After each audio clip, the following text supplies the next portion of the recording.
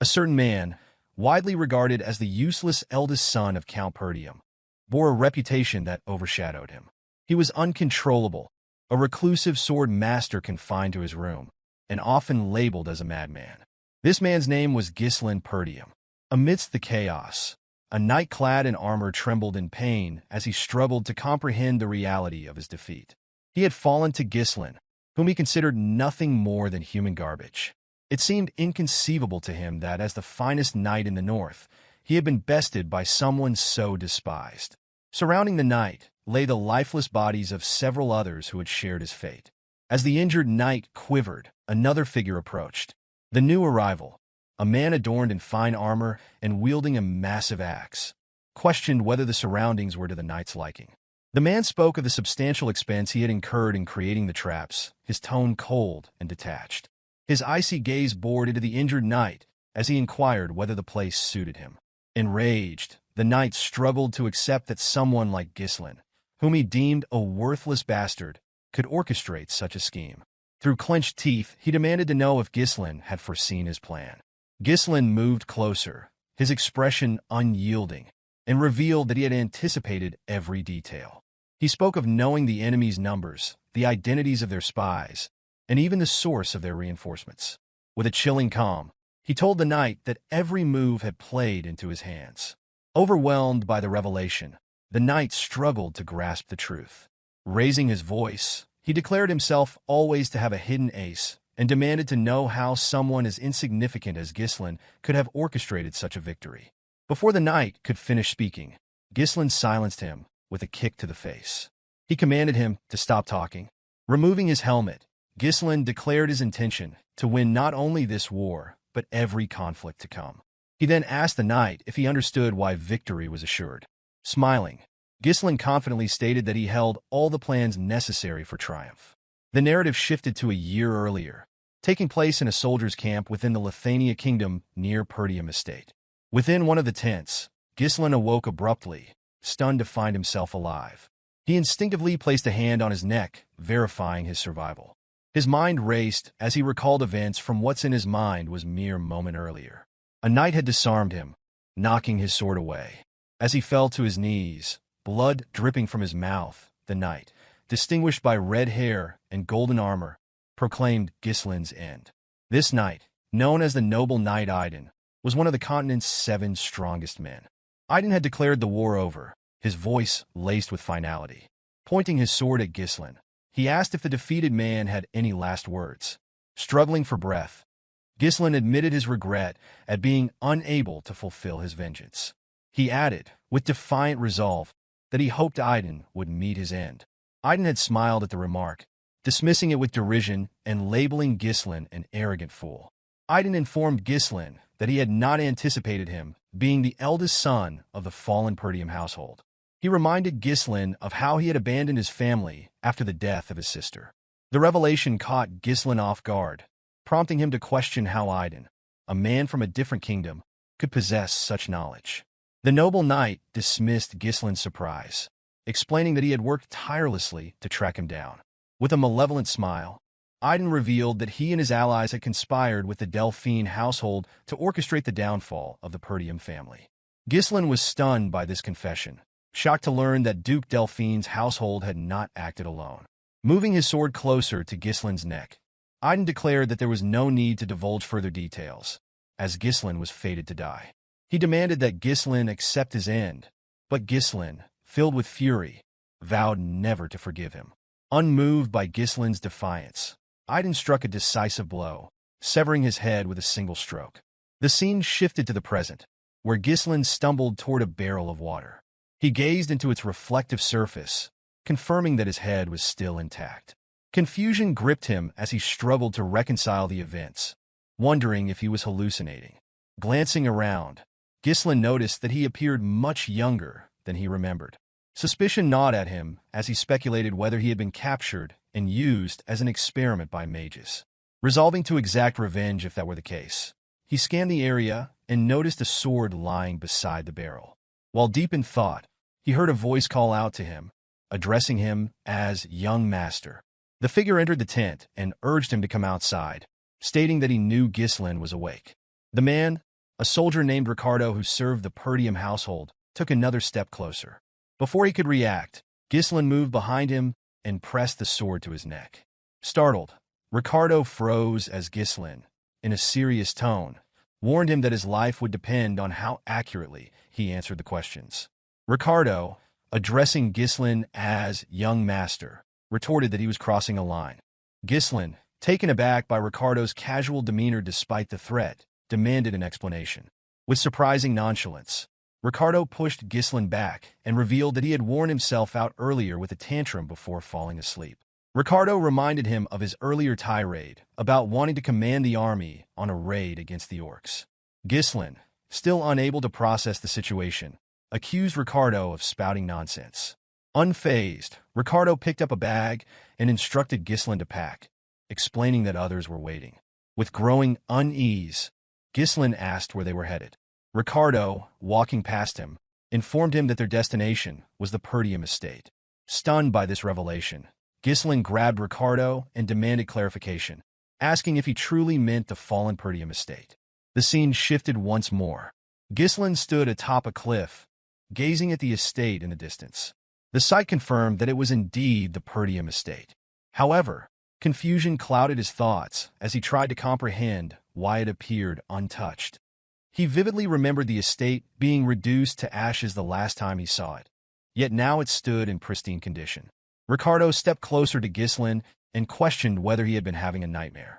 He expressed disbelief that Ghislain would refer to the Perdium household as a fallen one and warned that the Count would expel him for uttering such words. Despite Ricardo's statements, Ghislain remained unconvinced of the reality surrounding him. Believing he was trapped in a dream, he pinched his cheek to test the sensation. Feeling the sharp sting of pain, Ghislain came to the startling realization that everything was real. Observing his youthful face in the reflection and the unscathed state of his estate, Ghislain deduced that he had somehow returned to the past. Memories of his younger self surfaced, filled with resentment toward his household. His immaturity, born of feelings of inferiority, had caused trouble, alienating him from the family. Over time, criticism became unbearable, and he ultimately fled from home. Years later, he survived countless battles as a mercenary, honing his skills and earning renowned title. With his reputation solidified, Ghislain returned to his county, intent on making amends for past mistakes. But by then, his household had been reduced to ashes. Now, standing before his family's flag on top of a camp, Ghislain felt a flood of relief. Everything he had lost, his estate, the people he cherished, was still intact. Overcome with emotion, he laughed uncontrollably, teetering on the edge of madness, and fought the urge to burst into song. Yet, the moment of joy was fleeting. Ghislain recalled Ricardo's earlier mention of their mission, a raid on the orcs. His memory immediately turned to the disastrous raid in his past life, the day most of the squad perished. In his previous life, Ghislain had joined the raid to make a name for himself. Reports had claimed there were only 3 orcs, leading him to underestimate the danger. Lacking experience in command, he had insisted on leading the squad. When the group encountered over 20 orcs instead, the outcome was catastrophic, and nearly everyone lost their lives. Determined not to repeat his mistake, Ghislain resolved to handle the monsters strategically. Though orcs lacked cunning, their brute strength made them formidable. His primary concern was earning the trust of soldiers who viewed him as a useless failure. Lost in thought, Ghislain was jolted back to reality by a loud crash. A wooden guard post flew through the air, landing heavily in front of him. A soldier screamed, alerting the others to the orcs' arrival. Chaos erupted as the men scrambled to take defensive stances. Ghislain's heart sank. The orcs had come earlier than in his past life. He watched in horror as the beasts tore through the soldiers, their massive weapons and hulking forms overwhelming the defenders. Amid the chaos, a man in blue armor shouted for the soldiers to form ranks. The commander of the raid squad, Scoven, called for calm and ordered a defensive formation. As Scoven moved to confront an orc, the creature swung its massive weapon at him. The commander narrowly blocked the attack with his sword, but the situation grew direr. Scoven realized that the squad had been ambushed and caught unprepared, and the number of orcs far exceeded their expectations. While Scoven reeled from the situation, a voice called out, warning him of danger. An orc loomed behind him, preparing to strike. Before the blow could land, someone pushed Skovin out of harm's way. It was Ghislain, who stepped between the commander and the orc. Skovin was stunned to see his young master standing there. As the orc's axe descended, Ghislain acted swiftly. He stabbed the creature's hand and severed its fingers with his sword. Without hesitation, he followed up with a precise slash to its thigh, wounding the beast and halting its advance. The soldiers, along with Skovin, stood frozen in disbelief as the orc screamed in agony and collapsed. Ghislain, however, was dissatisfied with the cut he had inflicted. He quickly realized his limitations. His inability to use mana yet was a glaring disadvantage. Frustration bubbled within him as he lamented not returning to the past sooner. Turning to Skovin, Ghislain demanded something unexpected. The commander, confused, asked for clarification. With unwavering confidence, Ghislain requested command of the squad. Skovin was stunned. He had always considered Ghislain reckless, but to demand command in the middle of a battlefield where soldiers' lives were at stake was beyond anything Skovin had anticipated. Standing tall, Skovin refused Ghislain's request. He explained firmly that the authority granted by the Lord was not something to be relinquished lightly. Annoyed but understanding, Ghislain reflected that he might have reacted the same way if an inexperienced fool had approached him with such a demand. As his thoughts wandered, an orc charged toward him. Skovin shouted for Ghislain to retreat, insisting he was too inexperienced to lead the squad. Faced with no alternative, Ghislain took his stance. What followed left everyone astonished. He hurled his sword. Skovin instinctively dodged the weapon and spun around, grabbing Ghislain to demand an explanation. Before the words could fully leave his mouth, a sound behind him drew his attention. He turned to find Ghislain's sword embedded in the orc's skull. The creature collapsed silently to the ground, its weak spot struck with precision. Skovin, astonished, questioned how Ghislain had managed such accuracy. Ghislain, unfazed, addressed the commander, stating that the key to victory on the battlefield was morale. He pointed out that soldiers paralyzed by fear could not hope to win. Skovin glanced at the trembling men, their resolve shaken by the orc's intimidating cries. With a confident smile, Ghislain declared that they needed to seize momentum. Without hesitation, he sprinted forward, retrieving his sword from the fallen orc's head before leaping into the midst of the enemy. Ghislain landed squarely on another orc, driving his blade deep into its skull. The soldiers gasped, watching as he stood atop the creature, shouting at the top of his lungs. He taunted the remaining orcs, daring them to face him and vowing to kill them all. The orcs turned their attention to Ghislain, their anger stirred. Undeterred, Ghislain cut into the stomachs of two approaching orcs and severed the arm of a third. Heads rolled and blood sprayed as Ghislain moved through the battlefield. From a distance, Skovin watched in disbelief. Despite being a skilled mana user, even he found it challenging to confront orcs with such efficiency. Yet, here was Ghislain, a seemingly frail young man, tearing through the monsters with unmatched precision.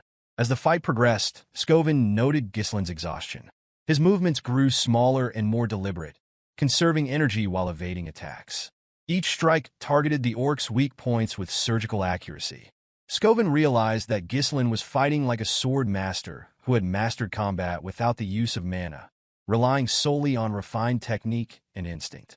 Ghislain taunted the orcs as he darted away, mocking their reputation as a warrior species and claiming he wasn't even warmed up yet. Despite his confident words, the sight of all the orcs charging at him left Ricardo in shock. A soldier standing beside Ricardo pointed out that Ghislain was running away even as he continued his trash talk. Concerned, Ricardo called out to Skovin. Skovin struggled to understand what Ghislain was attempting. He acknowledged the strategic brilliance of drawing the orcs' attention, but the direction in which Ghislain ran perplexed him. The path led directly to the edge of a cliff. As the realization hit, Skovin suddenly understood Ghislain's plan. Wasting no time, he ordered his troops to form a shield wall and prepare to follow their young master. Reaching the cliff's edge, Ghislain braced himself against the orcs' relentless attacks, silently hoping that Skovin, as a skilled commander, would discern his intent. Though he would have preferred to eliminate the orcs himself, his limited stamina made it impossible. With a faint smile, Ghislain assured himself that he had done enough. As if on cue, the orcs turned at the sound of soldiers advancing behind them. The sight of Skovin and his men spears at the ready and forming a solid shield wall, caused the orcs to hesitate. Ghislain, seeing this, grinned and declared the timing perfect. Without hesitation, he leapt off the cliff. The moment Ghislain disappeared from view, Skovin ordered the soldiers to push the orcs over the edge. The troops advanced, shouting as they drove their spears into the monsters. The orcs, overwhelmed, were pushed off the cliff one by one, their massive bodies tumbling to the ground below and painting the area in blood.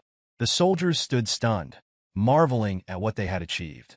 They could hardly believe they had managed to defeat all the orcs. With the battle over, Skovin rushed to the cliff's edge and called out for Ghislain. To his relief, he spotted his young master clinging to the cliffside, his sword embedded into the rock. Ghislain, breathing heavily, smiled weakly at the commander. Skovin, relieved, stretched out his hand to help him up. Unfortunately, Ghislain's depleted stamina caused his grip to weaken. Before he could reach Skovin's hand, he slipped, releasing the sword and plummeting into the abyss. Skovin and the soldiers looked on in horror. The scene shifted to a hazy memory. Ghislain heard a familiar voice calling to him. He recognized it instantly. It belonged to Elena. Images of his sister flooded his mind. Her tears when their mother passed, her gratitude for his care, and the bitter words she once spoke, telling him she hated him. As these memories replayed, Ghislain felt a tug and saw Elena as a little girl, asking to go with him. Awakened by this vision, Ghislain opened his eyes. He was in a room with a cloth draped across his forehead. He realized the soldiers had managed to save him, and a wave of relief washed over him. Yet he couldn't shake the strangeness of the dream. Attempting to sit up, he was overcome by pain, his body trembling from the toll of his exertion. As he lay there, the door opened, and a maid with white hair entered. Her name was Belinda, and she beamed with happiness upon seeing Ghislain awake. Setting a bucket on the table, she expressed her worry and reminded him that she had advised him to leave the battle to the soldiers. To her astonishment, Ghislain suddenly rushed forward and embraced her tightly. Belinda stood in shock at her master's sudden embrace. She asked if she had offended him somehow, but Ghislain reassured her, saying he was simply happy to see her. Since his childhood, Belinda had served as Ghislain's personal tutor and remained by his side despite his immature antics. However, after the Perdium family fell to ruin in his previous life, Belinda had vanished, and he never saw her again. Belinda, confused by his unusual behavior, asked why he would be so happy when they saw each other every day. Ghislain felt the need to share the truth. He urged her to listen carefully and revealed that a catastrophe would soon strike their family. Uncertain what he meant, Belinda pressed him for an explanation. With a serious expression, Ghislain told her that he had died and come back to life. Belinda laughed, assuming he was exaggerating because of his near-death experience with the orcs.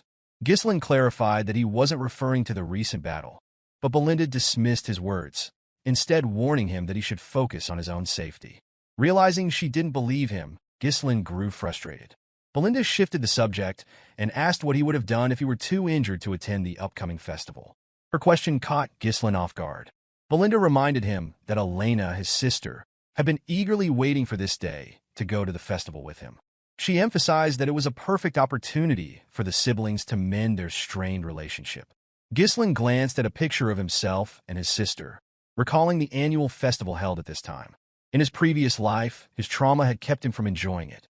He asked Belinda when the festival would begin. She replied that it was scheduled for next week, a date etched into Ghislain's memory. A week from now was the day that his life changed forever. While lost in thought, someone entered the room. Ghislain was shocked to see Elena, who had come to visit him. Without hesitation, Ghislain ran to embrace his little sister. Belinda and Elena both stared in surprise. Elena, startled by her brother's unusual display of affection, asked him what he was doing. Ghislain told her he had missed her, but Elena pushed him back, remarking that his behavior was creepy. Ghislain was further taken aback by her strength, having never realized how strong she was. Elena, dusting off her clothes, explained that she had come because Belinda had asked her to visit. She demanded to know what game he was playing and questioned whether he thought this would fix everything. Ghislain, confused, asked what she was talking about. Elena reminded him of his past behavior, recounting how he had once told her to leave him alone because she was annoying and that he felt disgusted by her very breath. Hearing this, Ghislain was horrified by the memory. In his previous life, he had not been close to Elena, and he admitted to himself that he had been a terrible brother. Overwhelmed with guilt, Ghislain apologized to his sister for his past actions. Belinda was stunned. She had never seen her master apologize first. Elena, skeptical, asked if he had hit his head. She mentioned hearing that an orc had struck him during the raid. Ghislain, irritated, wondered why both Belinda and Elena kept bringing this up. He corrected them, insisting he was the one who defeated the orcs. But as soon as he spoke, a sharp pain shot through his body, and he collapsed. With a smug smile, Elena teased him, remarking that he had returned unconscious after battling the orcs. Belinda and Elena laughed at the sight of him trembling, leaving Ghislain surprised by their laughter. Yet deep down, he was happy to see them acting just as he remembered. Reflecting on his past, Ghislain regretted how much time he had wasted on meaningless pursuits. He remembered the festival that would occur next week. In his previous life, he had rejected Elena's offer to go together, claiming the events of the raid had upset him. That decision marked the last time he ever saw his sister. Elena's shredded body had been discovered along with her bodyguards in Ghislain's previous life. He couldn't shake the regret of not accompanying her that day. As these thoughts consumed him, a knock on the door interrupted his brooding. Two armored men entered the room, Jamal and Philip, Elena's bodyguards. Jamal informed Elena that they were waiting for her. Elena, slightly annoyed, reminded the men that she had asked them to wait outside. Apologizing, Jamal explained that the servants had requested her assistance in overseeing their work on the festival supplies. This revelation surprised Ghislain, who questioned why the maids would assign such a task to Elena. Belinda, ever blunt, remarked that Ghislain was clueless because he spent his days lazing about. She explained that Perdium was suffering from a worker shortage, forcing even the young lady to contribute. The news shocked Ghislain. He couldn't believe such a shortage existed, though it made sense. His past self had never paid attention to the estate's affairs. Elena announced that she needed to leave, but as she turned to go, Ghislain unexpectedly volunteered to help. Both Elena and Belinda were taken aback. Elena, skeptical, wondered aloud if her brother had truly been hit on the head during the raid. Later, in the town, servants busily prepared for the festival. Elena could be heard scolding Ghislain, who had followed her despite her protests. She argued that his presence would frighten the workers. Ghislain countered, questioning whether this was how she treated someone offering assistance. With a sharp reply, Elena told him that the best way he could help was by staying out of their way. As his sister tried to push him away, Ghislain's mind wandered to the grim discovery of her body in his previous life. Her remains had been found near the slums, far from the festival grounds. He deduced that someone must have lured or forced her there. Determined to prevent this outcome, he resolved to familiarize himself with every corner of the castle to uncover potential threats. Amid the commotion, a soldier ran toward them, addressing Ghislain as his lord. The voice instantly triggered recognition, and Ghislain identified the man as old Fergus. Breathing heavily, Fergus wiped his sweat, relieved to see his master alive and well. Grabbing Ghislain, Fergus humbly referred to himself as a lowly servant and explained that he had come immediately upon hearing news of the orcs. Ghislain, irritated by the constant reminders of the raid, dismissed the topic brusquely. Elena approached Fergus, commending his timely arrival. With a sly smile, she explained that her brother had been acting strangely since waking up and begged Fergus to escort him back to his room. The old soldier readily agreed, much to Ghislain's annoyance. His infamous hooligan reputation was becoming an obstacle, even in situations like this. Resigned, Ghislain decided to delay his investigation of the castle until the following week. Turning to Fergus, he requested to be taken to an abandoned training field within the estate. Fergus was taken aback and asked why Ghislain wanted to go there. With a resolute expression, Ghislain declared his intent to train. The old man was astonished, but complied with the request. Arriving at the training ground, Ghislain was surprised by its pristine condition. The area was well maintained, the weapons in excellent shape, and the grounds ready for use. It was far better than anything he had encountered as a mercenary. Fergus explained that the facility had been kept in readiness in case Ghislain ever wished to use it. The old soldier admitted that he had always believed Ghislain's recklessness was a phase he would outgrow. Ghislain, moved by the man's faith in him, tapped Fergus's armor and declared that he intended to live a long life. With a somber expression, He added that dying was a terrible experience, one he never wished to repeat. The old man was startled by Ghislain's words and asked why his young master spoke as though he had already experienced life and death. Ghislain, wearing a confident smile, commended Fergus for his sharpness. He explained that he had indeed died and been resurrected. Fergus dismissed the comment, insisting he had no time for jokes. Ghislain then instructed Fergus to leave, stating his intent to begin training. Bowing his head, Fergus complied and left the room. Left alone, Ghislain reflected on how he had treated everyone around him in his previous life, often regarding them as enemies. He realized his short-sightedness had alienated those who could have stood by his side. Memories of the past returned to him. Elena's death had been orchestrated by a neighboring territory, which used her demise to provoke Perdium into a war.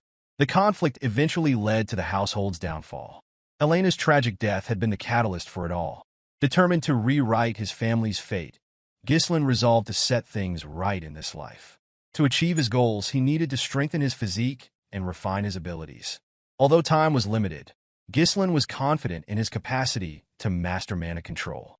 Sitting in a lotus position, he began to meditate. Mana, a supernatural force enabling humans to surpass their limits, was said to be challenging to detect and harness. For Ghislain, however, it was second nature. Even amidst the chaos of battle, he had easily connected with the mana particles floating in the air, bundling them together as if spinning thread on a spool. With his battle-hardened experience, creating a mana core was a straightforward task. But Ghislain knew that a single core wasn't sufficient. His success as one of the 7 strongest men had come from mastering an advanced technique. Using knowledge from a half-burned magic book he had found in his previous life, he developed a method to create additional cores. By forming a connected network of 2 or even 3 cores, he could generate explosive power. As he pushed mana through his body, Ghislain screamed in pain. Blood poured from his nose and mouth, and he was disheartened to realize he could only create 3 cores. In his past life, he had managed 5. The technique, while powerful, demanded an immense amount of mana, and Ghislain knew its limitations well. It was this very method that had left him vulnerable during his fight with Idun. The noble knight had brought an entire knight order to the battle, overwhelming Ghislain when he had run out of mana. He was convinced that he would have won if the fight had been fair. Though unstable, Ghislain was undeterred. He had youth and time on his side now, and vowed to refine the technique further. Anger flared within him as he promised to take vengeance on Idun and the traitorous allies of House Delphine who had conspired to destroy Perdium. He swore that this time, he would be the one to deliver the final blow. The scene shifted to the day of the festival. Ghislain donned his gear and made his way to the festival grounds. Elena, spotting her brother, was visibly shocked. She approached him, asking if something was wrong and reminding him that he had never shown interest in such events before. Ghislain calmly replied that, as a member of the Perdium household, it was necessary for him to attend these gatherings occasionally. Elena looked at him suspiciously, remarking that he had been acting strangely lately. She went on to say that she had heard rumors about his week-long training regimen, a stark departure from his usual indolence. With a nervous expression, Ghislain explained to his sister that there was nothing unusual about the heir of a knightly family engaging in training. Elena reminded her brother that he had never cared about such matters before. She also recalled that he had once declared their father to be annoying and expressed eagerness to assume the role of lord. Ghislain was shocked to hear his own words repeated back to him. Smiling brightly, Elena remarked that she liked the changes she observed in him, adding that it felt as though he had returned to his former self. Ghislain reflected on the past week, realizing that his recent actions had begun to reshape both his reception by others and his future prospects. While Ghislain was deep in thought, he noticed Belinda giving instructions to Elena's bodyguards. She directed them to resolve any issues caused by Ghislain independently, emphasizing the importance of avoiding problems, especially with so many visitors around. The 2 men assured her that she could rely on them. Despite the overall consistency in events, Ghislain found it challenging to measure the impact of his actions on smaller occurrences.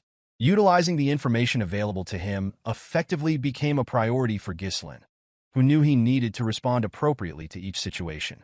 Ghislain accompanied his sister throughout the festival, carefully observing their surroundings for any suspicious behavior. After some time, Elena sat down and commented that she had enjoyed the festival a little, though she found it repetitive and wondered if there was anything new this year. Ghislain found it peculiar that nothing untoward had occurred, speculating that his presence might have deterred any incidents. While pondering this, a soldier approached Elena and suggested visiting other areas where new events were reportedly taking place. The soldier explained that his friend had mentioned these events, inviting Elena to join him. Surprised, Elena grasped the soldier's hand, expressing excitement about the possibility of fun activities. As Ghislain observed, he realized that the two soldiers accompanying them, Jamal and Philip, were traitors. He struggled to comprehend how these men, once the most trusted knights of their household and known for protecting Elena since her childhood, could betray them.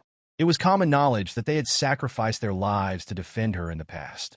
With a smile, Jamal welcomed Elena to the supposed event. To her astonishment, the area was desolate and unkempt. She questioned Jamal about the likelihood of an event being held in such a place, to which he nervously replied that preparations were likely delayed, but that attendees would arrive soon. Elena assumed he was joking and teased him about performing in such a shabby location. While the conversation continued, Ghislain surveyed the surroundings. Despite its appearance as an abandoned street, he noticed that escape routes had been carefully blocked, indicating premeditated preparations. Elena, tugging at his arm, suggested leaving. Jamal, however, urged her to stay and watch the performance, but Elena refused, stating that she had no interest in remaining in such a place. Ghislain asked his sister if she worked out, playfully commenting on her strength. Before she could respond, Philip appeared with a menacing expression, asking Elena to wait. Alarmed, Elena accused the two men of acting strangely and questioned whether something was wrong. Jamal apologized for frightening her and, with an unsettling demeanor, mentioned a request that had been received. As Jamal spoke, three men entered the area. Two were dressed in black, while the leader wore a blue coat and matching hat. This man, named Frank, commended the traders on their efficiency. Jamal approached Frank, announcing that they had delivered their mistress as promised and stating that their deal was now concluded. Frank noticed Ghislain's presence and expressed dissatisfaction, noting that he had not asked for him to be brought along. With a nervous grip on her brother, Elena held on tightly as Jamal, smiling, declared that Ghislain had foolishly followed them, unaware that he was walking into his graveyard. Ghislain questioned Jamal, asking if he truly believed he could escape after betraying them.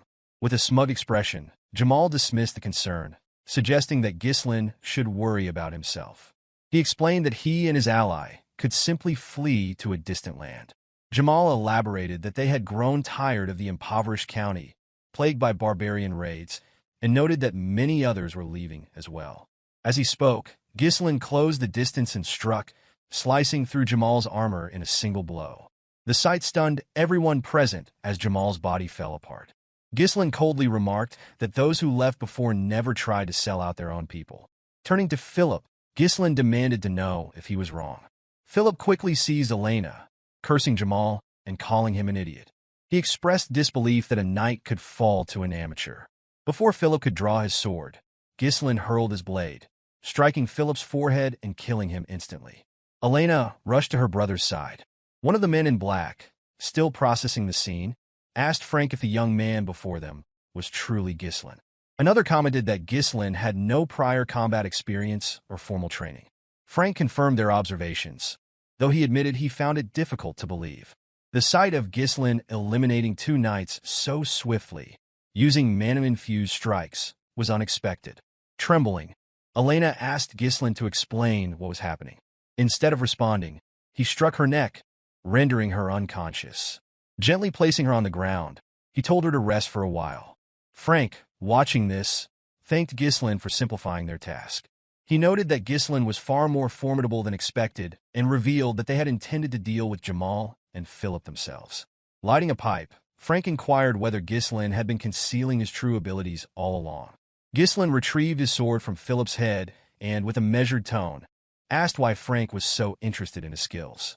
As he examined the group, Ghislain dismissed the men in black as insignificant threats. Frank, however, was different. The sheer mana he exuded was on a completely different level. Recognizing the danger, Ghislain resolved to finish the battle quickly. Releasing his mana, he prepared a set of strings. Before engaging, he demanded to know who had issued the order.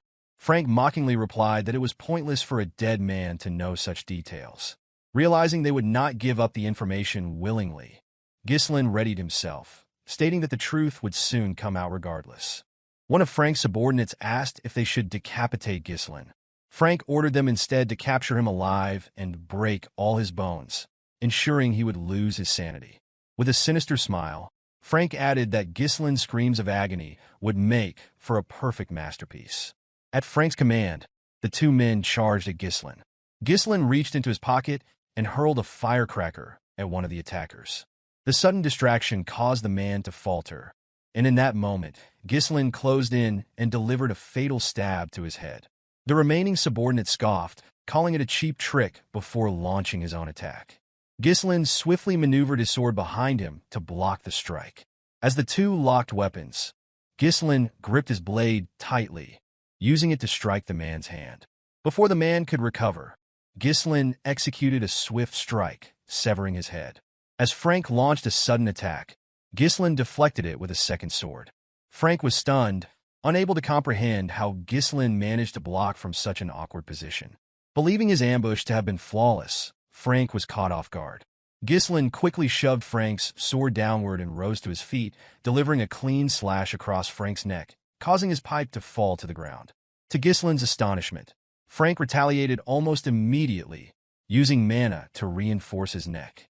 Frank admitted his surprise and stated that he would have lost his neck if not for his concentrated mana. Ghislain realized that the man had minimized the attack's damage by directing his mana to the critical area. Frank adopted a combat stance and questioned the origin of Ghislain's unusual swordsmanship. With a menacing smile, he promised that Ghislain would meet his end here. Shoving Ghislain backward, Frank mocked his meager mana, confidently assuring him of defeat. However, Ghislain's smile, in response, unsettled Frank. Puzzled, Frank hesitated, giving Ghislain the opportunity to parry his sword and disrupt his balance. Ghislain followed up with a swift kick to Frank's face, forcing him to retreat. Wiping the blood from his mouth, Frank smirked and reminded Ghislain that such attacks were futile against his reinforced mana. Yet moments later, Frank coughed violently and collapsed to his knees, bewildered by the unexpected potency of Ghislain's attack. Frank struggled to process how Ghislain's seemingly low mana could bypass his enhancements. Ghislain slowly approached, revealing that he had suspected someone of orchestrating his sister's demise, but never imagined the true culprit. With a piercing gaze, Ghislain unleashed his third core, dramatically amplifying his mana. Frank, visibly shaken, was unable to react before Ghislain appeared directly in front of him, moving at a speed his eyes could hardly track. Ghislain's attacks came fiercely and relentlessly, each strike heavier than the last. Despite his best efforts, Frank's arms grew numb under the barrage, and his sword was nearing its breaking point. Frank tried to regain his footing, reminding himself that excessive mana bursts typically had limited effects. However, Ghislain's surge defied his understanding. It was as if the young man had transformed entirely. Ghislain, noticing Frank's faltering defense, shattered the assassin's weapon with a decisive strike. Without hesitation, he followed through with a heavy blow to Frank's body, driving his sword deep into the assassin's torso. Frank cried out in agony, but Ghislain silenced him by gripping his throat and pinning him against the wall. Keeping his blade embedded, Ghislain demanded answers, insisting that Frank reveal who had ordered the assassination. Refusing to cooperate, Frank produced a hidden blade and vowed to take Elena with him, unwilling to go down without inflicting further harm. Before he could act, strings wrapped tightly around his wrist, halting his movement. Ghislain, controlling the strings, warned Frank against making any rash decisions. With a cold, unwavering stare, Ghislain proposed a deal, promising to sheath his sword if Frank complied and refrained from further resistance. Frank was stunned to realize that the threads binding him were made with mana.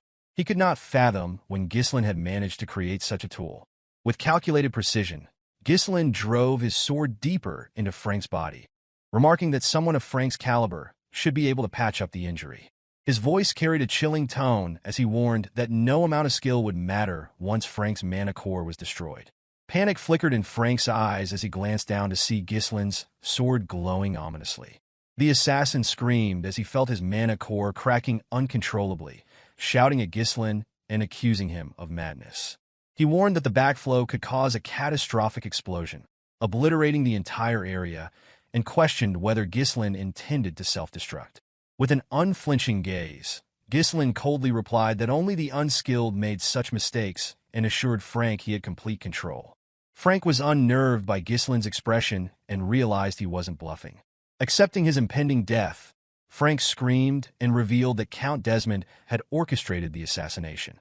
The Count, he explained, sought a pretext to ignite a war against the Perdium and Degard families. Ghislain was taken aback by this revelation. In his previous life, such schemes were typically carried out by families allied with Duke Delphine. It infuriated him to see the Duke pulling strings from behind the scenes while remaining uninvolved. Ghislain demanded to know if this was why Frank had targeted his sister. Frank confirmed it with a grim smile. Without hesitation, Ghislain drove his sword through the assassin's body. Coughing up blood, Frank reminded him of his earlier promise to put the sword away. Ghislain smirked and asked why Frank, who had taken so many lives, was now afraid of death. Frank began to laugh, catching Ghislain off guard. Moving closer, Frank declared that his death would change nothing. The Degard family's mission was already accomplished, and Perdium was destined to fall into ruin. He sneered, questioning whether anyone would listen to someone like Ghislain. As Frank taunted him, Ghislain grabbed the assassin's head and slammed it against the wall. With a sinister smile, Ghislain declared that his rebirth after death meant everything would be different this time. His sword began to glow brighter, and Frank's screams echoed through the air. A burst of energy erupted from Frank's mouth and exploded in the sky like fireworks. Moments later, the assassin's lifeless body crumpled to the ground. Ghislain, breathing heavily, surveyed the scene. The bodies scattered around, and his unconscious sister's sleep peacefully confirmed the carnage. Satisfied that no one else was nearby, he discarded his sword, took a deep breath, and collapsed to his knees, coughing up blood. Wiping his mouth, Ghislain muttered that detonating 3 mana cores had once been effortless for him as the Mercenary King. Steeling himself, he rose and vowed not to fall here. Heading to a nearby building, he kicked the door open and found 2 bodies inside. In his previous life, a 3rd body had been discovered here alongside Elena's. This time, based on Frank's earlier words, Ghislain identified one of the deceased as a son of the Degard family. The boy had been murdered alongside his escort knight, their deaths staged to frame Elena as the killer. Ghislain moved the bodies, aware that revealing them would almost certainly spark a war. Deciding to eliminate all evidence, he took out a firecracker and set the building ablaze. With the flames consuming the damning proof, Ghislain carried his sister and began walking away. Determined, he promised himself that his enemies would never succeed in their plans. Unbeknownst to Ghislain, a figure hidden in the trees observed his every move. After watching for a moment, the person disappeared into the shadows. The scene shifted to a round table, where the observer reported the assassination's failure to a group of superiors.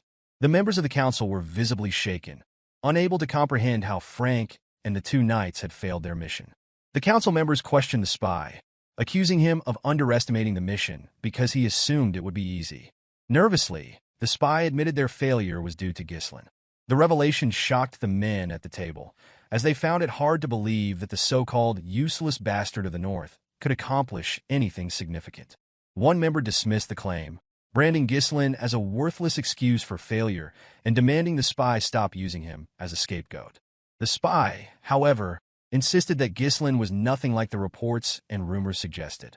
Recalling how Ghislain had dealt with their men, he explained that Ghislain seemed like an entirely different person. The spy reassured his superiors that their plans to eliminate the Degard family were still intact, and that starting a territorial war would not be difficult. Pleading for another opportunity, he promised to rectify his failure. The council members, unimpressed, silenced him, berating him for his inability to gather adequate intelligence on a single individual. They condemned him for delaying their plans and were outraged that he dared request another chance after his failure. The group ultimately decided to eliminate the spy. However, before the order was carried out, a man seated on a throne intervened, his voice cutting through the noise.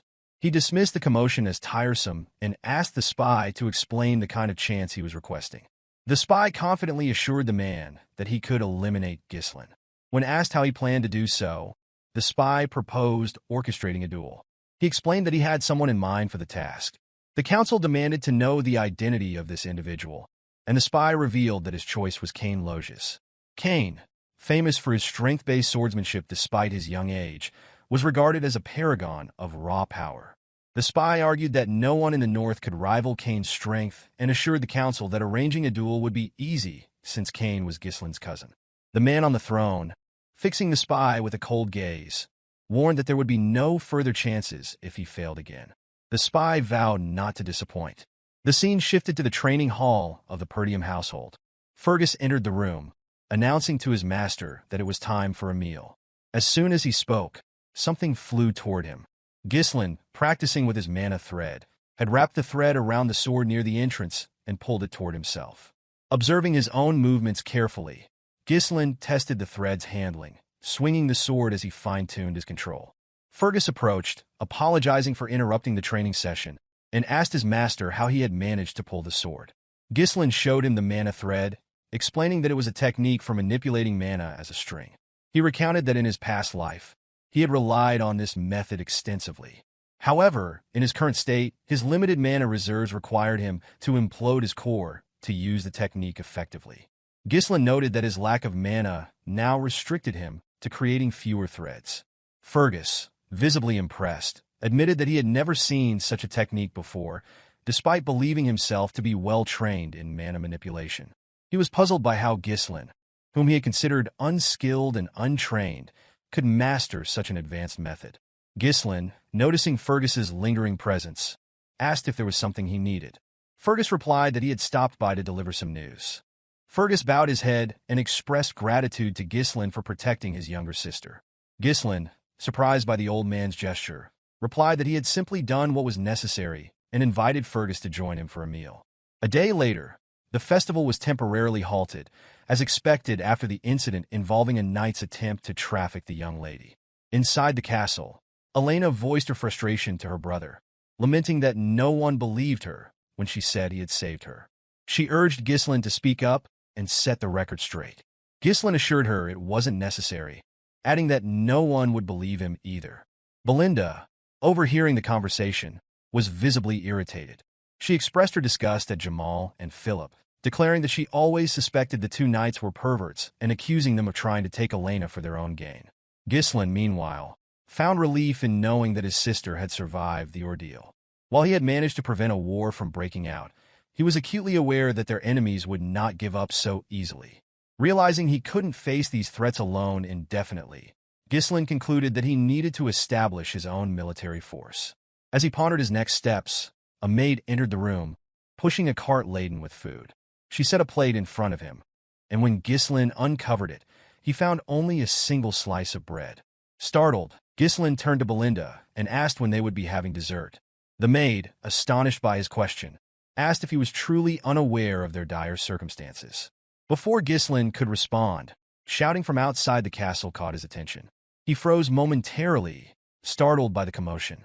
At the castle gates, a portly, bearded man was demanding compensation from the Perdium household for the losses incurred by the abrupt cancellation of the festival. He was not alone. Other men had joined him, brandishing pitchforks and voicing similar demands. They called for Ghislain and Elena to come out, accusing them of wasting the county's money. The guards pleaded with the crowd to remain calm. Ghislain peered out the window to assess the situation, but struggled to understand the root of the unrest. Belinda, standing nearby, explained the context.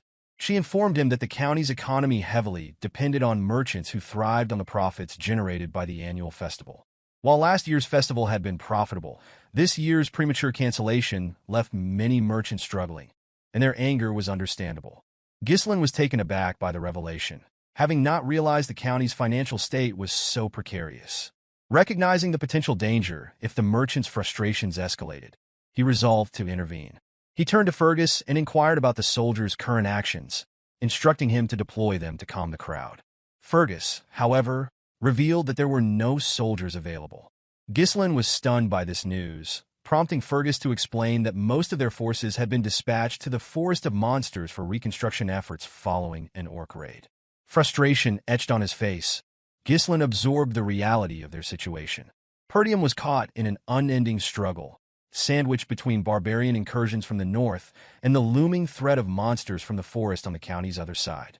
The challenges of governing the region became increasingly apparent, and Ghislain realized the need for a swift and strategic response to address the growing unrest. Ghislain struggled to grasp the reality of their dire situation. No money and no soldiers. He pulled Belinda aside and reminded her that she was responsible for managing his finances. He asked her to use whatever funds he had left to calm the merchants. Belinda, visibly surprised, informed him that he had no money remaining. Stunned, Ghislain demanded an explanation. Belinda reminded him that the Count had cut off his allowance due to his past extravagance, spending money recklessly. Realizing he was broke, Ghislain pleaded with Belinda to lend him some funds, but she admitted she had no cash either. The scene shifted to Ghislain staring out the window at the town below, his thoughts racing. He couldn't believe his family was in such a precarious state. Without money, even his knowledge of the future seemed useless. Ghislain began to consider whether anything on the estate could change their fortunes. As he pondered, Ricardo burst into the room, breathing heavily. Startled, Ghislain asked him why he was in such a hurry. Ricardo, visibly distressed, informed him that there was a problem. Kane wanted to see him. The mention of Kane shocked Ghislain. The scene shifted again to Scoven, who was struggling to remain standing. His face was bruised, and his opponent struck him once more, landing a blow so forceful it pierced his chest plate and left him sprawled on the ground. At the entrance to the tavern, Ghislain arrived just in time to witness the commander's collapse. Scoven, noticing his young master, called out weakly. Ghislain, irritated by the sight, turned his attention to Kane, who greeted him with a wide smile. Standing before Ghislain was a massive young man, Kane Loges, heir to the Loges County. Ghislain recognized his cousin immediately, recalling that Kane had always been both his friend and rival. As Kane descended the stairs, Ghislain asked Ricardo for an explanation. Ricardo revealed that he and Scoven had come to the tavern to investigate reports of a disturbance. Upon arrival, they encountered Kane and his escort knight. Recognizing them, Kane questioned the rumors he had heard about Ghislain. Scoven had attempted to explain the details, but Kane had silenced him by grabbing his jaw. With a sinister smile, Kane accused Scoven of lying to the heir of Loges County before proceeding to beat him. Kane then asked Ricardo to recount the story properly. According to him, the rumors suggested that Ghislain, despite never training, had taken down an orc with his bare hands and single-handedly dealt with traitorous knights. Kane, mocking the tale, claimed he was merely giving the commander a wake-up call to knock some sense into him. Kane turned his attention to Ghislain, accusing him of being the root of the situation. He sneered, claiming that none of this would have happened if Ghislain hadn't lied. Ghislain immediately remembered Kane's behavior, recalling how his arrogant cousin had always treated him like a subordinate. Every time Kane visited Perdium, he caused trouble, yet no one dared confront him because of his high status. Kane's bold demeanor and confidence were celebrated as qualities befitting an heir, while Ghislain's insecurities and perceived weakness drew criticism. Unexpectedly, Ghislain smiled at the memory. Kane, startled, hadn't anticipated such a reaction. Normally, Ghislain would have charged at him after such blatant provocation. A few hours earlier in Loges County, the spy approached Kane with a request to kill Ghislain. Kane was initially shocked, but listened as the spy assured him that the esteemed one would support his family if he succeeded. Kane admitted that dealing with Ghislain wouldn't be difficult, but killing the heir of a county was another matter entirely. He asked how such an act could be executed without causing scandal. The spy explained that they could lure Ghislain into a duel and stage his death as an unfortunate accident. The spy assured Kane that the duel could be made to look like a trivial dispute between heirs. Disguised as an escort knight, he promised to orchestrate the situation perfectly. With a smile, he reminded Kane that this was a rare opportunity, even for someone like him. Kane, grinning, expressed disbelief that he now had a chance to kill his own cousin. With growing enthusiasm, he urged the spy to leave with him immediately. Right at this moment, Kane pondered why the mysterious organization might want to eliminate Ghislain. He suspected that something about his cousin had changed. Smiling at the thought, Kane asked Ghislain why he was simply standing there. Sitting casually on the stairs, he demanded Ghislain bring whatever he had prepared for him. Ghislain, puzzled, asked Kane what he meant. Kane explained that he had heard about the festival's interruption and insisted they liven things up and enjoy themselves. He reminded Ghislain that they always worked well together on such things, and with a menacing expression, asked if he was wrong. Ghislain, unbothered by Kane's intimidating demeanor, took a moment to reflect. Then understanding dawned on him. Kane was talking about alcohol and women, things Ghislain had been forced to arrange for him during his past visits. Back then, Ghislain had complied to avoid being beaten up by his larger, stronger cousin. Those demands had drained Ghislain's funds, and he now understood Belinda's reminder that his father had cut him off for spending recklessly. As these memories resurfaced, Ghislain smiled, realizing the solution to his current financial problem had been in front of him all along. Snapping back to reality as Kane called out again, Ghislain assured his cousin he would bring what was needed soon. However, with a sharp look in his eyes, he informed Kane that there was a debt to settle first. The spy, observing from the side, was startled by the shift in Ghislain's demeanor. Confused, Kane asked what Ghislain was talking about. Ghislain explained with a calm smile that all the extravagant arrangements Kane had enjoyed were paid for out of his own pocket. Now he demanded repayment, 1,000 gold to be precise. Kane, taken aback, protested that the expenses couldn't have exceeded 100 gold. He claimed that the money was merely a friendship fee, given out of appreciation for Kane's companionship.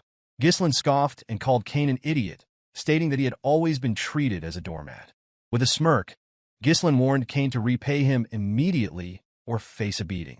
The tavern fell silent as onlookers gawked at Ghislain's boldness. Kane sighed, stood, and accused Ghislain of acting out because he had been lenient with him.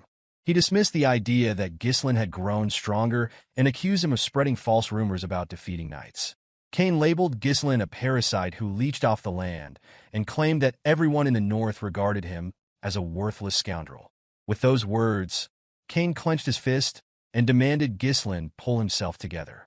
Without further warning, Kane launched an attack. Ghislain easily sidestepped, dodging the blow. Both Kane and the bystanders, including Ricardo and the spy, were visibly stunned. Kane, growing more agitated, swung again, this time aiming for Ghislain's head. Ghislain ducked, moved low, and delivered a swift punch to Kane's ribs. Kane recoiled in pain, shocked to feel the force of the blow. Ghislain swung a punch toward Kane's head, but Kane managed to block it with his hand. Though he smiled at successfully blocking the attack, Kane immediately fell to his knees, screaming in pain. The spy rushed to his side, asking if Kane was all right. Ghislain, unimpressed, told Kane to stop whining, pointing out that he had blocked the attack. The spy quickly turned on Ghislain, demanding that he stay away from Kane. The tavern fell silent, the crowd stunned by the sight of Kane, the seemingly unbeatable air, brought low by Ghislain. Ghislain observed the situation, quickly deducing Kane's intentions. Whispering to the spy, Kane asked if his acting had been convincing. With a sly smile, the spy assured him it was perfect, explaining that the stage was now set to paint Ghislain as the aggressor. Kane, determined to leave a lasting impression, pulled a blue glove from his pocket. He raised it high and declared that Ghislain had disgraced the nobility with lies, accusing him of attacking without provocation. Before Kane could finish his speech, Ghislain hurled his glove at him, cutting off his words. Ghislain challenged his cousin to a duel, leaving Kane momentarily shocked. Ghislain pointed out that Kane had insulted him as an heir and assaulted his knight, accusing him of tarnishing the dignity of the nobility. With a calm smile, Ghislain asked if Kane intended to deny the allegations. Kane, regaining his composure, smirked. He had always believed Ghislain to be foolish, but he hadn't expected him to dig his own grave so thoroughly. Drawing his sword, Kane accepted the challenge, vowing that Ghislain would regret it, even if it cost him his life. Ghislain called out to Ricardo, who promptly responded.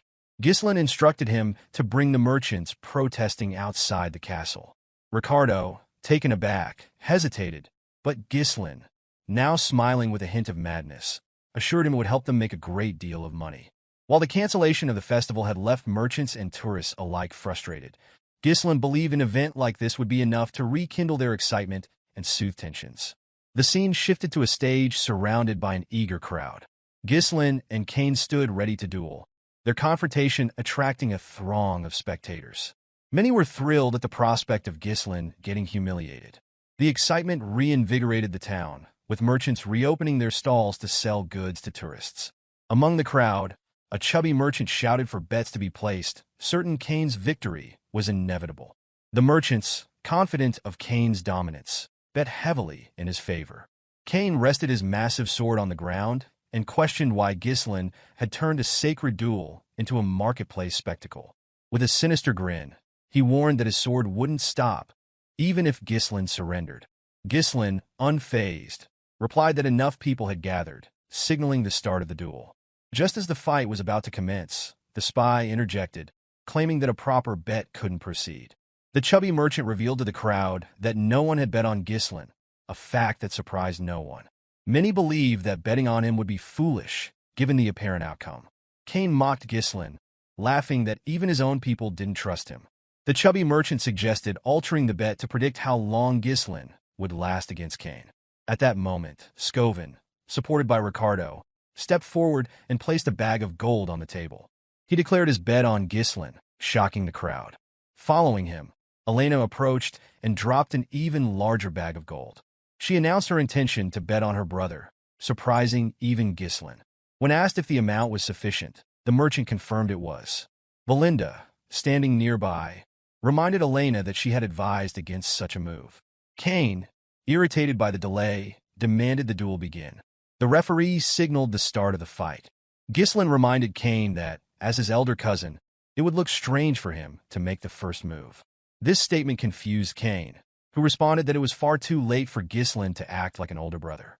As the referee gave the command, Kane leapt forward, using his momentum to swing his heavy sword at Ghislain. He managed to block the attack, but was surprised by the sheer weight of the blade. Kane, smiling arrogantly, taunted Ghislain, saying he had stooped too low to act like an elder sibling. Using the hilt of his sword, Kane shoved Ghislain back and immediately followed up by swinging the hilt toward Ghislain's head. Ghislain dodged Kane's attack by ducking low, but Kane immediately followed up with a powerful kick. Although Ghislain evaded the strike, the force of Kane's legs shattered the ground beneath them. The crowd gasped, awestruck by Kane's raw strength. It was clear that Kane wasn't giving Ghislain even a moment to counterattack. With a cocky grin, Kane reveled in his own power. Ghislain noted his cousin's pride, but the sight did not intimidate him. Belinda, however, began to panic after witnessing Kane's display. She clutched Elena's arm and urged her to stop the fight. Nearby, the spy smiled knowingly, confident that it was already too late. He understood Kane's strategy well. His overwhelming strength and relentless attacks would force any opponent to focus solely on evasion. Exhaustion would eventually leave them vulnerable, and Kane would seize that moment to end the fight. It was a strategy Kane had perfected, and he had always emerged victorious this way.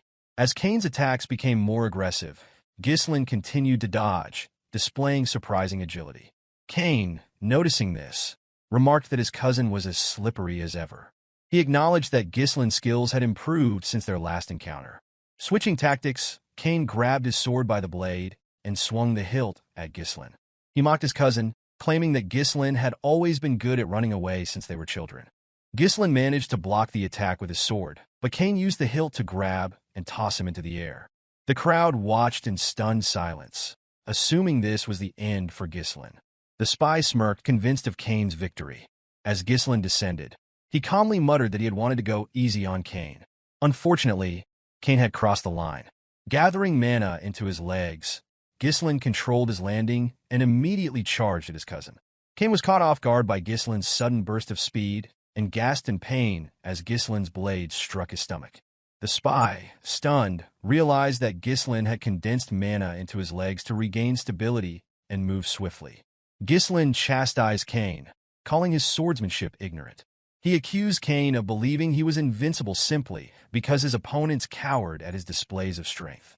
Taking a stance, Ghislain declared that he would open Kane's eyes. Enraged, Kane rushed forward with his sword. Ghislain countered by kicking the blade to push Kane back. Before Kane could recover, Ghislain leaped to the side, avoiding the weapon, and delivered a precise strike down Kane's shoulder to his hand. As Kane thrust his sword forward in retaliation, Ghislain sidestepped and pressed the blade down with his foot. Capitalizing on the moment, Ghislain landed a near-fatal cut close to Kane's neck. Blood trickled from the shallow wounds Ghislain had inflicted earlier, shocking the audience into silence before cheers erupted. No one had expected Ghislain to display such skill. Many in the crowd began regretting their bets on Kane, while Elena gleefully pointed out the turn of events to Belinda. Scovin smiled as he watched, while Kane, noticing his wounds, realized they were shallow.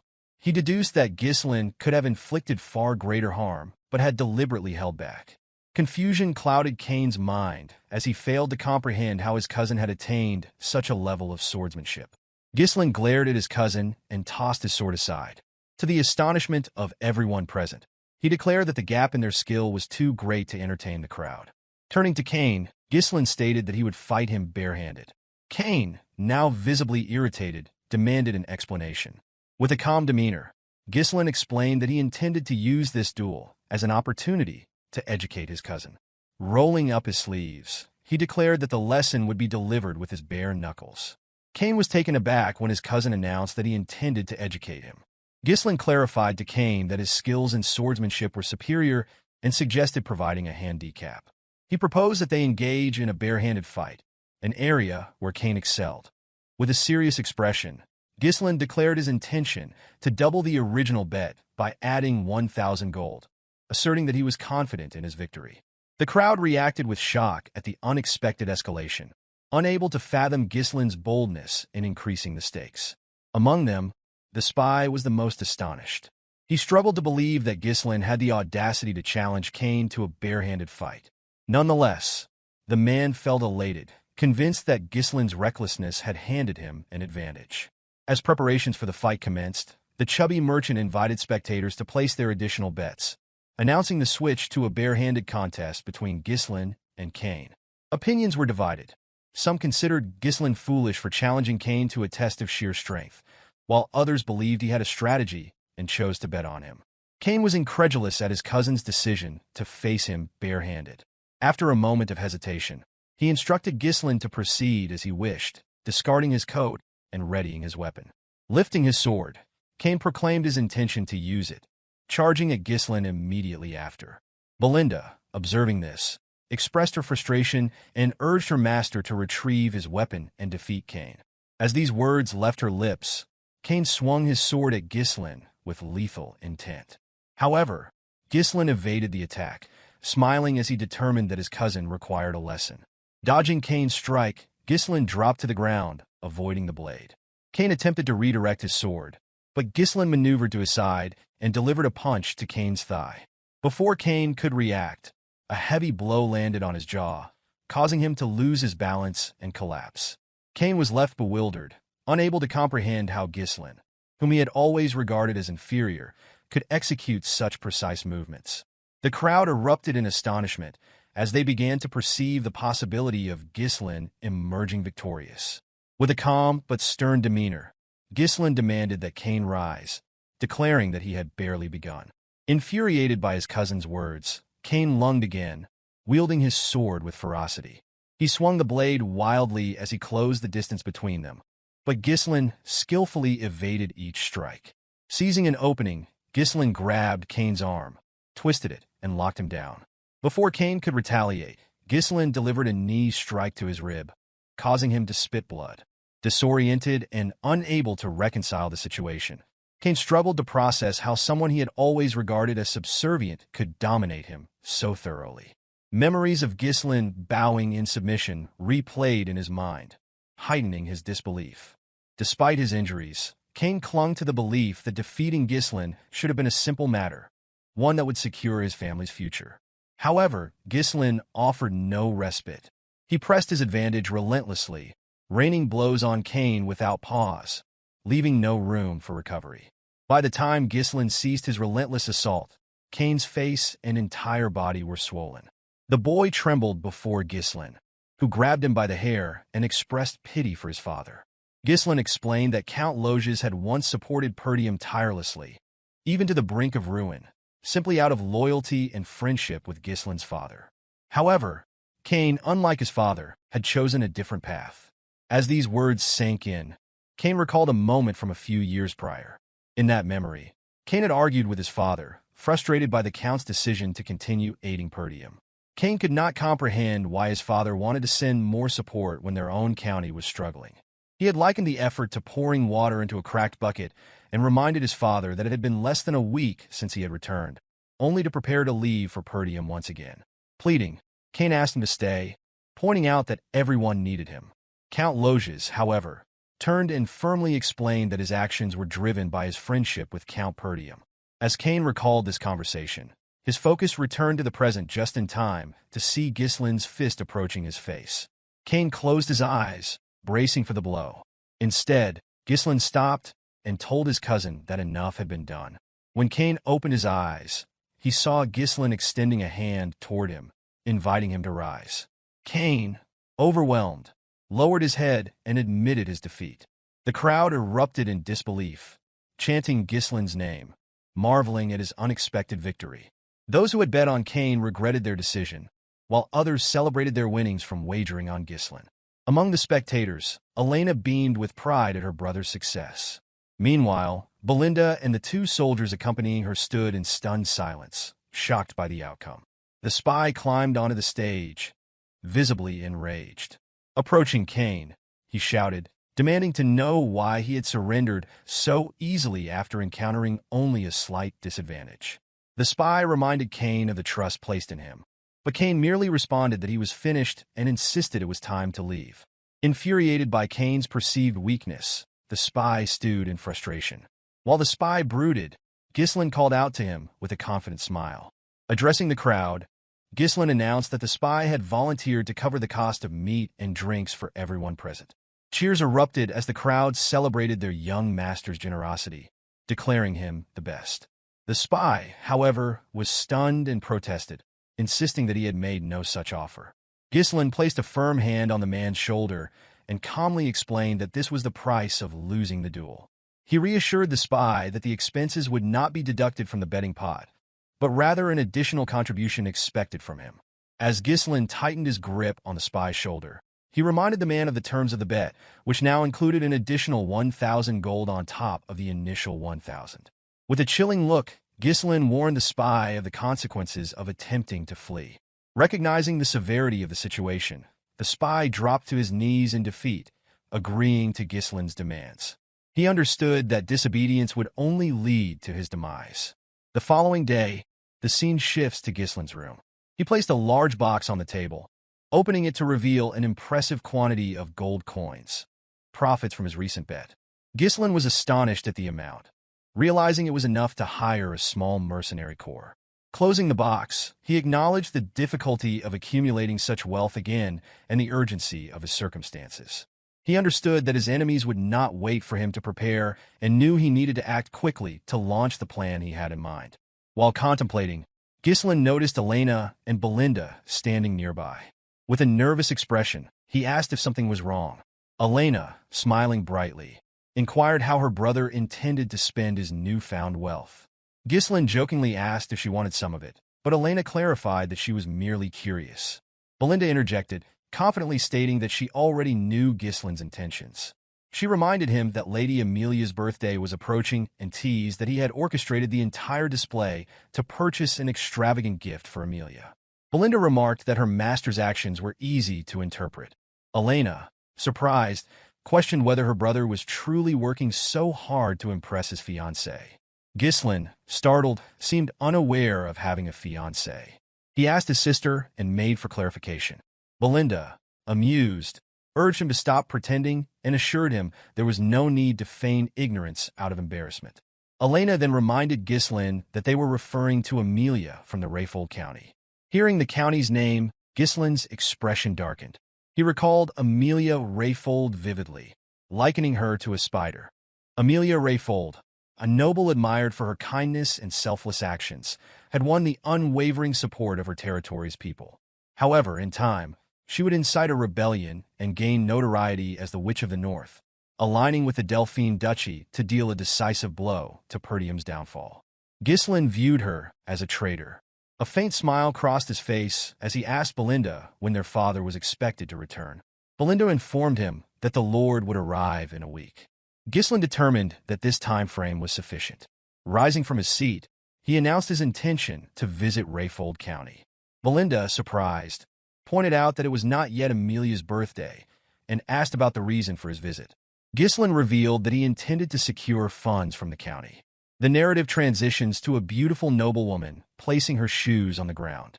The woman, adorned with a spider near her mouth and striking red eyes, was revealed to be Amelia.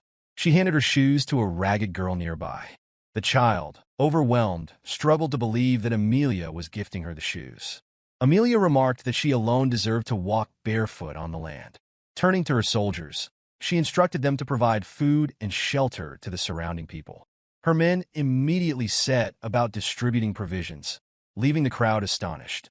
As Amelia departed, the people expressed their gratitude for her kindness. The scene shifts again, now to Amelia's garden at the Rayfold Manor. A man knelt, cleaning Amelia's feet. This man, Bernarf, served as Amelia's escort knight. While stroking a cat on the table, Amelia recounted her father's insistence on absolute obedience from the people of their territory. She observed that the common folk would follow anyone who kept them warm and fed. Bernarf complimented Amelia's strategy, assuring her that winning the hearts of the people would benefit her in the competition to determine her father's successor.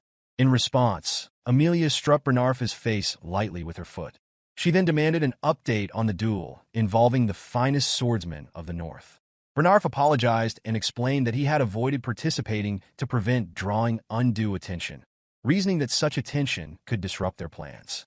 Bernarf reminded Amelia that the time had not yet come for her to reveal her claws. He kissed her feet, pledging his blade to her service. Amelia, with a calm yet commanding demeanor, reminded her knight that he was naturally her blade, as she had invested a great deal into his development. Lifting his head, she leaned closer, her expression darkening. With an intimidating tone, she warned Bernarf that weakness was unacceptable. Letting go of him, she shifted the conversation and inquired about the status of the merchants. Bernarf reassured Amelia that there was no need to worry about the Arctium merchants. He explained that their guild was purchasing all the materials needed for the reconstruction of the Forest of Beasts outpost, recently destroyed in an orc attack on Perdium. Furthermore, he detailed how they were recovering the annual support fund sent by Count Rayfold to Perdium. Bernarf also revealed their ongoing recruitment of soldiers and knights leaving Perdium. These men, well trained from battles against the barbarian tribes, were considered excellent additions to their forces. Amelia commended Bernarf's efforts, cautioning him to ensure that the guild maintained the appearance of an ordinary merchant operation. She emphasized the importance of keeping their true intentions concealed until their strength was fully amassed. While they spoke, a steward entered the garden, prompting Bernarf to rise and confront him. In a stern voice, he demanded to know who had allowed the interruption. The steward, unfazed, explained that news had arrived from the gate. Ghislain had come to visit. Amelia, surprised by this revelation, questioned the steward about the purpose of Ghislain's visit. The man relayed that Ghislain claimed to have matters to discuss concerning their merchant guild. Both Amelia and Bernarf were startled by this unexpected development. The scene transitioned to the visitor's room, where Amelia entered and took a seat. Across from her sat Ghislain, dressed in a rough coat and holding a small flower. Ghislain greeted her cordially, but Amelia expressed her disapproval of his unannounced visit. She chided him for his lack of etiquette and manners. Smiling, Ghislain explained that he had come to present her with an early birthday gift. He placed the flower on the table, describing its pleasant fragrance and mentioning that he had acquired it from the nearby merchant guild. Ghislain added that he intended to purchase flowers from this guild moving forward, revealing its name as the Arctium Merchant Guild. Amelia listened, but appeared perplexed by Ghislain's remarks. Rising from her seat, she claimed not to understand his point and dismissed herself, stating that she would leave now that she had received his gift. However, as she turned to depart, Ghislain, his gaze cold and unyielding, asked her to sit back down. The energy radiating from him startled Amelia. She froze momentarily, unable to reconcile the powerful presence before her with the timid young man she had once known, who could barely speak in her presence. Ghislain lifted the tea in front of him, addressing Amelia directly. He informed her that he had no intention of wasting her time and revealed his need for 10,000 gold. Amelia, taken aback, struggled to believe that Ghislain had appeared so suddenly, only to request such a large sum of money. She questioned whether this request was sanctioned by his father, but Ghislain assured her that his father had no involvement in the matter and asked her to simply provide the money. With a calm demeanor, Ghislain poured the tea onto the floor. Smiling, He remarked that Amelia had never intended to marry him. The statement left her momentarily stunned. Ghislain continued, explaining that it would be disastrous for her if word spread about her secret efforts to build power, particularly in the midst of a fierce succession struggle. As he spoke, Amelia's cat leapt onto the table and growled at him. Amelia dismissed his remarks as a poor joke, but Ghislain assured her that her secret was safe with him, for now.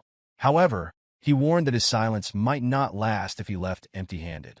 Amelia smiled coldly and told Ghislain that such a scenario would never occur. Without hesitation, she called for Bernarf. The knight entered the room promptly, placing a hand over his chest as he greeted Ghislain. Recognizing Bernarf, Ghislain recalled him as a loyal companion to Amelia and a skilled swordsman, capable of rivaling the finest sword in the north.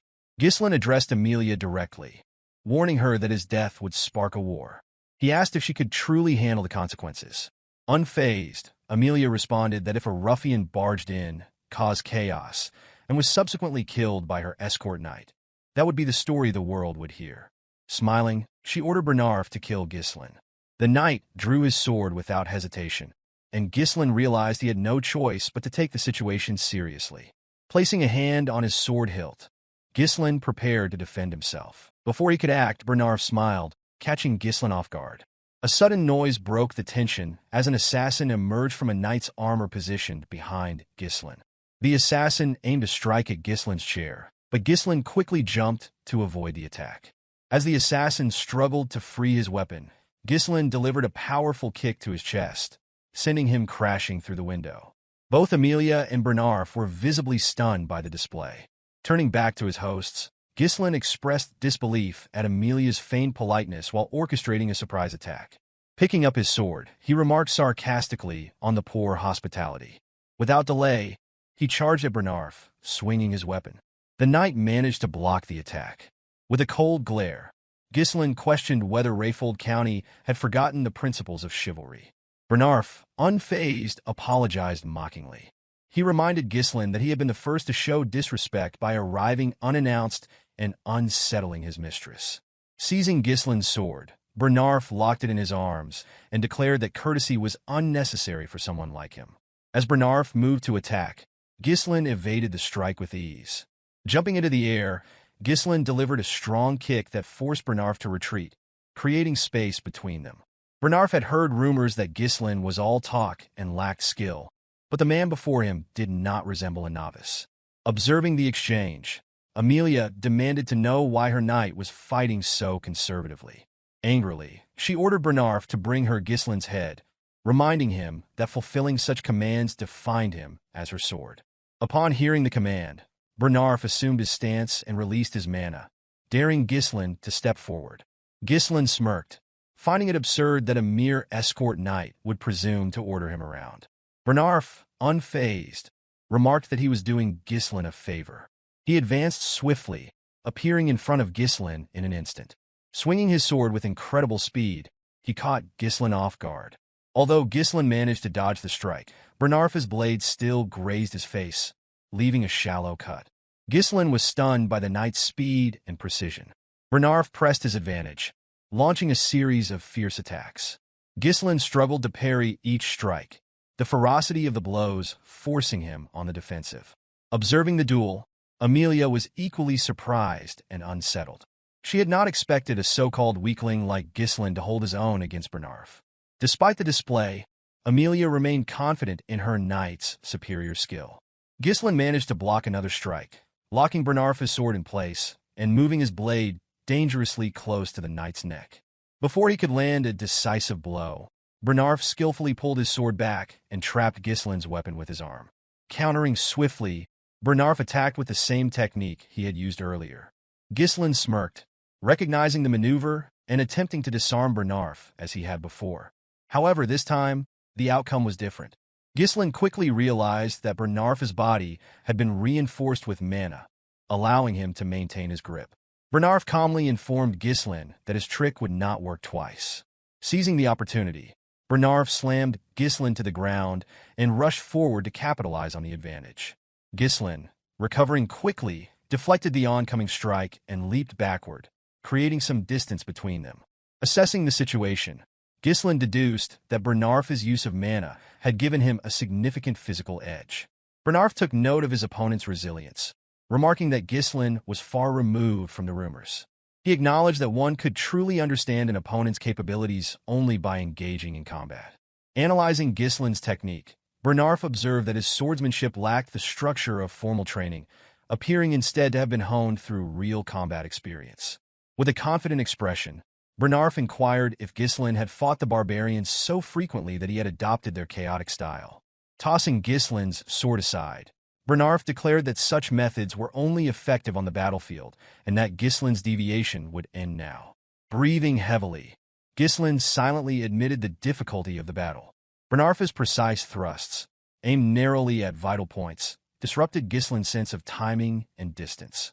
At close range, Bernarf's larger frame and refined techniques created an overwhelming advantage. Ghislain realized that Bernarf was an opponent beyond his current level. Raising his hand, Ghislain revealed a mana thread attached to his wrist. He informed Bernarf that his own time was running out as well. Pulling the thread sharply, Ghislain caught the knight off guard. Bernarf, unfamiliar with the technique, hesitated for a fraction of a second. Using this opening, Ghislain struck Bernarf at the back of his head with the hilt of his sword.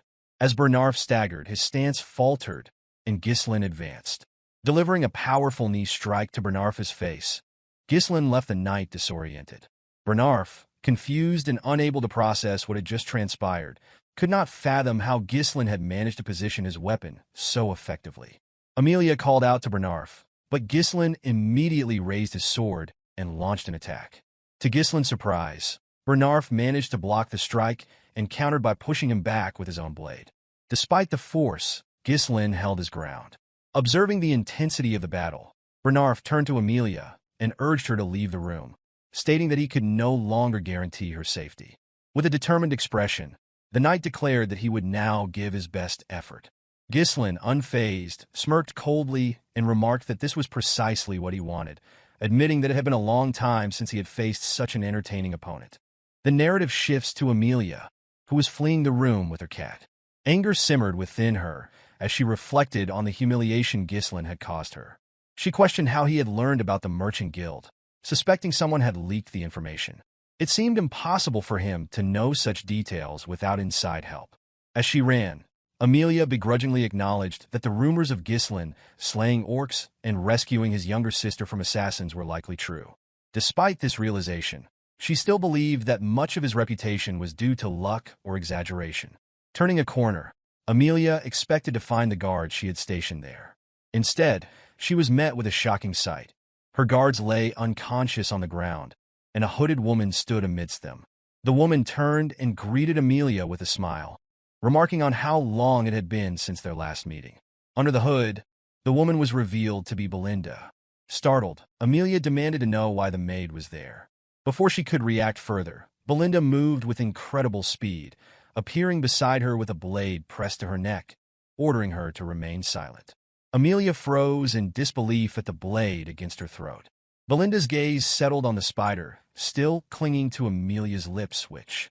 With practiced ease, Belinda removed the spider. Smiling, she revealed that she had overheard Count Perdium and Count Rayfold during the engagement ceremony. She recounted how Amelia's siblings had mocked her for her fascination with spiders, and how Amelia had raised the creatures as a means of exacting revenge. Belinda then questioned why Amelia continued to wear a spider, suggesting it could either symbolize overcoming her trauma or a display of defiance. Without waiting for an answer, she tossed the spider to the ground and crushed it underfoot. With a satisfying crunch, she declared that it did not suit her. With an unsettling calm, Belinda urged Amelia to cooperate. The scene shifted back to the room where Ghislain and Bernarf continued their fight. Ghislain noticed a change in the air, sensing the overwhelming mana Bernarf was now releasing. Bernarf addressed Ghislain, recalling his earlier remark about being an entertaining opponent. With disdain, he declared that only a lowly mercenary would speak in such terms. He dismissed Ghislain as unworthy of calling himself a noble like his mistress. Ghislain, taken aback, countered with a sharp reminder that Bernarf was merely an escort knight. He firmly warned Bernarf not to question his nobility.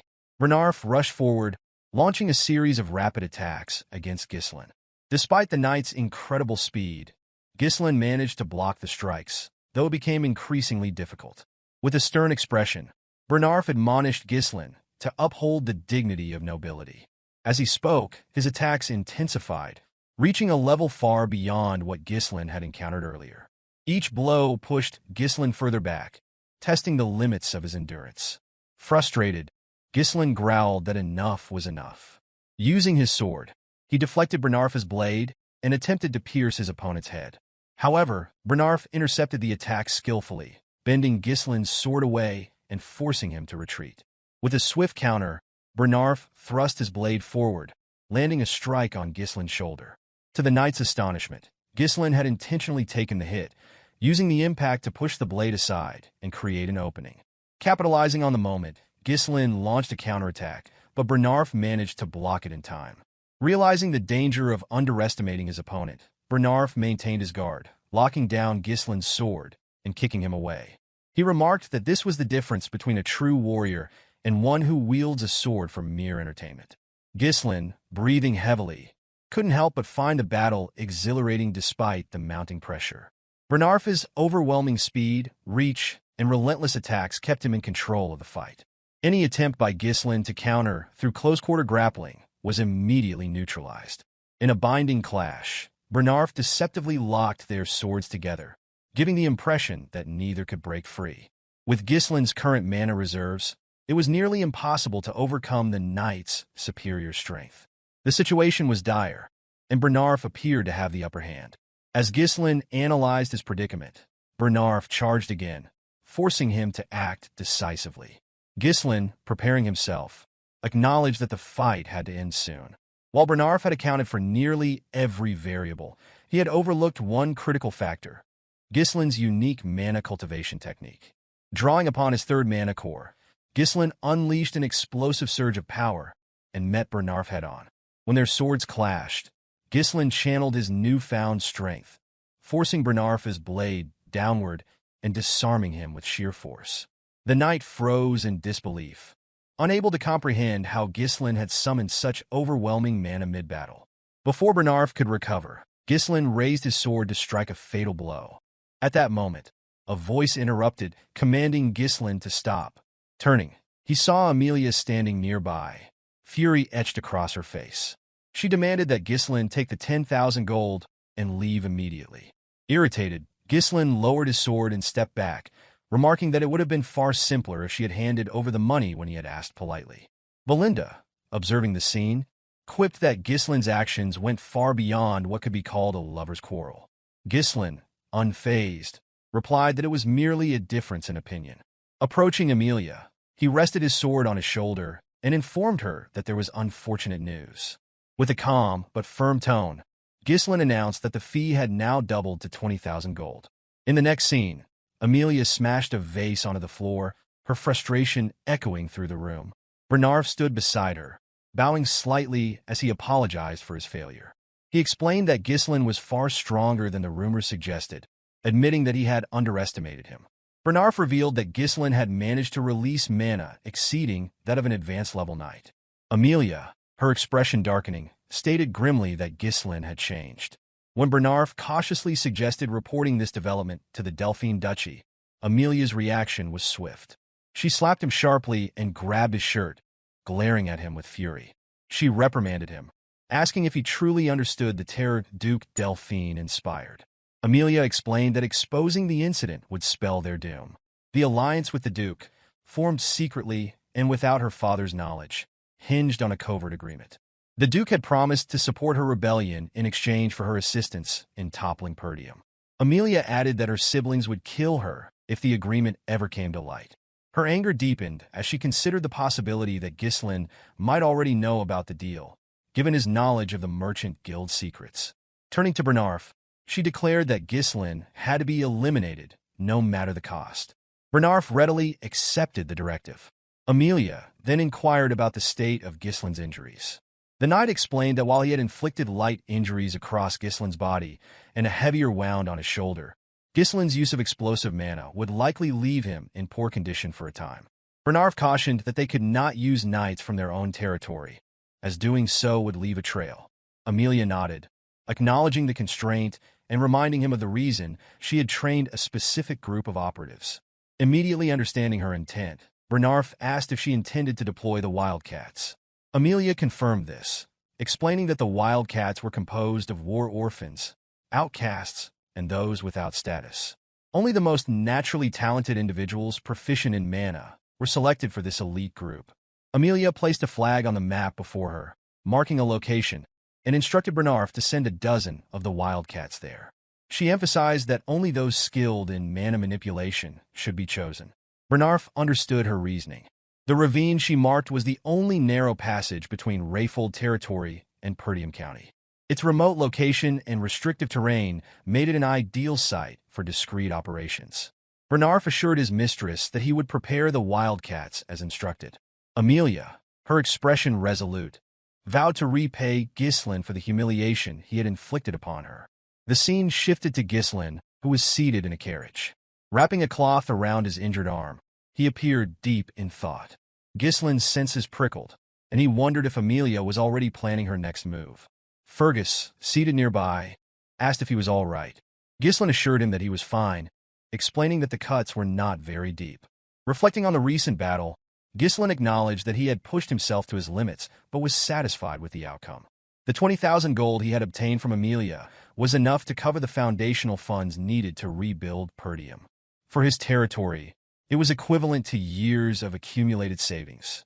Despite his earlier anger, Ghislain had decided against killing Amelia, knowing that her death would have inevitably triggered a war, one his county could not afford at the moment. Ghislain understood that he could not risk the safety of his territory for the sake of his whims. Perdium was already struggling to handle the barbarian threat, making it wiser for him to retreat for now. The knowledge he possessed about the Arctium Merchant Guild would be enough of a burden on Amelia. As he put on his jacket, Ghislain resolved to make good use of Amelia's predicament.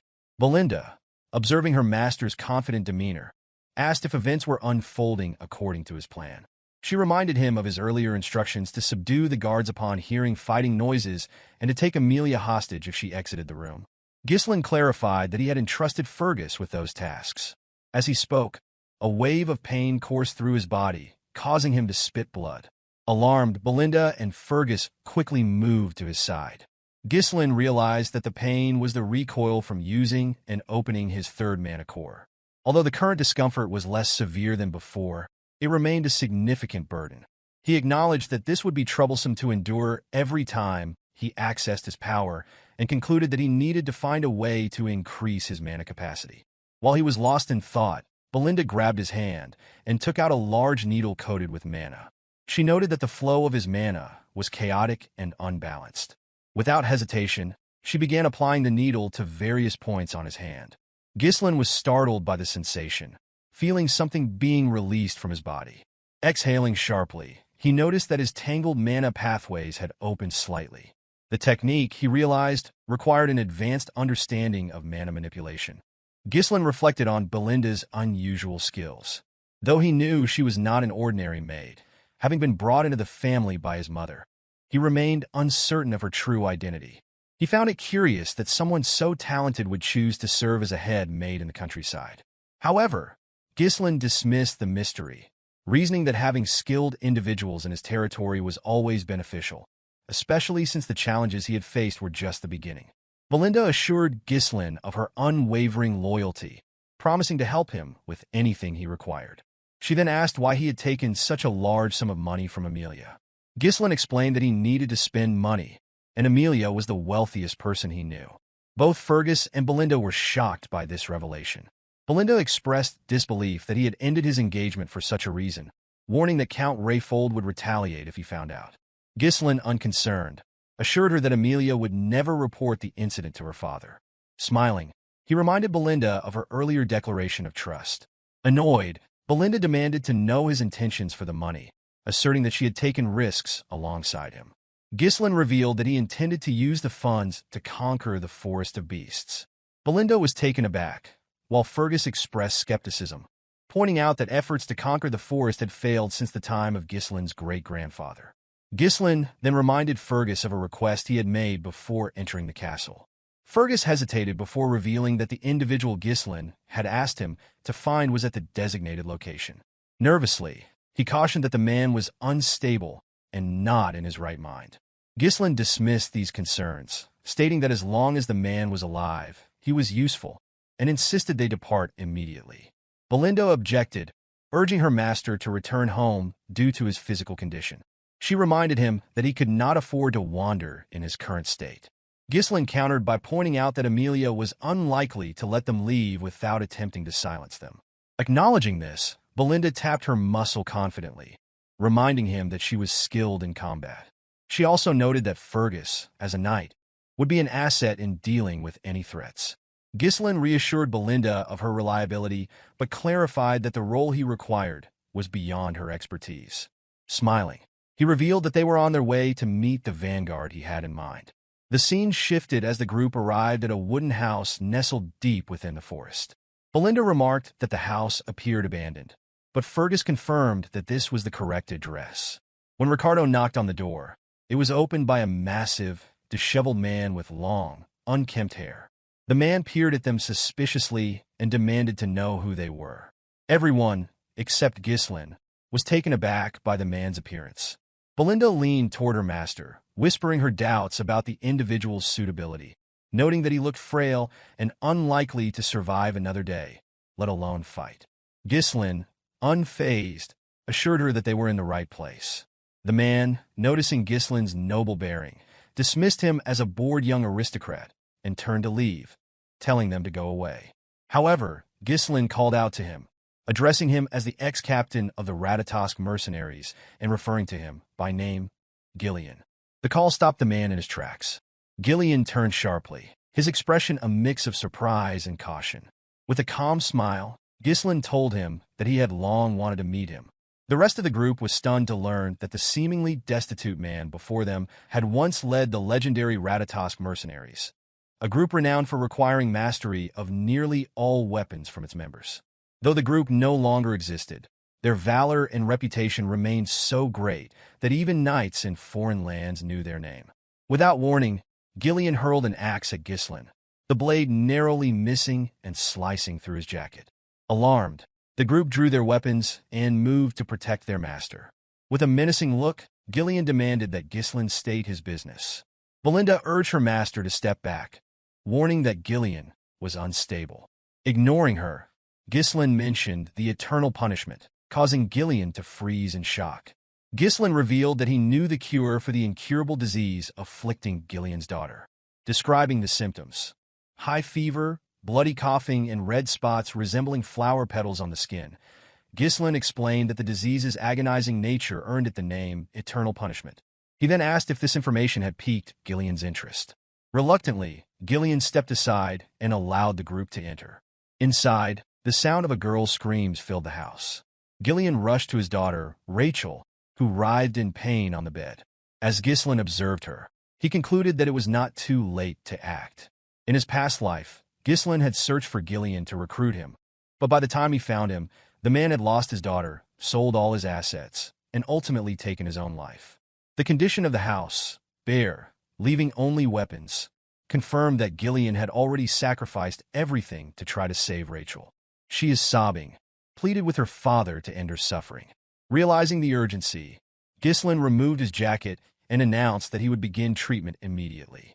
Before he could act, Belinda placed a hand on his shoulder, urging him to leave. She admitted that she didn't know what he intended to do, but she insisted that the disease was beyond his power. Even priests had failed to cure it, declaring it a punishment from the gods. Belinda implored him to explain how he planned to deal with such a dire illness. Ghislain brushed her hand aside, asserting confidently that he could save Rachel. Belinda was unconvinced and called out to him again. Ghislain turned to remind her of her earlier promise to trust him, which left her momentarily silent. He handed her a list of medicinal herbs and instructed her to purchase them immediately. Surprised by the items on the list, Belinda quickly carried out the task and returned with the requested supplies. For wandering mercenaries like Gillion, survival often depended on knowledge, and while the disease, known as eternal punishment, was currently deemed incurable, a cure would eventually be discovered in the future. Ghislain, drawing on his foreknowledge, prepared to apply his unique insight to save Rachel's life. The cure quickly became a topic of great interest, especially due to its relatively simple method of preparation. Ghislain, thanks to its straightforward process, remembered it clearly. The primary challenge, however, was the exorbitant cost of the ingredients, with the fairy's blessing being the most critical and expensive component. To prepare the cure, the fairy's blessing and the herbs were finely chopped, tightly packed into a bottle, and covered with distilled alcohol. The mixture was shaken thoroughly and left to sit for a while. Afterward, the remaining ingredients were added and stirred until combined. Once the preparation was complete, Ghislain handed the purple glowing liquid to Gillion, instructing him to let his daughter drink it. Desperation left Gillion with no alternative. He quickly fed the liquid to his daughter, Rachel. Almost immediately, the red spots on her face began to fade, leaving everyone in the room astonished. The group could barely comprehend what they were witnessing. Gillion, more shocked than anyone, stared in disbelief at the visible transformation. Ghislain, calm and composed, remarked that the outcome was as expected. With a trembling voice, Gillion asked Ghislain how he had accomplished this, pointing out that even holy power had failed to cure her. Ghislain explained that divine power was not omnipotent. While it could enhance the body's vitality and regenerative capabilities to aid in combating illnesses, it was fundamentally different from a cure. Gillion's hands trembled as he grabbed Ghislain and desperately asked if his daughter could truly be healed. Ghislain reassured him that Rachel would be fully cured within a few months. Overwhelmed, Gillion stepped back and bowed his head in gratitude, acknowledging that Ghislain must have come to this remote place with a purpose. He confessed that all he had left was his body and offered to become Ghislain's servant or even his dog if that was what he desired. Ghislain dismissed the man's offer, stating firmly that he wanted neither a slave nor a servant. Instead, he declared that he sought the captain of the Ratatosk mercenaries. As Gillion raised his head, he noticed something extraordinary. Ghislain's eyes shone with the ambition of a dreamer. Inspired, Gillion stood up and grabbed an axe, using it to cut off his long ponytail. The group watched in awe and fear as the man's demeanor transformed. Without the ponytail, Gillion looked like an entirely different person, more alive, determined, and ready to act. Moving toward his weapons, Gillion asked if there were others accompanying Ghislain or if anyone might come looking for him. Ghislain confirmed that his group was the only one present. Gillion then inquired whether Ghislain had enemies, to which Ghislain admitted he did and added that he would likely gain more in the future. Gillion picked up a spear and wrapped a rope around it. With swift precision, he hurled the spear through the wooden wall of the house, sending it deep into the forest outside. The force destroyed part of the wall, and the group watched as the spear found its target. Gillion pulled the spear back toward him using the rope, demonstrating his formidable skill. The scene left everyone in the room silent, their awe at Gillion's transformation evident. As the spear re-entered the house, it became clear that Gillion had spear-fished an assassin. The weapon had struck the figure directly in the chest, leaving him struggling to free himself. Without hesitation, Gillion grabbed the assassin by the neck and demanded to know who had sent him. The assassin, revealed to be a member of the Wildcats, appeared stunned that Gillion had detected him. Gillion turned to Ghislain, asking what he wanted to do with the captive. Ghislain, already suspecting who had sent the assassin, placed his hand on his sword, but remarked that he had no desire to draw it again that day. Gillion intervened, placing a hand on Ghislain's hilt to stop him.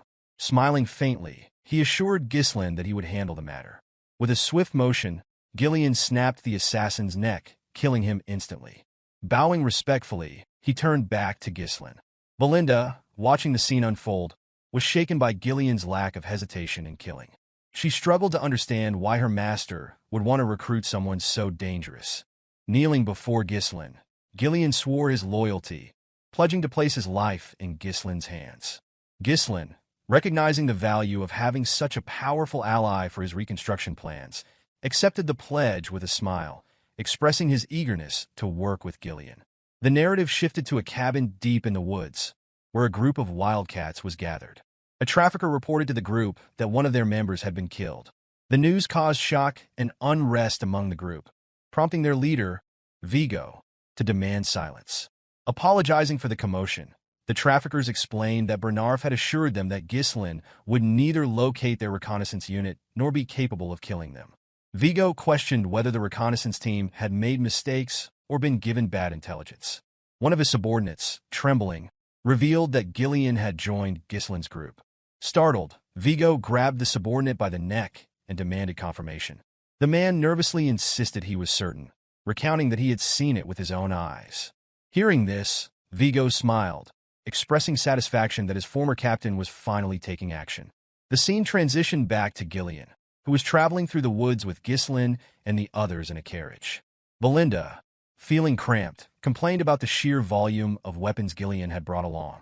She asked Ghislain whether it was truly necessary to transport so many, remarking that a sword or two should have sufficed. She expressed disbelief that they had been forced to purchase another carriage to accommodate Gillion's arsenal. Ghislain calmly reminded her that they already needed an extra carriage to ensure Rachel traveled comfortably. He assured her it was not a problem and asked her to endure it for now, emphasizing that their primary concern was escaping the ravine. Belinda then inquired whether the captured assassin had been sent by Amelia. Ghislain confirmed her suspicion. Hearing this, Belinda explained that the mask worn by the assassin was a symbol associated with the Wildcats traffickers, a powerful and notorious guild in Rayfold. Ghislain, surprised, asked her to elaborate.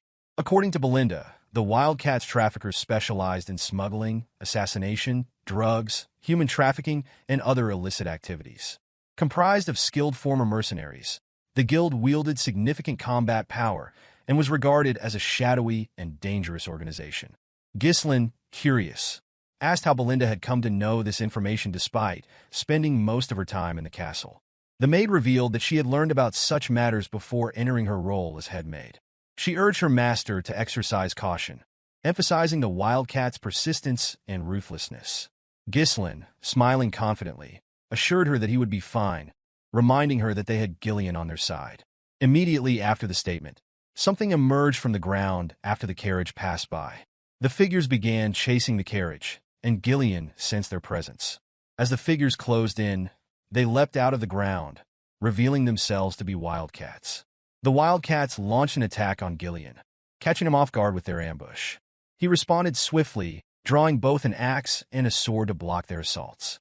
With precise movements, he severed one's hand using the axe and then drove it into the chest of another.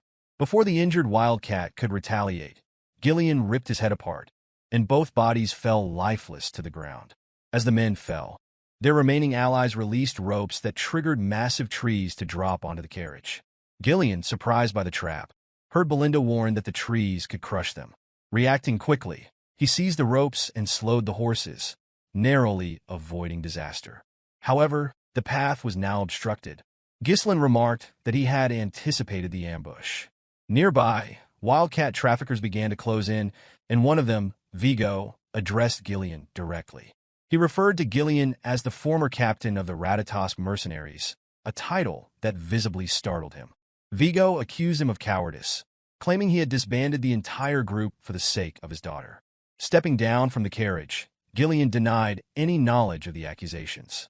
Vigo, visibly irritated, countered by blaming Gillion for the life he had been forced to endure.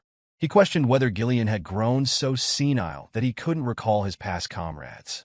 Gillion offered no response, which further convinced Vigo that he was feigning ignorance. With a smirk, Vigo declared that he would force Gillion to remember and commanded his men to attack. The attackers advanced quickly, prompting Ghislain to offer his assistance. Gillion, however, declined, stating that Vigo clearly had personal business with him. He assured Ghislain that he could handle the situation alone. Before the Wildcats could strike, Gillion infused his axe with mana and dispatched 4 attackers in a single, devastating swing.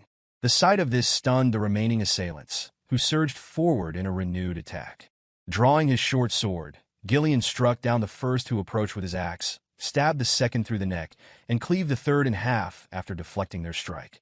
Vigo observed these feats with little surprise, recognizing that Gillion's strength had not waned. He instructed his men to split into 2 groups and encircle Gillion. As they moved to execute the order, Gillion mounted a horse, drawing a larger axe and spinning it menacingly. Charging at the Wildcats, he unleashed a mana-enhanced strike that decimated several attackers. The remaining Wildcats, hesitant to approach, shifted their focus to the horse, but before they could act, Gillion attached a rope to his axe and swung it in a deadly swirl, cutting through their ranks. Belinda watched in disbelief as Gillion dispatched his opponents. With his men defeated, Vigo launched a direct assault. Sensing the attack, Gillion equipped a shield to block the strike.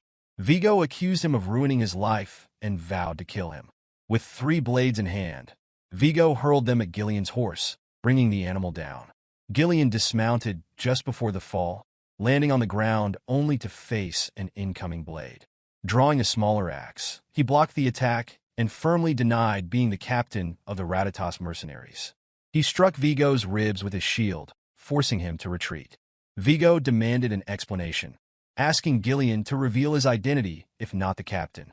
Gillion replied that he had abandoned his past and now served as Ghislain's subordinate. The declaration angered Vigo, who charged forward, vowing to kill Gillion at any cost. Gillion parried the attacks as Vigo pressed his sword into the shield. Vigo revealed that the mercenary company had disbanded after Gillion's departure, lamenting that he had lost his purpose and fallen into a disgraceful existence just to survive. Gillion deflected the sword and countered with a swing of his axe. Vigo evaded by dropping low and quickly retaliated with a kick, which Gillion blocked with his wooden shield, though the shield shattered under the force. Vigo expressed his frustration, explaining that he had dedicated his entire life to making the Ratatas mercenaries the best in history. He voiced disbelief that his former captain had abandoned everything, only to become a mere pawn of a spoiled noble. Drawing several blades, he imbued them with mana and hurled them toward Gillion. Gillion intercepted the attack with his axe, but as he did so, Vigo closed the gap and attempted to stab him. Gillion narrowly dodged the strike and countered with an overhead swing of his axe. Vigo landed just in time to block with his sword, smiling at the exchange. The clash between them grew more intense, with both men exchanging fierce blows.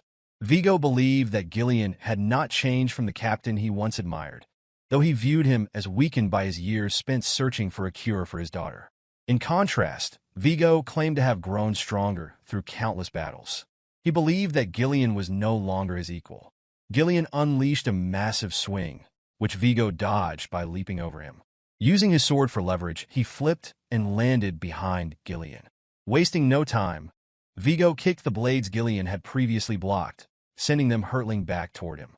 Gillion used his armor to deflect the projectiles, but as he did, Vigo charged at him.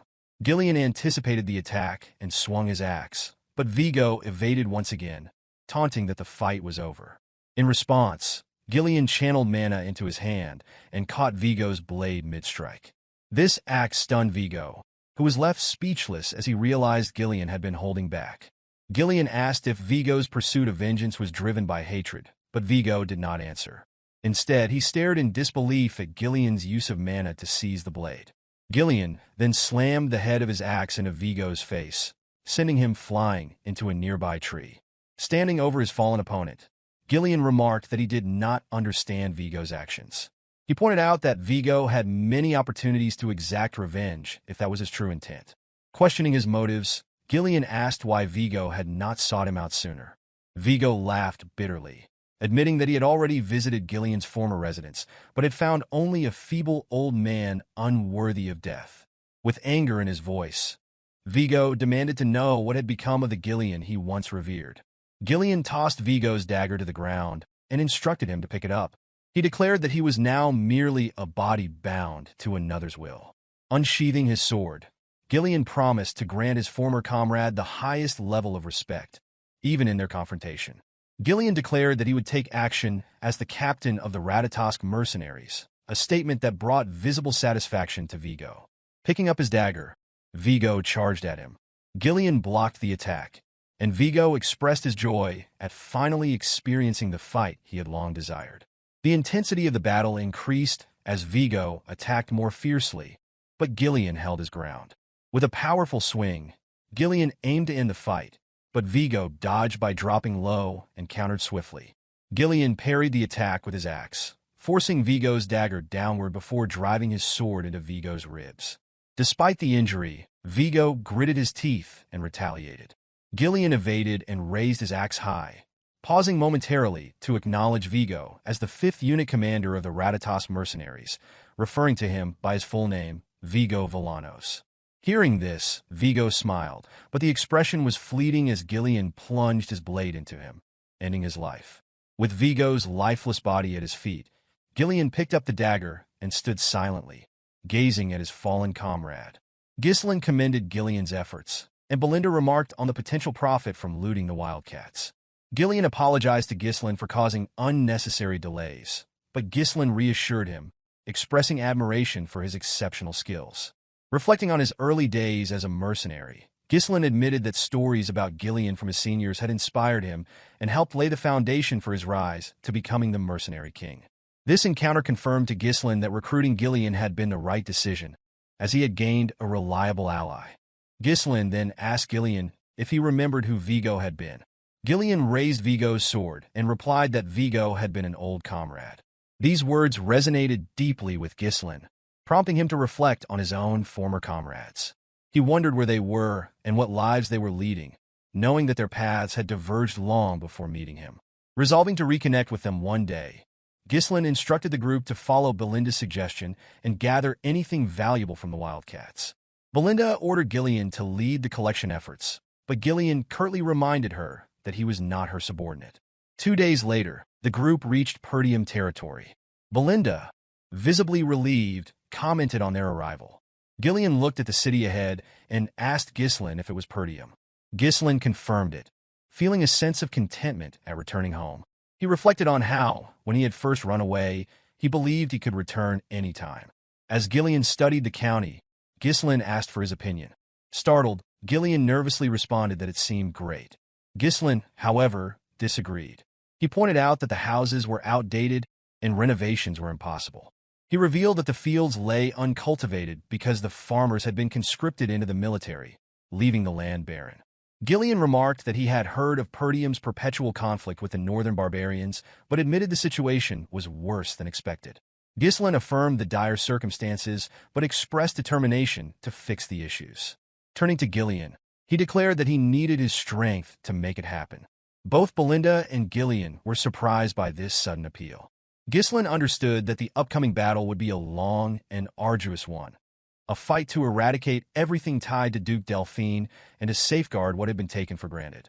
Resolute, he vowed to restore the land, no matter the cost. As the group entered the county, Belinda noticed something unusual and urged her master to look ahead. When Ghislain lifted his gaze, he saw a figure he hadn't expected. The silhouette was unmistakable, a man in armor with a coat draped over his shoulder. It was his father. At Perdium Castle, several men were gathered, engaged in discussion with the Count. The Count proposed reducing their forces, a suggestion that shocked the assembly. One man protested, warning that maintaining the front lines would become increasingly difficult with fewer troops. Another suggested requesting additional support from the Rayfold family. In response, the General Administrator disclosed that the Rayfolds had cut the support funds. He added that they were amassing soldiers and stockpiling food instead, a revelation that left the knight in the room visibly surprised. One man pointed out the urgent need for funds to rebuild the Forest of Beast garrison, which had been partially destroyed in the recent battle against the orcs. He argued that reducing the Knight Order's forces would barely provide financial relief and carried significant risks. Ghislain observed the heated debate, finding the scene unsurprising. Among the men was Randolph, the knight captain, known for his commanding presence. Albert, the bearded treasurer, exuded a gruff seriousness, while the general administrator, Homern, maintained a more composed demeanor. Ghislain's thoughts drifted to his father. Though only a few months had passed since their last meeting as the young Lord of Perdium, for Ghislain, who had lived decades as the Mercenary King, the time felt far longer. Addressing his father directly, Ghislain welcomed him back home. Count Swalter Perdium, Ghislain's father, found his son's words unusual, given their typically formal interactions. As a child, Ghislain had disliked his father's stern and serious nature, but now he saw the weight of countless burdens etched into the Count's shoulder, the exhaustion and responsibility of governing the land. Sipping his tea, Swalter remarked that he had heard of Ghislain's absence from the castle for a week. Ghislain explained that he had visited the Rayfolds. The Count inquired if he had caused any trouble during his visit, to which Ghislain reassured him that he had not. Albert, the treasurer, interjected, mentioning rumors of a duel Ghislain had won against Kane. along with a significant sum of money. Albert, skeptical, questioned if the young lord had gone to Rayfold to gamble.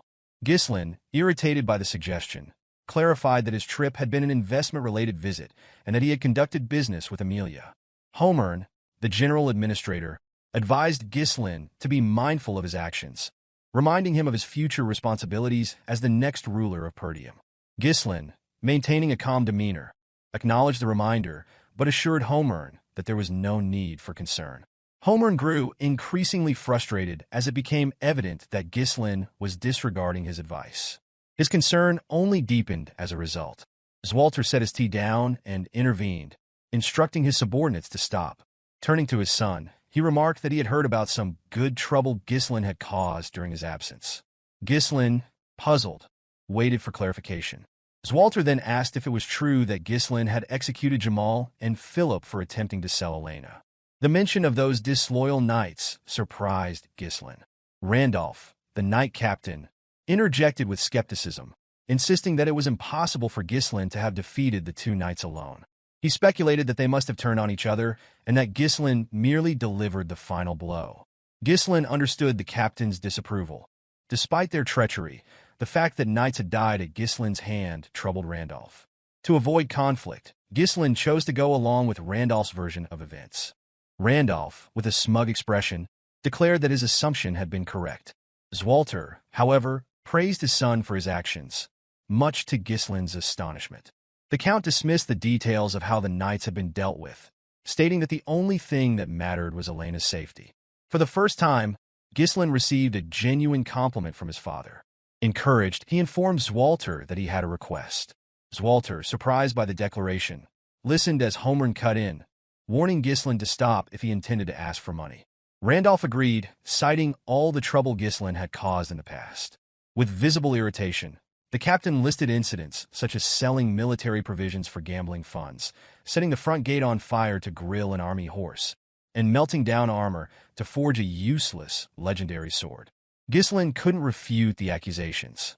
Though he didn't recall these events clearly, he knew he was likely responsible. Ghislain clarified that he wasn't asking for money, but simply needed his father's permission. Swalter asked what the request entailed, and Ghislain revealed that he wished to pioneer the Forest of Beasts. The announcement shocked everyone present. Ghislain, unfazed by their reactions, smiled confidently. Later, in his bedroom, Ghislain recounted the encounter with amusement, sharing that his father had denied his request. According to him, Swalter had reacted with alarm and began yelling at him. Belinda, unsurprised, commented that the response had been predictable. She explained that the forest was teeming with dangerous monsters and that there was nothing to gain from such a venture. Ghislain then asked Gillion if he had heard the plan from Belinda. Gillion confirmed that he had, recounting Ghislain's intention to fund the endeavor using the money received from Amelia. He further explained that the Forest of Beasts was infamous as a forest of death, where no one had ever returned alive. Its deadly reputation extended even to other regions, and people universally avoided it.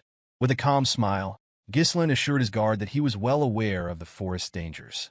Ghislain explained that there was nothing to gain by delaying their departure any further. Rising from his seat, he walked toward the door and informed Gillion that it was time to get started. Belinda reminded him that he had not received permission from the Count and asked if he intended to proceed regardless. Turning to her, Ghislain clarified that he had only asked for permission out of courtesy, emphasizing that he didn't actually require his father's approval.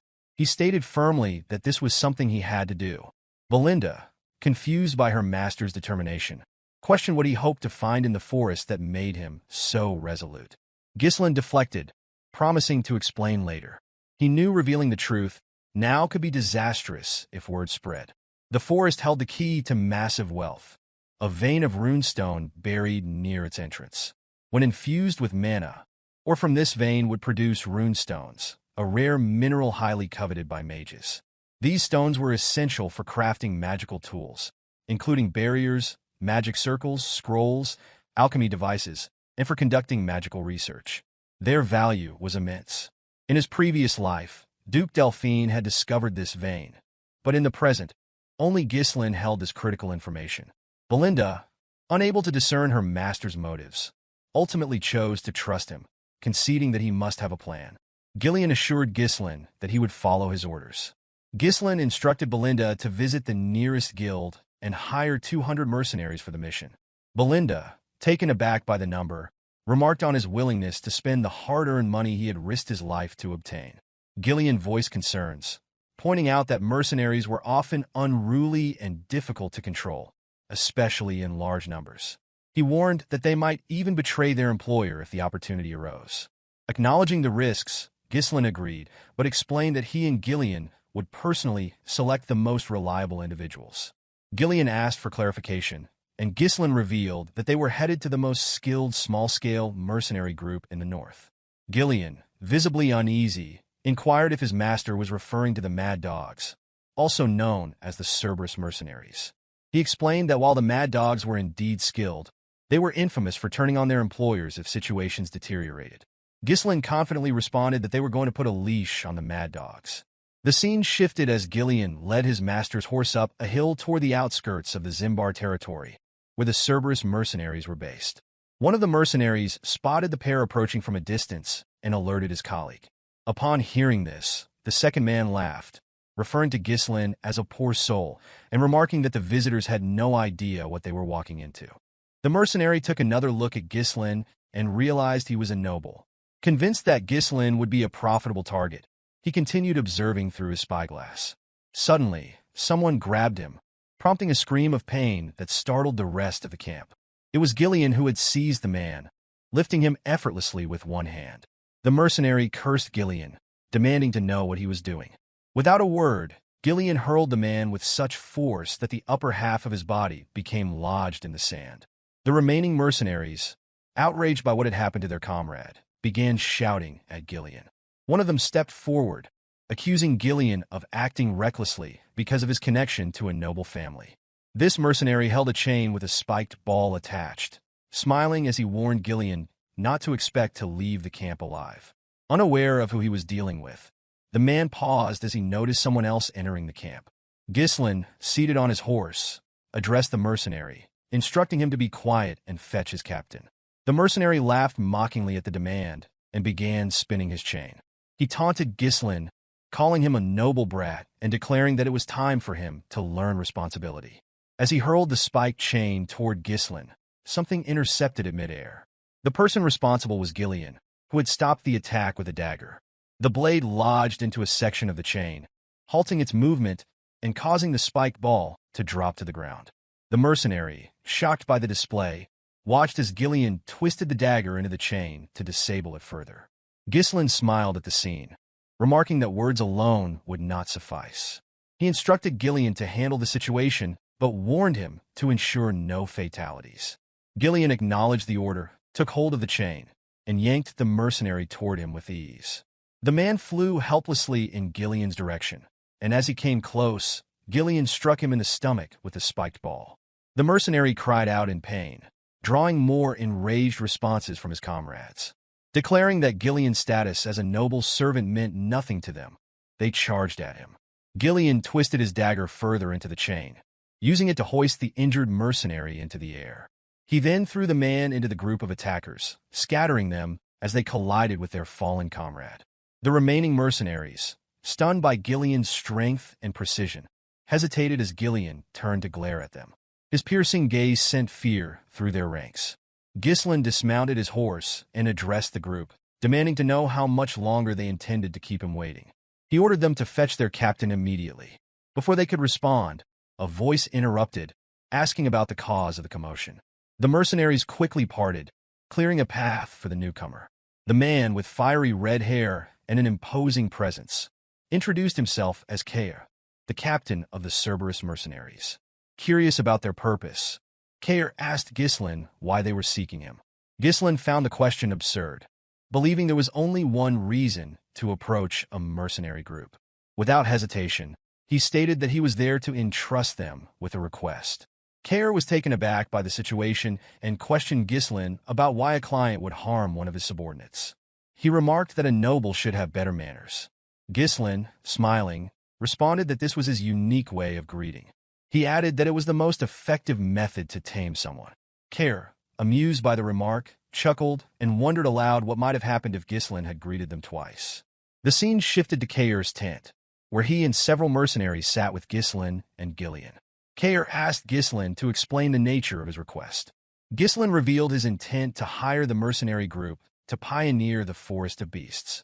The announcement stunned Kaor's men, who were incredulous at the idea of entering a forest notorious for being filled with dangerous creatures.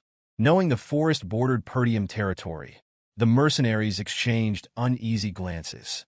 Kaor, maintaining his composure, asked Ghislain what kind of person he must be to consider disturbing such a perilous place. Ghislain introduced himself as the young Lord of Perdium. Kaor and his men, surprised by the revelation, erupted into laughter. They could hardly believe they were speaking to the infamous young lord described in local rumors. Their laughter grew louder as they became convinced that Ghislain had lost his mind. Kaor, dismissive, told Ghislain that he likely had no idea what the Forest of Beasts was truly like, having grown up sheltered in a greenhouse. He asserted that the forest was no place for rookies like him. Declaring the discussion over, Kaor signaled his men, who raised their weapons. Gillion, seeing this, lifted his axe in preparation for a fight. Ghislain, unfazed, asked Kaor if he was afraid. The question startled Kaor, who responded with a smile that he was disappointed. He remarked that he had heard of the Cerberus mercenaries' reputation for skill, but now he believed it to be a hoax.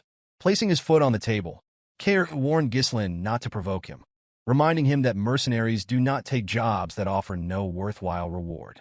Ghislain replied that weaklings often rely on excuses, a comment that visibly annoyed Kaor. Kaor declared that Ghislain was ruining the mood with his pathetic provocations, dismissing him as a clueless brat unworthy of his time. He assured Ghislain that he would allow him to leave unharmed, but demanded compensation for the trouble caused.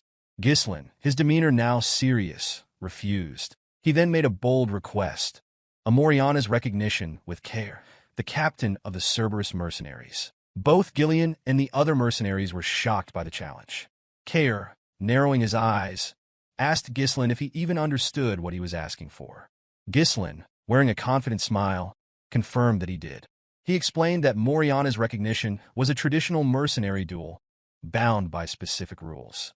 Each participant used only a single dagger, with one arm tied to their opponent's.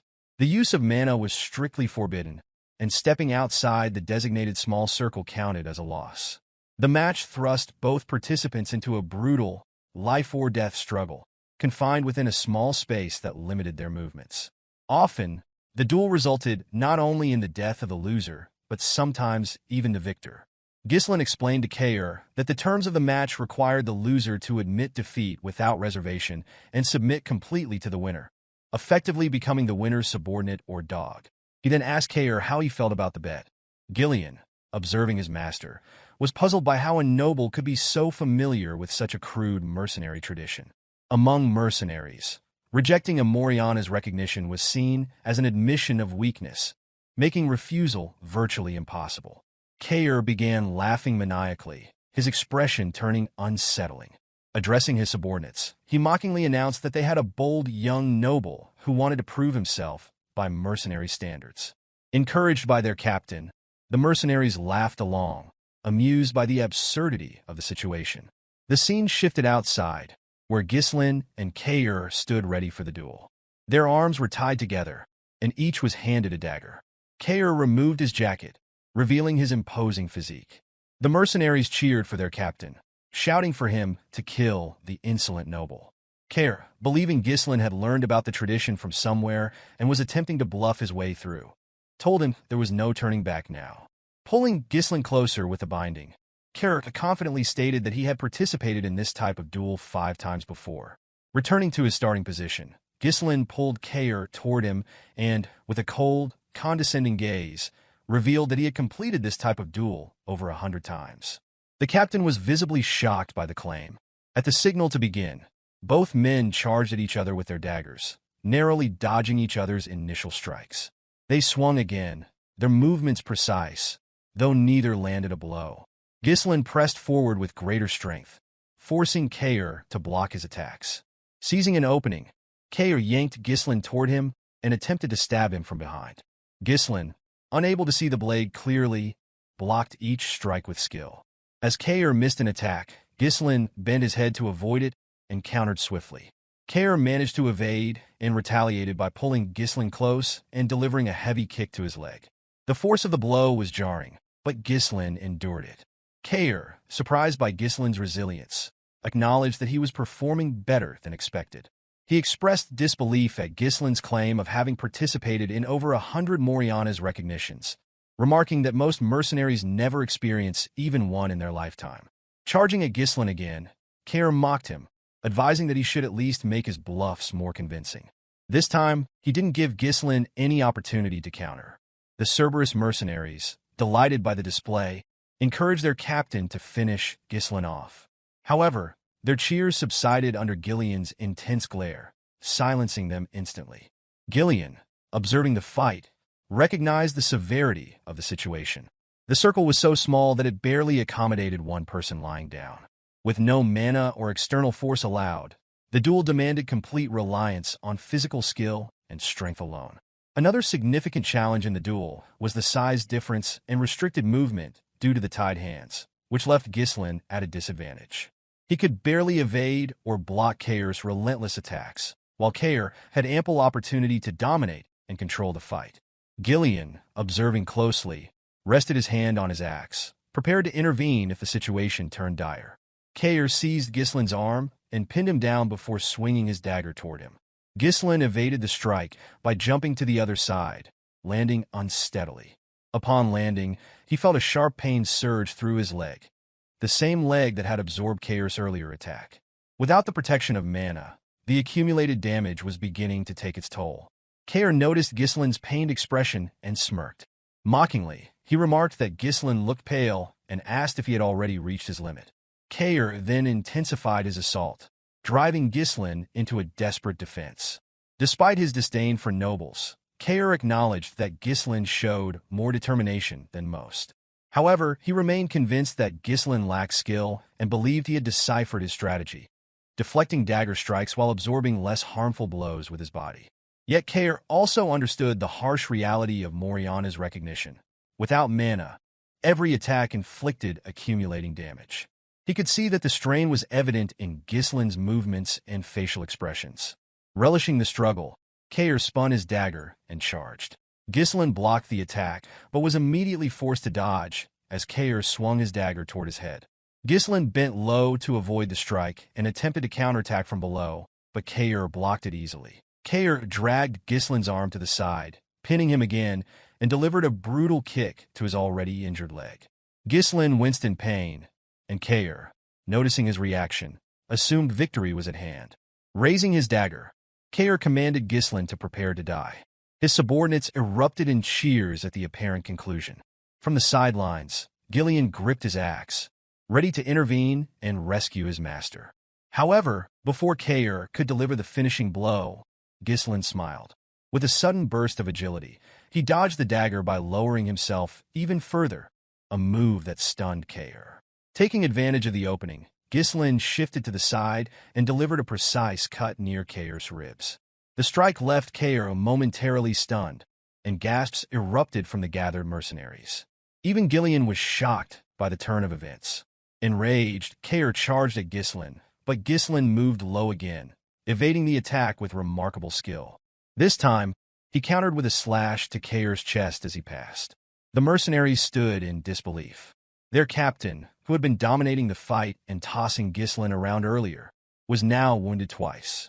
They shouted for Kaor to demonstrate the strength of a true mercenary. Meanwhile, Gillion watched with astonishment at his master's movements, realizing that Ghislain had far greater skill than he had anticipated. Kaor swung his dagger at Ghislain's head, but Ghislain ducked low to avoid the strike. Rising quickly, he used his shoulder to slam into Kaor's face.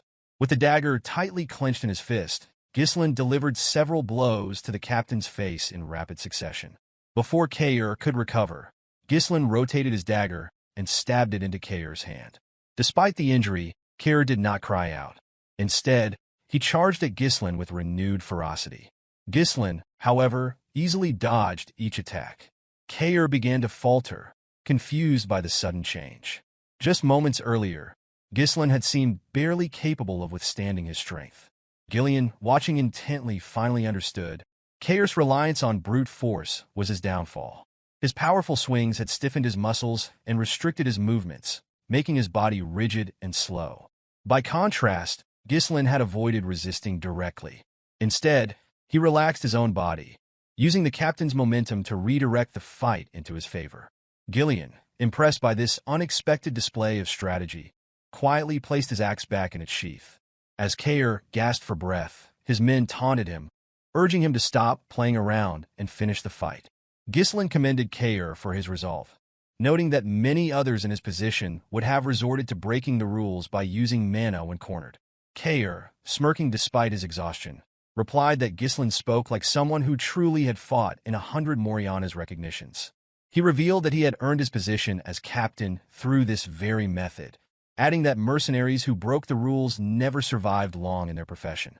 Ghislain smiled at Kaor's words, stating that he admired his spirit. Kaor admitted that he was at a disadvantage in a direct confrontation, but pointed out that victory in Moriana's recognition was not limited to overpowering an opponent. He reminded Ghislain that stepping outside the circle was an automatic loss. With that, Kaor grabbed Ghislain's arm, hoisted him into the air, and attempted to throw him out of the circle. Confident in his plan, Kaor was certain that this would secure his victory. However, before Ghislain's foot could touch the ground, he tightened his grip on Kaor's hand and pushed his legs upward, bracing against Kaor's knees to stop his descent. Using Kaor's body for support, Ghislain reversed the momentum, pulling Kaor toward him. Taking advantage of the surprise, Ghislain climbed up Kaor's leg, maneuvered behind him, and locked his arm around the captain's neck. In one fluid motion, he slammed Kaor's head to the ground, pushing it outside the circle. The gathered mercenaries stared in stunned silence, unable to believe what had just happened. Kaor, realizing his loss, glared at Ghislain in frustration. Ghislain smiled gently, declaring his victory. Still in disbelief, Kaor turned to Ghislain and demanded to know his true identity, unable to reconcile the skill he had witnessed with the idea of Ghislain being a noble. Fixing Kaor with a cold, piercing gaze, Ghislain stated that he disliked the captain's attitude and reminded him that he was now speaking to his new master. Pulling Kaor to his feet, Ghislain asked what he planned to do next. Kaor assumed the fight was over, but Ghislain calmly corrected him, pointing out that he himself had not yet stepped outside the circle. Kaor, taken aback, watched as Ghislain clenched his fist. Ghislain announced that it was time to discipline his subordinate, signaling that the ordeal was far from over. Ghislain delivered a solid punch to Kaor's face, knocking him to the ground. Kaor quickly raised a hand, asking Ghislain to wait. He reminded him that the fight was over the moment a combatant stepped out of the circle. In response, Ghislain struck him again and questioned if Kaor intended to abide by rules on the battlefield. Kaor, furious, called him a bastard and reminded him that nobles weren't supposed to act this way. Ghislain, his expression serious, ordered him not to speak back to his master. When Kaor insulted him again, calling him a lunatic, Ghislain hit him once more. The punches continued, one after another, until Ghislain's hand was smeared with Kaor's blood. The mercenaries, watching from the sidelines, grew uneasy.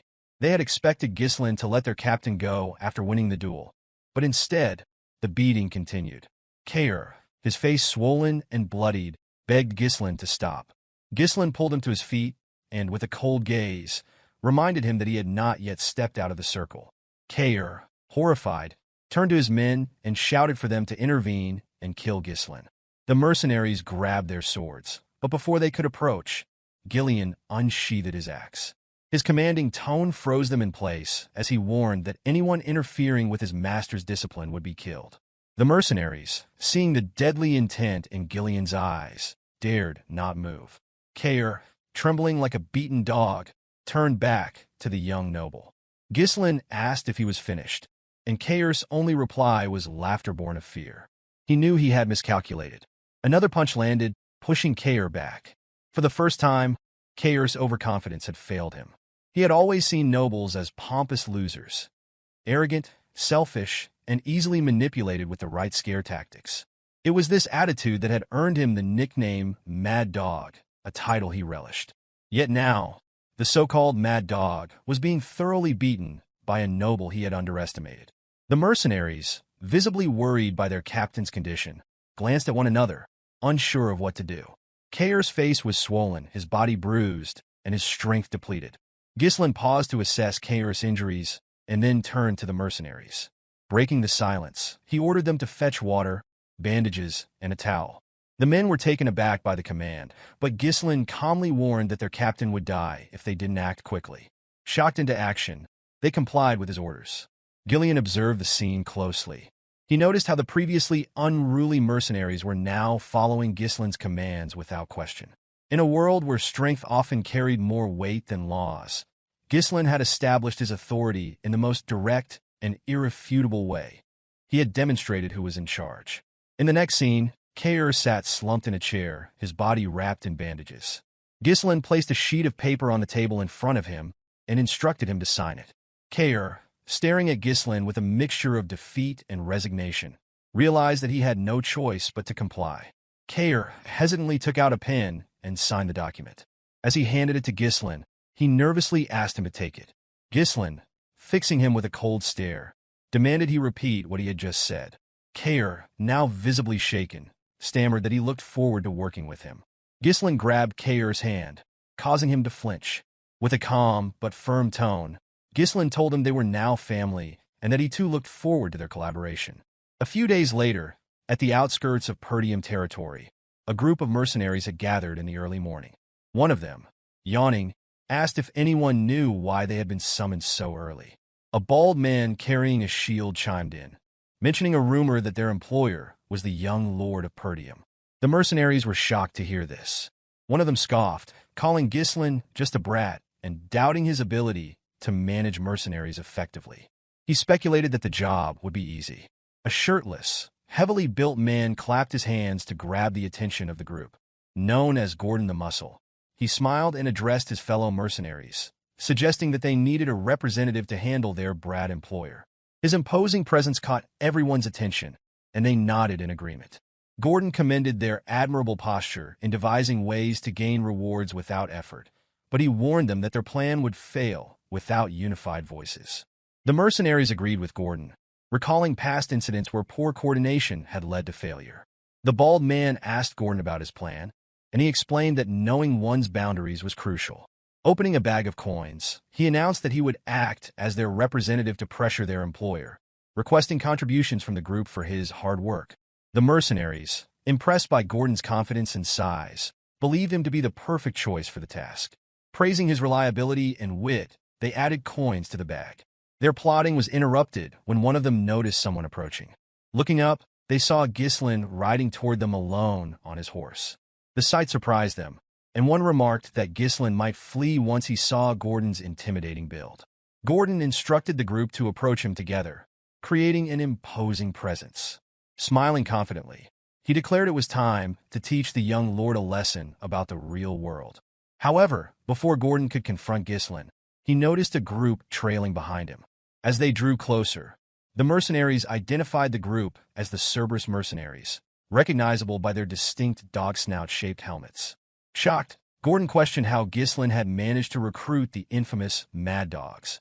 When Ghislain finally reached the group, the mercenaries instinctively stepped back. Turning to Gordon, Ghislain asked if he was the representative.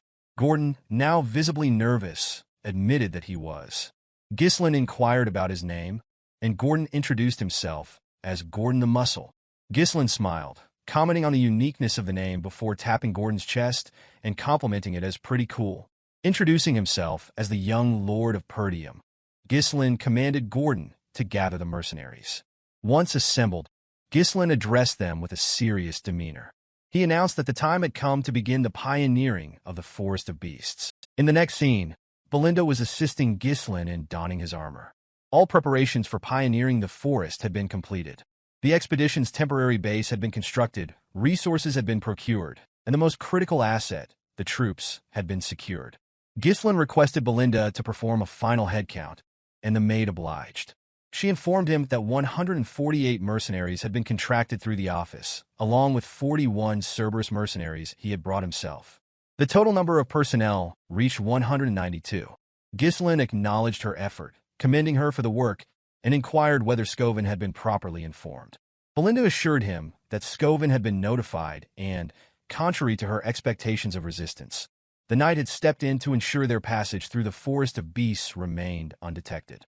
As the commander of the forest post, Scovin's involvement gave Belinda confidence that no immediate issues would arise.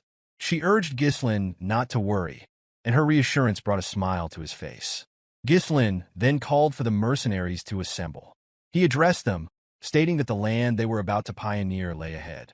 Acknowledging the rumors surrounding the forest, he explained that it was a place rife with unknown dangers, inhabited by monsters and unseen threats beyond imagination. Yet, he expressed his determination to conquer the forest despite its perils. The mercenaries, visibly unsettled by the mention of the forest of beasts, murmured among themselves, claiming they had not been informed of such dangers and feared for their lives. Belinda, stepping forward, silenced them and reminded them not to interrupt while their leader was speaking. Ghislain gave the mercenaries an opportunity to withdraw if they wished, promising to pay them 3 times their current wages should the mission succeed. The unexpected offer shocked the group, as it was an exceedingly tempting reward. Belinda moved closer to her master and whispered her concerns, pointing out that all their funds had already been spent on preparations. Ghislain calmly explained that such promises were necessary to boost morale. Confident in the mission's success, he assured her that there would be sufficient funds to fulfill the promise afterward. When he asked Belinda if she trusted him, she admitted she had no choice but to place her trust in him. Kaor commented to Gillion that their master must be out of his mind to offer such an extravagant reward and questioned how Ghislain intended to honor his words. Gillion, however, remarked that their master always had a plan. Ghislain officially named the group the Forest of Beasts Expedition Team and declared that it was time to move out. As the group progressed, they began cutting down the trees obstructing their path. Everyone, including Ghislain, actively participated in clearing the way. After felling a tree in front of him, Ghislain looked up, relieved to see sunlight piercing through the now-thinned canopy. Raising his hand, he directed the men to continue clearing the path toward the indicated direction. He instructed them to chop the felled trees into logs, load them onto carriages, and dig around the stumps to facilitate their removal. According to the Forest of Beasts Developmental Journal, a resource Ghislain had obtained in his previous life, the forest was vast and rich in untapped potential. He firmly believed that one day, the monsters would be driven out, and the forest's resources would be fully utilized. At that moment, what Ghislain needed most was money. He chose to disregard all other concerns, focusing solely on securing the quickest route to the Runestone Vein. The wealth from this expedition would play a pivotal role in halting the conspiracy surrounding Perdium. Kaor found it peculiar that their employer was taking such an active role, while one of the mercenaries suggested that Ghislain was simply trying to uphold the dignity of a noble. Another mercenary, wearing a helmet, scoffed, claiming that Ghislain was merely pretending and would soon give up. Belinda, overhearing the remarks, firmly told the men to stop gossiping and return to their work. Though they obeyed, she was visibly irritated by their dismissive attitude toward her master. She approached Ghislain, reminding him of the considerable effort he had put into hiring the mercenaries. She questioned why he was personally involved in the labor, pointing out that his actions made the men take him lightly. Ghislain reassured her that it was fine, explaining that having more hands on the job would allow them to finish faster. He emphasized that lingering in the area for too long would bring no benefit. Accepting his reasoning, Belinda remarked that he spoke as though he already knew what lay ahead. Kaor observed their exchange with a bemused smile. He found it hard to believe that his employer had someone worrying about him, while he himself had become the dog of his master, willingly heading into danger. Gillion, overhearing this, struck Kaor with a log, prompting Kaor to accuse him of trying to pick a fight. Despite their banter, the operation proceeded smoothly. The Duchy of Delphine, which had conquered the kingdom and established a new dynasty, had launched a large-scale development initiative in the Forest of Beasts. Ghislain had been unable to uncover the Duke's specific motivations for focusing on the forest. However, he had managed to obtain a developmental journal that detailed major resource locations and the ecosystem of monsters. Armed with this knowledge, Ghislain had come better prepared. One of the mercenaries, noticing the abundance of oil lamps among their supplies, wondered aloud why they had been brought instead of cheaper torches.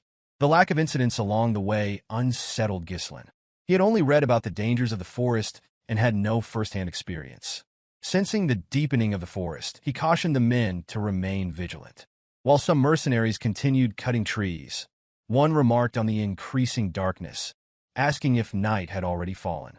Another mercenary, smiling, noted that no monsters had been encountered despite the forest's fearsome reputation. Agreeing, his companion speculated that the dangers had been exaggerated. He joked that even without any effort from their leader, Gordon, the job would have remained simple. They lamented that tripled pay seemed excessive for such an easy task.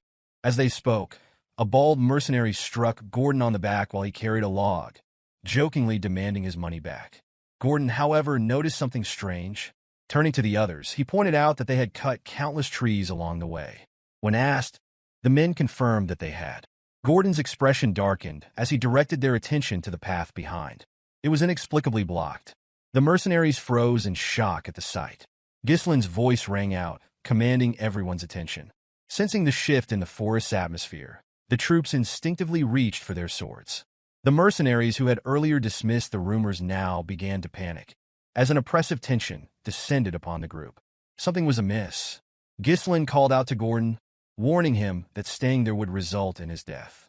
He instructed him to walk toward the group slowly. Gordon obeyed but stumbled into a tree and fell to the ground. The group immediately assumed defensive positions, calling Gordon an idiot. Turning back to face the others, Gordon was surprised that nothing happened. The mercenaries, equally perplexed, exchanged confused glances.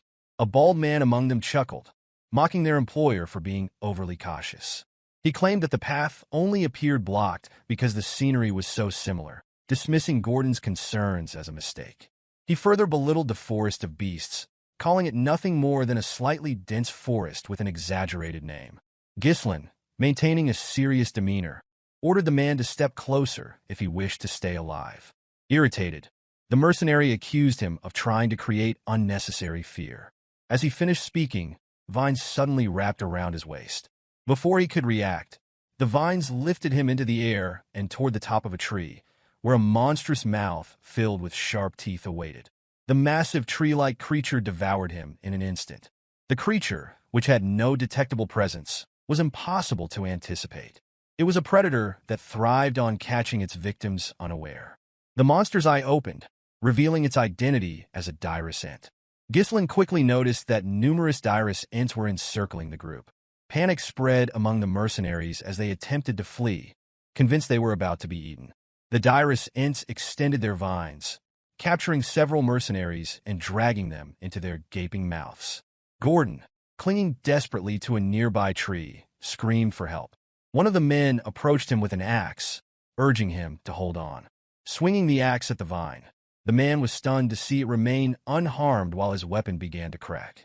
As he stared in disbelief, the monster pulled Gordon further upward. Before Gordon could be consumed, Ghislain leapt into action.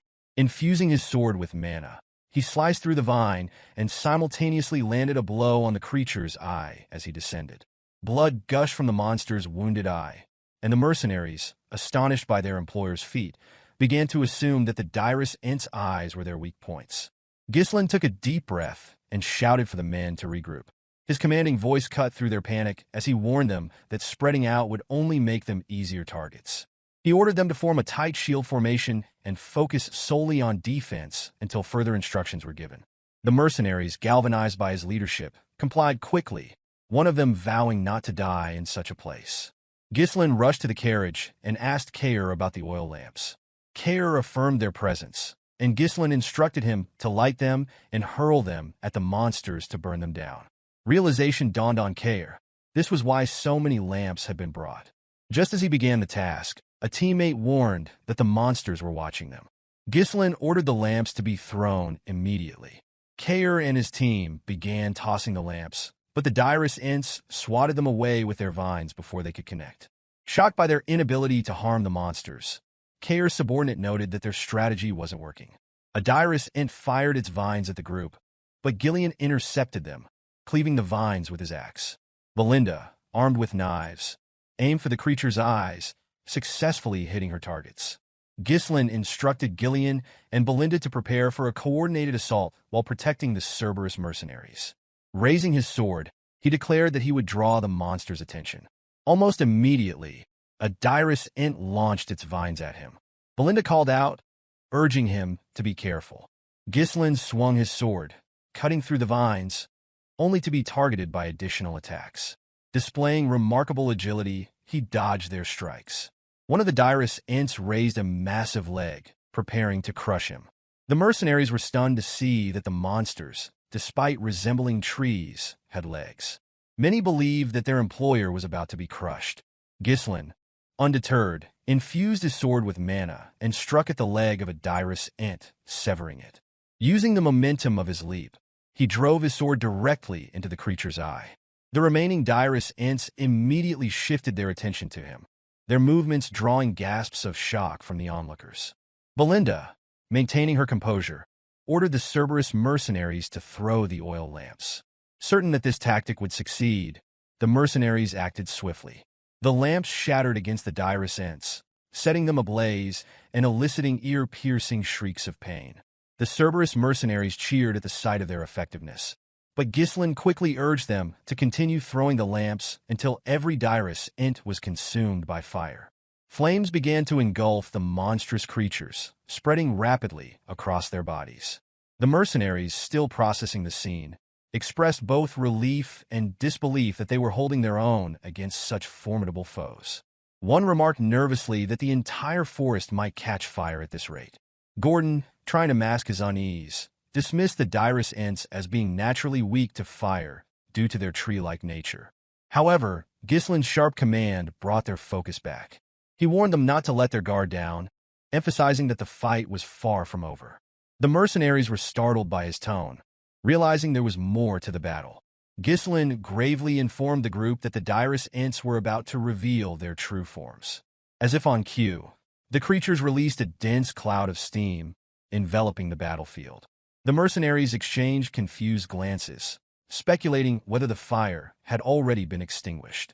Belinda and Gillion rushed to Ghislain, seeking an explanation. He calmly clarified that while the monster's outer shells were vulnerable to fire, their inner structures were drastically different. The fire burning their shells had reached their moist, fleshy cores, causing the steam to form. When the steam dissipated, the mercenaries were horrified to witness the Dirus Ent's true forms. The creatures emitted guttural screams, their grotesque appearances more fearsome than before. Disbelief rippled through the group as they struggled to accept that the monsters were still alive. Raising his sword high, Ghislain called for the troops' attention. He ordered them to ready their weapons, declaring that the fight would now transition to close-quarters combat. With a determined battle cry, he led the charge, launching himself toward the Dirus Ents and setting the example for the others to follow. Ghislain moved forward alone with commanding confidence, though the group of the mercenaries hesitated to follow. The enormity of the task ahead weighed on them, and their fear was palpable.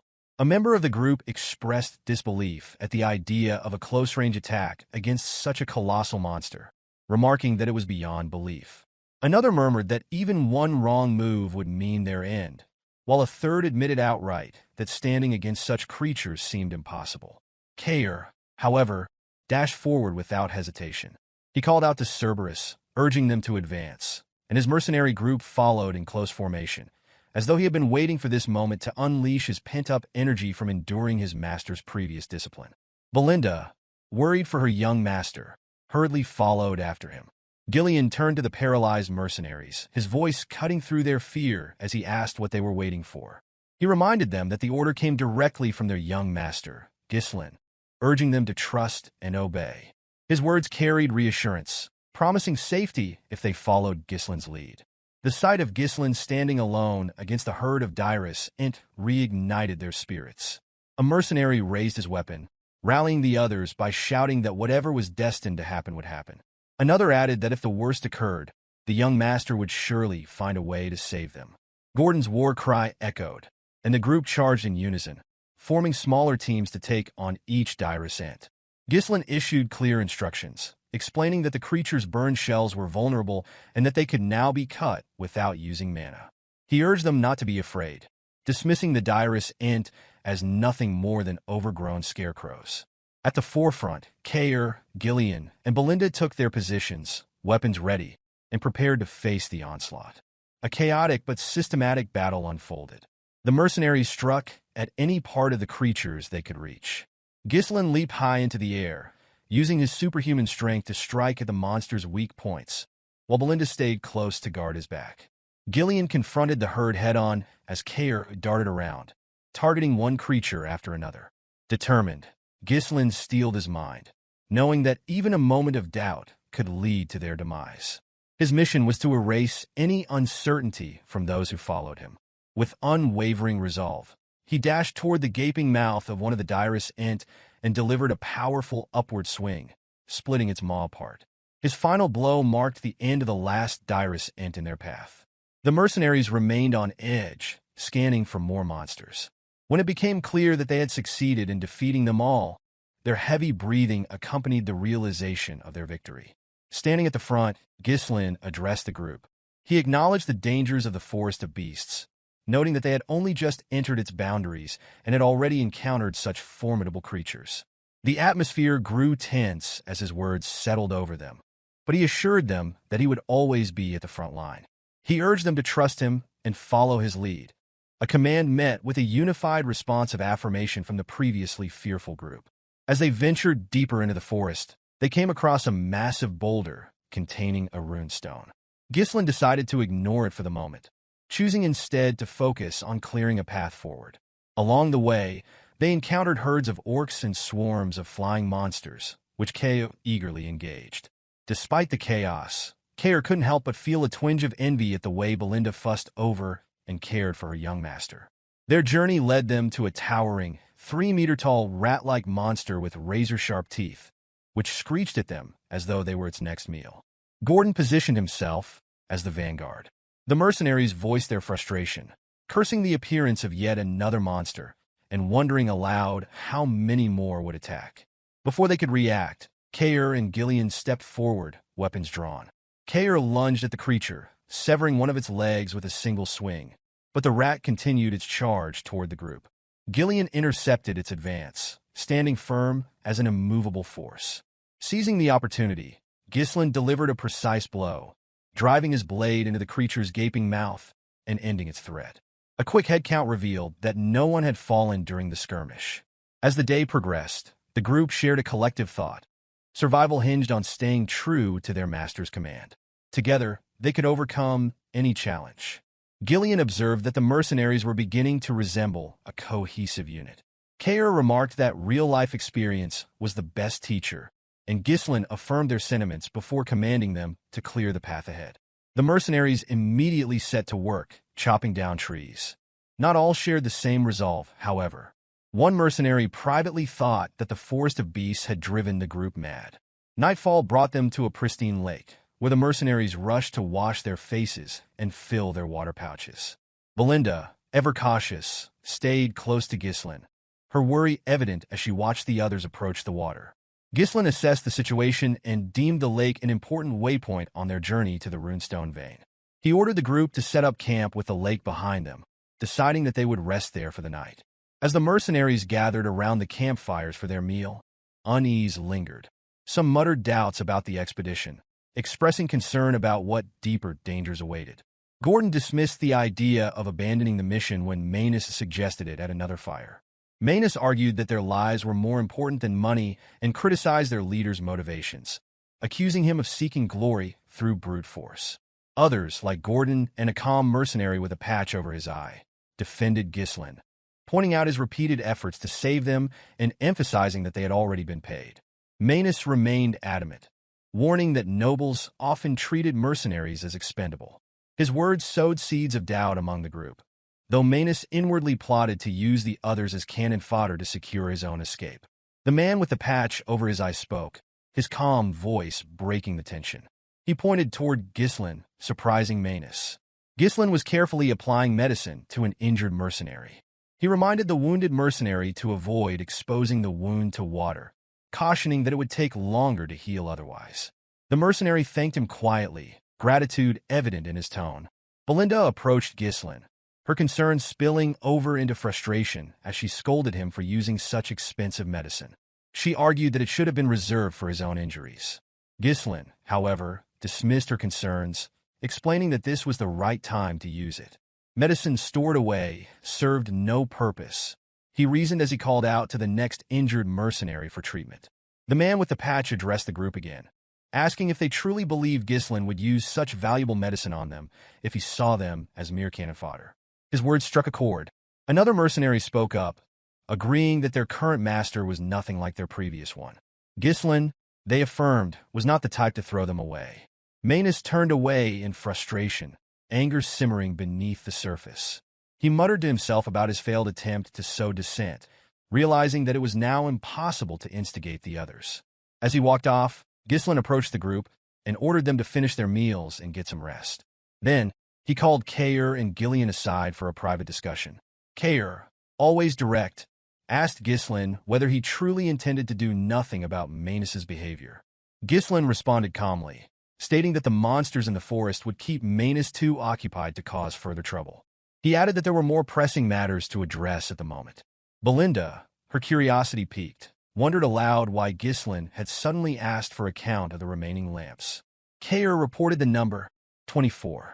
Ghislain's expression grew serious as he inwardly noted the steady decrease in their supply. Since entering the Forest of Beasts, monsters had attacked relentlessly, both day and night. However, Ghislain explained, the attacks had mysteriously ceased over the past 2 nights. This observation seemed to signal a shift in their circumstances. Realization dawned on the group. Gillion voiced what they were all beginning to understand, suggesting that they had entered a nocturnal territory where the influence of the monsters might be keeping others at bay. Ghislain confirmed the theory, his tone steady but grim. He warned them that the path ahead would be more perilous than anything they had faced so far. Ghislain placed several lanterns around the camp as bait. The mercenaries, unaware of his plan, slept peacefully through the night. Even Gordon, bare-chested, leaned against a tree trunk and slumbered undisturbed until a sudden noise roused him. His eyes widened in shock when he noticed a lantern floating seemingly on its own, as though an unseen force had seized it. The object vanished into the darkness as soon as Gordon let out a startled cry. Moments later, Gordon caught sight of something monstrous. 4 pairs of glowing red eyes pierced through the shadows. His scream of alarm grew louder as he flailed his weapon wildly, attempting to strike the creatures he had glimpsed. He shouted, urging whatever was nearby to retreat, his voice filled with terror.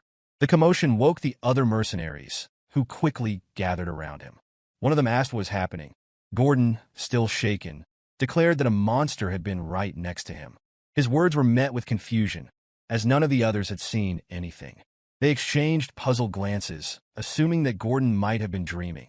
Realizing the monsters were no longer visible, Gordon's confusion deepened. He looked around, insisting he had not imagined the encounter. One mercenary cursed at the disruption, complaining about the noise, while another suggested cutting Gordon some slack, considering the numerous recent encounters with monsters. Gordon continued to plead, trying to convince them of the reality of what he had seen, but most dismissed him. A third mercenary, however, hesitated. This one admitted to feeling something strange and waking up to see a lantern disappear before their eyes. Others began to chime in, sharing similar experiences. One mentioned hearing an eerie laugh. The group's uncertainty grew, and tension rippled through the camp. One mercenary voiced confusion, wondering aloud if everyone was losing their minds. Then, a one-eyed mercenary broke through the rising panic, stating that the presence of something unperceivable was undeniable. His calm yet resolute tone steadied the group. Ghislain entered the gathering, his voice commanding attention. The mercenaries immediately parted to clearly see him, their respect evident. At his side stood Gillion and Kaor. Ghislain ordered everyone to regroup, preparing them to address the unseen threat. As the mercenaries formed a defensive circle, guarding one another's backs, the high-ranking members convened inside a tent to hear Ghislain's explanation. Gordon, still visibly shaken, questioned if monsters were truly surrounding them. The one-eyed mercenary voiced concern over their inability to see the creatures. Ghislain confirmed the suspicion, explaining that the creatures were likely drawn to the group near the lake. He identified them as shadow hunters, known as Pallors, beings capable of blending seamlessly into the darkness. He elaborated that physical attacks were futile against them, as they thrived by stealing surrounding light. The creatures used this ability to create an ideal hunting ground, where they could toy with their prey before striking. The mention of hundreds of such creatures left Gordon and the one-eyed mercenary shocked. Belinda voiced her realization, noting how the lantern's light had begun to dim. Kaor's anger flared as he speculated that the creatures were toying with the group, his frustration driving him to suggest launching an immediate attack. Ghislain, however, dismissed the idea, insisting that waiting for the creatures to make their move would provide the best opportunity for a counterattack. Belinda questioned whether it was wise to wait, given the rapidly diminishing light. Ghislain explained that a reckless attack would only provoke the monsters further, forcing them to alter their tactics and escalate their harassment. Such a response, he warned, would leave the group unable to eliminate the creatures in one decisive action. Gillion, skeptical, questioned whether it was even possible to deal with hundreds of invisible and seemingly invulnerable monsters. Ghislain reassured him, referring to the magic scrolls he had previously instructed Belinda to prepare. These scrolls were handed out to each mercenary, accompanied by a detailed plan. As Ghislain knelt to sketch the plan in the dirt, and the gathered people paid close attention, he revealed that the Pallors were encircling the camp from 3 directions, using stolen light to tighten their hold. With their smaller numbers, the mercenaries could not hope to defend the entire area, particularly against such foes. A direct confrontation would leave them vulnerable to flanking attacks. Gillion noted that the lake at their backs prevented a complete encirclement, a fact Ghislain confirmed. Despite the unfavorable situation, Ghislain remained confident, declaring that the group held the initiative in the battle. His confident tone instilled a glimmer of hope among the gathered mercenaries. Belinda, however, voiced her confusion, uncertain what he meant by holding the initiative. Ghislain laid out the plan. The group would divide into 3 units: a shield unit to withstand attacks, a crossbow unit to hold off the enemy, and an elite assault unit, which he himself would lead. The shield and crossbow units would form a tight formation in the center, their primary role to block incoming attacks. Meanwhile, the assault unit would focus all their firepower to quickly break through the enemy's left flank. Once they regrouped with the central forces and encircled the Pallors, victory would be within reach. Gillion quietly acknowledged the plan, expressing his understanding. Gordon, however, questioned whether it would truly work, his uncertainty evident. Kaor, ever confident, assured them that if the center held, the strategy was achievable. Belinda, raising her voice to interject, pointed out a critical concern. She reminded the group that the Pallors could not be attacked directly, as they merged seamlessly with the darkness. Her question, directed at Ghislain, left the others momentarily silent. All eyes turned toward their leader. Kaor, the brawny yet occasionally insightful mercenary captain, suggested the use of mana. His suggestion, though rare, appeared reasonable for once. Ghislain, undeterred by the group's hesitation, reassured them, reminding Belinda of the magic scrolls that had been distributed. As night fell further, the mercenaries raised their voices in war cries, rallying their spirits for the impending battle. The formation was set, shields raised high, and the crossbowmen prepared to strike. One mercenary shouted instructions to maintain formation, emphasizing the importance of their cohesion. Another voice rang out, reporting the loss of the last lantern. The Pallors were closing in. Ghislain, speaking to himself, recalled an entry from the pioneering journal of the Delphini ducal house, which described the Pallors' extreme aversion to light. He moved with purpose, retrieving a magic scroll and preparing to use it. With a clear command, he tore the scroll, releasing the stored magic. Another note from the journal is that illuminating the area will reveal the true forms of the Pallors. The assault team followed Ghislain's lead, tearing their scrolls to unleash the magic stored within. Beams of light shot into the night sky. In an instant, the sky lit up as though it were day, banishing the oppressive darkness, exposing the Pallors' eel-like forms as they surrounded the camp. One mercenary, stunned by the transformation, murmured about the darkness lifting. Another, more alarmed, exclaimed at the revelation of the creature's forms. Gordon, now able to see the monsters clearly, shouted his observation, his voice filled with both fear and determination. The creatures, recognizing the threat, began their charge. Chaos erupted as another mercenary called for preparation against the attack. The crossbow unit fired in unison, their bolts aimed to halt the Pallors' advance. Amidst the chaos, Gordon rallied the shield unit, urging them to hold the line as he stood at the forefront, becoming the vanguard for the central formation. Ghislain, raising his sword high, called for the assault unit's attention. The true forms of the Pallors had been revealed, and the time to act was now. With a decisive swing of his sword, he signaled the charge. Gillion, driven by his loyalty, moved without hesitation to follow his leader's command. Kaor, energized by the prospect of combat, grinned at the chaos to come. Belinda, ever watchful, stayed close behind Ghislain, ready to watch his back. With unwavering confidence, Ghislain raised his sword once more, leading the assault unit into the fray, determined to slay the Pallors in one fell swoop. Kaor's passion for battle ignited with every strike he delivered. Gillion's tactical mastery with various weapons became evident as he engaged on the flank. Ghislain thrust his sword forward, skewering several monsters in a single motion. He then swung his sword horizontally, slicing through more foes in the broad path of his blade. The Pallors, monsters capable of blending into the darkness, but with weak physical durability, filled the battlefield. Ghislain assessed that with this team, they could break through the enemy's ranks in an instant. With a wave of his hand, he commanded his forces to reduce the monsters' numbers as much as possible. Gillion blocked the incoming attacks, drawing the monsters' attention with both an axe and a sword. Meanwhile, Kaor disrupted their formation with swift movements and precise sword strikes, breaking through their ranks. Though he was not invincible, the sheer number of monsters soon swarmed him. At that moment, Belinda stepped in, creating an opening by throwing 8 daggers at the monsters surrounding Kaor. Once she has done her part, she called out to Ghislain, signaling him to step in. Ghislain leaped high into the air, his sword moving as though dancing with the wind.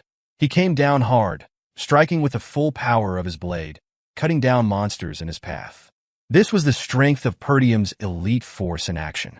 As magical light illuminated the battlefield, the fight continued around the shield and crossbow units. Fortunately, the monsters had yet to break through the mercenaries' ranks. From behind their shields, mercenaries shot their arrows without hesitation. One mercenary cursed the overwhelming number of monsters. Another reported running out of bolts. The pressure was mounting, and many wondered when the assault unit would arrive. The Pallors, growing closer with their gaping mouths, caused the shield unit to cry out in fear. But just as things seemed dire, the assault squad swept in from the flank, their weapons never pausing as they slaughtered the hundreds of Pallors in front of them. Ghislain paused briefly, silently commending the 2 units who had managed to hold their ground. Now, all 3 units were united. He could feel the momentum shift in their favor. One of the mercenaries shouted that the boss had arrived. Others, relieved, began shouting that they were saved. Gordon, visibly pleased, noted that the plan was going well. Ghislain, still focused, ordered his forces to spread out and surround the remaining monsters from all sides. The experienced mercenaries charged in an organized fashion. But as they moved, one of the Pallors, a horned one, issued a loud scream, commanding the others to retreat. This left the mercenaries momentarily confused. Pallors were not known for their intelligence, and it was strange to see them attempted to flee. Ghislain realized the Pallor leader must be giving the signal to retreat. He immediately ordered Belinda to find the leader, instructing her that the one with the horns was the one calling the retreat. Kaor, seeing the retreat, asked if they should keep chasing them. Belinda questioned whether it would be better to simply let them go. Ghislain explained with certainty that the Pallors had a strong obsession with their prey. Even if they retreated now, they would follow the group for days, relentless in their pursuit. The only way to avoid another battle was to take down the leader, disrupting their command structure and causing them to fall apart. Belinda paused for a moment, a smile forming as she thought of how much her young master had changed. She pulled out a hook attached to a line, infused it with mana, and expertly threw it toward a tree trunk. She used the line to propel herself into the air, soaring over the retreating Pallors and heading straight for the leader. Spotting the horned creature, she spun the hook and launched it with deadly precision. Once it caught, she shouted to Ghislain, signaling him to give chase. Ghislain, seeing her signal, stretched his arm back and murmured to himself that he had found the target. With a burst of power, he poured mana into his legs and launched himself forward. He tore through the Pallors' ranks, cutting down several as he made his way to the leader. His sword pierced the horned Pallor's chest, driving through its heart. He muttered that it was the end, then swung his sword once more to cleave the leader's body in 2. With the leader dead, Ghislain turned to the remaining mercenaries and ordered them to wipe out the remaining monsters. He stood fearlessly before the mob of Pallors, watching as the mercenaries charged forward without hesitation. One of the mercenaries, filled with anger, shouted that they would make the Pallors regret ever trying to hunt them. Kaor, eager to prove his strength, shouted for his men to do better than the last remnants of the Ratatas mercenaries. Gillion, hearing the provocation, sighed but offered no response. As the sun rose over the mountain range, casting its light over the battlefield, the mercenaries, aided by light scroll magic, fought through the night with relentless vigor. Ghislain stabbed the last of the Pallors, ending the battle at last. Ghislain praised his mercenaries for their commitment and their ability to follow his plan. Cheers erupted from the mercenaries, their voices filled with relief and triumph. The battle was over, and the big three stood together. Gillion commended Ghislain for his efforts, praising him for his hard work. Ghislain, acknowledging the compliment, responded that everyone had done well. Belinda, ever concerned, asked if Ghislain was hurt anywhere. Ghislain immediately turned his attention to the situation at hand, instructing Belinda to check the head count right away. He also directed Kaor to bring the Cerberus mercenaries, without pausing for rest. He added that he and Gillion would scatter Pallors' corpses around the camp. Puzzled, Kaor wondered aloud what effect scattering the corpses would have. Ghislain calmly explained that the smell of the corpses would drive other monsters away. Pallor, being one of the highest-ranking monsters at the entrance to the Forest of Beasts, would make for an effective deterrent. Gillion, chiming in with a touch of humor, added that this would ensure the camp area would be safe, teasing Kaor by calling him Kid, as if to provoke him. Kaor, not one to back down from a challenge, gestured in a way that seemed to indicate he was ready to settle things with Gillion. With a playful challenge, Kaor asked if Gillion wanted to end things today, while Ghislain, relieved by the distraction, let out a sigh. Reflecting on the time spent in the Forest of Beasts, Ghislain realized it had been about 10 days since they entered. Now that the Pallor threat had been dealt with, he assessed that all the dangerous monsters along his planned route had been handled. The only remaining task was to mine the runestone veins. As the sun rose slightly above the horizon, Ghislain wondered if their struggles were finally over. Belinda approached and reported on her findings. She confirmed that the Cerberus mercenary corps consisted of 41 people, and the contracted mercenaries had decreased by 3, leaving a total of 126. Ghislain spoke softly, remarking that Cerberus had not suffered any casualties. Kaor, proud of his leadership, smugly proclaimed that it was no surprise, considering who was leading them. He made a point of reminding Gillion that he had outdone the old man in leading his corps. Ghislain, focused on the situation, asked about the 3 contracted mercenaries who had died. Belinda explained that their identities could not be confirmed, as their bodies had not been found. Gordon added that Manus was missing, and the others speculated that he might have died in battle. However, this theory was quickly dismissed, as one mercenary pointed out that there were no bodies to support that claim. Another mercenary suggested that Manus had likely sneaked away. The others noted that it was not surprising, given Manus' track record. It was obvious that Manus had somehow convinced 2 other mercenaries to abandon the group and leave. As Ghislain processed this information, 2 mercenaries, who had followed Manus, began talking about the intense battle they had just survived. One remarked that they would have died if Manus hadn't run, as he had urged them to do. The other chimed in, suggesting that now that they had put some distance between themselves and the danger, they could afford to slow down a bit. But Manus, more practical than the others, snapped at them, urging them to keep running while the monsters were distracted. He emphasized that they needed to get out while they could if they wanted to survive. When he glanced back, however, he noticed the 2 mercenaries had stopped in their tracks. Manus, still oblivious to the danger, asked them why they stopped. Before the 2 could respond, they froze in fear. One of them pointed behind Manus, and he turned around to face the source of their terror. A pair of crimson-red eyes stared back at them. Looming over them was a gigantic snake, large enough to swallow a person whole. The 3 mercenaries stood frozen in fear, realizing too late that they had provoked a creature far beyond their ability to escape. Strangely enough, the blood python did not consume the 3 deserting mercenaries. Instead, it carried them to its nest, tossing them into a growing mountain of corpses, right in the runestone vein that Ghislain had been searching for. The journal Ghislain had retrieved from his memory was accurate, confirming that a runestone vein lay just a little deeper into the forest. The mercenaries, who had previously been grumbling incessantly, now displayed an unexpected discipline as they forged a path through the forest. They began by cutting down trees, trimming them further to make them manageable, and then moving them. Kaor watched in amazement as they worked without needing instruction, noticing how efficiently they felled a tree nearby. It was the first time he had ever seen these lazy mercenaries so well-disciplined. Gillion muttered under his breath, sensing this moment had been inevitable. Kaor responded, acknowledging the irony, and then turned his thoughts back to the mercenaries' newfound focus. He wondered aloud if they would all disband after this expedition, remarking that it would be a waste to use them only once. Ghislain, focused on his task of cutting through a tree, casually mentioned that he planned to hire them all as his personal soldiers. The mercenaries had surpassed the limits of their usual role through their experience here, and Ghislain believed they could form a solid foundation for expanding his forces. Gazelle approached with a report. He mentioned that the Pallor corpses had been scattered near the clearing, just as he had ordered. Kaor acknowledged the report and expressed satisfaction with their progress, noting the impressive effect. He observed that no monsters had been spotted between the campsite and their current location, a sign that the tactics had been successful. His gaze briefly shifted to Ghislain, the disdain from their earlier encounters seemingly gone.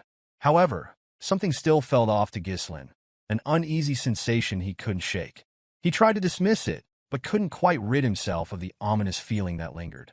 Belinda suddenly appeared, swinging from a tree before landing and kneeling. Her excitement was palpable as she reported that she had returned and, with just one word, conveyed the thrilling news. There was something ahead. Ghislain immediately understood the significance. He commanded the mercenaries to clear the path at full speed, as their destination was now within reach. Hearing this, the mercenaries rallied their remaining strength and pressed forward. Not long after, they saw it, the very thing they had been searching for. The runestone vein gleamed just beyond the last line of trees. The sight of it was mesmerizing, and they paused, taken aback by the beauty of the shimmering crystals. One mercenary muttered in disbelief that this couldn't be real, while another voiced similar shock. Ghislain calmly explained that this was exactly why they had embarked on the expedition. It was a top-grade runestone vein. The crystals protruded from the earth like a mountain of diamonds, and Kaor marveled at the sight, realizing that there truly was something valuable hidden in the forest. Gillion, standing nearby, couldn't resist a smug comment, praising Ghislain's foresight. Belinda, in her usual exuberance, jumped to Ghislain's side, embracing him tightly as though it were the most natural thing in the world. She asked, with excitement in her voice, how he had known about the vein. One of the mercenaries wondered aloud if all the scattered crystals were truly runestone, while another enthusiastically shouted about how they had just stumbled upon something most would only dream of encountering once in a lifetime. Others eagerly discussed the possibility of mining the crystals and becoming rich. However, a sudden, hoarse voice echoed through the mist, abruptly cutting through their excitement. It warned that none of them would be going anywhere. They immediately recognized the voice and noticed Manus standing up, as though possessed by some unseen force. Before anyone could react, Manus collapsed, shrouded in a thick mist. The mercenaries rushed toward him, calling out in frustration, but Ghislain raised his sword and commanded them to step back. With practiced ease, Ghislain stretched his arm back in preparation to swing his broadsword. When he did, the sheer power behind the strike sent a gust of wind that swept away the mist. As the fog cleared, the mercenaries were confronted with the grim sight of a mountain of bones, the blood python's lair. One mercenary shouted in horror at the sight of the countless corpses scattered across the ground. Another demanded to know what had happened here. They quickly realized that not only were there monster corpses, but human ones as well. The bodies seemed to confirm that this was no abandoned lair. Belinda and Gillion quickly fell into a defensive stance, calling for instructions from their young lord. Ghislain, his gaze scanning the area, acknowledged that peaceful mining of the runestones would no longer be possible. He noted that the scale of the carnage suggested this was the nest of high-ranking monsters, and the fact that some of the bodies weren't fully decayed indicated that it hadn't been abandoned for long. The toxic gas from the corpses had mixed with the mist, which was why they hadn't noticed the danger right away. Ghislain cursed inwardly, recalling that no records of special dangers had been noted near the vein. Everyone needed to pay attention, so Ghislain issued a command for battle, his voice ringing out as he sensed something approaching. True to his instincts, the massive blood python appeared right before him, as if materialized from thin air, moving with an uncanny stealth. The moment it did, its gaping mouth opened wide, preparing to swallow Ghislain whole. Ghislain ordered everyone to scatter, and Belinda, Kaor, and Gillion immediately moved into position while Ghislain stepped forward as the vanguard. With no trace of fear, he leaped into the air, sword raised, ready to confront the python. As the python lunged, Ghislain dodged the initial strike and swung his sword downward in a circular motion. The momentum from his leap carried him toward the body of the serpent, moving safely away from its head. With his sword infused with mana, he leaped, thrusting it toward the serpent's skull. Even with the force of 2 attacks, only a shallow cut marred the python's head. Gillion, watching from the side, couldn't help but mutter that even after using mana, the strike had barely left a mark. Kaor, equally astonished, voiced his disbelief over the strength of the python's scales, unable to comprehend how it could withstand such an attack. When Ghislain attempted to jump away, the python immediately opened its mouth wide again. Using its glands near the fangs, it sprayed venom at Ghislain while he was still in the air. Ghislain, quick to respond, twisted his body and turned his cape to shield himself from the poisonous spray. But the attack didn't stop there. The python swiftly brought down its tail, aiming to strike Ghislain from above. Ghislain, anticipating the strike, used the momentum from his turn to swing his sword. The tail and his blade collided, and the sheer physical power of the python sent him crashing to the ground with a tremendous impact. Belinda's voice rang out in worry, so loud it almost seemed imbued with mana, as she called out to her young lord, fearing for his safety. Meanwhile, the python's body moved frantically, and chaos erupted around them. One of the mercenaries, caught in the madness, shouted in panic, warning everyone to be careful not to get caught up in the python's rampage. Another mercenary, in frustration, questioned just what kind of snake could be this enormous, while a third mercenary screamed as the crushing force of the snake began to tear through their ranks. With the mercenaries in disarray, the experienced trio quickly took action. Gillion moved with quick movement, pulling 2 of the mercenaries out of harm's way. Belinda used a rope to tie up several others and threw them away from the crushing force of the snake. Kaor, the leader of his corps, commanded his group to scatter away. The rampaging snake was relentless and devastating, and the mercenaries were helpless in its wake, screaming in fear of being crushed under its monstrous strength. Ghislain, still kneeling on the ground, tried to circulate mana through his body, preparing for his next counterattack. As he watched the python's menacing gaze fixated on him, he knew this creature was the true master of the runestone vein. In his mind, Ghislain reflected on the situation. The blood python was one of the creatures deemed impossible to hunt in the forest of Beast's expedition. It resided deep within the forest, so he had never expected to encounter it here. The chances of victory seemed slim, and while retreating was an option, he had no time to waste. Grabbing the runestone in his hand, he steeled his resolve. If he gave up now, everything he had done up until this point would be for nothing. His mind was set, and with renewed conviction, Ghislain declared to himself that he was someone burdened with many responsibilities. With that, he activated the 3 mana cores in his upper body, raising his sword in defiance of the massive creature before him, his eyes burning with the determination to defeat it. Ghislain opened his 3rd mana core, considering whether it would be enough to defeat the blood python. The serpent, after rampaging through the ranks of mercenaries, set its sights on him once again, sensing the power swelling within the seemingly insignificant human before it. With a gaping mouth, the creature charged. Ghislain's sword flared with the mana he had imbued into it. He sidestepped, deflecting the snake's strike with his blade, sending it to the side. In a swift motion, Ghislain ran his blade along the serpent's head. Unfortunately, its scales proved too tough. Like a dancer with a broadsword, Ghislain swung his blade upward, then brought it down with precise force, taking out one of the serpent's eyes. But the battle was far from over.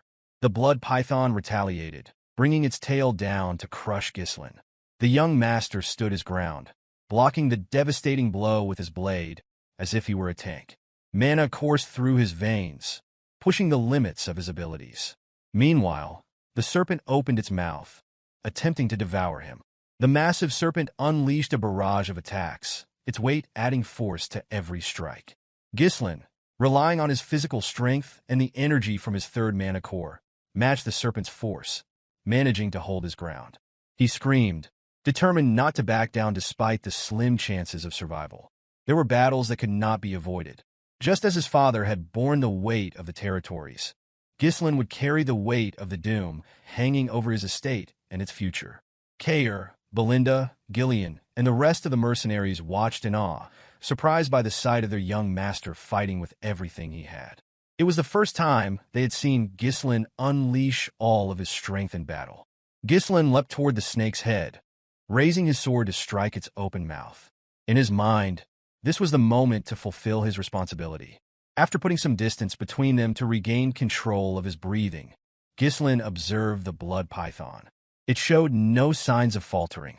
The thought crossed his mind. Keeping the third mana core open for too long was dangerous. His mana would run out before he could finish the creature off. Unexpectedly, the mercenaries he had brought along charged forward. Belinda called out to him, prompting Ghislain to turn toward her. Gillion stood in front, and to his surprise, Kaor stepped up to face the enormous serpent as well. Belinda checked to make sure Ghislain was unharmed, urging him to move to safety. She pleaded with him, urging him to get to safety while they would hold the serpent off. Ghislain's response shocked everyone present. He commanded the mercenaries to heed his order and leave immediately. Kaor and Gillion turned back, confused by the unexpected order. Belinda was baffled and wondered what he meant by that, her mind racing. Gordon questioned aloud whether the boss had really given that command. Gillion, too, spoke up, asking what Ghislain meant. Ghislain explained calmly, revealing that even he couldn't guarantee the safety of everyone against such a monstrous foe. He couldn't afford to lose anyone here, making it clear that he valued their lives far more than the battle ahead. Belinda was still stunned, asking what would happen to Ghislain now, to which he responded simply, his resolve unwavering that he had to finish the battle here. She watched him in astonishment, as she couldn't believe that he would push himself even further, especially when making it this far was already a miracle. She wondered, silently, why he would go to such lengths. Ghislain's aura flared once again as mana surged through his veins and into his sword. The blood python responded by unleashing a cloud of poison, attempting to drown the group with a deadly spray. Ghislain shouted for the mercenaries to flee immediately, but rather than retreating, they moved forward, raising their shields to protect him from the poisonous onslaught. Ghislain was taken aback by their unexpected response, unable to fathom that they had chosen to fight rather than run. One of the mercenaries shouted, expressing their willingness to fight alongside him. Another declared they had never met an employer like him before. Gordon chimed in, affirming their loyalty, saying they had survived many battles thanks to Ghislain and would do so again. Kaor excitedly added that the treasure awaiting them was theirs for the taking if they could bring down the snake. Belinda, with conviction in her voice, vowed that she would not leave him behind. Gillion, the first to swear his loyalty, offered to create an opening by distracting the serpent. He told Ghislain that just as they believed in him, he should now believe in them. Ghislain steeled himself, understanding the risks involved. He knew he might lose one of his men, but turning back was not an option. He warned them that the blood python's size was beyond normal. Its poison was deadly, and its blood-red scales were tough enough to deflect even with mana-coated blades. If it landed a single blow, one of them would surely die. Belinda was still stunned, trying to grasp why Ghislain was so determined to take down the serpent. But then, his gaze shifted to the blood python's crushed right eye and the open wound. The opportunity was clear. He could strike there. Raising his blade so everyone could see, Ghislain called for action, commanding the mercenaries to heed his orders and return together. In unison, the mercenaries raised their voices in affirmation. They were undeterred by the blood python's enormous size who stood tall before them. The serpent's mouth opened wide, and the mercenaries raised their shields in preparation. Without hesitation, the big four sprang into action. Belinda, with her dagger in hand, positioned herself behind Kaor, who wielded his strangely shaped blade, both preparing to strike at the serpent's right eye. Gillion, raising his axe, aimed for the wound in the creature's mouth, while Ghislain searched for an opening, moving carefully with his blade. The mercenaries did all they could to restrict the snake's movements, using every ounce of strength they had. Kaor thrust his blade into the serpent's right eye, drawing the creature's attention. In response, the serpent swiftly swung its head, opening its mouth in a lethal snap aimed at him. Fortunately, Belinda was there to react, pulling Kaor out of harm's way using a line, saving him from the deadly jaws. Gillion leaped in, his axe crashing down with force. While the weapon couldn't pierce the blood python's scales, Gillion's strength, enhanced by his mana, forced the serpent's head to slam into the ground. Seeing the opening, Ghislain moved from the side toward the serpent's remaining eye. The snake noticed him, but it was too slow to stop him. With precision, Ghislain pierced the serpent's eye, causing it to scream in agony. Ghislain's thoughts raced. Even though he knew what would happen in the future, he understood that not everything would go exactly as planned. But he could not afford to stand by and watch as others perished. He had to kill it. The mercenaries pounced on the snake, with Gillion still pinning it down. The creature, in its final moments of strength, suddenly jerked its head upward. It sensed the strongest mana above it and prepared to charge. Ghislain leapt high into the air, blade raised, prepared to deliver the final blow. He had no choice but to end it now. After all, he was the only one who knew the future of the estate, and he could not fail. The serpent, with its mouth gaping wide, surged toward Ghislain. As if Ghislain failed to react, the serpent swallowed him whole. The others watched in shock, convinced that the young master had been swallowed whole. Belinda screamed for her young master, helpless. But to their astonishment, Ghislain's blade pierced the serpent's head from inside. He ran his blade outward, splitting the serpent's upper head in two. Ghislain emerged from the wreckage, drenched in poison, but victorious. The blood python was dead. Kaor and Gillion smiled, relieved to see their young master safe. Belinda, overwhelmed with joy, was just as glad to see Ghislain alive and well. As the future of Perdium, Ghislain knew that he couldn't allow the expedition to fail. And as the Mercenary King, he couldn't let those who followed him die without purpose. With the defeat of the blood python, the expedition toward the Runestone Vein came to a successful conclusion.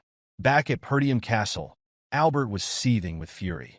He raged about Ghislain's blatant defiance of the Lord's orders, entering the Forest of Beasts. This, Albert declared, was nothing short of treason. In the room were Swalter, the Count of Perdium, and Homern, who tried to calm Albert's rising anger. Homern was well aware of the young lord's reckless nature, but with the lord away on a long expedition, wondering if Ghislain think he was the ruler now. Albert's accusations were sharp and bitter. Homern sighed and explained that there was no point in getting worked up now. The young lord had been in the Forest of Beasts for over 2 weeks. Had Scoven not falsified his report, they could have intervened earlier. Homern still couldn't understand why Scoven had chosen to help Ghislain, risking his own knighthood for the young lord. Albert grew more frustrated, insisting that they could not ignore this any longer. His lordship must act before Ghislain caused even greater chaos. Homern agreed, adding that as soon as Ghislain returned, he must be imprisoned and severely punished. The Count remained silent, his mind racing with questions. He could not understand why his son had stirred up such trouble. Suddenly, the door swung open, and Randolph, the captain of the Perdium Knights, rushed in urgently. The atmosphere shifted instantly, and all present could sense the gravity in his tone. He informed them that it was urgent, and the Lord needed to come out immediately. Swalter raised an eyebrow, his curiosity piqued, and asked what the matter was. With an expression that clearly carried weight, Randolph revealed the startling news that the young lord, Ghislain, had returned. Outside, Ghislain strode confidently toward Perdium Castle. He knew that meeting his father would bring great consequences, but he was certain that once his father saw the results of his actions, everything would be all right.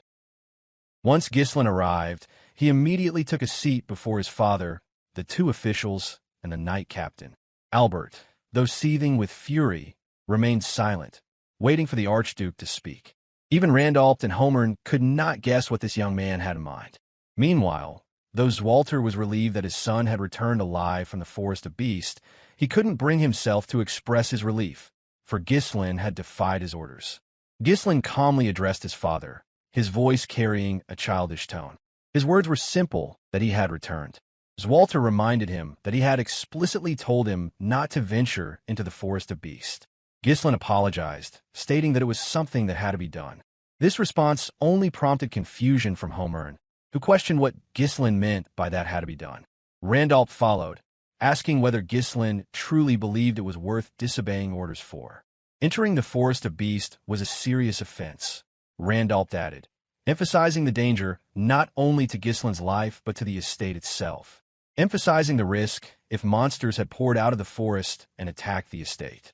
Ghislain, undeterred by their scolding, calmly responded that he was still alive and no monsters had invaded the estate. His response only seemed to fuel Homern's anger, while Randolph shouted at him, demanding to know how he could dare speak back.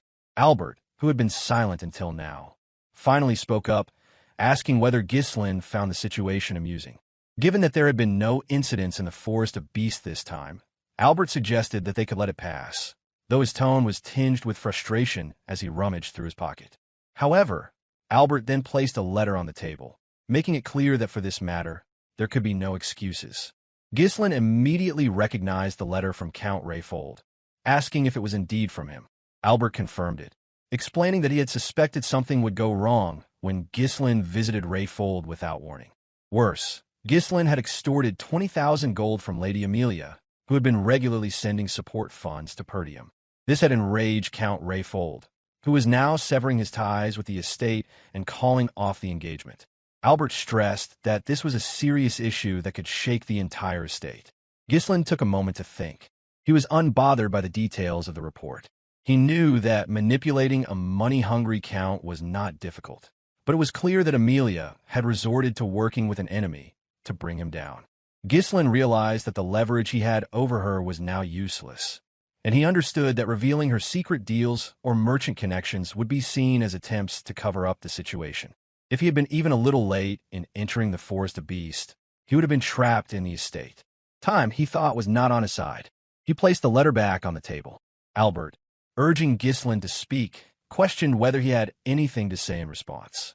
Homern, interrupting, suggested that the 20,000 gold should be returned immediately. Randolph sighed, remarking that the amount would have covered the Night Order's expenses for some time. Ghislain responded simply, stating that he had spent it all. The four men were taken aback, but Ghislain explained that he had used the money to develop the Forest of Beasts. To the others, this sounded like one of Ghislain's usual reckless schemes. He was seen as having no concern for the future of Perdium's estate. Albert, still shocked, demanded to know if Ghislain had truly burned through all that money on a forest full of monsters. Ghislain, without offering excuses for his actions with Rayfold, simply apologized for the situation. Randolph, enraged, grabbed Ghislain by the collar, cursing him as a reckless brat. He reprimanded Ghislain for selling out the future of the estate with his own hands. Homern declared that Ghislain Perdium was no longer fit to be the Archduke and demanded that Ghislain be restrained and thrown into prison. In a calm, nonchalant tone, Ghislain responded that he would personally provide the necessary support funds from now on, including the 20,000 gold. Swalter, clearly perplexed, asked his son what he meant by that with a calm voice. Ghislain, without hesitation, called out to Belinda, who had been waiting outside. She entered the room, holding a box in her hands. Ghislain explained that if his goal had been merely to enter the Forest of Beasts and return, he would never have started its development. Belinda placed a box on the table, and as she opened it, the older men were initially confused by the glowing crystal inside. However, Swalter immediately recognized it. Ghislain revealed that was top-grade runestone. The recognition was immediate for those familiar with it, though Albert, seeing of it for the first time, expressed his surprise. Homern took the crystal and examined it closely, clearly impressed. He asked where Ghislain had acquired such a valuable item. Randolph, still processing the discovery, accused Ghislain of trading it for the 20,000 gold, though his face betrayed his shock. Ghislain, however, responded nonchalantly, explaining that he had mined it from the Forest of Beasts. Belinda, standing nearby, shot an annoyed glance at the older men for doubting Ghislain's words. Albert, still taken aback, noted that while the runestone was indeed valuable, it wouldn't nearly be enough to sustain the estate on its own. Ghislain nodded in agreement, but assured them that this wasn't all of it. He then led the group to the outskirts of the estate, where the results of his expedition were displayed in full. Piles of high-grade runestone filled the area, with more being transported in by carriage. In addition, the corpses of various monsters, valuable for their remains, were being sorted by the mercenaries Ghislain had hastily gathered for the mission. Homern, amazed at the scale of it all, asked Ghislain how much of this had been collected in just 15 days. Randalt, even more astonished, questioned whether he was seeing things. Swalter, equally surprised, turned to Belinda and asked if everything had truly been obtained during the expedition. Belinda responded with certainty, affirming that Ghislain had personally led the effort and secured all of it. Ghislain, with pride, explained that the haul included the remains of various creatures like the Dirus Ent and the blood python, but that the runestones here were just a small fraction of what had been mined from the vein. He reiterated that the purpose of the development was to benefit the estate, and as such, everything should be used for its benefit. Albert, reviewing the situation, estimated that with this much material, they would no longer struggle with support funds. The realization struck Randalt and Homern, leaving them shocked and impressed. Their demeanor shifted as they approached Ghislain, offering praise for his remarkable success. Randalt, acknowledging Ghislain's exhaustion from the expedition, spoke first, expressing his admiration. Homern followed, offering his own compliments, and the two even massaging Ghislain's shoulders in gratitude. Ghislain, however, had a few conditions before he would offer his support. He listed them one by one. The first condition was the immediate release of Scovin and Ricardo, as they had only followed his orders. His second condition was that public access to the Forest of Beasts remain restricted, warning that unnecessary rumors could harm the estate. After considering these requests, Homern found them reasonable, but Ghislain's third condition was far more contentious. He insisted that he would personally recruit and manage the mercenaries and security forces, as interference with the movement of troops within the estate would only waste time. Homern, alarmed by this suggestion, voiced his strong objection, demanding to know if Ghislain was proposing to form a private army. Equally concerned, Randalt voiced his objection, questioning what Ghislain might do with such an army. Albert, maintaining a more composed tone, stepped in to clarify the situation. He told Ghislain that he was mistaken if he thought he could simply do as he pleased without interference. He reminded Ghislain that his current position was one where he should be seeking forgiveness, not making demands. Ghislain, however, calmly explained that he was only setting the necessary conditions to replace Rayfold's financial support. He added that delays in operations like these would have a negative impact on Perdium's finances. He then turned to Albert, challenging him to consider if he was truly fine with the consequences of such delays. Albert, momentarily speechless, had no immediate response. Seeing the tension escalate, Albert turned to Swalter, urging him to intervene. He pleaded with his brother, asking him to take control of the situation before Ghislain's demands jeopardized the future of the estate. However, Swalter remained silent, watching the events unfold. Suddenly, a voice from behind called out to Ghislain, drawing the attention of everyone gathered. It was Gillion, who greeted Ghislain warmly. Kaor, standing nearby, also welcomed him with a smile, and Gillion praised Ghislain for his efforts. Ghislain responded affirmatively, acknowledging the praise, while the mercenaries who had joined them in the expedition stood in line behind Gillion, sharing in the sentiment of respect and admiration. Gillion reported the loading of the runestone was nearly complete and waiting for further instruction. With just a command, they would be ready to move at any time. Kaor, now speaking with more respect and calm, reported that, as instructed, the Dirus Ent bark had been stored without preservatives. He then asked what should be done with the blood python. Ghislain gave the necessary instructions, telling them to dismantle the python's body, separating the venom, blood, flesh, and hide to prevent decay. The mercenaries responded affirmatively, ready to follow his orders. Swalter turned to Randalt, clearly impressed by the mercenaries' presence. However, he couldn't understand how Ghislain had managed to command such powerful individuals. Swalter agreed, remarking that the mercenaries seemed like an elite unit. This prompted Ghislain to turn around and respond. He acknowledged the comment, but also explained that without the mercenaries' help, the expedition would have been extremely difficult. Swalter, observing his son, saw him in a new light. Swalter then commanded the officials to return. As he turned around to leave, the others hesitated for a moment, but followed, as he gave them no opportunity to question his decision. Before departing, Swalter addressed Ghislain, choosing to overlook his action this time. However, he reminded his son that if he disobeyed his orders again, there would be consequences. Ghislain, grateful but firm, thanked his father and expressed that one day he would inherit the estate as its rightful successor. As he walked away, Swalter remarked that Ghislain had the spirit of the Northern Wolf. The title referred to the Count of Perdium, who protected the northern frontier of the Kingdom of Lithuania. Ghislain's father, Swalter, had led a lonely life. With weak military power and an estate suffering from poverty, he had been forced to defend the northernmost frontier for years.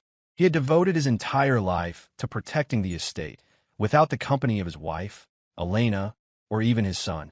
In the end, his reward had been a lonely and forgotten death. With the immediate tension subsiding, Kaor expressed relief, remarking that they could finally relax a little. Belinda, still concerned for Ghislain, asked if he was heading straight back to the castle. Ghislain replied that he wouldn't rest just yet, instructing Belinda to prepare everything so they could depart at any moment. Surprised, she asked if he wasn't going to rest. Gillion, noticing Ghislain's weariness, also suggested that he take some time to recover, pointing out that it was already a miracle he had survived being inside the blood python. Belinda sternly reminded him of the effort it had taken to detoxify the poison from his body and pleaded with him to rest before moving forward. Ghislain, though fatigued, tapped Belinda's shoulder and assured her that he was counting on her. Despite his exhaustion, he knew he couldn't afford to delay the mining process. Word of Perdium securing the runestone vein would spread quickly, and it would soon reach the ears of those who sought to claim the estate for themselves. Deciding to leave the rest to the trio, Ghislain turned to head back, though with each step his breathing grew heavier. He knew they had to strengthen their forces as quickly as possible to a level where no one would dare challenge them. But before he could take another step, his body gave out. He collapsed to the ground, unconscious. Belinda immediately shouted his name, but even without an immediate response, a pang of pain struck the hearts of all who had witnessed the fall of the Archduke. In the dimly lit, foreboding hall, a messenger pigeon arrived, a letter securely fastened around its neck, heading toward the mysterious figure who coveted the Perdium estate. The figure, Count Desmond, Herald Desmond, loomed in the shadows, a figure who commanded everything from behind the scenes. As if performing an action long ingrained, he accepted the pigeon, his grip unwavering. With measured motion, he opened the letter. Inside, a report confirmed the partial reclamation of the Forest of Beast, suggesting a territorial war with the Dygald family and the eventual destruction of Perdium. After that, the ducal house would intervene. With sharp eyes, Count Desmond read the report. The destruction of Perdium. His voice carried a weight that left no room for doubt. Before him, those gathered under his command sat around a circular table, representatives from across the kingdom awaiting his directive. One of them, pondering aloud, wondered if they should reduce Perdium to a lordless land. Another expressed that the time had come. A third suggested that the ducal house likely intended to appoint a new ruler for Perdium. Count Desmond then asked how many of his people were still in Perdium. One of his subordinates answered that 2 retainers and 1 knight remained. He immediately ordered the 2 retainers to be sent to Dygald's territory. The fact that the missing Dygald heir had been found dead in the Perdium estate would be enough justification for war. Furthermore, Count Desmond added that Victor would take full command of the operation. This command caught the attention of the gathering. One person expressed disbelief, stating that it was surprising they were deploying Desmond's strongest card so soon. Another remarked that if Frank had done his job properly, Perdium would have fallen on its own. A third person, questioning the need for Victor's involvement, wondered if the ducal house, usually so discreet, had shifted its approach. Count Desmond explained that the Forest of Beasts had changed everything, though the others were left to wonder whether it held some unknown riches. Standing up, Count Desmond asserted that every decision followed Duke Belfine's will, instructing his subordinates not to question any orders. He then asked if anyone else knew about the situation in Perdium. The scene shifted to Rayfold Estate, where Amelia screamed in distress, her cries filling the room. Leaning her head against Bernarfa's chest, she shouted Ghislain's name. Bernarf stood still, allowing her to cry, her body trembling as he did so. Amelia muttered about how Ghislain had secured a runestone mine using the 20,000 gold he had taken from her. Even after sending the wildcats, they had failed to kill him. She had even humbled herself before her father to cut off Perdium's funding. The realization burned, and it had all made her look like a fool. With a calm voice, Bernarf suggested that Amelia was not acting like herself.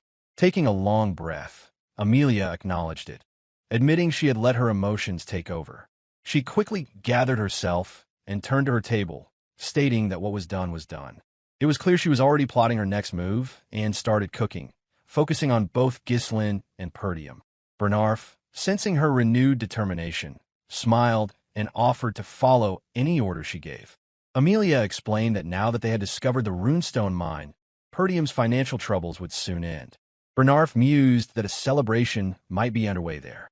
However, Amelia pointed out that the important thing was that they hadn't sold the runestones yet. According to their latest intelligence, the runestones had only been secured 2 days ago, which wasn't enough time to establish a reliable supply chain. She decided they would exploit that weakness. Amelia concluded that the only place in the north where they could sell the runestones was the Crimson Magic Tower, ruled by the 7th Circle Archmage Delmud, known as the Tower of Advancement. Runestones were essential for magical research, and magic towers always took securing such supplies seriously. She commanded Bernarf to set up an ambush with wildcats along the main route to the northern tower. Their target wouldn't be Ghislain, but the workers transporting the runestones. They would disrupt the transportation, causing chaos, and in the confusion, they would seize the runestones. Bernarf raised a suggestion about the Scarlet Flame Tower in the Brivant territory, but Amelia reassured him, explaining that the Crimson Tower had been in decline and that Ghislain would never seek the lower-paying tower when the Crimson Magic Tower would offer more. Amelia's voice was filled with determination as she proclaimed that this time, she would take everything from Ghislain Perdium. Meanwhile, at the Perdium estate, Ghislain rested, having been worn out from the battle with the beast. Though valiant in his fight, his body had finally given in, requiring time to recover fully. When Ghislain had been swallowed whole by the blood python, survival had seemed impossible. After all, he was only human. The blood python, a predator of its level, had its own process for digesting prey. Before passing food into its esophagus, the snake secreted venom to dissolve its prey for easier digestion. However, the mana released from Ghislain's third core burned the venom upon contact, preventing it from invading his body. The toxic fumes created in the process, though, filled the air, making it a deadly environment for anyone attempting to breathe.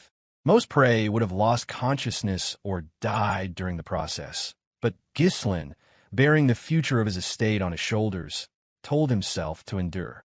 If he lost consciousness inside the blood python's mouth, everything would be over. The expedition, his precious family, and his future would be lost. In that critical moment, knowing he could not avoid the poison, Ghislain decided to make it his own. He channeled the poison that had entered his body, attempting to absorb it into his mana core. Using the fierce rotation of mana within his core, he worked to neutralize the poison. This technique, requiring delicate mana control, could only be achieved by those who had reached superhuman levels, and Ghislain attempted it. He could not be certain of his success, but he decided to try. He used it as an alternative fuel to withstand mana explosions, and this, he believed, was how he would break free from the blood python's grasp. After 2 days of sleep, Ghislain finally woke up. To his surprise, the usual aches in his body were gone. Instead, he felt refreshed. As his memories slowly returned, he sat up, feeling a haze in his mind. He wondered where he was. He remembered receiving forgiveness from his father, but everything after that was unclear. As he gathered his thoughts, he noticed Elena sitting by his bed, as though she had been tending to him the whole time he had been unconscious, waiting for her brother to wake up. Without warning, Elena rushed toward him and hugged him tightly, relieved to see him awake.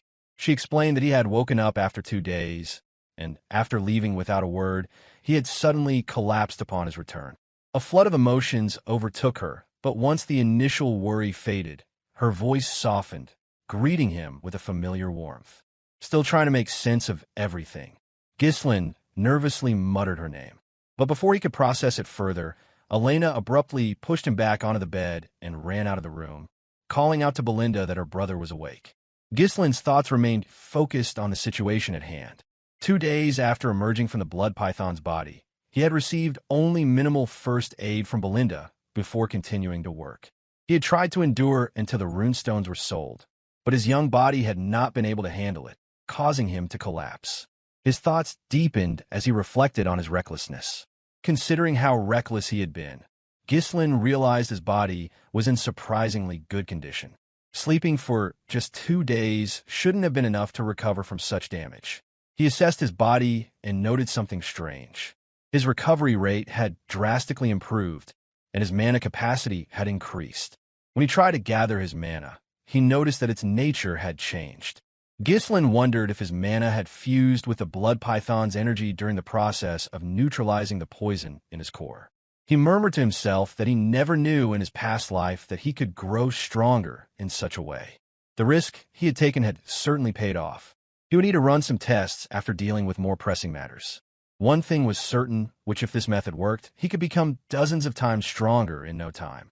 A content smile crossed his face, but his focus quickly shifted to the matter at hand. Selling the runestones was now the priority. 2 days had passed, and by now, everyone who needed to know about the runestone mine was already aware. Ghislain quickly got dressed, intending to gather the mercenaries immediately. Just then, someone knocked on his door. He assumed it was Belinda and called out to her, telling her there was no need to knock. However, to his surprise, his father entered the room, followed by Belinda, who wore a cheerful expression upon seeing him standing, and Elena, who had a sheepish grin on her face. Swalter, his father, exclaimed his relief that Ghislain was awake. Ghislain responded, startled by his father's words, and confirmed that he was fine. Visibly relieved, Swalter expressed his satisfaction that Ghislain was okay. Coming to his side abruptly, Belinda ran her hand along his face, nagging him like a child. She scolded him for suddenly collapsing and expressed how worried they had been. Ghislain reassured her nonchalantly that he was fine. Swalter stepped closer to Ghislain, asking if they could talk. Standing before his son, Swalter then said that he had a request. Ghislain, confused, listened intently, for his father had never spoken to him this way before, as he had always viewed him as the failure of the Perdium estate's heir. Later, the 2 men, father and son, made their way to the training ground. The eerie silence was only broken by the sound of their combined footsteps, each carrying their own sword in hand. Ghislain couldn't help but observe the Duke closely, realizing it was the first time they had been alone together. He thought about how, in his past life, he had always been too busy avoiding his father, fearful of the scolding he would receive. The tension of the present moment stirred memories of the past, though Ghislain remained focused on the now. Once they reached the center of the arena, Swalter spoke, apologizing for having called his son out so soon after his rest. Ghislain reassured him, mentioning how well he had slept for 2 days and feeling great as a result. However, Ghislain quickly shifted the conversation, bringing up the request his father had mentioned earlier. He is growing nervous, wondered whether he would be scolded. Swalter maintained his stern gaze on his son for a moment before shifting his eyes away, as if deliberately avoiding them. Ghislain's suspicions grew at his father's odd behavior, and an uncomfortable silence filled the space between them. As the silence stretched on, Ghislain reflected on the words his mother had once shared with him as a child. He recalled a hazy evening when he, his mother, and Elena had been perched atop a hill, gazing out at the distant Perdium estate. His mother had spoken of his father, revealing that he was not an honest man, explaining how he always prioritized others before himself and never showed his true feelings. But, she had added, he was different when it came to her, a small chuckle escaping her lips as she recalled his confession of love. His mother had told him then to try to understand his father, even if he seemed rough around the edges, as he was simply bad at expressing himself. Ghislain had not understood the depth of her words back then, but standing before his father now, the meaning seemed clearer.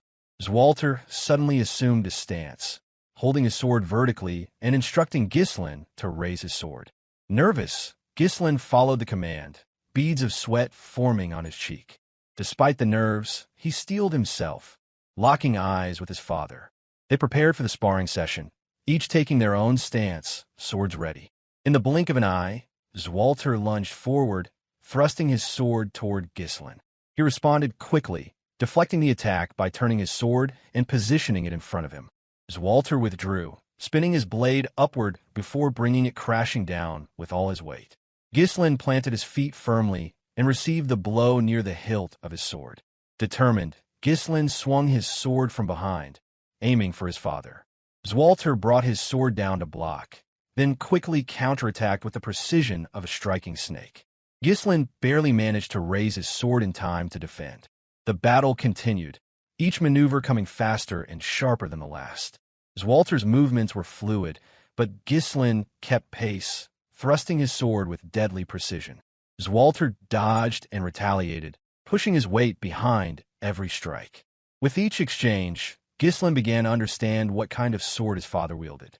The heavy blade that could easily overpower the northern barbarians was also capable of gentleness, capable of protecting those most precious. As the sparring continued, Ghislain felt the weight of the blade in a way he never had before.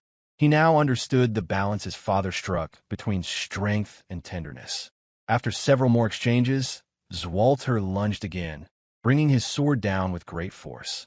Ghislain blocked with the hilt of his sword, redirecting the strike before swiftly swinging from his side in an attempt to land a blow. Just as quick, Swalter raised his sword behind him to defend.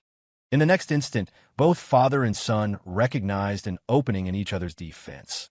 Then they struck. They locked swords, each pointing their blades to the other's neck. The match ended in a draw, both men eyeing each other intently. Ghislain, with his sharp gaze, studied his father, while Swalter, though proud of his son's skills, was left with a sense of nervousness over what he had just witnessed. Swalter broke the silence, praising Ghislain for his growth, and with a nervous smile, Ghislain muttered a brief thanks. But his surprise deepened when Swalter offered him some advice. He suggested that Ghislain ease up on the pressure during their encounters. While Ghislain certainly had the strength and reflexes capable of taking down monsters in the forest, Swalter noted that his intentions might be too easy to read by an opponent. Ghislain pondered his father's words, offering a low hum in acknowledgement. He was used to gauging his opponent's movements when fighting, but perhaps there was more to consider in the heat of battle. Lost in thought, he considered how to incorporate this new insight into his technique. As Ghislain pondered, a realization struck him. He had never truly been formally taught by anyone before. His swordsmanship, built entirely on real combat and instinct, lacked proper instruction. Having never learned through formal teaching, there were undoubtedly things he had missed along the way. But now, with his father's guidance, those gaps were being addressed. Ghislain came to a quiet epiphany. He had always believed that he could only rely on himself, and had carried the burden of solitude, never seeking guidance. But now, receiving it from his father, he saw that it wasn't such a bad thing after all. It was something he could learn from, something he could embrace. Grateful, Ghislain turned to his father and thanked him for the lessons. However, Swalter remained silent, his expression unreadable as he fixed his gaze on his son. After a moment, he spoke, admitting that he had actually intended to scold Ghislain. The young man was taken aback. His father explained that, despite any merit Ghislain had earned, breaking the rules was still breaking the rules. If everyone ignored the rules just because of their contributions, it would lead to chaos. Ghislain listened intently, no longer the foolish child he had been during his adolescence. He was growing, evolving. His father noticed it too, expressing that Ghislain had changed. Swalter recognized that unlike others who sought trouble to gain merit, Ghislain seemed to be looking beyond that, seeing something larger. Swalter advised him to continue on his current path, to think about Perdium and those around him, and to fulfill his responsibilities as the estate's successor. The word responsibility echoed in Ghislain's mind. While he couldn't express it, his resolve to protect the estate had solidified the moment he opened his eyes in the barack. Before his father left, Ghislain remembered something. He asked Swalter about the request he had mentioned earlier. Swalter, hesitant and struggling to express himself, finally turned and asked Ghislain if he had any money. It was for the repairs of the northern fortress. Later, Ghislain donned his cape and made his way toward the Forest of Beasts encampment. There, his mercenary army awaited, his strongest subordinates at the forefront, ready to greet him. As Ghislain approached, the mercenaries stood in line, greeting him in unison. Ghislain smiled at the sight of them. He asked how everyone had been doing, and the mercenaries responded enthusiastically, showing their respect and admiration for him. Kaor commented on how healthy Ghislain looked, while Gillion asked about his well-being. Ghislain reassured them, apologizing for keeping them waiting. He then inquired about Rachel, Gillion's daughter, and was pleased to hear that she had recovered beyond expectations. Gillion bowed his head in gratitude, thanking Ghislain for his role in Rachel's recovery.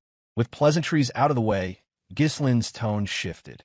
He informed his trusted subordinates that the estate was in danger. His serious words carried weight, and they all understood that something significant was brewing. They had seen his actions in the forest of beasts, and they could tell that a greater threat loomed. The four of them gathered in a tent, where Ghislain revealed the details of the situation. He shared everything, from the attack on Elena to the forces attempting to trigger a war by killing her, the discovery of the Daigal prince's corpse, and the growing threats targeting Perdium.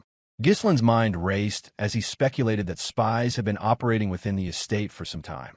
Understanding the gravity of the situation, Belinda remarked that she now understood why Ghislain had been in such a hurry. She had thought that the discovery of the runestones would have brought some respite, but now it was clear there was no time to relax. Always eager for a fight, Kaor remarked that after the Forest of Beasts, war seemed to be the next step for Perdium, a place that never seemed to have a dull moment. Gillion understood the danger as well, realizing that Perdium's recent discovery of the runestones made it a prime target for enemies seeking to take advantage. Ghislain confirmed their thoughts, emphasizing that their enemies wouldn't simply let Perdium be. He then paused as Belinda urged them to inform the retainers and Lord. But Ghislain shook his head. He cautioned against acting too quickly, pointing out that even Elena's knights had betrayed her, and there could be spies among the retainers as well. They couldn't afford to trust anyone until they knew who their true allies were. He explained that, while they had bought some time by saving Elena, the discovery of the runestones had likely accelerated the plans of their enemies. A fierce battle awaited them. The words "thought battle" hung heavily in the air, as Ghislain prepared himself and his forces for what was to come. Silence filled the room as the gravity of the situation settled in. Ghislain felt a deep trust for the three subordinates before him, certain that their loyalty was unwavering. Kaor spoke first. He told Ghislain that he was ready to follow any order. His fierce personality seemed disappeared before the young lord. Equally devoted, Gillion expressed his commitment, stating that he had already dedicated his life to Ghislain and would follow him to the very end. Being the loyal and brash maid, Belinda suddenly stood, declaring that no one else but her would protect the young master. Ghislain let out a sigh of relief, a faint smile forming on his lips. He then turned to the matter at hand, his voice firm as he addressed the imminent danger to the estate. He explained that the greatest enemy to Perdium was the Duke of Delphini, the shadowy figure who coveted the estate. He named Count Desmond and Amelia, two deceptive figures who worked under the Duke's orders, and vowed not to let them succeed. The next step, Ghislain revealed, would be heading south to the Scarlet Flame Tower. Sensing an opportunity, Kaor expressed excitement about finally selling the runestones, eager for the wealth it would bring. Belinda questioned Ghislain's decision, suggesting that the Crimson Magic Tower, being closer, would offer a better price. But Ghislain explained that the Scarlet Flame Tower was the better choice, as it would generate less friction. Ever the strategist, Gillion understood the reasoning. When dealing with high-value goods like runestones, it was only logical to prepare for any potential threats, anticipating the presence of uninvited guests. Belinda quickly acknowledged the possibility of an ambush, recalling how the previous dealings had almost turned into a trap. The Scarlet Flame Tower had once been the most prosperous in the south. However, when Delmut of the Crimson Magic Tower reached the level of a Seventh Circle mage, the balance of power shifted. Now, the Scarlet Flame Tower struggled to regain its former glory, still unable to rival the power of the Crimson Magic Tower. Ghislain's interest in the Scarlet Flame Tower was more personal. He had someone in mind, someone from his past life whom he needed to recruit into his plans. The scene shifted to the Scarlet Flame Tower complex. The structure rose high above its surroundings, seemingly ahead of its time. Inside, in a library, a woman sat amidst piles of books, trembling as she clutched a staff in her hand. She muttered the name of her teacher, Lanato, and wondered when the light, her teacher, had spoken of would finally arrive. The party made their way toward the Scarlet Flame Tower, which loomed ahead as they arrived. Belinda and Kaor's faces showed clear astonishment. Ghislain led the group personally, ensuring he would not need to pay the merchant's share. In awe, the man, the legend, and the myth, Gordon marveled at the tower's height. He had heard of it for years, but never expected to see it in person. One of the mercenaries also shared their amazement, stating they had long heard of it, but were now seeing it firsthand. Gordon then commented on the stark contrast between the lives of the people in the tower and those in Perdium, highlighting how different the world seemed from the one they knew. The areas surrounding magic towers often developed through trade with the mages. The surroundings of a Scarlet Flame magic tower, in particular, were remarkably clean and advanced. As one of the standing magic towers, it also produced magic scrolls. On the street, mages worked effortlessly, repairing the road and laying street tiles as though they were seasoned construction workers. One of the mercenaries, astonished, wondered aloud how such work could be done using magic, while another expressed disbelief at seeing magic performed without a scroll. The group watched in wonder as they passed by, observing the mages' skill. As they moved forward, the group of mages glanced sharply at the passing party of mercenaries, their expressions tinged with disdain. In an instant, the mages cast a spell, blue flames shooting from their staffs, burning with an intensity that seemed to scorch the very essence of their existence. The flames enveloped them, and before long, they seemed to vanish from sight. The mercenaries reacted in surprise, exclaiming how extraordinary it was. With a hint of nonchalance, Ghislain calmly explained that it was a concealment spell and remarked that the mages clearly didn't want to be seen. Ever the skeptic, Kaor scoffed at the situation, chastising the mercenaries for their behavior. Belinda, somewhat taken aback but still impressed, expressed that even if the tower wasn't what it once was, it remained a powerful force. Ever the pragmatist, Gillion reminded them that Valiant was one of the wealthiest territories in the kingdom, and thus it made sense that such a tower would still hold importance. However, Ghislain pondered deeply on this. On the surface, the tower was still grand, but no one could have predicted its decline from its former glory. Soon, the party arrived at the imposing gates of the tower, where they stopped momentarily to gain entry. Ghislain remarked with some satisfaction that they had finally arrived. Straining his neck to get a better view, Kaor commented that it was so tall it almost seemed as though it would snap his neck. Belinda chimed in, noting that even reaching the main gate felt like a journey in itself. As they approached, something struck them as odd. There were no gatekeepers to be found. Instead, two sets of armor, each holding massive axes, lay unattended. Suddenly, a mage called down from above the gate wall, ordering the party to step back. Right after, lines of manhwa formed in the air, reaching down toward the discarded equipment. The mages, standing on the gate wall, magically animated the armor to stand as guards. The towering figures of the armored guardians, now animated by magic, raised their axes in a defensive posture, blocking the entrance. One of the guards bellowed, demanding to know the party's identity and purpose. Tinged with incredulous in her voice, Belinda commented that the armor seemed almost like puppets, while Kaor sneered, remarking that these were typical gatekeepers of a magic tower, unwilling to even come down to speak face-to-face. Stayed composed, Gillion announced Ghislain's identity as the Archduke of Perdium and asked to speak with the person in charge of transactions. However, the mages immediately rejected their request. One mage scoffed, dismissing anything from Perdium as low-quality materials or cheap potions, calling it a waste of time to deal with people from such a place. He ordered them to leave. Angered, Belinda screamed at the mages, demanding they come down and face them. The mage simply told them to get lost, as they moved the two puppets into an offensive stance. Still calm, Gillion turned to Ghislain and asked how they should proceed. Taking a moment to consider, Ghislain then spoke, asking if the mages were truly comfortable with their decision.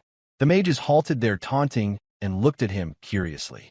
Without hesitation, Ghislain pulled out a piece of runestone and held it up for the mages to see. Initially, the mages seemed puzzled, their gaze distant as they tried to understand. But soon, one mage's eyes widened as he realized what the group had brought, an entire carriage full of runestones. The mages began to register what was happening. Could it be that everything they brought was runestones? With a smug grin, Ghislain asked if they were truly going to pass up such an opportunity. At this, the gate was opened, and the party was granted entry. Ghislain and Belinda were escorted to meet the person in charge of transactions. Two men greeted them warmly, bowing in recognition of their esteemed guest. The man who introduced himself as Sylvain, the trading manager of the tower, promised to assist them with whatever they needed. Unfazed, Ghislain requested someone capable of handling such a large transaction, indicating his desire to meet directly with the tower master. Sylvain was taken aback by this request, but quickly assured them he would notify the tower master and have someone escort them to the reception room. Belinda, still seething from the earlier disrespect, muttered under her breath about how they should have been treated with more respect from the start, directing her words toward the mage guard earlier. Just then, an explosion rattled the tower, drawing Ghislain's attention. He wondered aloud if something was wrong, but the mage quickly dismissed his concern, explaining it was a common occurrence during magic research. Still, Ghislain's thoughts drifted elsewhere, and a certain figure lingered in his mind. At the research lab, the door opened, and three seemingly high-ranking disciples stepped into the room. One was already lying on the floor, the air thick with dissipating mana. A blonde-haired mage spoke sternly, telling the girl that she had been warned about entering the research lab. Alfoy, blonde-haired man who sneered at the black-haired girl, his tone dripping with mockery as he spoke. He couldn't believe that someone without the ability to use magic would dare occupy a spot in the research lab. He taunted the girl, asking if she was ignoring the words of Alfoy, the heir to the magic tower and a third circle master. Another mage, a black-haired man, joined in, also mocking the girl and her teacher for accepting such a disciple. A third mage, a blonde-haired man, chimed in, arrogantly stating that the black-haired girl should be grateful for even being allowed a spot in the prestigious Scarlet Flame Magic Tower. The black-haired girl, lying weak and disheveled on the floor, gasped for air but still found the strength to respond. She weakly asserted that as a mage, she had the right to use the research lab just as much as anyone else. With a cruel smirk, Alfoy responded dismissively, calling her a mage before casting a spell. With a swift motion, Alfoy summoned crimson flames to his staff, preparing to challenge the girl with a fiery attack. Alfoy's tone was smug as he told the girl to try blocking the fire with her own magic. He hurled a fireball toward the seemingly helpless girl, casting the first circle spell Fire Sling. The black-haired girl, barely able to steady herself, raised her hand, struggling to cast a defensive spell. As the fireball approached, she faltered, her hand trembling as she prepared to take the hit with her bare body. Just before the fireball reached its target, a caped figure appeared between them. Ghislain, wielding his sword, moved swiftly, deflecting the fireball with ease. His actions freed the girl from the torment she had been enduring at the hands of her fellow mages. Ghislain turned to face the three mages with a nonchalant expression, commenting on the research taking place at the Scarlet Flame Tower. He called out the bullying that had been allowed to occur, the apparent disregard for the dignity of fellow mages. Meanwhile, in the Tower Master's conference room, the argument had escalated. Hubert, the master of the Scarlet Flame Magic Tower, was seething with frustration as he learned that their supply of runestones was nearly exhausted.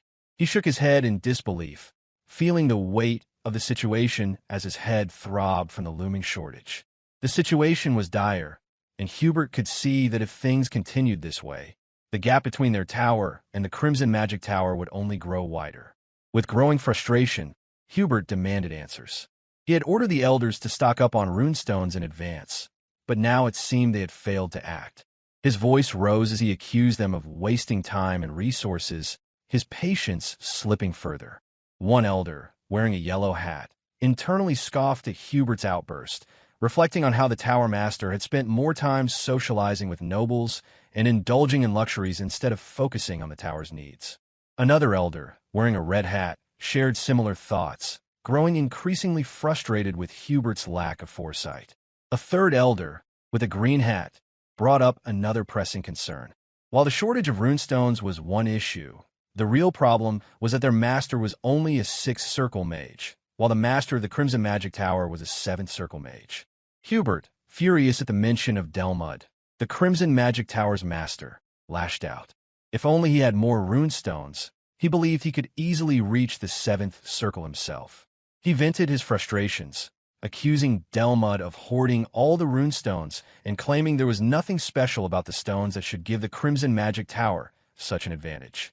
The green-hatted elder pressed on, asking what their plan was if they ran out of runestones, as the lack of them would prevent them from training properly.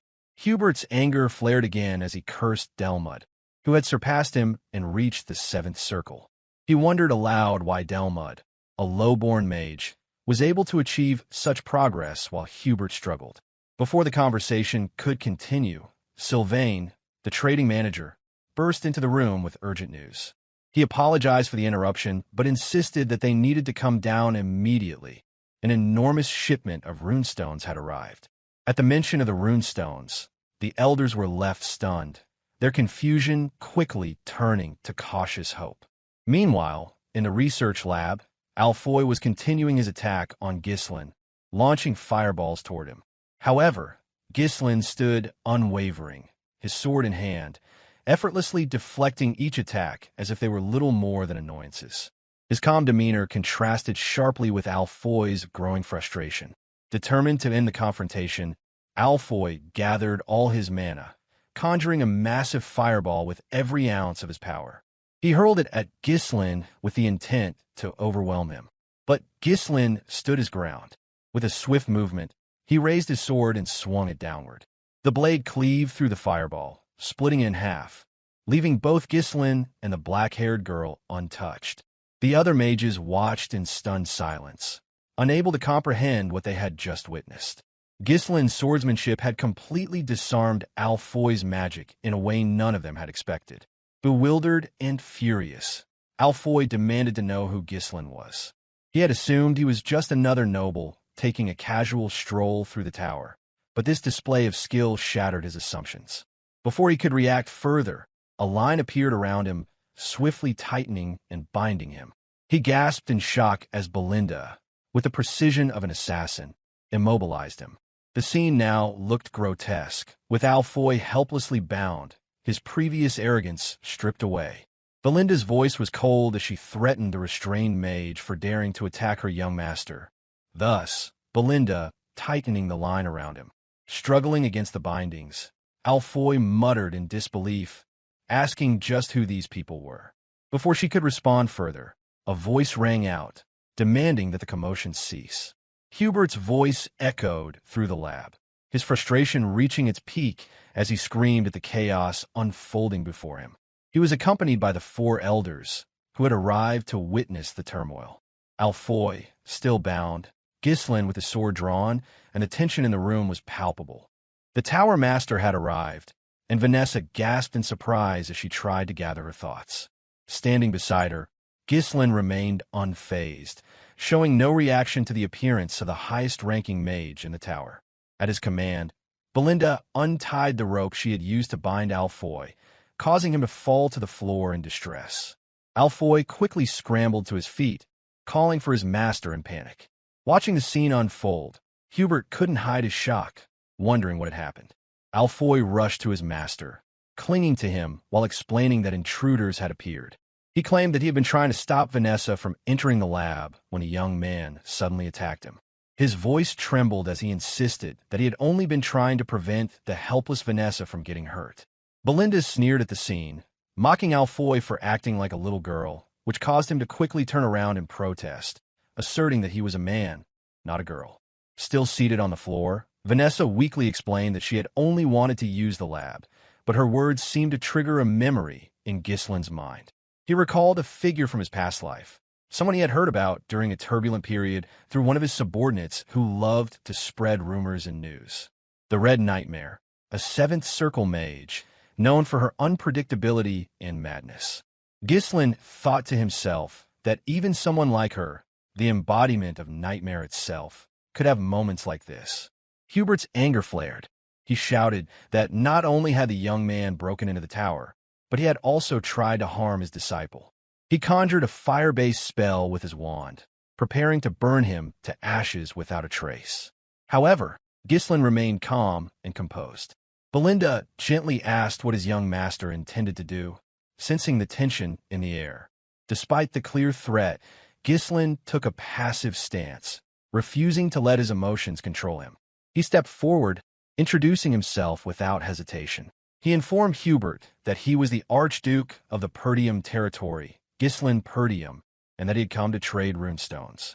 For a brief moment, Hubert was taken aback, struggling to process the unexpected turn of events. He stood there, stunned by the young man's calm demeanor and unexpected purpose. Still recovering from his shock, Alfoy couldn't believe what he was hearing. He asked in disbelief if Ghislain truly meant to trade runestones. With a warm smile, Ghislain offered to show Hubert the workers waiting outside the castle with the cargo. The group made their way outside, where they found 10 wagons filled to the brim with runestones. Even Vanessa, whom the elders had deemed worthless, was part of this extraordinary revelation. The sight before the elders left them speechless, unable to comprehend the sudden turn of events.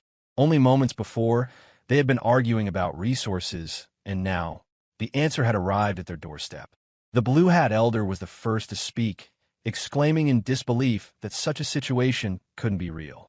The Red Hat Elder followed, unable to fathom where such a young man could have acquired so many runestones. The Yellow Hat Elder asked Hubert what they should do, noting the sheer amount of the precious stones before them. Meanwhile, Hubert stood frozen, his face darkening, though his mind raced with excitement. A maniacal laugh bubbled up within him as he realized the opportunity that had just appeared.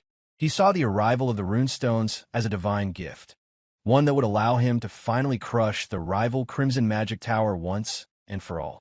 Though his outer appearance remained calm and composed, his inner thoughts were consumed by glee. He spoke aloud, downplaying the significance of the discovery. Hubert claimed that the amount of runestones was less than he had expected, and the quality didn't seem as great as he had hoped. He cleared his throat, trying to maintain a semblance of professionalism. Standing nearby, Kaor seethed with anger. The nerve of Hubert to belittle the very stones they had worked so hard to acquire. His hand instinctively reached for his sword, seething in silence. Timid and unsure, Vanessa ventured a comment, suggesting that even one wagon of runestones could last for weeks. But Hubert snapped at her, telling her to be silent and leave, mocking her for her apparent uselessness. He cursed the legacy of a late mage, blaming Leonardo for leaving behind such a headache. He further insulted Vanessa, telling her that if she was so useless, she should at least be self-aware. Understanding who Vanessa might become, Ghislain chose to remain silent. He kept his thoughts to himself, merely contemplating the situation in his mind. Hubert turned his gaze to the elders, asking if they shared his opinion. Observing the situation with sharp eyes, the elders quickly came to an understanding of what Hubert's was scheming. The Blue Hat Elder picked up a piece from the wagons and inspected it closely, agreeing that it didn't seem as impressive as it should have been. The Yellow Hat Elder added that considering the source of these stones, there was a chance they could be counterfeit. Belinda's voice was laced with anger as she retorted, demanding an explanation. The idea that their young lord had worked so hard to acquire the runestones only to have them called fake seemed incomprehensible to her. Standing by her side, Ghislain remained completely unfazed by their schemes, his demeanor unshaken. The Yellow Hat Elder, attempting to downplay the situation, remarked that no matter how difficult it was to obtain the runestones, it was not their concern. He pointed out the prevalence of scams these days, a sentiment shared by the Green Hat Elder, who added that it didn't make sense to trust the seller's word alone. After listening to their responses, Ghislain finally spoke, his words calm but pointed. He asked if they were saying they wouldn't buy the runestones, which took the elders by surprise. Ghislain then gave an order, telling his group to leave. He commanded that they should move on, making it clear that the Scarlet Magic Tower was not interested in the trade. Belinda, sneering at the elders, followed his lead, her expression mocking them. However, Hubert, sensing the panic rising within him, quickly instructed them to hold on. He whispered to one of them to play along, and shortly after, the Blue Hat Elder, eager to smooth things over, suggested that they might buy the runestones after all, out of respect for the effort Ghislain had put into bringing them. The Elder claimed that returning empty-handed would reflect poorly on the Tower Master's reputation, and that they should help save face. Adopting a smug tone, Hubert agreed, expressing that it sounded like a better course of action. He declared that, out of his great generosity, they would purchase all of the runestones Ghislain had brought, though, he added, the price would be slightly below market value. However, Ghislain remained unbothered by their sudden change in tone and responded calmly, pointing out that there had been a misunderstanding. He instructed Kaor to leave just one wagon of the runestones and to take the rest back, a request that caused Kaor to momentarily hesitate. With a satisfied smirk, Ghislain added that they had agreed to sell only one wagon's worth of the precious stones. This caused Hubert and the elders to panic, knowing that the resources they desperately needed could slip through their fingers. Seizing the opportunity, Kaor quickly turned and confirmed that Ghislain was right. He had indeed forgotten about the terms of the agreement. He then issued a command to the mercenaries to move the wagons, and they immediately obeyed, swiftly following through with the instructions. Now flustered and struggling to comprehend what was happening, Hubert demanded an explanation. Ghislain apologized, explaining that it had been a misunderstanding regarding the quality of the runestones, which had been caused by his subordinate's error. He further explained that their destination was the Crimson Magic Tower, and that they simply needed cash to cover their travel expenses. This statement made Hubert's heart sink. The prospect of those runestones going to the Crimson Magic Tower instead of his own was a crushing blow, one that could potentially ruin his chances of regaining the top position. Attempting to salvage the situation, Hubert feigned lightheartedness and suggested that he had been joking earlier to break the ice. He invited Ghislain to come up and talk for a bit, his tone suddenly shifting to one of friendliness. Ghislain smiled, content with how things were progressing. He knew that the minds of these old mages were well within his grasp, and with that, he accepted Hubert's offer. The group moved to the master's office where Hubert, the four elders, and Ghislain sat down. The big three remained nearby, standing watch over their young leader. Eager to assert his authority, Hubert introduced the elders of the Scarlet Magic Tower. He explained that these mages had all reached the fifth circle, making them the most powerful figures in the tower aside from the master. Brimming with confidence, Ghislain responded that such a level of power was impressive. He remarked that the Scarlet Magic Tower was indeed powerful, calling it the second strongest magic tower in the north, though the mention of the Crimson Magic Tower as the second strongest carried a mocking tone. Clearly nervous, Hubert attempted to defend his tower by insisting that the rumors about the Crimson Magic Tower were false. He maintained that the Scarlet Magic Tower still held the top position in the north. With a casual shrug, Ghislain agreed, but added that it didn't really matter. Whispering to Gillion, Belinda expressed her concern about Ghislain's provocation, but Gillion remained calm, confident that Ghislain knew exactly what he was doing. On the other hand, Kaor was practically brimming with excitement. He watched the elders, sensing how they were being played by Ghislain. Eager to move things along, Hubert waved his hand dismissively, asking how much Ghislain intended to sell the runestones for. He assured him that if they took the goods elsewhere, they wouldn't even get their money's worth. Ghislain raised his hand, silencing the conversation, and announced that the price would be double the market value. This statement left Hubert stunned, momentarily speechless. Double? Hubert exclaimed in disbelief, his face contorting with frustration. He couldn't comprehend how anyone could conduct business in such a manner.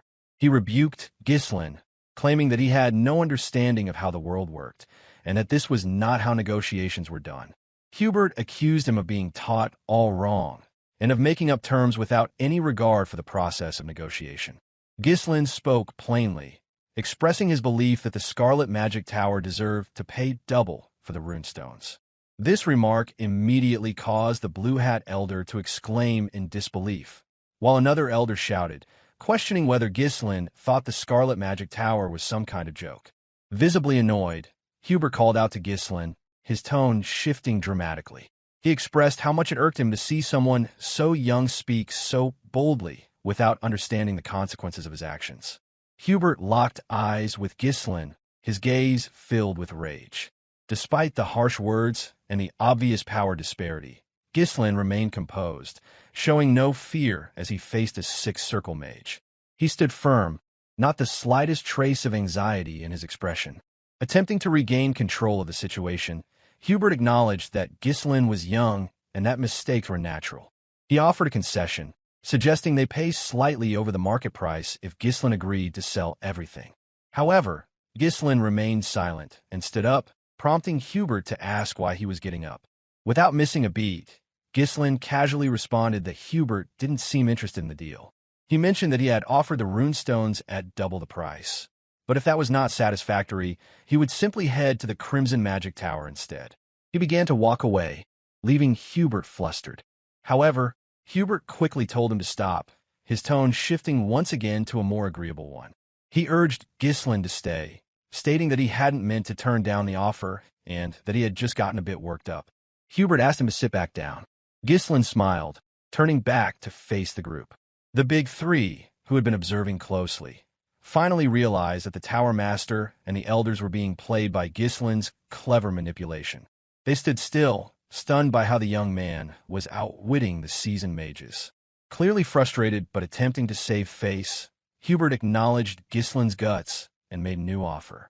He said they would buy the runestones at double the market price as Ghislain had initially suggested. With an air of calm confidence, Ghislain agreed, prompting Hubert to let out a frustrated sigh. However, Ghislain added a stipulation.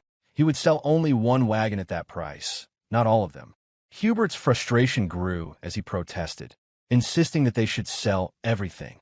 With logic and calm reasoning, Ghislain explained that if word got out that they sold to the Scarlet Magic Tower for double the price, the Crimson Magic Tower might offer triple, so it didn't make sense to sell everything for just double. This caused Hubert to lose his temper, screaming that Ghislain was pushing too far. His patience had worn thin. Unfazed by Hubert's outburst, Ghislain simply stood up and began to walk away again, prompting Hubert to shout for him to wait. Realizing he was about to lose the deal, Hubert hastily offered to buy everything for triple the market price. Ghislain paused, a small smile crossing his face as he recognized that his plan had worked. Finally, Ghislain sat down again, expressing his satisfaction that they were now speaking the same language. He praised the Scarlet Magic Tower, acknowledging it as the top magic tower in the north, and in turn, Hubert quickly stood up to go get the money, eager to close the deal. Inside, Hubert fumed with frustration. He was a sixth circle mage, yet he had been outmaneuvered by a country bumpkin. He couldn't understand why these ridiculous problems kept arising during his time as Tower Master. He resolved that if Ghislain ever tried something like this again, he would burn the young man's head. Just as Hubert was about to leave, Ghislain called out, halting him with a final request. Ghislain revealed that he wasn't done yet and had one more condition to present. Hubert, his patience now at an end, snapped at Ghislain, asking what more he wanted. Calmly, Ghislain stated that he wanted Vanessa handed over to him, leaving the room in stunned silence. Without anyone proficient in negotiation, no one stepped forward to lead the deal. Yet Ghislain's sudden demand to take Vanessa caught everyone off guard. The silence that followed hung heavily in the room. Breaking the tension, Hubert questioned whether Ghislain truly intended to take Vanessa. Ghislain confirmed this to the Tower Master, asserting that he would make Vanessa his personal mage. Fragments of a previous life flickered through Ghislain's mind, one where a sword used as a pan to grill meat for dinner. It had been during his time as the head of a mercenary group, taking a rare moment of rest between campaigns. By his side sat a subordinate, a sword brother, and to be precise was Ghislain's favorite slave named Claude, whose right hand had been replaced with a hook. As the meat sizzled, Ghislain noticed it was beginning to burn and made a sharp remark about it. In a tone laced with frustration, Claude challenged the complaint, pointing out the absurdity of making a one-armed man cook. Ghislain silently raised a clenched fist in response, prompting Claude to withdraw his words, pretending it had been a joke all along. Shifting the conversation, Claude brought up something that might interest his leader, a name spoken with intrigue, the Red Nightmare, Vanessa. Ghislain admitted ignorance, prompting Claude to elaborate. According to intel he recently gathered, the rumors spoke of a mage who had incinerated the northern region of Lithuania. She had reached the Seventh Circle, a woman known as Vanessa, feared and infamous as the Red Nightmare. Ghislain responded with mild curiosity, noting the title sounded extravagant, and asked for more details. Claude explained further. Allegedly, this mage had gone completely mad. Despite being a mage, she had taken the unusual route of learning mana cultivation. That oddity captured Ghislain's attention. He inquired why a mage would skip the mana circle method to pursue such a path. Claude offered a simple explanation: madness. He went on to describe Vanessa's rampage. Fires, deaths, and economic ruin followed wherever she went. The nobility had been driven to desperation. In fact, the most recent extermination request had her as the target. Ghislain paused to consider. A mage who had reached the 7th circle through mana cultivation, rather than traditional methods, intrigued him. As firelight danced in the camp and the crackle of burning would fill the silence, Ghislain smiled in amusement, evidently fascinated by the chaotic figure. It was then that he made a decision. Turning to Claude, he suggested they bring her in. Claude's reaction was one of pure disbelief. Reflecting on that moment, Ghislain knew that the plan had never come to fruition. Vanessa had already lost control of her magic, and by the time he found her, she was on the brink of death. Yet even then, her potential had not been extinguished. She still possessed the aptitude of a 7th circle mage. With guidance now, she could thrive under Perdium.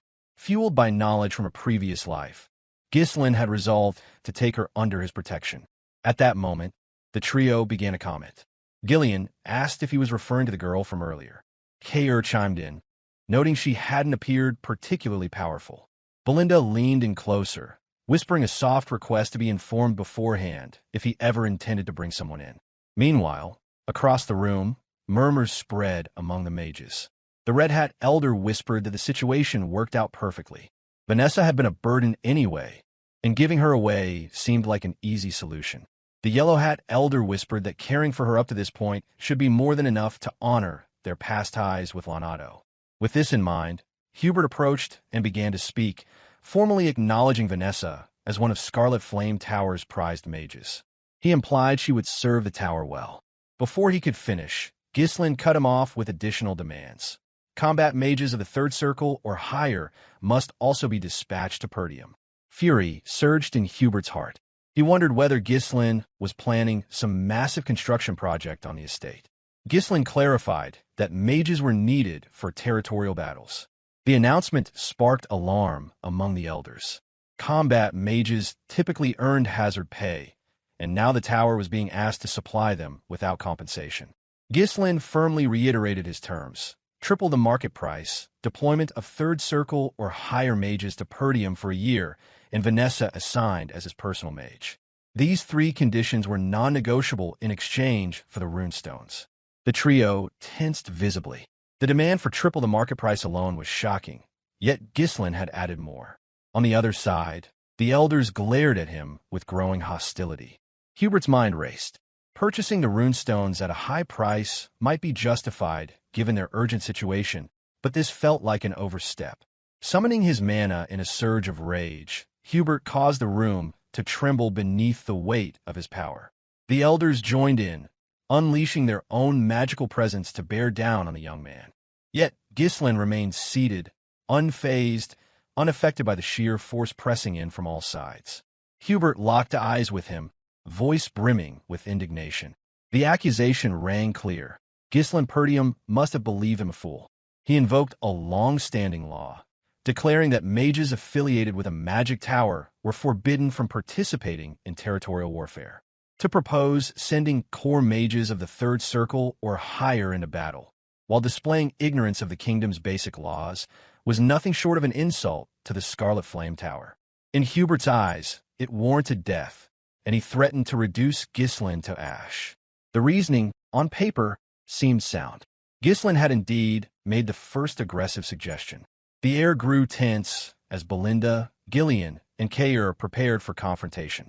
Their opponents were 5th and 6th circle mages, formidable foes.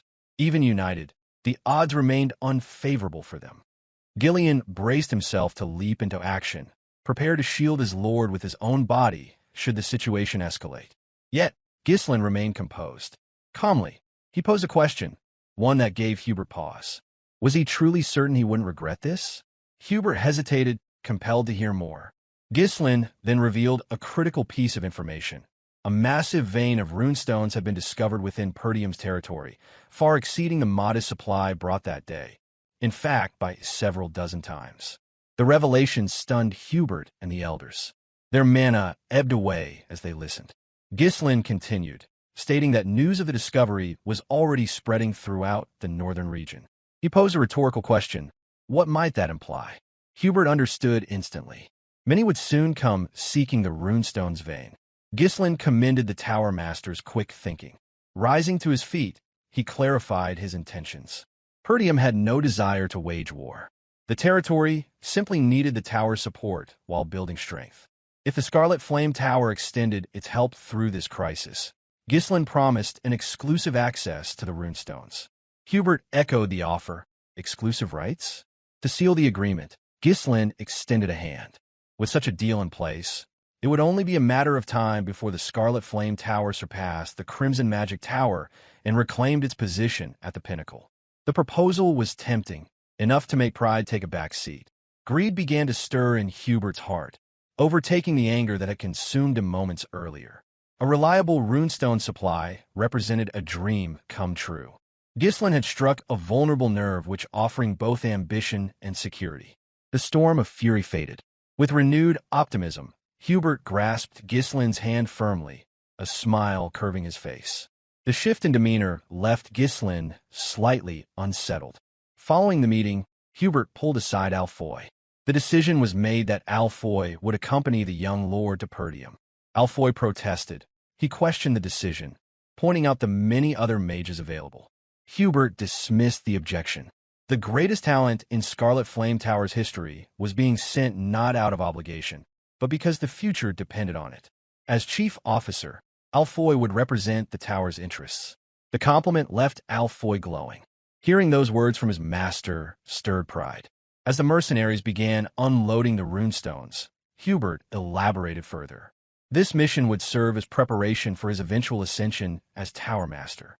He was to monitor the estate closely and prevent any attempts to divert the runestones. If a territorial conflict did erupt, he was to retreat without engaging.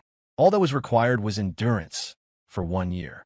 Within that time, the Scarlet Flame Tower would surpass Crimson and reclaim its place at the top. Alfoy accepted the mission eagerly, responding with unwavering resolve. However, the moment he arrived at Perdium, the excitement faded. His expression soured as he took in the estate's condition. Standing before the new arrivals, Ghislain welcomed the mages alongside his subordinates and mercenary forces. Among the mages, opinions were mixed. One observed that the castle was constructed in a classical style. Another added that while not flamboyant, it was practical. A third noted the use of proportional harmony in the architectural layout. But Alfoy seethed internally. In his eyes, it was nothing more than a wretched backwater. Only his master's command had brought him here. To think, the heir to the tower, reduced to working in such filth. When it came time to announce his position, Alfoy did so with formality. He identified himself as a third circle mage and heir to the Scarlet Flame Tower, assigned to lead the dispatched mages. However, Ghislain interrupted without hesitation. There was work to be done, and Alfoy was instructed not to let down his guard. The comment left Alfoy speechless. Rage churned inside him at being treated like a servant. Resentment brewed. Inwardly, he vowed that once he became Tower Master, he would deal with Ghislain accordingly. Ghislain called him back from his thoughts with a question. He wanted to know where Vanessa was. Alfoy turned casually, replying that she was likely at the back, handling the luggage. Soon after, Vanessa arrived, breath heavy as she carried the baggage in her arms. Gasping for breath, she finally made it to the gathering crowd. Through her fatigue, she opened her eyes and realized that the young lord himself stood there, welcoming them. Immediately, she bowed and offered her greeting. Alfoy muttered beneath his breath, urging her to hurry and remarking that he had doubted her arrival altogether. Ghislain briefly considered how to deal with the fool. Maiming the heir of the Magic Tower would certainly provoke backlash. It would be too risky. Instead, he approached the girl, raising a hand to beckon her forward. He instructed Vanessa to set everything down and come to him. Surprised, she responded hesitantly, reminding him that she had yet to finish moving everyone's luggage. Before she could continue, Ghislain grabbed one of the bags himself, even as Alfoy interjected dismissively. According to him, she had always done menial tasks at the tower, and, being incapable of using magic, might as well continue with chores. Before Alfoy could utter another word, Ghislain hurled the bag squarely at his face. Injuring the air would have gone too far, but humiliation was just the right dose of punishment. Alfoy cried out in frustration, shouting in disbelief. Ghislain remained calm, asserting that Vanessa no longer belonged to the tower. From that moment on, she was under his protection, and mistreatment would not be tolerated. He then issued a warning that this incident would be overlooked, but if it ever happened again, the consequences would be severe. Watching the scene unfold, Vanessa slowly regained her breath. A faint blush bloomed across her cheeks as she witnessed someone stand up for her for the first time after a long while. But Alfoy refused to back down. His face twisted in rage as he shouted about the absurdity of being treated in such a way. He was the heir to the Scarlet Flame Tower, a third circle mage, and this backwater noble had dared to demean him.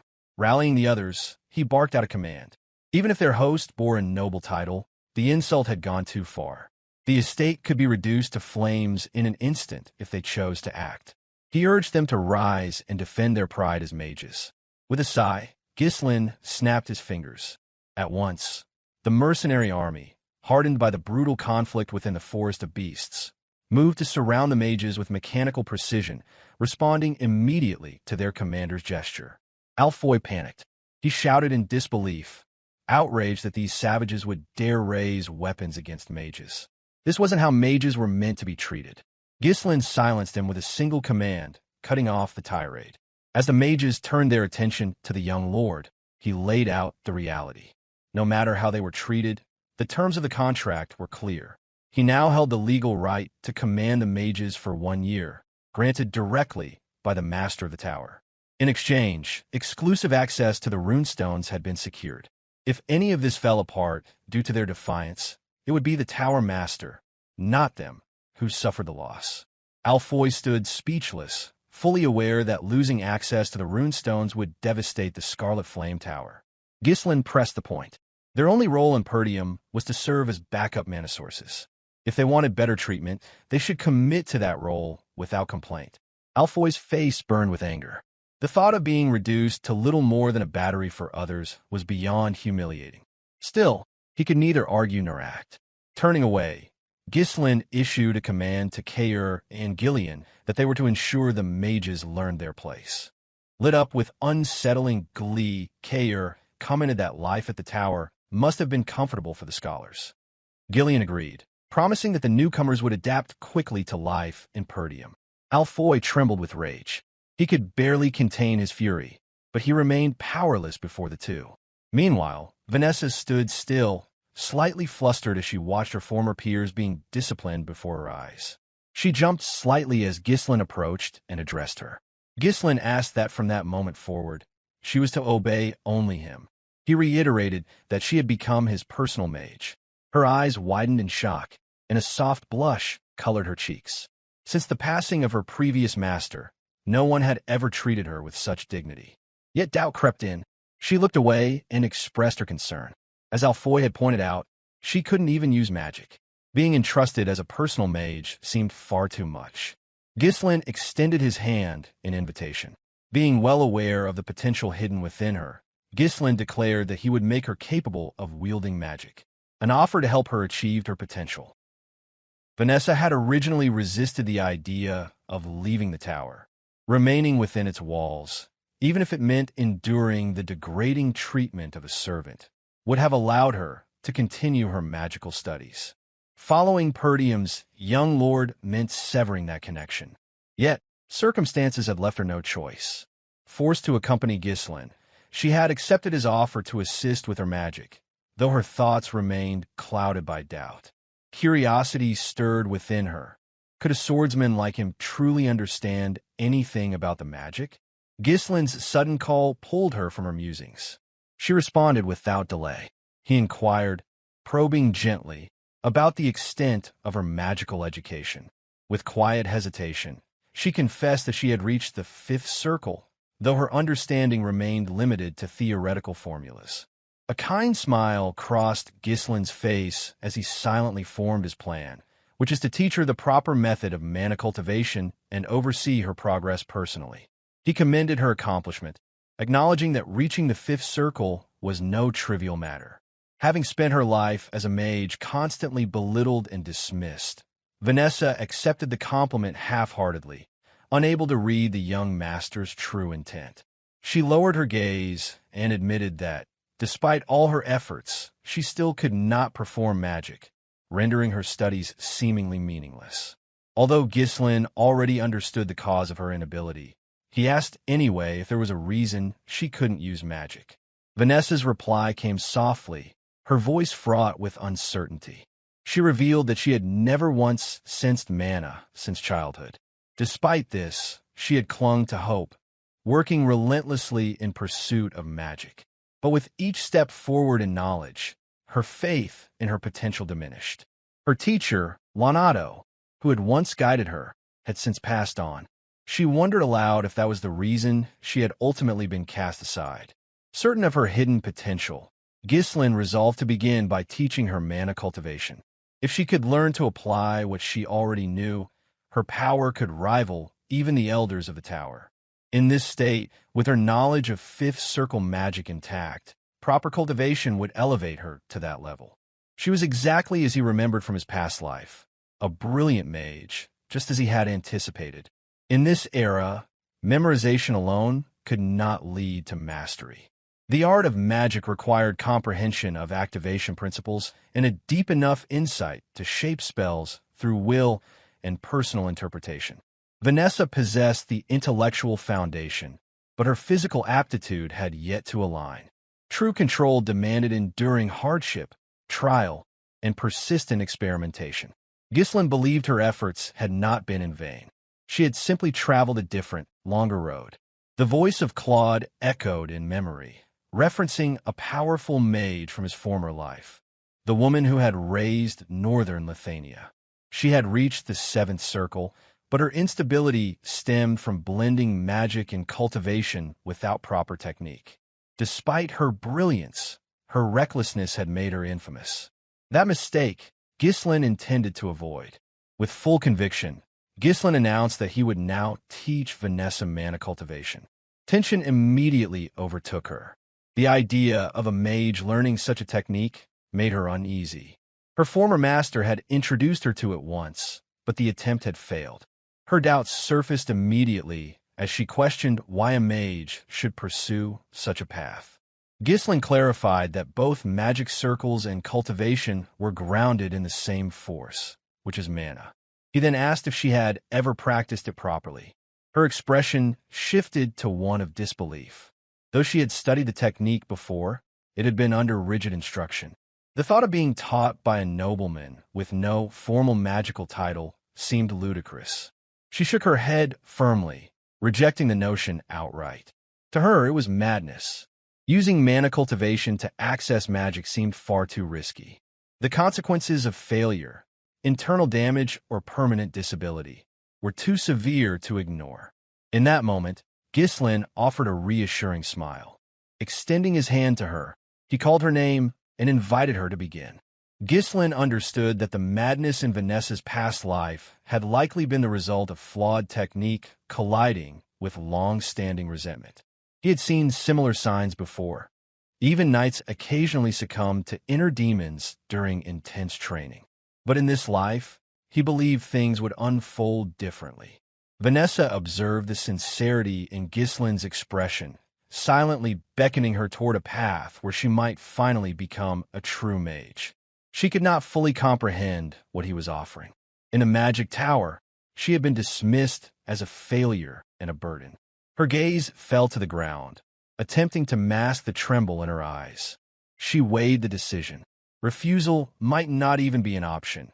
Ghislain could easily compel her, for what lay ahead otherwise was a descent into madness and eventual death. In the end, she gathered her courage and resolved to accept, if only for a chance to wield magic like a real mage. Anxious and uncertain, she positioned herself in front of Ghislain, seated with her back to him. With no hesitation, she loosened her collar and revealed her back, allowing him to begin the mana transfer. In his previous life, Ghislain had seen that same expression in her eyes, an endless hunger for magic mixed with regret, rage, and despair. She had sought power in desperation, turned to an unknown mana cultivation technique, and ultimately became a creature of destruction, ruled by instinct and pain. But now he stood before her in a different lifetime, meeting her before that spiral could begin. He made a silent vow to reach out before she fell into the abyss again. With that, he summoned his mana and placed a steady hand against her back.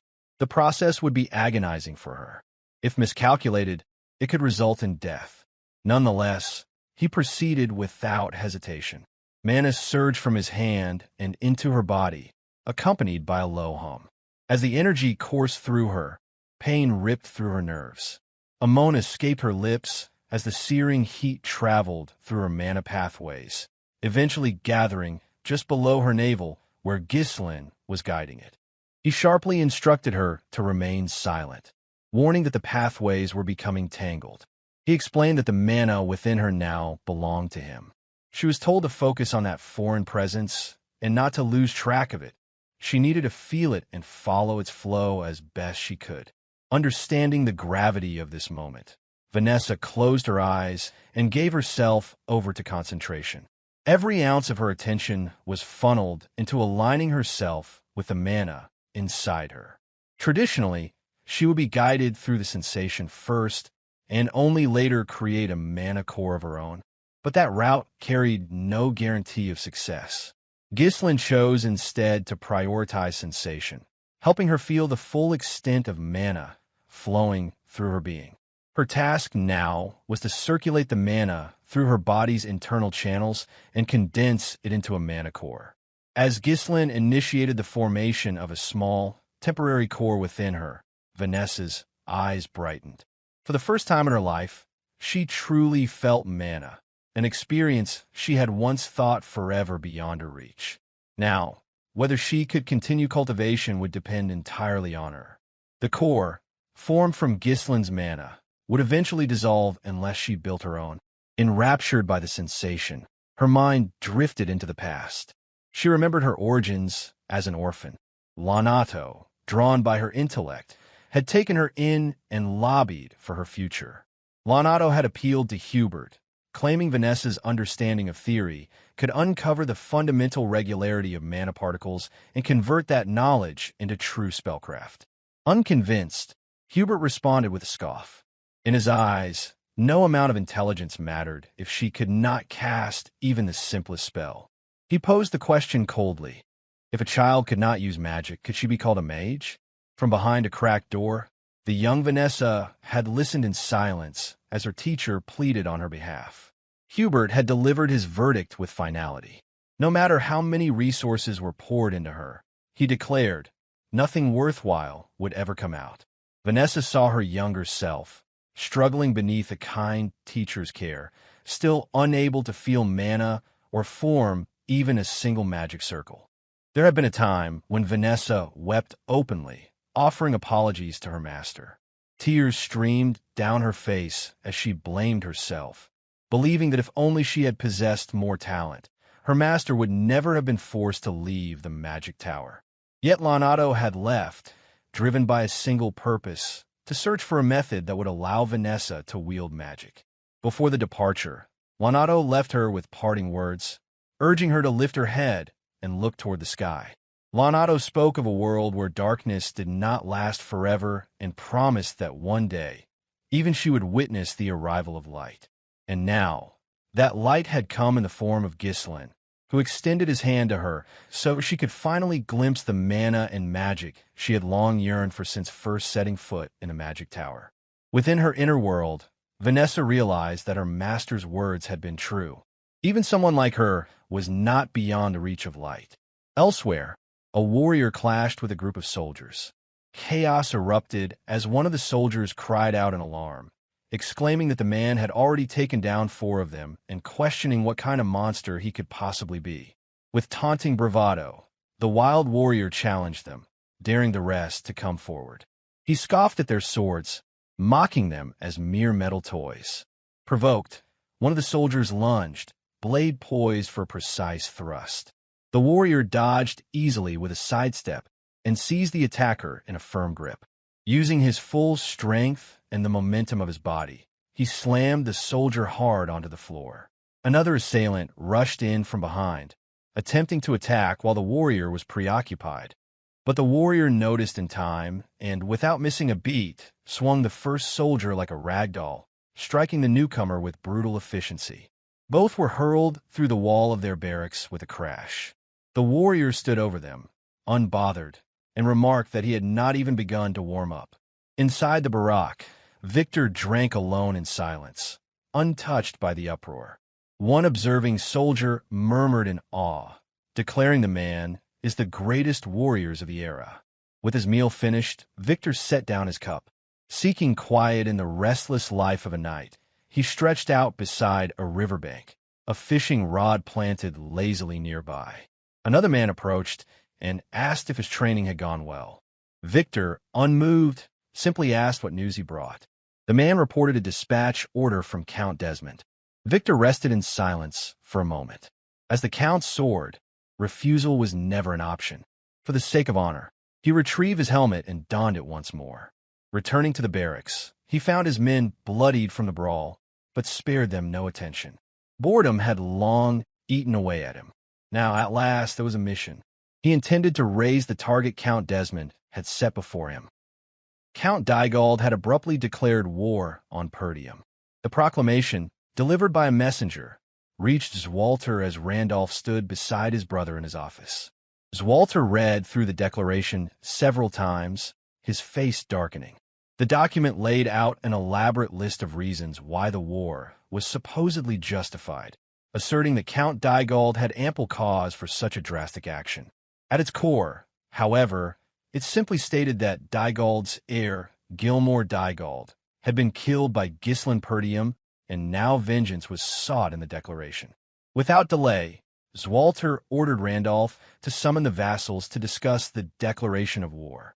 As the vassals gathered, Randolph expressed his disbelief at the absurd justification, remarking that the Dygalds must have lost their minds. There was no way the young lord had killed Gilmore. The vassals quickly voiced their own outrage.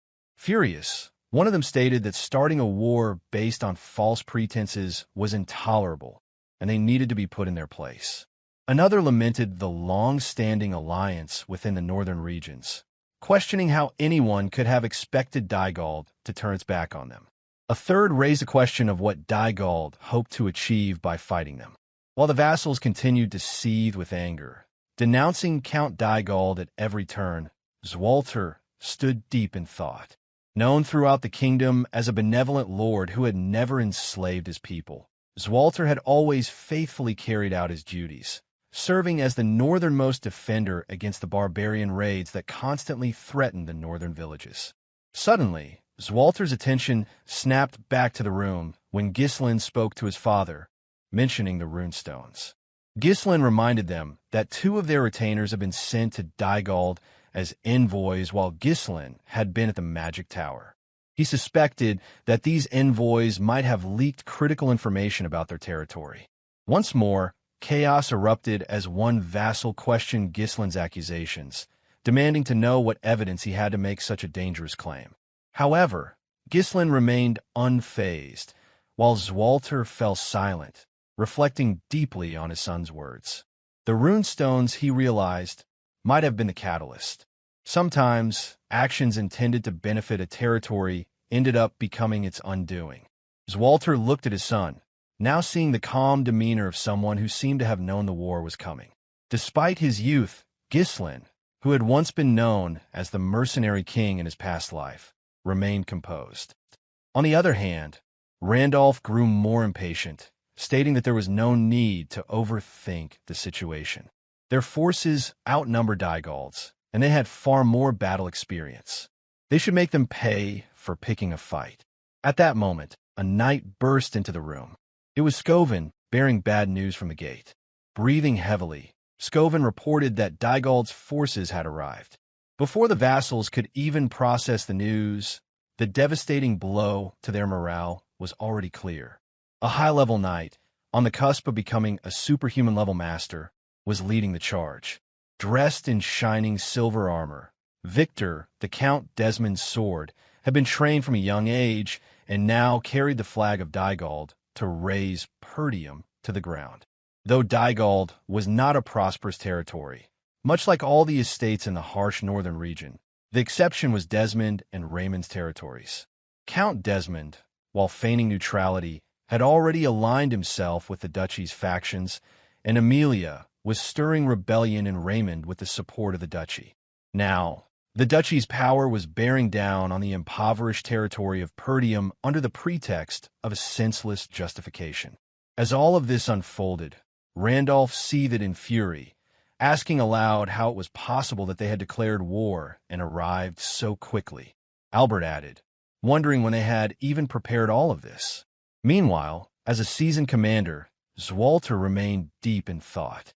Moments later, Soldier reported that a confirmed force of about 6,000 armed soldiers, with a follow-up supply division of approximately 1,000. Numerous siege weapons had also been spotted, and deployment had already begun on Dygald's forces. The revelation left Homern in a panic. He turned to Randolph, his voice filled with alarm, as he questioned what was happening. The power gap seemed insurmountable. Equally stunned, Albert voiced his confusion. He pointed out that Dygald was just as poor as Perdium. So how could they have raised such a massive army? Still grappling with the situation, Randolph responded with frustration, reiterating that this was exactly why he had warned them before not to reduce their forces. Fed up with the constant bickering, Swalter screamed at the vassals to get a grip. He told them that arguing would only delay their response, and ordered that all soldiers be gathered at the walls. He commanded that every citizen be brought into the castle, and every gate should be shut tight. The soldiers were to hold their positions. With his gaze hardened by years of harsh northern battles, Swalter stated firmly that the war had begun. At the forefront of the Dygald army, Thamos Dygald hummed to himself as he gazed at the towering Perdium fortress. Confident that Count Desmond's support would ensure victory, he was certain the fortress would soon fall into his hands. Thamos grinned as he thought of Gilmore, his son. While Gilmore had been a lazy and useless heir, his death had given Thamos a valid reason to strike Perdium. Gilmore's death didn't trouble him much, because he could always have another son. But the chance to seize Perdium with overwhelming support was something that could only come once. Turning to Victor, Thamos asked that he accompany him, as he had something to discuss with Count Perdium. When they arrived before the wall, Swalter shouted out in defiance, demanding to know what kind of atrocity Thamos was committing. Thamos laughed to himself, responding that what he was doing wasn't an atrocity. His beloved son, Gilmore Dygald, had been killed on this land, and he was now here for revenge. With a menacing grin, he added that Swalter's son, Ghislain Perdium, had killed his son. What parent wouldn't be enraged by the death of their child? Thamos then offered Swalter a chance to end the conflict without further bloodshed, suggesting that if he surrendered now, it could all stop. Ghislain, who knew that Count Desmond was backing Dygald in this war, stood silently, observing the unfolding events. Filled with rage, Randolph shouted at Thamos, denouncing his lies. Equally disgusted, Homern agreed with Randolph, stating that any further conversation would be meaningless. However, Ghislain was lost in thought. While saving Elena had bought him time, he knew that with Gilmore's death, this war was inevitable. The fact that Dygald had brought siege weapons confirmed his worst fears that they were intent on crushing Perdium completely. At that moment, Swalter stepped forward, declaring that Ghislain had not killed Gilmore. With a gaze hardened by years of defending the northern fortress against barbarian raids, Swalter stated firmly that this was his only answer. He warned Thamos that if he valued his life, he should leave now. Thamos was visibly startled by the intensity of Swalter's gaze, but Victor remained silent, standing unwaveringly by his side. Victor observed Swalter, thinking to himself that the Northern Wolf had truly earned his reputation. Swalter Perdium embodied the spirit of a great general who had defended the North for so long. Sweating heavily, Thamos acknowledged Swalter's reputation, stating that as expected of the Northern Wolf, Swalter's choice was a foolish one. He warned Swalter not to regret his decision and turned back to his forces with a final threat. Meanwhile, Swalter knew that this would be a difficult battle. Perdium was a poor territory with barren land and few provisions, ill-prepared to withstand a prolonged siege. Feeling the weight of the situation, Randolph pleaded with Swalter, asking him to entrust all the troops to him. He was confident that, as a high-level knight, he could easily defeat the poorly trained rabble Dygald had assembled. Albert interjected, warning Randolph that no matter how strong he was, the sheer gap in numbers was simply too great to overcome. Homer shared the same sentiment, stating that with only one loss, Perdium would be finished.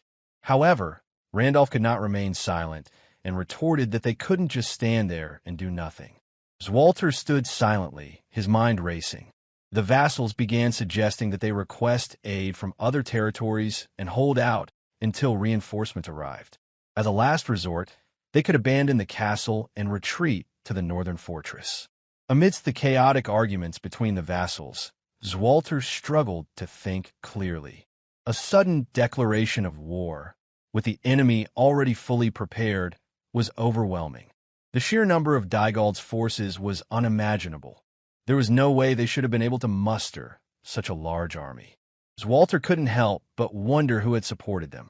As a lord, he knew he couldn't flee the castle, but as a father, he was certain that Ghislain had not killed Gilmore, and thus he could not surrender. Just then, his thoughts were interrupted when Ghislain suggested they prepare for a siege. Swalter turned to face his son. He hadn't noticed it before, but Ghislain's composure stood in stark contrast to the panic around them. Ghislain continued, explaining that Dygald's forces numbered nearly 7,000, while Perdium could barely gather just over 2,000. The gap was more than 3 to 1. Dygald's forces were fully prepared, and their morale was high. Within 15 days, once their siege weapons were ready, they would launch their full assault. The calmness in Ghislain's voice prompted Swalter to listen more closely. Ghislain added that, for now, requesting help and holding the castle was their best option. Still feeling the weight of the situation, Swalter agreed. Normally, this would be the course of action he would take, but something about the situation didn't sit right with him. Just then, a slight arc formed on Ghislain's lips. He moved closer to his father and whispered something into his ear. When Ghislain finished, Swalter was visibly surprised. The content of those words remained between them, excluded from the vassals of Perdium. The countdown to the inevitable clash between Dygald's forces, supported by Desmond's territory, and Perdium had begun. In 15 days, Ghislain had decided to put everything he had into turning the tables. Knowing Perdium could not stand on its own, he planned to play the game differently. Donning his dark-tinted armor, Ghislain gathered his future aides, Gillion, Kaor, and Belinda. Gillion, who would later be known as the White Lion of Fenris, was a former mercenary who, though not yet a knight, was on par with a middle-level knight. He was the first person to swear loyalty to Ghislain. Kaor, the redhead, would become known throughout the Shadow Mountain as the King of Leather. He was an unruly mercenary who had fallen into obedience after Ghislain's rigorous training. Then there was Belinda, a mysterious figure whom Ghislain's mother had brought into Perdium. She hailed from a shadowy assassin organization and had been entrusted with the care of Ghislain and Elena after their mother's death. With them gathered, the war had truly begun. In his past life as the Mercenary King, Ghislain had been one of the 7 strongest on the continent. Though his individual strength wasn't ranked among the highest, his tactical brilliance in battle had earned him a place among the top 3. If time had allowed, Ghislain would have sought out one of the legendary figures he knew from his past life, Claude, Ghislain's #1 slave. Claude had flipped kingdoms upside down alongside the Mercenary King. But time was not on his side, and there was no opportunity to fetch him. With the resources he had at hand, and with the knowledge of a man who had rewound time, Ghislain began to elaborate his plan. He explained to his aides what needed to be done. Before Dygald's forces advanced, they would strike at their supply unit. If they cut off the supplies, continuing the war would become incredibly difficult for Dygald. Cautiously, Belinda posed a question, wondering how they could achieve such a feat because the area in front of the castle was already occupied by Dygald's troops, and there were too many eyes watching. Any attempt to act would be noticed immediately. Ghislain turned to Kaor and Gillion, asking if their preparations were complete. Kaor reported that, as ordered, they had stationed troops in advance at the Forest of Beast Outpost. If needed, the troops could hide in the forest, ensuring they wouldn't be discovered. Next, Gillion reported that the ponchos, made from Dirus Ent bark as Ghislain had requested, had been distributed to the soldiers. The dark material was perfect for night operations, making it easier for the soldiers to blend into the shadows. Pointing at the map, Ghislain explained that a large force would naturally be easily spotted, but a small, elite unit wearing camouflage wouldn't be as easy to detect, making an ambush a viable strategy. However, Belinda couldn't shake her concern for her young lord. Despite his calm demeanor, she couldn't help but worry about the risks he was taking. Ghislain turned to her, explaining that the one problem they still faced was not knowing where Dygald's supply unit was located. He ordered Belinda to find the location of Dygald's supply unit. Startled by the gravity of the mission, Belinda paused, thinking carefully. She knew she had to protect the young lord, but she also wondered how Ghislain could be so daring in devising such a risky plan. After a moment of hesitation, Belinda replied with a firm understanding that she would carry out the task. On the other hand, Ghislain thought to himself that this was a dangerous mission, sneaking into enemy lines, risking death, but he trusted Belinda. He knew she would handle it with ease. Now, there was only one thing left for him to do: play his ultimate trump card to end the war. In his past life, Ghislain had known Vanessa as the Red Nightmare, a figure who had gained legendary status after raising the Lithania kingdom following her breakthrough to 7th Circle mage status. Her talent and unconventional mana cultivation technique had turned her into a force to be reckoned with. In this war, Vanessa had become an indispensable force for Perdium. A few days later, at Dygald's supply unit camp, the darkness shrouded the area, with the moon hidden behind thick clouds. Unaware of the impending devastation, Baron Fabreau, a vassal of Dygald and the commander of the supply unit, cheerfully proclaimed that the war had finally begun. He eagerly anticipated the day he would be granted his own land. Perdium's former retainers, who had joined his camp, agreed, with one stating that joining Desmond's side had been the right decision. The support from their troops had earned him a cushy rear position. Another retainer raised his glass, praising the other's excellent decision-making. Drinking heartily, Fabreau continued to revel in the moment. He waved his glass, shouting that Perdium would soon be nothing but a distant memory, and part of the land would soon be his. In the darkness surrounding the camp, Ghislain's force lay in wait. Leading the charge, Ghislain had gathered his entire mercenary army. His plan was simple: wipe out the Dygald supply unit and cut off their resources, crippling the Dygald main force stationed in front of Perdium Castle. Despite the gravity of the war to come, Ghislain's future aides jested among themselves. Belinda sighed, commenting that the weather was particularly gloomy. Noticing the same, Kaor remarked that it was hard to see anything in the pitch-black darkness. Reaching for his helmet visor, Ghislain smirked, noting that it was perfect weather for a surprise attack. Everything was ready, so Ghislain pulled his visor down and reached for his sword. With determination in his eyes, he commanded his forces to take no prisoners and to kill them all. Leading the charge with unrestrained fury, Ghislain's eyes showed no mercy. The hatred he carried for Desmon County and the duchy drove him to bulldoze anything and anyone who dared to threaten what was his.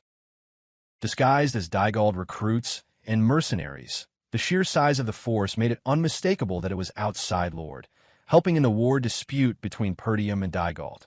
Shrouded in the darkness of the night sky, no one in the camp realized an ambush was closing in until the opposing force was at their doorstep and Ghislain's force emerged from the shadows.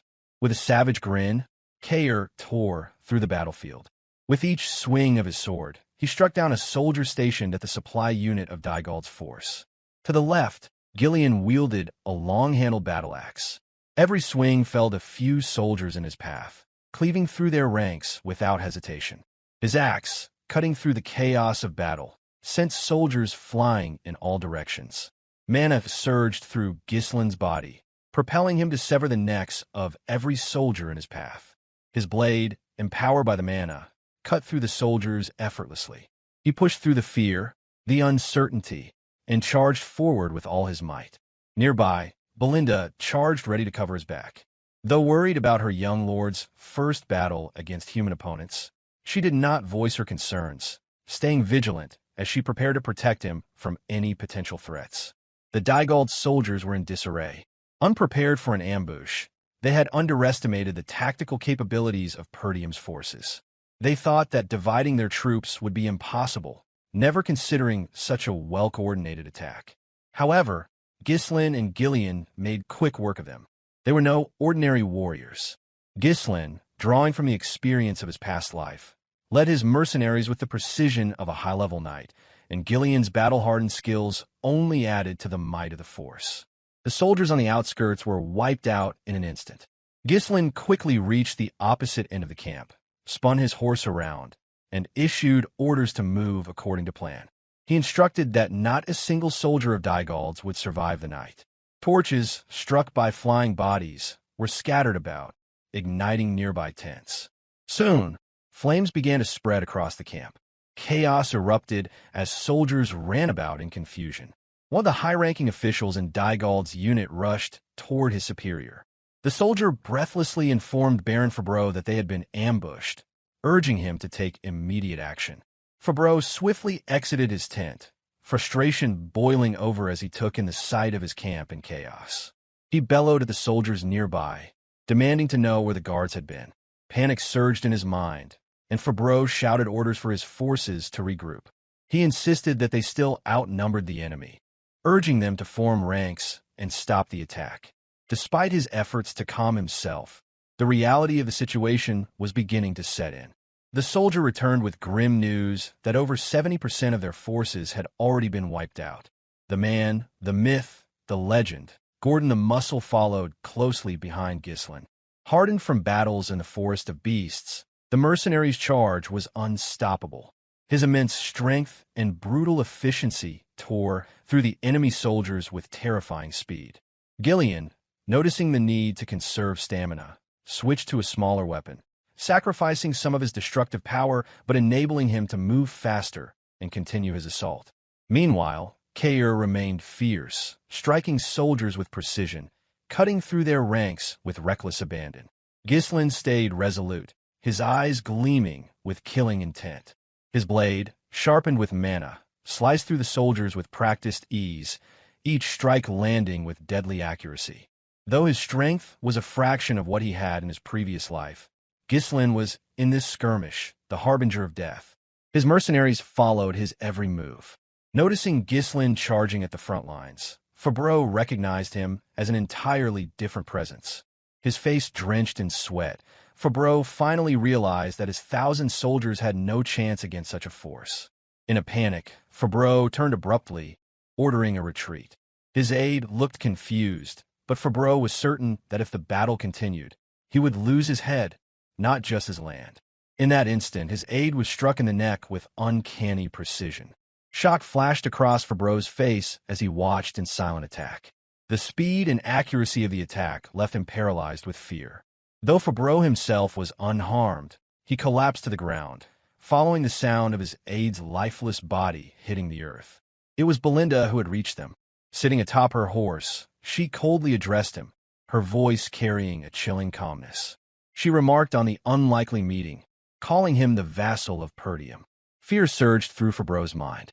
His 1,000 soldiers had been obliterated, and he had relied too heavily on their sheer numbers, missing his opportunity to escape. His camp was burning, and the corpses of soldiers and knights lay scattered across the battlefield.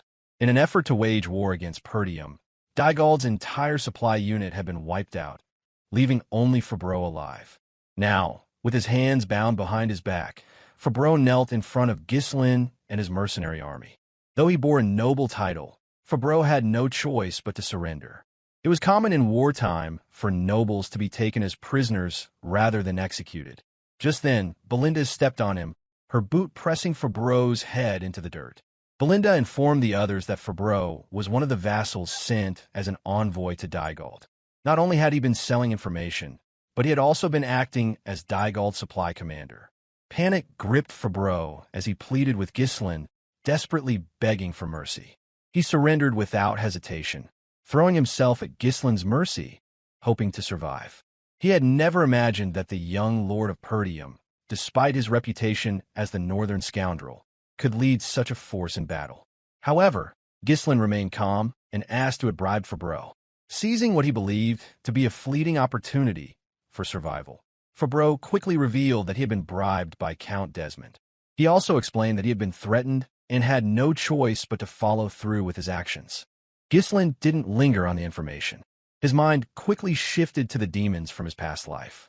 With Fabreau's admission, Ghislain knew for certain that Desmond County had provided troops to Dygald to wage war against Perdium. Feeling ignored, Fabreau became more desperate.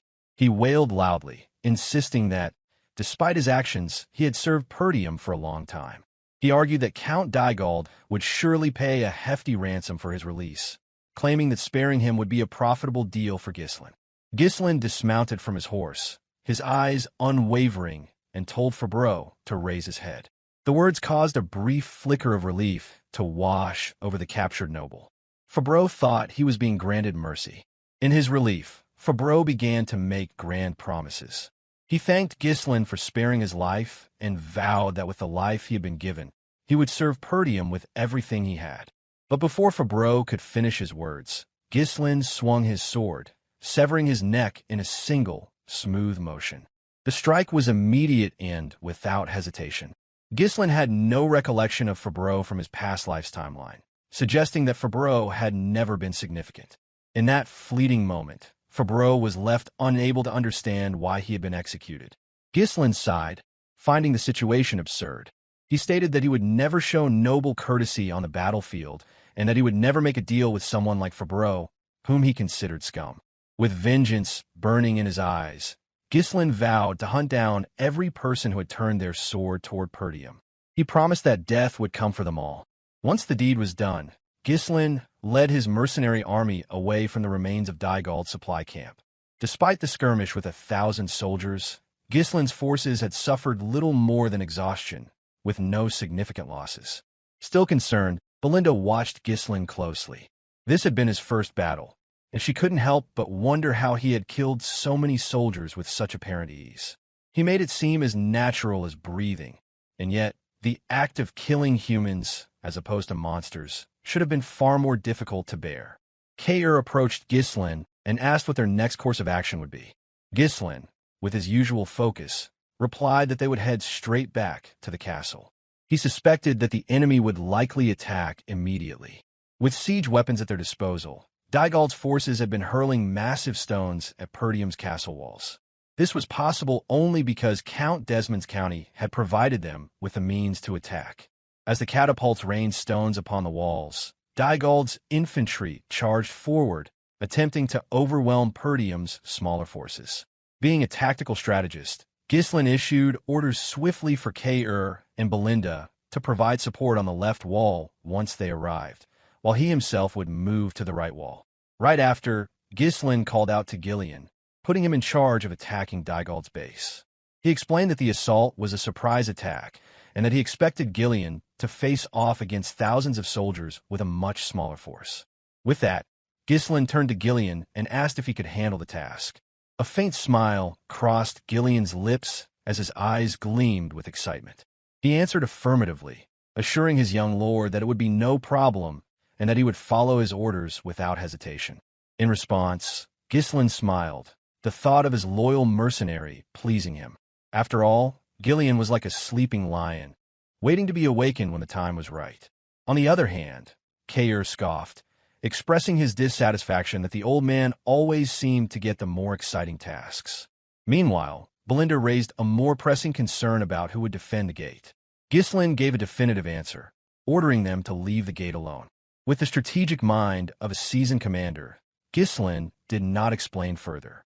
With his experience as the Mercenary King, who had once razed an entire kingdom to the ground, Will always had a plan. This left Ghislain's aides slightly confused. After all, to them, Ghislain was still a young lord who had gained fame as the northern scoundrel and was commanding an army for the first time. They had expected him to be uncertain, but his calm demeanor and strategic orders led them to wonder what he had in mind. Ghislain did not provide further explanation. Instead, he simply stated that this war would mark the beginning of a new chapter in Perdium's history. Meanwhile, Swalter, a valiant high-level knight, stood firm against the overwhelming number of enemies. His voice rang out clearly, ordering his soldiers to prepare for the incoming assault. On the opposite side of the wall, Randolph, also a high-level knight, commanded the archers to fire at the advancing enemy. Though their numbers had been reduced by the rain of arrows, Dygald's soldiers were still too numerous to be easily stopped. With ladders in hand, they began scaling the walls, their numbers overwhelming Perdium's defenses. As the Dygald forces swarmed the wall, Swalter immediately ordered his soldiers to engage in close-quarter combat. His brother Randolph closely followed behind. With the two of them leading the charge, they hoped to hold off the advancing enemy. Seeing the wall begin to crumble and his forces overwhelm it, the commander of Dygald's forces laughed manically. His joy was palpable as he thought victory was finally within his reach. He clapped his hands in delight, exclaiming how exhilarating it was. Even without dispatching their strongest knight, he was sure the battle was won. However, Victor remained focused, keeping his eyes on the battlefield. As Dygald continued issuing orders for the catapults to prepare for a second volley, Victor thought inwardly that it was finally time for the Northern Wolf to meet his end. He had hoped to face Swalter, but now, seeing the way things were unfolding, he believed he wouldn't even need to lift a finger. Inside the walls, Swalter, the Northern Wolf, faced a relentless swarm of mercenaries disguised as Dygald soldiers. With practiced ease, he blocked an incoming attack, sidestepping and swinging his sword to strike at the side of one of the mercenaries. But the enemy continued to pour in, and despite his strength and skill, Swalter, alongside Randolph, found themselves surrounded. Maintaining his composure, Randolph expressed his frustration. The walls were one thing, but at this rate, the gate would fall soon. Thus, he asked what the Lord's orders were. Deciding to trust in Ghislain's earlier instructions, Swalter ordered the soldiers to focus solely on holding the walls and to leave the gate alone. After giving the order, Swalter turned to Scoven, asking about reinforcements. Scoven reported that the messengers sent to the surrounding territories had all returned with refusal of support. The Zimbar and Rayfold territories both claimed internal issues and could not provide assistance. Furthermore, every messenger sent to Kane Loges had lost contact, and no word had come back. For various reasons, not a single estate had offered any support. Frustrated, Randolph could only curse under his breath, wondering aloud how none of the territories had sent help. He could barely contain his anger at their unwillingness to support Perdium, calling them ungrateful bastards. Within the ranks of Dygald's forces, bad news also reached the command post, delivered by a soldier. Both Dygald and Victor were visibly surprised when a soldier reported the possibility that their supply unit had been ambushed. The soldier explained that the soldiers they had sent to request supplies still hadn't returned, which suggested something had gone wrong with the supply unit. However, Dygald refused to accept such a possibility. He could not fathom that their supply unit, consisting of 1,000 soldiers, could have been wiped out while Perdium's entire force was holed up in their castle. On the other hand, Victor considered the report carefully. He suspected the possibility might be true.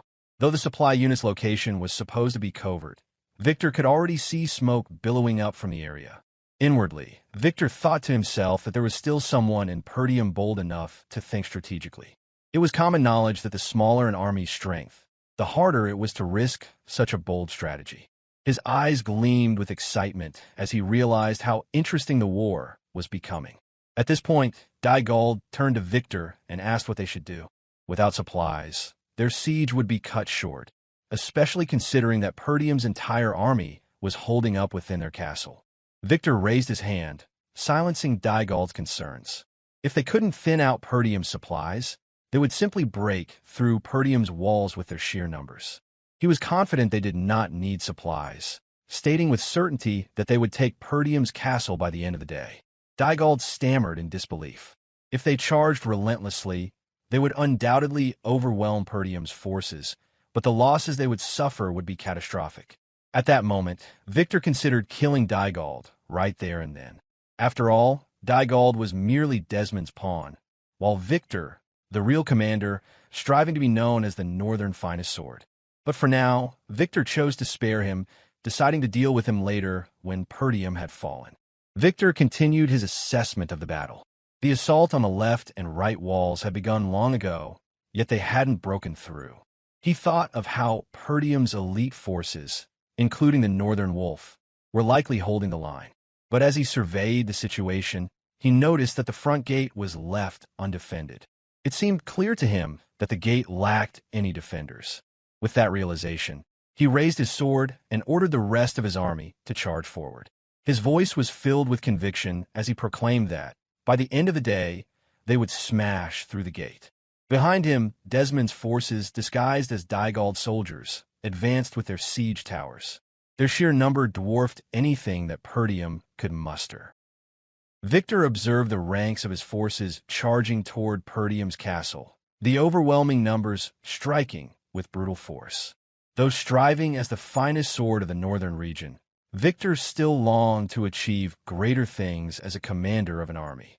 He hoped that through these accomplishments, he could elevate his status and perhaps even earn a noble title, something to solidify his place among the greats. With this ambition in mind, he called upon one of his subordinates, Idun, before riding into battle himself. A loud thud resounded as Idun, riding his horse, drew nearer. Idun was the kind of man who took pleasure in fighting for sport, beating people for amusement to stave off boredom.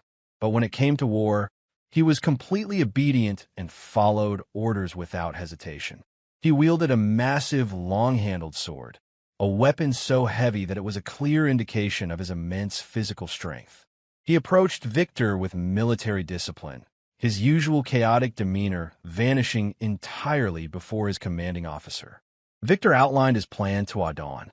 He would charge toward the castle gate himself, ordering Idun to stay at the rear and hold the formation. Though he knew that one man was enough for the task, Victor chose to err on the side of caution, knowing the Perdium army was barricaded within their castle. With Idun at the rear, Victor led the charge, his cavalry and siege weapons following closely behind, though the sheer number of the siege weapons might have seemed excessive for this siege war. Meanwhile, Dygald's infantry scaled the castle walls with ladders. Despite their overwhelming numbers, they faced great difficulty in overtaking the defenders and opening the gate. Yet their morale remained unshaken, and they pressed on, climbing despite the certain death that awaited them at the top. Swalter and Randolph held the line at the wall, standing firm against the onslaught.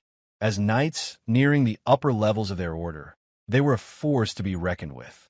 With each swing of their swords, an enemy soldier fell. Though they could hold the line against the swarm of enemies with their strength, it was evident that Dygald's forces would eventually overwhelm the castle.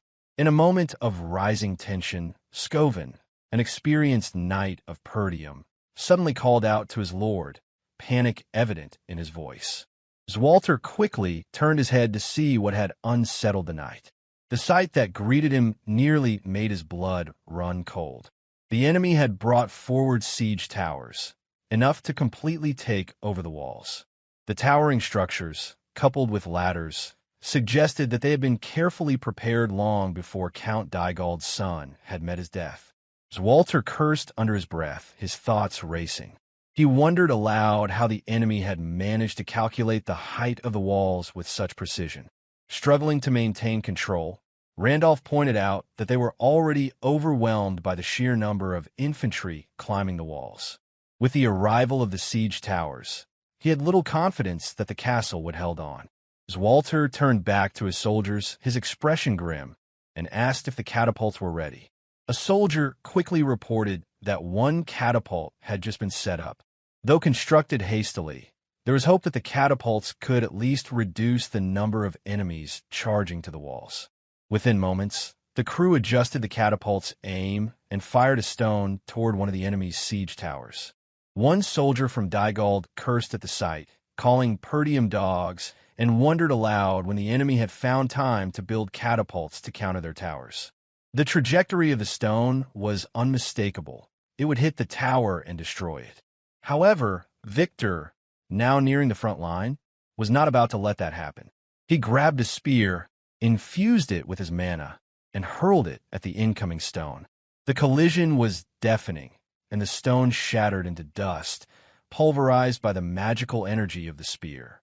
The sight sent shockwaves through Dygald's forces, bolstering their morale.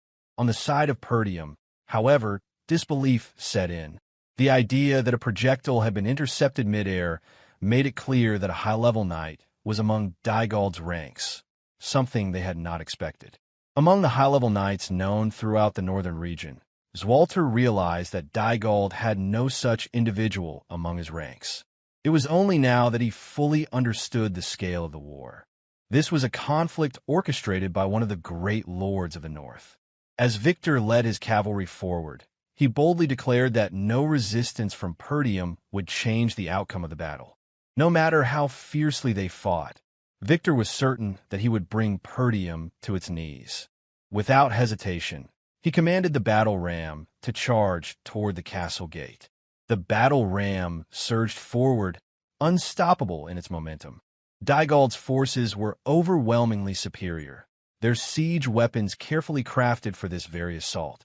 The presence of a high-level knight within their ranks only further amplified the disparity in strength between the two sides.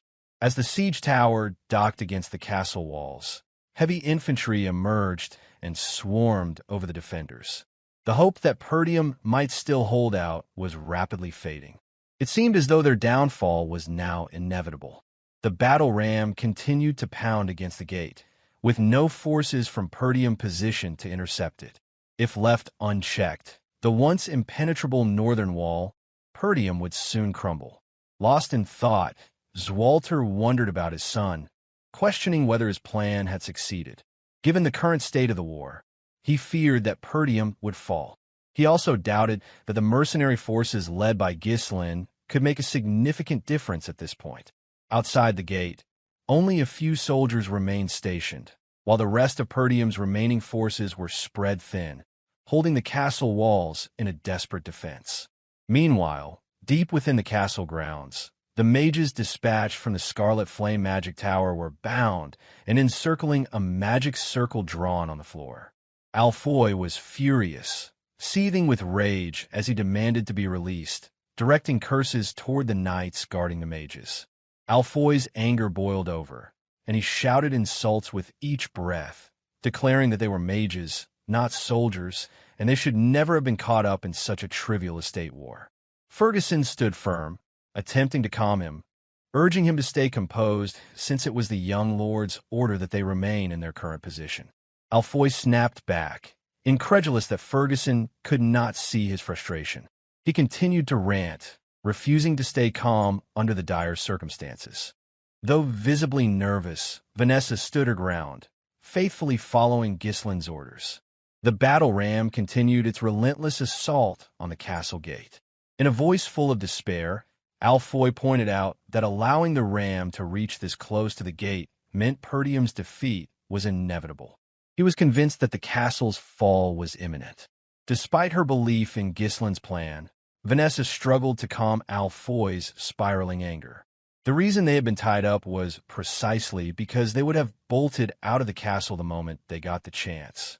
Irritated beyond measure, Alfoy glared at Vanessa, still seething. But as he observed her, he couldn't ignore the fact that she, once merely a maid at the tower, had now grown into a fifth circle mage. Though her face was pale with nervous sweat, her voice held an unwavering optimism, as she assured Alfoy that the young lord's plan would succeed and everything would be set right. Alfoy scoffed, brushing off her words. He told her not to make him laugh, his voice thick with scorn. He cursed Ghislain, screaming for Vanessa not to mention his name again. It was because of Ghislain that Alfoy had been dragged through hell and now found himself on the brink of death in the midst of a war. However, Vanessa was steadfast in her belief. She tried to plead with him, insisting that her trust in the young lord was unshakable. Furious, Alfoy commanded her to be silent. He questioned if she was truly willing to follow the orders of man he considered a lunatic. Vanessa's face hardened with resolve. In the most serious tone, she retorted that Ghislain, the young lord of Perdium, was no lunatic. To her, Ghislain was brilliant in mana control. He had been the one to help her achieve her dream of becoming a mage. A few days earlier, after a harrowing experience where her mana path had been unlocked with Ghislain's help, Vanessa had been on the brink of death. She had pushed through the excruciating pain, overcoming the obstacle, and had finally succeeded in becoming a full-fledged mage. Despite being a fifth circle mage, Vanessa's attempt at conjuring magic, using the mana cultivation methods Ghislain had taught her, produced only a flicker of mana. It was hardly the display of power she had hoped for, and she felt a deep sense of embarrassment before Ghislain. Although she had finally learned how to use magic, she apologized, explaining that this was all she could manage. However, Ghislain was unfazed. He understood that mastery over magic would not come instantly and reassured her that it was fine. He emphasized that simply being able to use magic was enough for now, and that her mana would grow over time. For the upcoming war, Ghislain had buried a massive amount of runestones outside the castle. In a move that seemed unthinkable to many, he had made the prideful mages dig the earth and bury these precious runestones, objects of immense value to them, in the dirt. They had been reduced to labors, something they could hardly accept. As the two approached the site, they found the mages panting heavily from their work. These mages, once held in high regard for their power and status, now found themselves toiling as mere laborers in Perdium. Though aware of the practical necessity of the action, Vanessa could not help but feel a pang of sadness as she witnessed the mages in such a state. But it was the sight of the runestones being buried that truly tore at her heart. Suddenly, Alfoy's voice cut through the moment, filled with disdain and contempt as he called out to Ghislain. Vanessa was startled by his sudden outburst, realizing with a jolt that the man who had tormented her was now in such a disheveled state. Alfoy's face was flushed with anger as he demanded to know why Ghislain had ordered the mages to dig. Why not use soldiers for such a task, he asked. If the runestones needed to be hidden, why not move them outside the territory entirely? Before Ghislain could respond, the man, the myth, the legend, Gordon approached and reprimanded Alfoy for speaking out of turn, prompting him to spit curses in frustration. Vanessa found the situation both absurd and unsettling. Turning to Ghislain, Vanessa nervously asked about the purpose of it all. Unfazed by the question, Ghislain explained that it was all preparation for war. He had foreseen the war, which was why he had not sold the runestones to the Scarlet Flame Magic Tower entirely, but instead had stored them for this very purpose. He went on to explain that in warfare, the simplest and most effective tactic was to overwhelm the enemy with sheer numbers. He knew that no matter how hard the defenders of Perdium fought, the enemy would eventually break through the gates. However, that did not mean they were without hope. Turning to Vanessa, Ghislain told her that her role as a fifth circle mage would be crucial in their defense. With the runestones as a catalyst, and the mana of the other mages, she could unleash a devastating force that would wipe out large portions of the enemy's ranks. Vanessa understood what Ghislain was implying. She realized that this would mean taking many lives. She had always been grateful for Ghislain's help in realizing her dream of becoming a mage, but she had not yet developed the resolve to kill for the sake of the people of Perdium, people she barely knew. The weight of the realization hit her hard. She knew that if she refused to go through with it, there was a strong possibility that Ghislain would die in the war. The burden of his plan now rested on her shoulders, and she began to doubt whether she could really do it. When the time came, Vanessa activated the magic circle drawn on the ground, her resolve firming as she steeled herself for what was to come. With the estate on the brink of destruction, Vanessa, who had once unable to cast even a basic spell, was now performing the delicate and dangerous process of mana precision to absorb the mage's mana. The change in her was extraordinary. Alfoy's face contorted in disbelief as he realized what was happening. Vanessa had begun a mana transfer, a dangerous and complex spell that channeled the mana of multiple mages into one person. This spell had the potential to greatly amplify one's power, but it came at a tremendous risk. If the focal mage lost control, not only would all the participating mages lose their mana, but they could also lose their very life force. Without perfect control, immense mental resilience, and deep mastery over the spell, the risks were fatal. Yet, as Vanessa focused, Ghislain's words echoed in her mind, assuring her that he fully believed in her ability to succeed, and her eyes gleamed with brilliant blue light. As the mages were ensnared in the storm of mana, their energy being drained by the magic circle, Ghislain charged from the rear with his army of mercenaries. He placed his complete trust in Vanessa, confident that she could carry out her task to protect the estate. Meanwhile, the Perdium soldiers scrambled to block the gate with whatever they could find, stones, boxes, anything, while shooting arrows through the gaps in the gate. The situation seemed dire, but just then, Randolph called out to his brother, drawing his attention to the rear of the enemy lines. Swalter immediately turned his head, momentarily abandoning the fight with the enemy infantry. A thick cloud of dust rose from behind the lines as a black cavalry unit charged straight toward the enemy ranks. Though the unit's numbers were only in the 300s, their momentum was unstoppable. Swalter's eyes quickly identified the leader of the incoming unit. He had secretly hoped that Ghislain would take Elena and flee the estate. If Perdium were to fall, at least they could find shelter among the allied forces. But Ghislain was not one to abandon his estate, not after the despair he had experienced in his previous timeline. That was enough for a lifetime, and he would not turn his back on Perdium. The Black Cavalry unit moved forward with relentless momentum, and Ghislain led the charge. Their numbers were dwarfed by the enemies, but Ghislain did not hesitate. Common sense might have dictated that such a charge would be reckless, but Ghislain was not one to abandon his people. The weight of the despair from his previous life was something he could not carry again. Just then, Victor was startled as a soldier hurried to report the situation. Unknown to them, a cavalry unit had ambushed their rear from both sides. Under Kaor's lead, one side of the ambush was taken, with Belinda providing support, allowing him to rampage through the enemy ranks.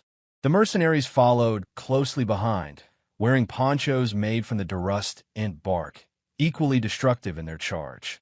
Meanwhile, Ghislain continued his lone charge toward the enemy's ranks. His eyes gleamed with a sharp, unyielding killing intent as he gathered his mana and released his mana cores. A perfect symphony of riding skill, swordsmanship, and mana control allowed Ghislain to tear through the battlefield. Each swing of his sword sent an enemy crashing to the ground. At first glance, he appeared to be fighting recklessly, but his movements were executed with such tactical precision that none of the enemies who charged at him could even graze his horse. Though Ghislain's current strength was far less than in his past life, the destruction he wreaked was still immense. Realizing that their rear was under attack, the bowmen panicked. Some even expressed disbelief that Perdium could possibly be receiving reinforcements. But then, Ghislain appeared, cutting through their ranks and heading straight for the bowmen.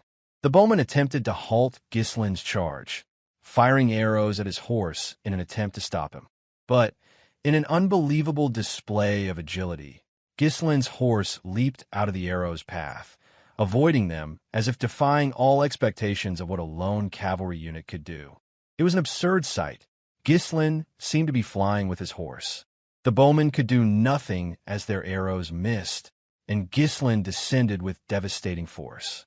Every swing of his sword connected, tearing through flesh with ease. In moments, Ghislain had decimated an entire squad, leaving a trail of blood behind him. Even in his past life, this was how he fought, rampaging through the most dangerous places within the enemy's ranks. The infantry around him stopped in their tracks, stunned by the sight of a single cavalryman destroying so many soldiers so quickly. The fear in their eyes grew, and they began to believe that Ghislain was a monster. Taking a moment to catch his breath, Ghislain raised his sword high for his mercenaries to see. With their experience from the expedition in the Forest of Beasts, the mercenaries charged without hesitation, rallying behind their leader against the overwhelming enemy forces. Ghislain's voice rang out across the battlefield, carrying a message of defiance to both his mercenaries and Perdium soldiers. Despite their inferior numbers, he declared that from this moment on, they would begin their counterattack. Even though their numbers were greatly inferior, the Black Cavalry under Ghislain's leadership showed neither fear nor hesitation as they thundered toward one flank of the enemy's formation. Dygald's siege tower had already been festered on the Perdium's walls, leaving no space for the defenders to breathe or regroup. Yet, despite the unrelenting advance of the invading infantry, not a single soul on the walls wavered. While Victor focused his efforts on seizing control of the main gate, Ghislain led a third of the mercenary forces in a flanking maneuver against the right side of the enemy formation. Simultaneously, Kaor directed another detachment from a different direction, with Belinda providing key support. Meanwhile, Gillion led the final group of mercenaries on a daring ambush mission, targeting the heart of Dygald's rear encampment. Gillion's massive axe tore through enemy ranks with savage force. Each swing cleaved through multiple soldiers, leaving a trail of devastation. A handful of elite mercenaries followed close behind him, their movements sharp and disciplined, reinforcing his every step with lethal precision. As he pushed deeper into enemy lines, Gillion barked orders to Gordon and Torrent. He intended to be the decoy, pulling the enemy's gaze and fury upon himself.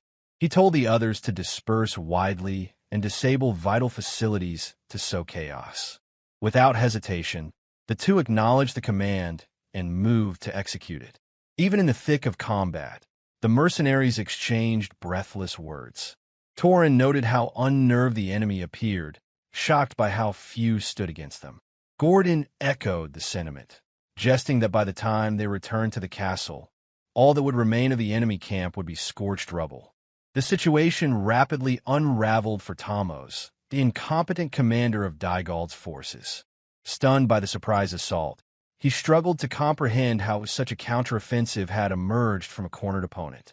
His mind blank, he failed to rally his soldiers, even as his aides urged him to abandon the camp and escape. That window of opportunity never arrived. Gillion surged forward, cutting down soldiers in his path without mercy, his axe stained with the blood of those foolish enough to resist. He charged directly at the command center, declaring loudly his intent to capture Count Dygald alive as a prisoner of war. His axe pulsed with mana, glinting menacingly beneath the sunlight. Thamos knew in his gut that Gillion could not be stopped. The man charging toward him was an unstoppable force, driven by pure will and fury. Yet at the last possible moment, a glimmer of salvation flashed before him. A sword strike, fast and precise, arced toward Gillion. Instinctively, Gillion turned, catching the blow with a powerful swing of his own. The clash of weapons echoed through the battlefield as Gillion's mana-charged axe met the massive sword head-on. Sparks scattered with the force of the impact, the sound rising above the din of war. The two warriors pulled back slightly, locking eyes as they assessed one another. A knight of such caliber had not been seen in Dygald's camp until now. Morale had already been fragile with the presence of an elite warriors that can contend against Swalter and Randolph at Dygald's front line. The sudden appearance of another high-level knight at their rear only deepened the despair. This knight clearly hadn't been drawn from Dygald's own ranks. Count Dygald lacked the merit to rally such strength, being a selfish noble unfit to rule, much less lead a disciplined army. From just a single exchange of blows, Gillion realized the strength of his adversary. This was not an enemy to underestimate, not in the heart of hostile territory, where one wrong move could end everything. Seated tall upon his horse, the knight was Idun Fraso. He observed Gillion with a calm expression, commenting on the audacity of Perdium's forces to strike so deep into Dygald's camp with such a modest number. There was something almost admiring in his tone. Idun swung his sword again in a smooth, practiced motion. With a knight's honor, he asked his opponent to give his name in recognition of strength shared in combat. Gillion remained silent. His gaze never wavered. His eyes, burning with an eerie and focused killing intent, studied Idun from head to toe as he readied himself for the next clash. Gillion lifted his axe high, his entire frame pulsing with unrestrained mana. With a voice heavy with conviction, he declared himself nothing more than a nameless weapon in service to the young Lord of Perdium. His unwavering loyalty stemmed from a single, life-altering event that Ghislain had saved his daughter from the eternal punishment. From that day forward, Gillion's devotion had been absolute. Meanwhile, chaos engulfed the left side of Perdium's castle wall. Enemy infantry swarmed like a mass of ants, climbing ladders in relentless waves. The defenders held the line only because they were no strangers to war. Hardened by long battles with the northern barbarians, they refused to yield. Belinda fought with grim determination, determined to provide the defenders with a sliver of relief. She knew that if left unchecked, the wall would soon fall to the enemy's hands. Spotting two enemy soldiers closing in, she lashed them together and hurled the bound pair toward Kaor, who rode nearby and was carving through the flank. Kaor accepted her help eagerly, his eyes flashing with excitement. As the bound enemies tumbled through the air, he stepped forward and brought his sword down in a single, fluid motion, slicing through both with brutal precision. Blood sprayed across the battlefield, a crimson arc against the sky. Caught in the exhilaration of battle, the insecurities that once haunted him faded, replaced by the unshakable spirit of a warrior. He surged forward, cutting through enemies with tireless energy. Despite the overwhelming numbers, some lightness remained among the chaos. Belinda called out to Kaor, scolding him for splashing blood in her direction again. Kaor laughed it off, referring to her dismissively as a mere lady and advising her to dodge if she had time to complain. Belinda flushed red with anger at the remark, clearly offended by the condescension. On the right wall, Ghislain led a third of the black cavalry unit from the front, rending through Dygald's flank with merciless efficiency. Each swing of his sword shattered the enemy's formation. Not even the heavy infantry could withstand a single blow. In the heart of battle, he revealed the essence of a warlord. The Mercenary King fought in the most perilous position, mastering the release of his second mana core with each breath to conserve stamina. The sight of Ghislain charging alone with monstrous force shattered the enemy's morale. Even with superior numbers, no one dared to meet him head-on. Once the mercenary army closed the gap and the opposition faltered in confusion, Ghislain issued a rallying cry. It was time to press forward and annihilate them. As the mercenaries broke through the enemy formation, Ghislain shifted his focus to the siege tower docked against the wall. He paused briefly, drawing a slow breath, and his eyes took on a glacial sharpness, a signal of the carnage to come. The mercenaries wasted no time. Their experience pioneering the forest of beasts had taught them that survival meant obeying their leader's every command. Not one hesitated, not one fled. They charged together, reckless yet unyielding. A captain from Dygald's army could do nothing but curse beneath his breath. Watching his men abandon formation in fear, he saw discipline dissolve in the face of Perdium's terrifying black cavalry unit. Ghislain galloped toward the wall once more, a line of the spearmen held up. Even with the sight of blood, followed Ghislain's path in his solitary charge. Despite being human, Ghislain fought atop his steed with a fluidity and unity that matched any elven rider. As the enemy blockade came into view, he gave his horse a simple order, to dodge the blockade alone, and the beast obeyed with a sharp exhale. The spearmen launched their attack, spears thrusting in perfect unison. For the first time in the battle, they managed to reach Ghislain, only because he had chosen to barrel through them, unwavering in his charge toward the siege tower. Then, without warning, Ghislain vanished from the saddle. He had leapt. The horse slipped through the formation with comical ease, untouched by the flurry of spear tips. While the spearmen were still turning their heads in confusion, try and make sense of the vanished rider. Ghislain had already taken to the air. His sword was drawn high, poised to strike while the enemy below remained frozen in disarray.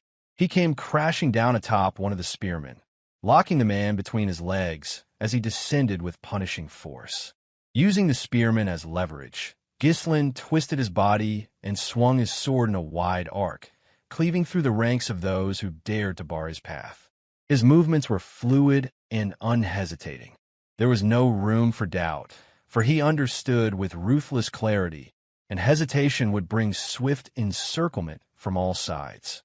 Once the opposing spearman had been dispatched, Ghislain released the body he had used as a pivot, allowing the inertia of his spin to carry him into one final motion.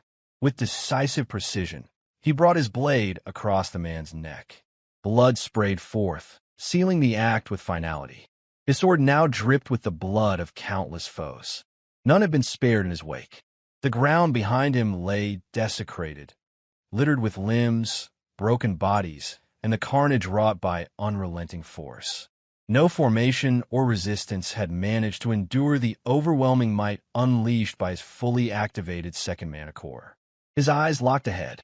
The siege tower loomed, tall and ominous, a grotesque structure feeding Dygald's heavy infantry onto the crumbling battlements. Below, a dense cluster of enemy soldiers formed a blockade between him and the towering structure. Yet, not a shred of hesitation clouded Ghislain's mind. A glint of sheer, razor-edged intent reflected in his eyes. No one standing there deserved mercy. Not a single soul among the enemy ranks would be spared. His verdict had already been rendered. Annihilation alone was acceptable.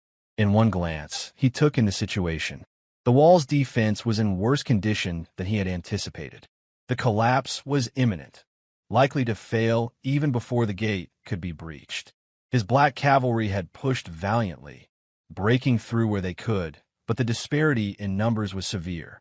If they faltered even slightly, they would be enveloped. But surrendering momentum was not an option. Ghislain inhaled deeply, resolving himself once more. His eyes gleamed with renewed determination. He would keep pressing forward, no matter the cost. A corps captain from Dygald's forces issued an urgent command, rallying his soldiers to strike. The siege tower had reached its target. With the wall would soon fall, all that remained was to stop the black-armored knight who stood in their way. The soldiers surged toward him. Ghislain raised his sword over his shoulder, steadying his breathing. For a brief instant, he tapped into the volatile energy of his third mana core, enhanced by the strange power obtained after absorbing the venom of the blood python. Though not yet equal to the legendary state of transcendence, the refinement of his mana gave his blade the sharpness needed to cut through iron as if it were cloth. His sword flashed. The first soldier to challenge him stood no chance. The weapon passed through his iron helmet with no resistance, the man collapsing without a sound, a mere offering to Ghislain's relentless advance. Another stepped forward to take his place.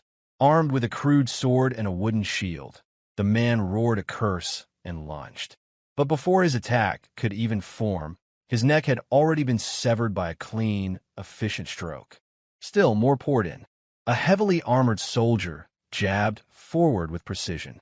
Ghislain tilted his body and dodged with finesse, then countered with a savage slice into the man's side.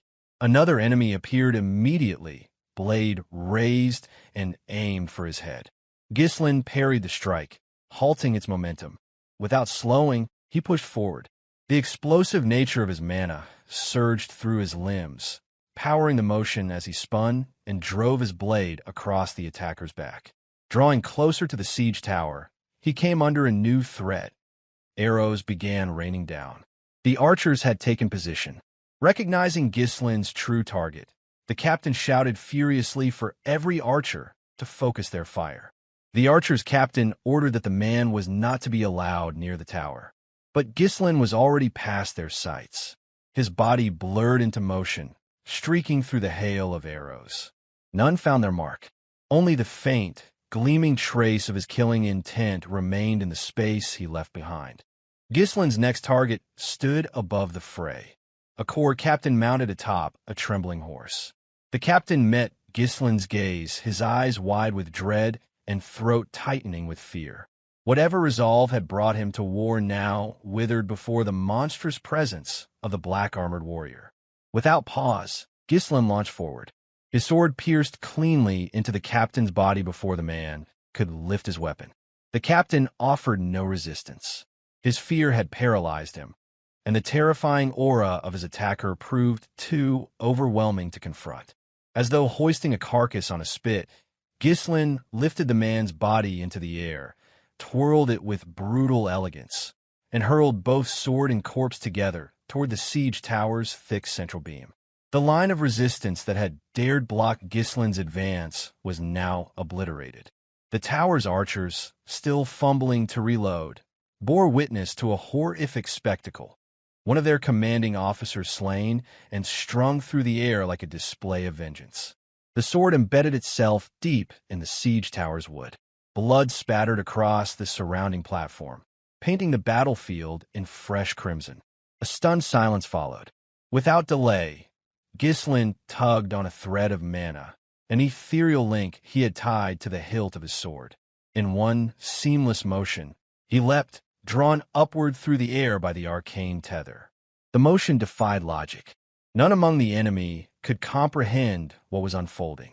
All they saw was that the black-armored warrior had taken flight, soaring unrestrained toward the siege tower's highest platform. As Ghislain reached the top, his hand caught the hilt of the embedded sword. The blade, still soaked with blood, landed firmly in his grip. In that same instant, he swung.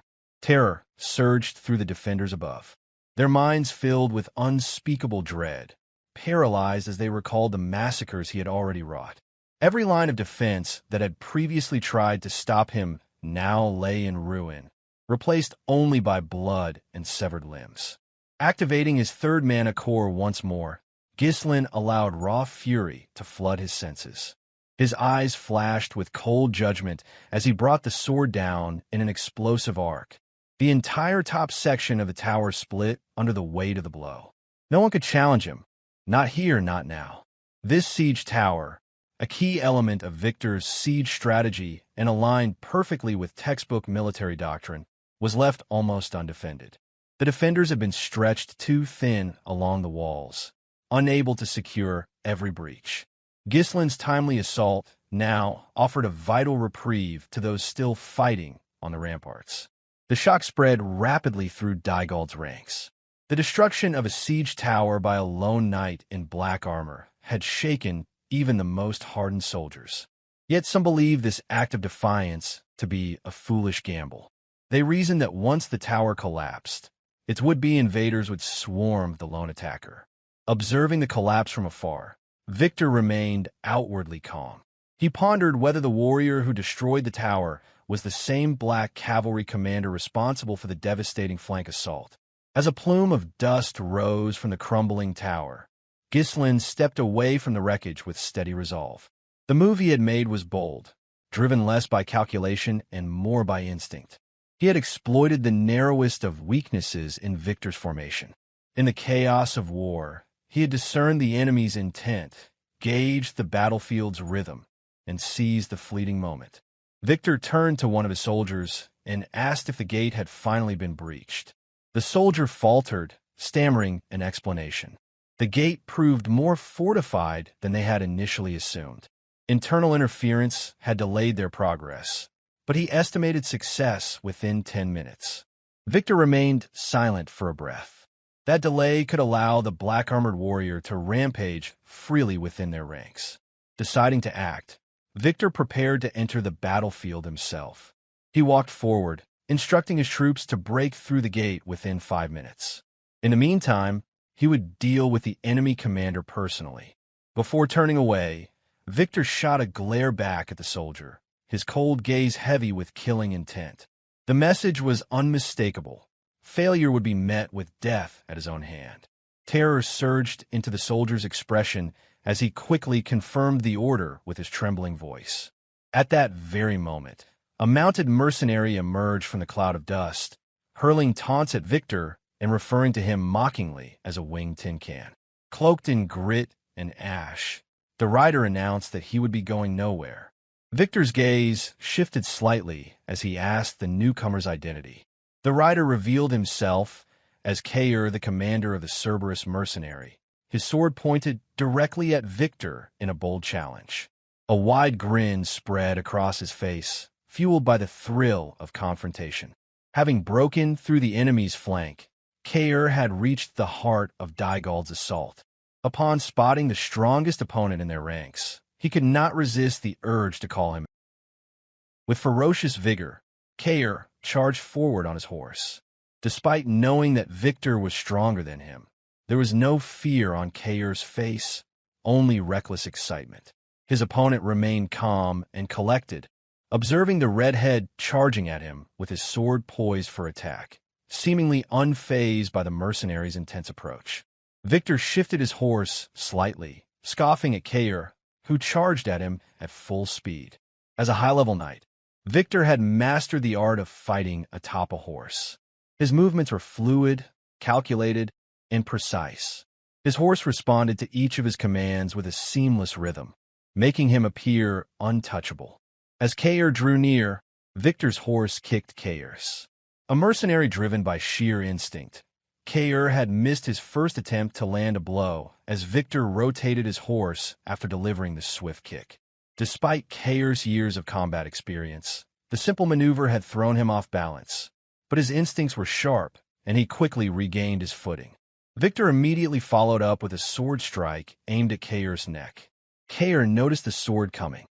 The speed of Victor's attack left no room for Kaor to defend, and the mercenary realized just how outmatched he was in this duel. With no way to defend, Kaor leapt from his horse, letting the sword strike sever the horse's neck. The steed collapsed, but Kaor's focus remained entirely on his opponent. Though he had been outplayed fighting atop a horse, his resolve remained strong, and he refused to retreat. As he descended, Kaor pulled his sword back and prepared to strike down with all his might. Meanwhile, Victor stood his ground, still atop his steed, ready to face whatever attack the redhead might throw his way with his unnerving focus. In quick succession, Kaor delivered 2 sword strikes imbued with his mana, each more powerful than the last, toward his opponent. Victor easily parried both with practiced ease, his sword moving with minimal effort, as if the redhead's attacks were no more than a nuisance. But Kaor wasn't finished. Gritting his teeth, he brought his sword down once more, this time with more powerful strike, carrying his momentum and mana. The attack was swift and filled with raw strength, but Victor raised his sword, prepared to block it casually. His demeanor was one of complete confidence, showing how little he regarded Kaor as a worthy opponent. Kaor cursed inwardly. He knew that fighting atop a horse made it harder for a knight to move, but despite his speed, his attacks were easily blocked by Victor. Kaor's strikes had no effect, and his momentum faltered with every failed attempt. Victor deflected Kaor's sword strike with ease, spinning his sword to dissipate the attack's momentum. Victor anticipated Kaor's next move, reading the mercenary's body language and movements. He swiftly pulled back his sword, preparing for a counterattack. He had seen enough of Kaor's kind to know what was coming.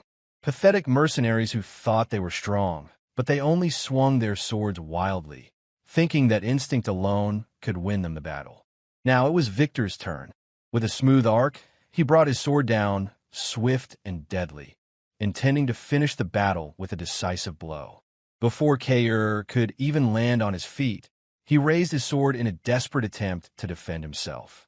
He had been briefed on his opponent's strength, but nothing could have prepared him for the overwhelming power of the high-level knight. The moment their swords collided, Kaor felt the full weight of Victor's strength behind the strike. When their swords clashed, their mana collided as well. Kaor's blade met Victor's, but it was no match for the sharpness and power of Victor's swordsmanship. The shock of the collision ran through Kaor's arm, down to his whole body, as he still not yet regained his footing. Victor's mana-imbued sword cut clean through Kaor's with uncanny sharpness. The impact left Kaor reeling, his sword strikes losing momentum the moment they were blocked. It was clear to him now that he had no way of winning this fight. A sharp, Searing pain surged through Kaor's body as Victor's sword sliced through his shoulder. The redhead's ferocity, once fierce and unrelenting, was subdued by Victor's precision and surgical movements. His body trembled as he realized that he was no match for Victor. Still atop his horse, Victor looked down at Kaor with mockery in his eyes. He couldn't help but feel a sense of superiority as he saw the redhead's resolve crumble. There was nothing easier to handle than a beast swinging wildly on instinct, and despite all his ferocity, Kaor had proven no different from the others. Kaor screeched on the ground after Victor struck and mocked him. Victor stood silently, appearing as if he were a noble knight, radiating confidence and composure, the very image of authority. Through labored breath, Kaor cursed inside his mind. After the few exchanges of sword strikes earlier, he now fully realized how real Victor's strength was. It was exactly as Ghislain had explained to him before the charge on the flank. Ghislain had revealed that there was a high-level knight among Dygald's ranks, a knight named Victor, who was Desmond's hidden trump card. One among many, Desmon County stayed behind the shadows, targeting Perdium, had sent Victor to ensure their defeat. Kaor had asked if Victor was stronger than the Perdium young lord. Ghislain had responded curtly, stating that Victor would be the strongest opponent Kaor had ever faced, aside from Ghislain himself, who had once beaten him senseless in the Moriana recognition. Ghislain had elaborated that Victor was using Dygald's sheer numbers to force Perdium's focus onto defending the walls. Once their attention was diverted, Victor would break through the gates and launch a full assault. Ghislain had read the situation perfectly, preparing thoroughly by placing Vanessa at the castle to initiate their plan. However, Ghislain had also warned that if Victor entered the castle through the gate, the entire plan could fall apart. He had entrusted Kaor with the responsibility to hold Victor off until Vanessa was ready to unleash a secret concoction of destruction upon Dygald's forces. With a broken sword tightly clutched in his right hand, Kaor held his wound to prevent it from bleeding. He had accepted the responsibility to hold Victor off until the timid mage of Perdium estate was ready. Despite the hopeless battle they faced, Kaor had remained, fighting for Perdium. Even though Kaor was a mercenary fighting in a losing battle, his eyes glinted with lethal intent as he steeled himself, recalling Ghislain's words, urging him to hold the strongest knight in Dygald's ranks. Victor loomed above him, taller and more menacing now that Kaor had knelt, clutching his wound like a wounded beast being hunted. For a moment, Kaor felt as if nothing in the world seemed more dangerous than the man before him. Yet Kaor shifted his grip on his broken sword. Just as the blade gleamed with mana, a laugh escaped Kaor's lips. His expression lit up with excitement, defiance burning in his eyes. He hurled an insult toward Victor, telling him to at least be beatable. Despite his current predicament, he jested, trying to suppress the blood flowing from his wound, unwilling to let it slow him down.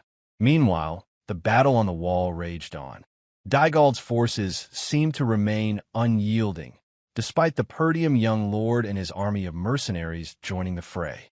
At the rear of Dygald's camp, Gillion was locked in battle with the mysterious second in command. Repeatedly, Gillion swung his massive, bloodied, long-handled axe toward his opponent, yet he still failed to break through the knight's defense. His opponent, Idun, raised his shield to block every attack, swinging his sword only when an opportunity presented itself. Count Dygald, standing behind the battle, exclaimed Idun's name in praise, his admiration for the knight evident. One of his retainers quickly intervened, urging the Count to get back, warning him that he would be caught in the battle if he didn't move. Meanwhile, the mercenaries continued to tear through Dygald's support line. Much like Kaor and Gillion, their loyalty to Ghislain had grown. They fought with seemingly unrestrained fury for Perdium, determined to hold their ground against the enemy's superior numbers. Trading blows with Idun, the sound of their weapons clashing rang out clearly across the battlefield. Gillion cursed under his breath. Time was not on his side, yet despite his best efforts, he could not break through his opponent's defense. Auston seemed to effortlessly move his massive, heavy shield to block Gillion's barrage of attacks.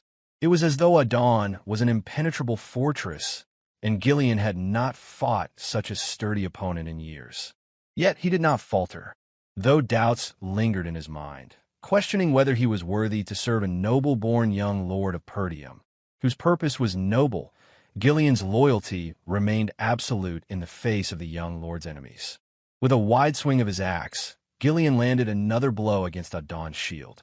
He screamed that he did not have time to waste on him, but Auston stood firm, his defense unbreakable. Calmly, Auston spoke, his voice filled with the assurance of one who believed the fight was already won. He said it was no use, that Gillion's hit was solid, but that he would never get through his shield. Just then, Auston shifted his body to deflect the force of Gillion's strike, causing Gillion's momentum to lose traction and sending him stumbling forward. Meanwhile, Auston was already preparing his massive, long-handled sword behind his shield. Taking advantage of the opening, Auston thrust his sword. Fortunately, Gillion was just as fast, pulling his body back and raising his left hand to block the incoming blade with his axe. Even after his sword failed to find its mark, Auston didn't stop. From his left side, he swung his sword in a wide arc. In its path was the neck of Gillion's mount, which Auston severed cleanly with a single stroke.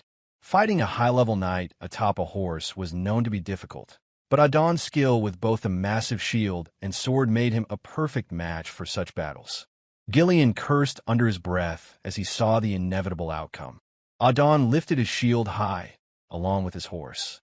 The sheer momentum of their combined weight would be devastating to Gillion, who had fallen without proper footing. Yet Gillion still raised his axe, attempting to defend. Auston's eyes glinted with a chilling, killing intent. He knew this would be the moment to break Gillion's defense. He brought his shield down with crushing force. The collision was inevitable. The combined physical weight of Auston and his horse slammed into Gillion, sending him crashing to the ground. The shock tore through his body, ripping apart his senses. But Gillion held on. He knew that if he fell here, a tremendous danger would befall the Perdium estate, a place that sheltered his daughter Rachel, who had found comfort befriending Elena, the young lady of Perdium. Meanwhile, on the front lines, Kaor was bloodied with wounds covering his body. Though his purpose differed from Gillion's, Kaor remained steadfast, faithful to the order from the Perdium young lord to hold the line. With minimal defense, the gate began to give way under the relentless force of the battering ram. With a final hit, the gate flew off its hinges, leaving it wide open for Dygald's soldiers to charge. Compared to the incoming forces that would soon swarm the castle, the Perdium defense seemed pathetic. A wave of terror washed over those inside. Swalter, Randolph, and Scoven were already at their limit, defending the walls. No one had the strength to hold against the new line of attack that was sure to come. Victor turned his gaze and saw that the time had come for him to finish the war. Ghislain stood silently, having done everything he could. Kaor was on the front lines holding off Victor, while Gillion rampaged through Dygald's rear, spreading chaos.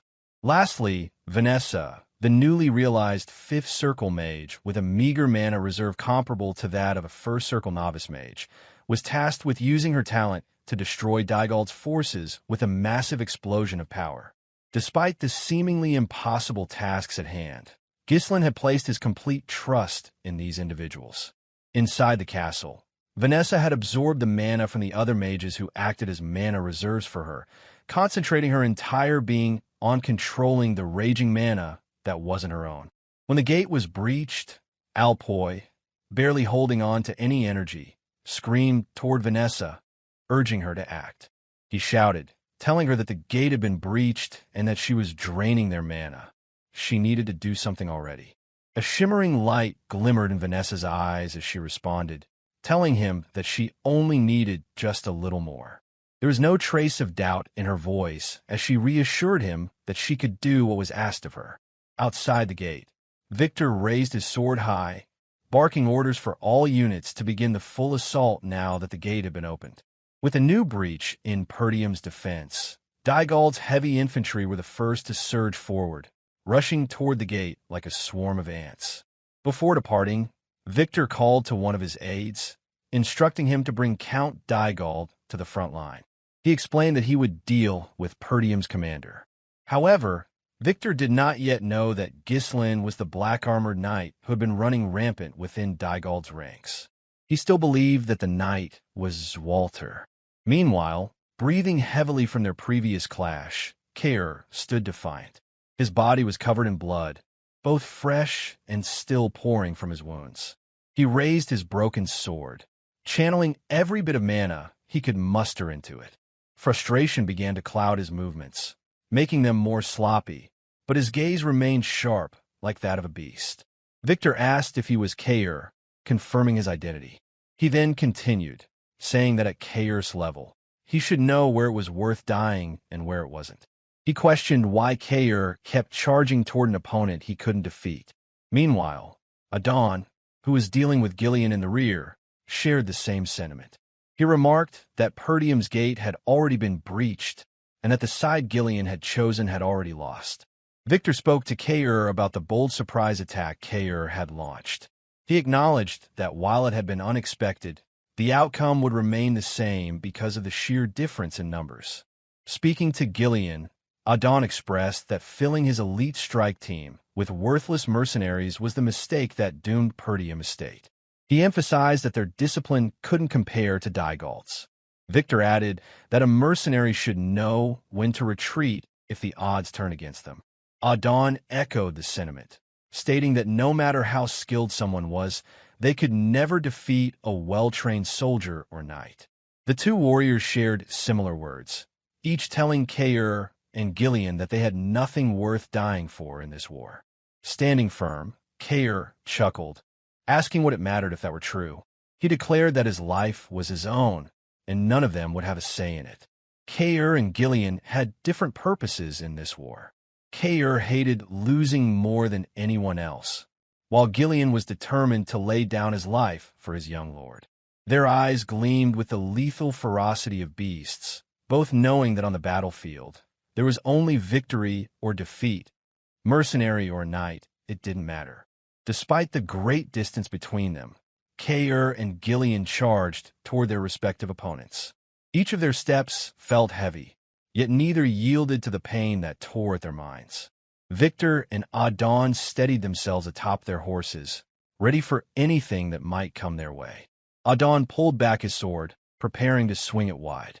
He spoke, his voice cold and unwavering, stating that a loser's excuses were not worth hearing. Idun's sword and Gillion's massive long-handled axe collided once more. This time, however, Gillion adjusted his angle ever so slightly, so that only their handles would meet, ducking low to avoid the sword's blade. With the remaining momentum from his axe's rotation, Gillion used the force to pull Idun's sword toward the ground, making Idun lose his balance. Idun realized too late that Gillion had used the inside of his axe to deflect the sword's momentum toward the ground. In that brief lapse, Gillion quickly brought his axe upward, the sound of their weapons' handles screeching in the air. The massive axe swung in a wide arc, unrelenting in its force. Unfortunately, Idun had already abandoned his sword and raised a shield to defend himself. Still, Gillion's strike severed the neck of Idun's horse. With a loud thud, Idun fell from his horse, his towering figure crashing to the ground. He cursed loudly, calling Gillion a lowly mercenary, his voice filled with fury and disbelief. Idun had always been the one delivering violence, but never had he found himself on the receiving end. Now, Gillion's figure loomed before him, the axe poised for a vertical swing. Gillion's eyes gleamed with unrelenting fury. He was ready to break anything that dared to harm his young lord. Gillion's axe collided with Idun's shield. Despite Idun's embarrassing state, his defense remained as solid as ever, testament to his status as a high-level knight. But Gillion knew better. He spoke calmly, asserting that no matter how solid the defense was, there was always a gap. He pulled a sword from the sheath at his back and proclaimed that he had given his life as a weapon for Perdium's young lord. His sole existence was to bring him victory. Gillion raised his sword high, pulling it back before thrusting it toward Idun, who had been unable to move after falling from his horse. Through the slit in Idun's helmet, Idun could see the unrelenting force that had driven Gillion to attempt such a daring ambush in the midst of Dygald's camp, refusing to back down even in the face of a high-level knight. And through the same slit in Idun's helmet, Gillion's sword found its mark. Blood sprayed as if Idun's head were a ripe tomato being burst with a sharp bite. Meanwhile, in front of the gate, Kaor charged toward Victor. Despite his battered state, he showed no hesitation in his movements. Inwardly, Kaor knew that Victor was far stronger than him, and he knew well that even attempting to stand against such an opponent might cost him his life. But Ghislain's order echoed clearly in his mind, for him to tie down Victor until Vanessa was ready. Even in the face of such a formidable opponent, the gleam in Kaor's eyes never faded. The reckless abandon in his bearing seemed never to cease. His mind focused on only one thing: to land a single strike on Victor. A sudden flash of memory resurfaced in Kaor's mind, recalling the time he had asked Ghislain to demonstrate particular moves. Despite Kaor's usual antics, Ghislain had listened intently to the question. Although awkward and embarrassed about asking for instructions, Kaor had inquired about how Ghislain managed to dodge a strike during their fight at Moriana's recognition. He was especially curious about one slick move where Ghislain had dodged and then quickly cut through the distance between them. Embarrassment showed clearly on Kaor's face, but he still managed to express his points and ask Ghislain to teach him. Glancing back slightly, Ghislain smiled at Kaor's growth in character. Before, Kaor would have defiantly spoken toward Ghislain rather than humbly asking. Turning back away, Ghislain explained that the specific movements themselves were not what mattered. He said that the first time someone fights him, they'll probably think he is just a beast who charges straight in. Because of this, they tend to underestimate him. Now on the battlefield, Kaor charged at Victor with Ghislain's word in mind.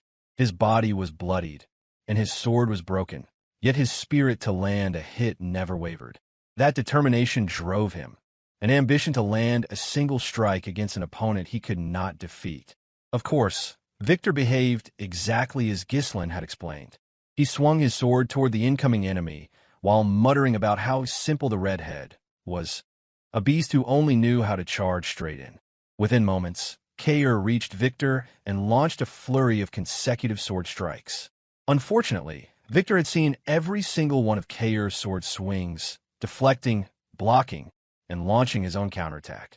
Right after, as if pulling every bit of strength he could muster, Kaor stepped back and spun. Using his hand like a bowstring, Kaor hurled his sword. With mana lingering on the throne blade, it tore through the air, aiming for his opponent's neck. Victor simply scoffed, thinking it was only the last desperate attempt of what a wounded beast could muster. With an upward swing of his sword, Victor deflected the sword strike with ease. Yet again, Kaor failed to land even a single hit on him. Kaor had only accumulated wounds on his body, lost his sword, and now faced total defeat. Victor spoke condescendingly, saying fools always make rash decisions when they think they have nothing to lose, without realizing it will be their last choice in life. It was just how simple it appeared to Victor. He had not yet solidified his own realm to reach the superhuman level, failing to notice his opponent's intent.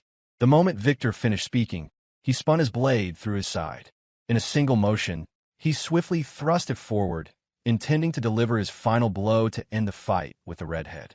Ghislain's voice rang out in Kaor's mind, reminding him that if he could hide his true intent within his ferocity, and with it he could open a path for opportunity.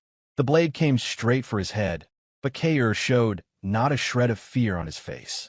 His eyes remained focused, facing what his opponent thought was the last blow. At the last possible moment, Kaor shifted his head just enough, causing the sword strike to completely miss its mark by mere inches. Within that split second, Kaor grabbed hold of Victor's hand to control his own movements. Only after the sword had passed did blood spray from Kaor's temple, grazed lightly by the blade. Using Victor's own sword stance against him, Kaor moved unnaturally fast to seize his broken sword still flying through the air. Being held off by Kaor's sudden grip, Victor lost all momentum to pull back his sword, leaving no obstacle to Kaor's swift, precise movements. At that instant, Kaor brought his broken sword crashing down toward Victor. There was no time for Victor to maneuver his horse to dodge, and he knew it. That was the moment Victor realized Kaor could definitely land at least one solid hit. The broken blade tore down toward Victor's chest. Without a chance to imbue mana into it, Kaor's broken sword only grazed Victor's silver, pristine armor. Though Kaor seemed to have no intention to strike Victor directly, he was aiming for something else, which was Victor's steed. The broken sword landed perfectly on the horse's spine, blood spraying vividly from strike. Victor had no chance to block the attack since he trusted his sword completely. He could only watch in disbelief as the erratic movements of the redhead had claimed his horse. Quite literally, Kaor had knocked Victor off his high horse as it fell lifelessly to the ground, leaving Victor no choice but to leap off. Meanwhile, Kaor tumbled face first onto the earth in a comical, almost pitiful way. His breathing became labored and heavy. His body refused to move any further. After that brief but explosive strike he had launched, Kaor's strength had finally given out. Victor thought briefly about that irregular move to catch a sword midair after he had deflected it. Even in a losing battle, Kaor had laid the groundwork to turn the tide, a state only those prepared to die could reach. Victor did not immediately finish Kaor off. Instead, he praised the redhead, admitting that he wasn't just a brainless beast after all. Kaor's body still refused to stand. If Victor had wished, he could have ended Kaor's life then and there. Somehow, Victor chose to entertain the wounded beast, Kaor the redhead. Victor strode closer, raising his sword as he spoke calmly about how people sometimes surpass their limits on the edge of life and death. Unfortunately, Kaor's strike had missed its mark. Throughout the fight, Kaor's sword had broken but remained clean of Victor's blood until he stabbed the horse. Meanwhile, Victor's sword was stained crimson with Kaor's own blood. Pointing his sword, Victor asked the redhead, slumped on the ground and unable to move, if he had any last words. Kaor muttered something under his breath, barely audible to his opponent. A flicker of surprise dawned on Victor's face, even beneath his iron helmet, as Kaor clearly noticed that he had just flinched. The defiant smile on Kaor's face never faded. He felt exhilarated as he loudly declared that he had finally landed a solid hit. It was true. If only Victor had not been wearing his heavy armor, the broken sword Kaor had brought down could have embedded itself deeply into his chest. Just then, a series of throwing knives tore swiftly through the air, aimed straight toward Victor, who stood ready. Fortunately, Victor noticed them immediately as he lifted his head. It wasn't particularly threatening to him. Victor took a quick step back, skillfully dodging all the throwing knives. They landed right in front of Kaor. Had they missed, they might have struck Kaor's head instead. It was Belinda who appeared, swinging a hooked line as she maneuvered expertly above the two men on the ground. It was a rare sight, a woman clad in a maid uniform in the middle of a brutal war between two estates. Despite her fluttering clothes, her movements displayed the precision and discipline of a trained assassin. With uncanny accuracy, Belinda threw the hook, which landed squarely on Kaor's clothes. She scoffed at Victor as she moved gracefully through the air. Given the chance, she would have faced the hidden blade of Desmon County without hesitation, but saving Kaor was her immediate priority. Belinda landed firmly on her horse, darting swiftly away from the battle as she pulled Kaor toward her. Trained in deadly assassin techniques and possessing mana cultivation skills that Ghislain deemed perfect, Kaor's weight posed no challenge for her, leaving Victor alone on the field. All Victor could think about were Kaor's last words. He pondered deeply how significant it was for the redhead to land a hit on him. Kaor's last blow had stunned him, and if not for the woman's timely intervention, he might deliver the final blow. Kaor was being carried away by Belinda atop the horse. He muttered that his enemy had almost died. Despite his inability to move, Kaor still dared to utter such bold words, which prompted Belinda to threaten to put him down again if he didn't behave. On the other hand, realization dawned on Victor's mind. He knew that the single hit the redhead had landed on him wasn't worth trading his life for. On the surface, it wasn't. This was Victor's understanding, but he knew that for the redhead, it was something worth risking his life for. Victor turned his gaze around, trying to understand the overall state of the war beyond the immediate situation. Around him, the castle walls burned fiercely. Perdium's forces were swarmed by the sheer numbers that Dygald possessed. As things stood, nothing seemed certain to Victor. The fall of Perdium appeared inevitable. Turning his gaze toward the gate, he finally saw it. The redhead's valiant effort to land a single hit on him had been merely to buy time. Now, Dygald's forces were packed tightly in front of the gate. Only a squadron of heavy infantry could pass through at a time. Far beyond the line, centered perfectly from Victor's vantage point, a mana concentration gathered in the middle of the opening. He focused intently to discern what it was. A few tied-up, passed-out mages circled a woman wearing an unassuming white robe. An old staff was held firmly in both of her hands. It was Vanessa. Her timid demeanor had vanished, replaced by a fierce and determined expression. She had yet to develop any longing for Perdium. The idea of killing thousands was far from her life's purpose. This was her own inner fight, one she was resolved to see through for the sake of her young lord. Victor's spine shuddered as the realization struck him like a crashing wave. A wild redhead had appeared solely to hold him off, buying precious time for whoever was inside the broken gate to prepare a devastating spell. Everything leading up to this moment had been a carefully laid trap for Dygald's forces. A gleam of brilliant light flickered in Vanessa's eyes as the voice of her young lord, Ghislain, echoed in her mind. He had told her that when the gate was breached and the enemy stood at the doorstep, she could turn the tide in an instant with her magic. She recalled the time when they had both overseen the burial of a massive number of runestones in front of the gate. She had asked Ghislain if she could truly bear such responsibility. Ghislain had turned toward her with unwavering confidence and assured her she could definitely accomplish it with her abilities. His trust in her was absolute, a pivotal wedge in the plan that, if it failed, would spell ruin for the entire estate. The same crushing weight of responsibility that Kaor bore to hold Victor off.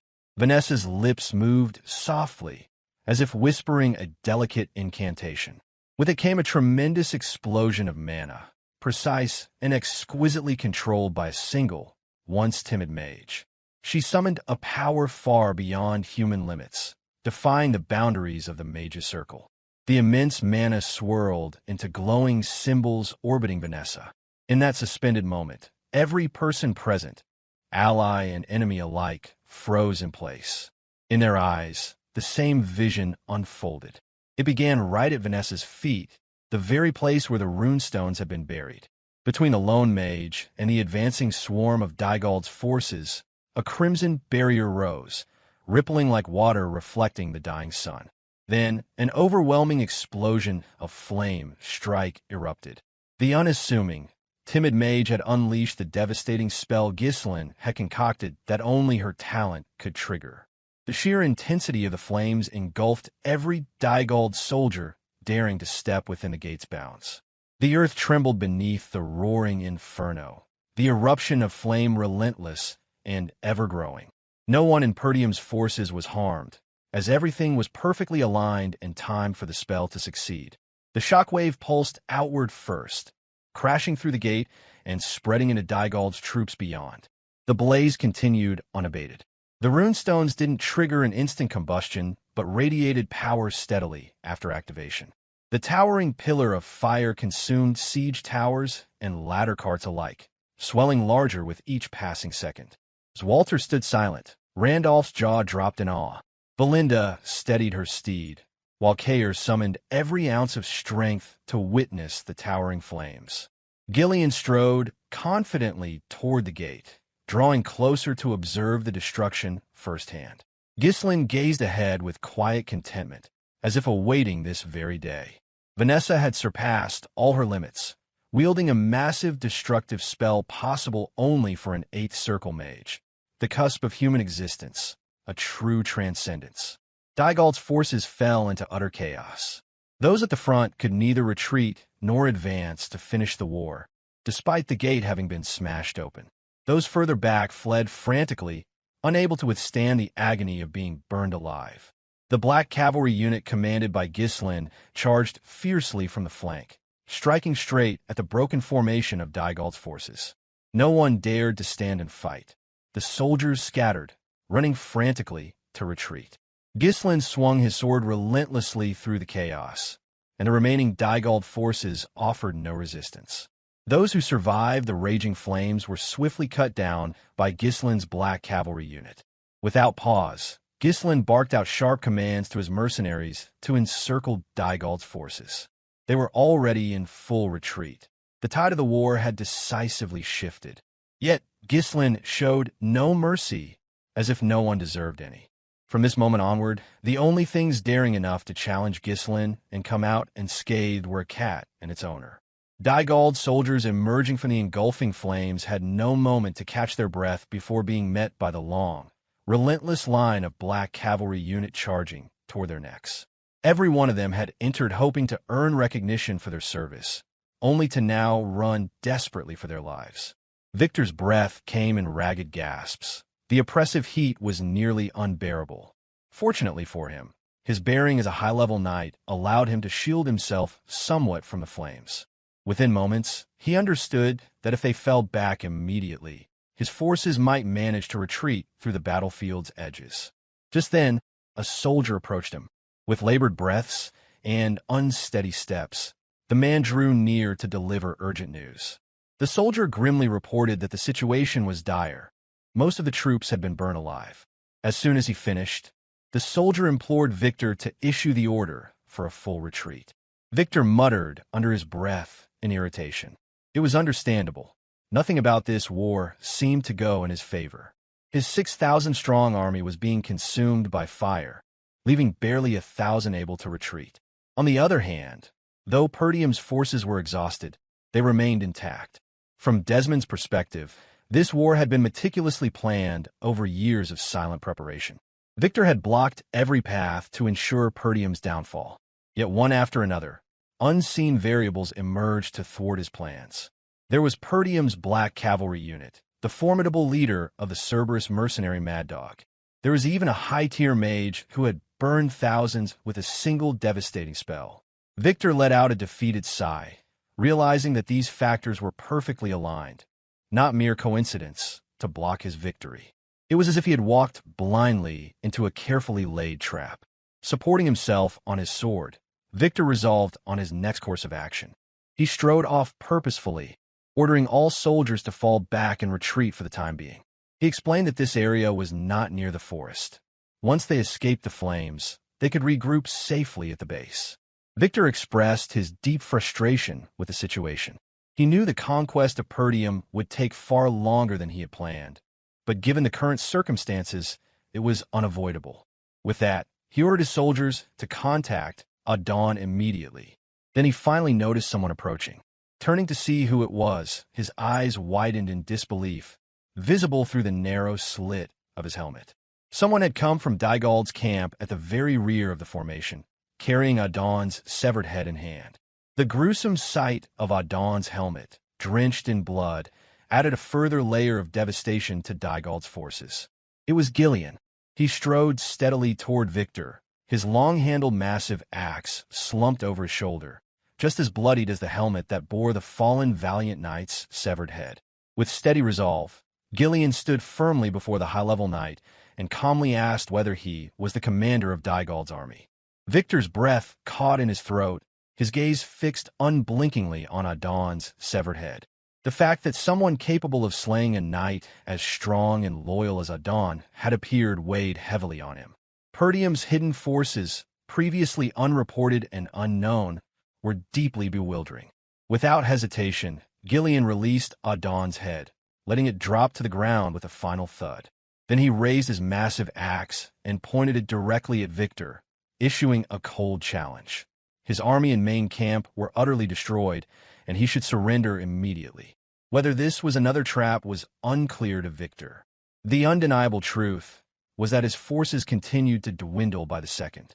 It was equally baffling how a mage could sustain such a massive, raging fire for so long, yet the barrier of flame still burned fiercely without faltering. For Victor, the war was over, at least in his role as commander. He let out a bitter, maniacal laugh, the sound echoing across the battlefield. In the next moment, he unleashed his mana outward, fully shielding himself from the scorching heat of the flames as he prepared to stand his ground on the battlefield as a true warrior. Gillion remained unfazed, standing fearless and unyielding. The presence of a high-level knight before him held no tangible meaning for the old man who was prepared to die. Victor steadied his breathing and took his stance, proclaiming loudly that Gillion should not make him laugh. Through his defiant words, Victor conveyed that the war might not end as expected. He declared with fierce conviction that he would slit the throats of all in Perdium himself and be done with it. With his breathing now steady and controlled, Victor proclaimed that his war was only just beginning. As a commander, it was his sacred duty to lead and command his forces. This was what was demanded of him to gain the experience required of a commanding officer. Now that his army was gone, only one choice remained: to stand alone as a lone knight in this brutal war. He was prepared to give everything he had, either to die at Perdium's hands or to push beyond his limits, manifesting his realm and transcending the boundaries of humanity to become a true transcendence. With Dygald's forces consumed in a wall of flames, Swalter capitalized on the surge in Perdium's momentum.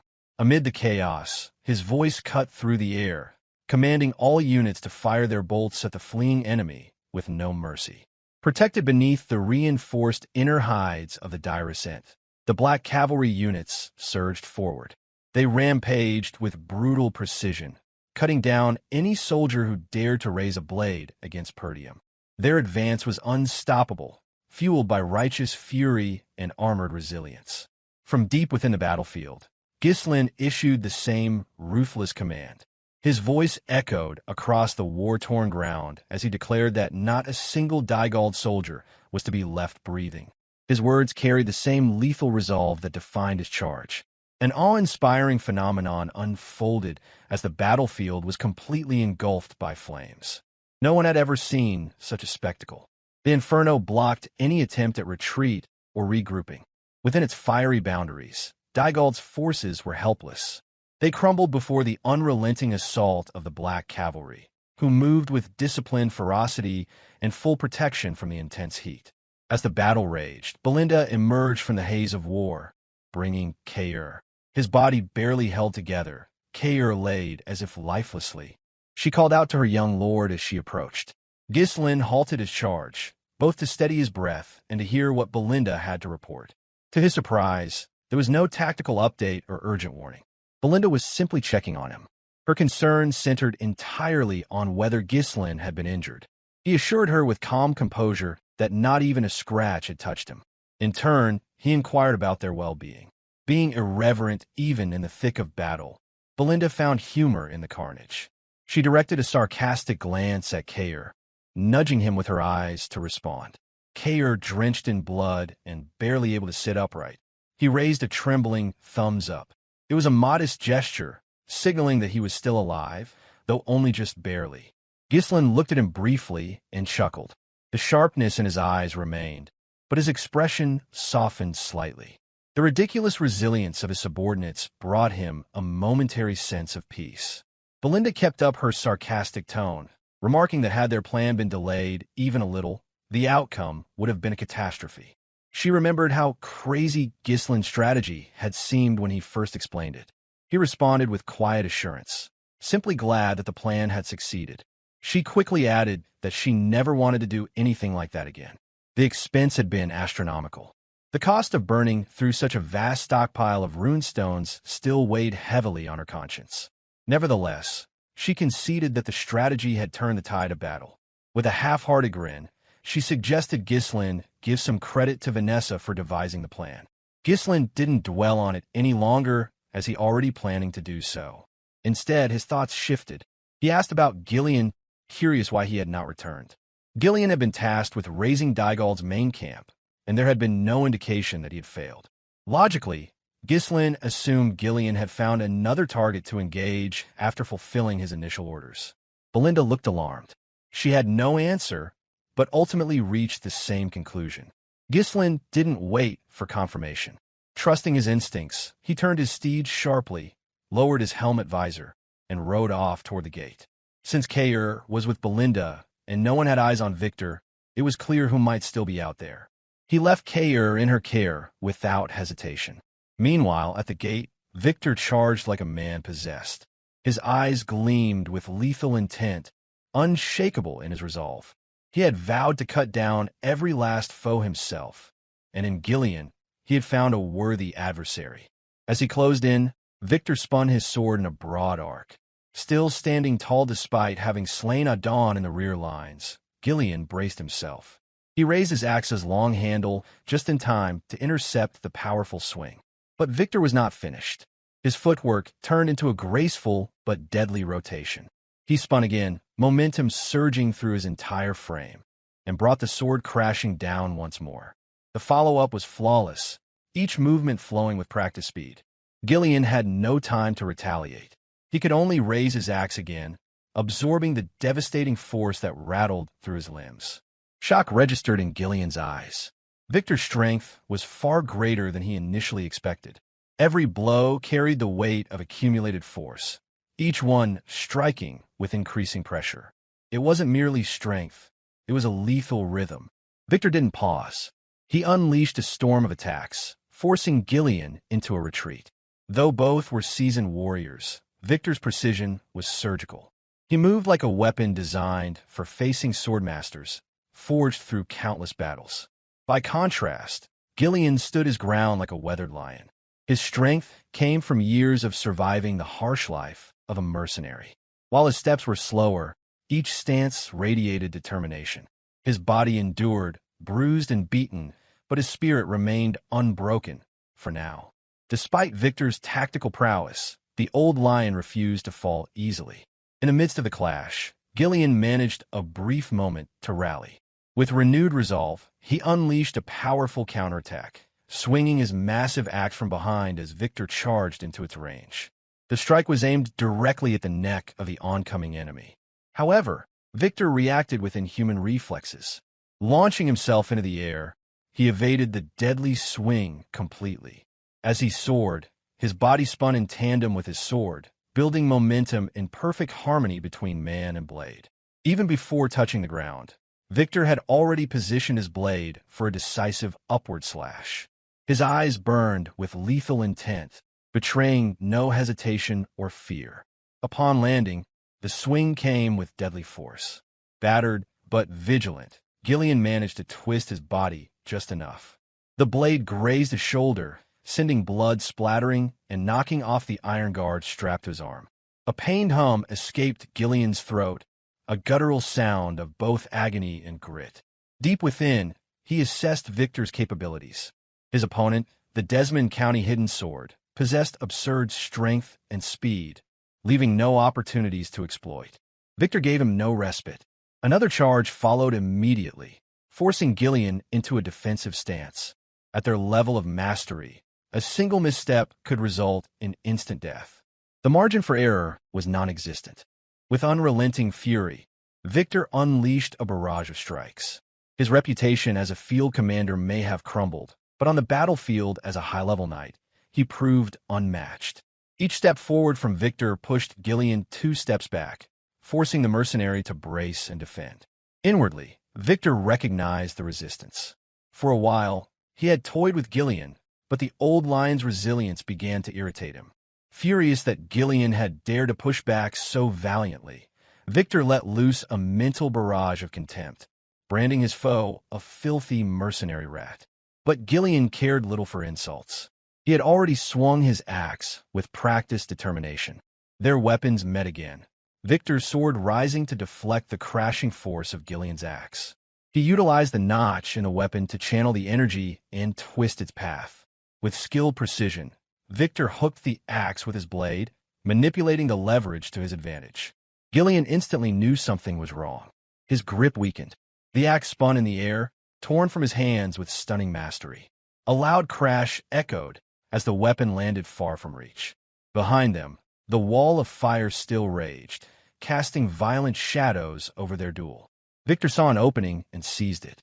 Now that Gillion stood disarmed, He raised his blade once more for the final strike.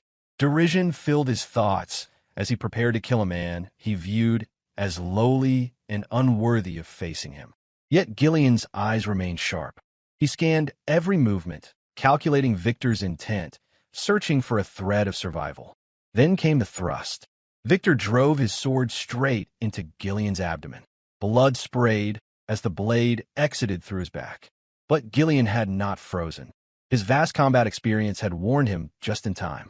Though unable to dodge completely, he twisted slightly, guiding the sword away from vital organs. The pain was intense, and a mouthful of blood erupted from his lips, but he lived. Victor noticed it as well. Gillion's movement had blunted what should have been a fatal strike. Now, the mercenary clung to the embedded blade, gripping it with everything he had. For the first time, Victor reevaluated. He understood then that Gillion's defeat of Idun had not been mere luck. Idun had been formidable, yet this man endured both that battle and the current one. It was reckless, perhaps even foolish, but it earned Victor's respect. In his final assessment, Victor acknowledged that Idun, of all people, would not have regretted falling to someone like Gillion. With the decision made, Victor chose not to retract the blade, but to drive it deeper. He poured mana into the sword, intending to end the fight definitively. The command in his mind was absolute. He would make the old lion die here and now. But before the act could be completed, his instincts screamed in warning. Something was hurtling toward him with overwhelming force. A sword, imbued with a dense concentration of mana, tore through the air. Its trajectory was precise. It was aimed straight at Victor's head. Victor immediately abandoned his intention to finish off Gillion. Instead, he gathered every ounce of physical strength, kicked Gillion away from him, and propelled himself backward, tearing his sword free from Gillion's desperate grip in the same motion. As his feet touched solid ground, Victor's head jerked toward the direction the sudden attack had come from. His thoughts raced.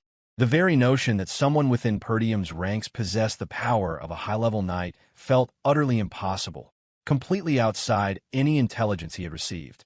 Measured and unwavering, Ghislain advanced across the battlefield, heading toward the two warriors locked in their fading duel. Gillion now lay sprawled across the ground, drained of all strength, unable to mount any further resistance. Ghislain's arrival had, in that instant, spared the old mercenary from certain death. Victor drew in a sharp breath, shocked beyond words. He could not, for the life of him, identify the man who approached. This figure, commanding, armored, and confident, had never once appeared in the countless reports passed down from spies embedded within Perdium's forces. On the other hand, Gillion exhaled in relief. Recognition settled over him as he saw the young master arrive to confront the hidden sword of Desmon County directly. As Ghislain closed the distance, he stooped to pick up the massive long-handled axe that once belonged to Gillion. He twirled it playfully in his grasp, then let its weight rest naturally on his shoulder. Each step he took radiated authority. His breathing remained calm, his eyes unwavering. The wall of flames behind him roared, yet to him, the chaos felt like home. This was where he belonged, on the battlefield, where destruction reigned and resolve was tested. To those who had faced him, he was nothing short of a calamity. It was only then that Victor's realization hit. The black-armored figure before him was the same presence that had torn through Dygald's ranks with the black cavalry units. This was the unknown force, the devastating factor that had turned the tides of battle. With that understanding, Ghislain's third mana, Kaor, surged to life. Power rippled through his body, flowing along a unique mana path refined through years of mastery. His eyes gleamed with lethal intent, a promise of retribution directed at the blade wielder who dared challenge Perdium's future. Ghislain moved. In the blink of an eye, or at least a blink to ordinary men, he covered the 30 paces that separated him from Victor. For martial masters like these two, time stretched, and every fraction of a moment held entire movements. The axe radiated a fierce, chilling edge as Ghislain charged, adding to its crimson hue, still stained with the blood of the foes Gillion had slain. Rising into the air with a fluid leap, Ghislain pulled back the axe, drawing on momentum greater than what Gillion had ever summoned with the same weapon. Satisfaction flickered in his expression. The regression had strengthened him. With it, he could deliver death to Perdium's enemies 2 times over. Victor responded instinctively, sword raised to meet the incoming strike. As their blades met, a thunderous explosion shattered the surrounding air. Though both used mana to shield themselves from the scorching wall of flames that hemmed them in, the raw force behind their weapons remained monstrous. Despite the impact, Victor held his ground. He understood now that he was facing Perdium's strongest protector. As the last real threat to Perdium, he knew the responsibility lay on him to end this. Yet, in the moment of collision, he also recognized that his opponent's strength matched his own. With a burst of force and the flawless application of mana reinforcement, Victor pushed back against the pressure, forcing Ghislain to flew back a few paces away. Without hesitation, both men resumed the clash. Their weapons moved in harmony, Ghislain's axe and Victor's sword, both primed for follow-up strikes. Blades collided again, ringing out in sharp clarity across the chaotic field. The duel was evenly matched, Ghislain's unpredictable, almost feral motion against Victor's composed, precise sword technique. They spun in tandem, each circling their weapons in arcs that carried significant weight and intent. Their blades met midair once more, sending another metallic crack echoing across the field. But this time, Ghislain pressed harder. Letting the axe's weight and momentum flow naturally, he infused a fresh surge of mana into it, preparing for a more devastating blow to follow. Victor did not meet the blow head-on and instead resorted to evasive maneuvers, launching himself high into the air to dodge the oncoming strike.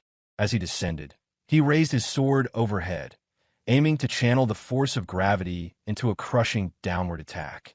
Calm and unwavering, Ghislain required little effort to neutralize such a move.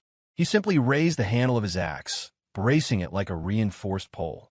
The oppressive heat radiating from the surrounding flames became background noise, insignificant compared to the metallic thunder of their weapons clashing once more.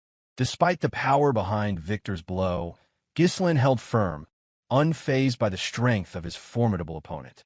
With the axe handle positioned like a staff, Victor's sword locked against Ghislain's right flank. Seizing the opportunity, Ghislain leapt sideways, leaving Victor no room to retrieve his blade. Then, using precise timing and athletic finesse, Ghislain drove his knee upward to hook around Victor's neck. The maneuver caught Victor off guard.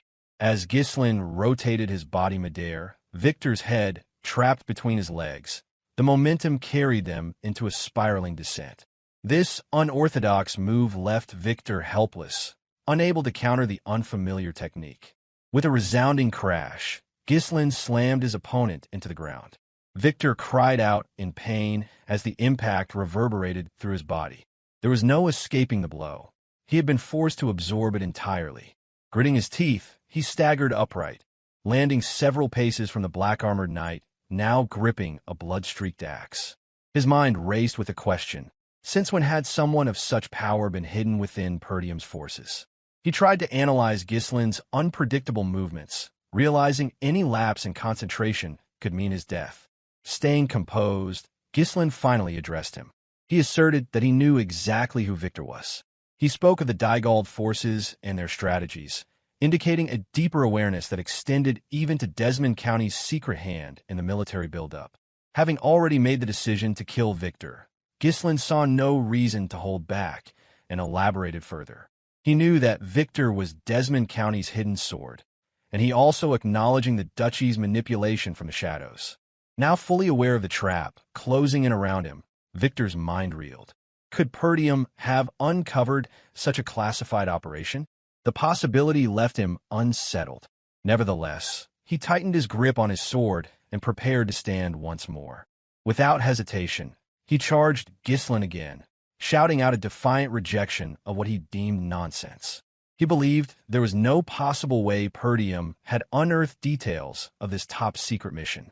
Their blades clashed again. As the skirmish resumed, Victor's thoughts swirled with disbelief. He was supposed to be a shadow, a covert weapon known to only a select few within Desmon County. His anonymity had been his greatest asset.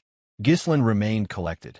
He pulled his axe back behind him, rotated his stance, and delivered a crushing downward blow. Victor reacted swiftly, raising his sword and bracing himself for the attack. Their weapons met with another explosive burst of energy. Victor dismissed the idea that Ghislain truly knew his identity. He chalked the claim up to battlefield provocation, a psychological ploy meant to shake his focus. Refusing to waver, Victor renewed his concentration. The two continued their duel in close quarters, exchanging blows as equals. The blistering flames surrounding them became a forgotten backdrop. With sudden intensity, Victor unleashed a wide sword arc and roared that he would not be fooled by cheap tricks. At nearly the same instant, Ghislain launched himself into the air, bracing his axe like a pole to block the diagonal strike.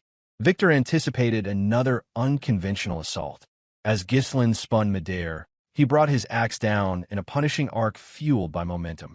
Victor narrowly escaped the blow, stepping aside and pulling his sword back in one motion. Capitalizing on the opening, Victor brought his weapon down in a decisive swing. Yet Ghislain was resourceful as he pivoted around the axe's embedded handle, now lodged in the earth. Like a gymnast using a horizontal bar, he rotated his body and slipped just out of range. Using that rotational energy and putting mana into his leg, Ghislain unleashed a crushing kick aimed at Victor's head. The force of it sent Victor flying backward, another devastating exchange in a duel that refused to relent. The force of the kick left Victor's head ringing, the impact denting his helmet with a painful crunch. Ghislain, however, showed no signs of letting up. Using the remaining momentum, he swept the axe into position for another devastating strike. It was a direct embodiment of his brutal technique, a manifestation of controlled rage forged to bury his enemies beneath unrelenting power. Victor raised his sword just in time. The clash of steel rang out, deafening and fierce, as Ghislain's crushing power forced him down to one knee. Every fiber of Victor's being strained against the impact, and yet the pressure did not ease. Ghislain's assault continued with terrifying weight, as though the axe had a will of its own to crush and conquer. Victor's resistance collapsed, the weapon hammering downward until a burst of mana exploded outward. With a final blow, the axe struck directly atop Victor's helmet. The force was so great that the helmet tore free, blood splashing across the scorched ground. Still on one knee, Victor gasped for breath, his fingers clenched tightly around his sword. This war had already cost him dearly. Thousands of soldiers were lost to a force of only 1,000, and now in single combat, he was being overpowered by a knight whose name he didn't even know. Ahead, Ghislain walked with deliberate calm toward the sword he had thrown earlier to protect Gillion. He moved as if unbothered by the smoke and flames. The black armor he wore gleamed with menace in stark contrast to Victor's silver plating, now marred by soot and blood. With a smooth motion, Ghislain picked up his greatsword and twirled it with ease, testing the balance. Though the long-handled axe had served its purpose, the greatsword felt more natural in his grip. Crimson light reflected off its blood-stained blade, and in that moment, he was no longer a knight. He was the executioner. Even Desmon County's hidden sword failed to challenge him. Victor's breath hitched as he asked aloud the identity of the Black Knight. Ghislain knew that Victor planned to retreat with whatever forces remained. Yet no such escape would be permitted. The plan already set in motion would see the Daigald's army annihilated to the last man. So he chose to indulge Victor's question. Removing his helmet, Ghislain cast it to the scorched ground. Beneath it was the face of a young man, handsome, youthful, and unblemished. Not a single mark of fatigue clung to him, not even the scent of blood. His sharp gaze pierced through the chaos as he revealed himself to be the young Lord of Perdium, the one whispered across the northern region as the scoundrel of the north. Victor stood stunned, unable to accept what he had just heard. Long known by whispers as the northern scoundrel, Ghislain now stood before him, exuding the might of a high-level knight. If not for the presence of that master, the true northern finest sword, Victor himself would have claimed the title, though in his mind he already had. His gaze fell as a hollow laugh escaped him, reacting to the unexpected admission. He assumed Ghislain's identity was hidden, just as his own had been. The laugh grew louder, breath becoming rapid, pushed by disbelief. Ghislain had never once crossed Victor's mind. His name had never surfaced on any threat reports. To have fallen at the hands of someone so unrecognized, so dismissed, it wrapped him in a suffocating wave of humiliation. Heat surged through his head, his vision tilting with dizziness. He staggered, then regained his footing and stance. He murmured to himself, bitterly acknowledging that the greatest knight in the north had been struck down by none other than the northern scoundrel. With eyes gleaming with lethal promise, Ghislain affirmed the notion without words. This place, this moment, here Ghislain would see it end. He intended not only to end Victor, but to claim the title of the North's true greatest for himself. He also made clear that he knew Victor's name. A dry chuckle slipped from Victor's lips as he reflected on Ghislain's arrogance. Yet something about hearing his name spoken aloud forced his focus to snap back into place, as though doused in frigid water. He admitted to himself that he had no understanding of how Ghislain had planned such a trap. Still, in war, the fundamental rule remained unchanged. Use whatever means necessary to achieve victory. He lifted his sword and reminded himself of a soldier's truth. In the end, the one left standing claims the triumph, no matter how the path unfolds. Mana exploded from within him as he assumed his stance. Pain etched itself across his face, his limbs, his chest. His armor radiated blistering heat, more curse than shield, and his sword seemed ready to buckle under the next strain. His eyes now shone with a sharp, deadly clarity. Though he suppressed the heat with the remnants of his mana, he recognized the truth. There was little strength left. After defeating both the Mad Dog and the White Lion, there was no more room for delay. This fight needed to end, and fast. Across from him, Ghislain appeared to agree. He moved with calm grace, his hands bringing his sword into position. His third mana, Kaor, surged fully open, an unchecked power coursed through every fiber of his body. It was a presence as dominating as Victor's. Yet unlike the cool hue of Victor's mana, Ghislain's pulsed with a purplish-crimson gleam, mirrored by the glow of his blade. Ghislain's piercing gaze locked on his opponent. Though he carried the fury of a lifetime, his demeanor remained composed, almost detached. With practiced restraint, he issued a silent invitation to battle. Elsewhere, atop the castle's chaotic walls, Swalter's voice rang with unwavering command. Randolph and Scoven flanked him, driving their blades into enemy lines with grim purpose. Belinda and Kaor cut paths through the battlefield, dismantling what remained. The Dygald forces, already in disarray, fell before them like discarded remnants. Blood-streaked and faltering, Gillion managed to mount a horse, withdrawing in retreat. Inside the gate, Vanessa had succumbed to unconsciousness after casting a spell that no Fifth Circle mage should have endured. The sheer mental strain had overwhelmed her completely. Now, only Victor remained, a final wall of resistance in this war. After decimating the battlefield and scattering Dygald's ranks, Ghislain had chosen to confront this last stronghold personally.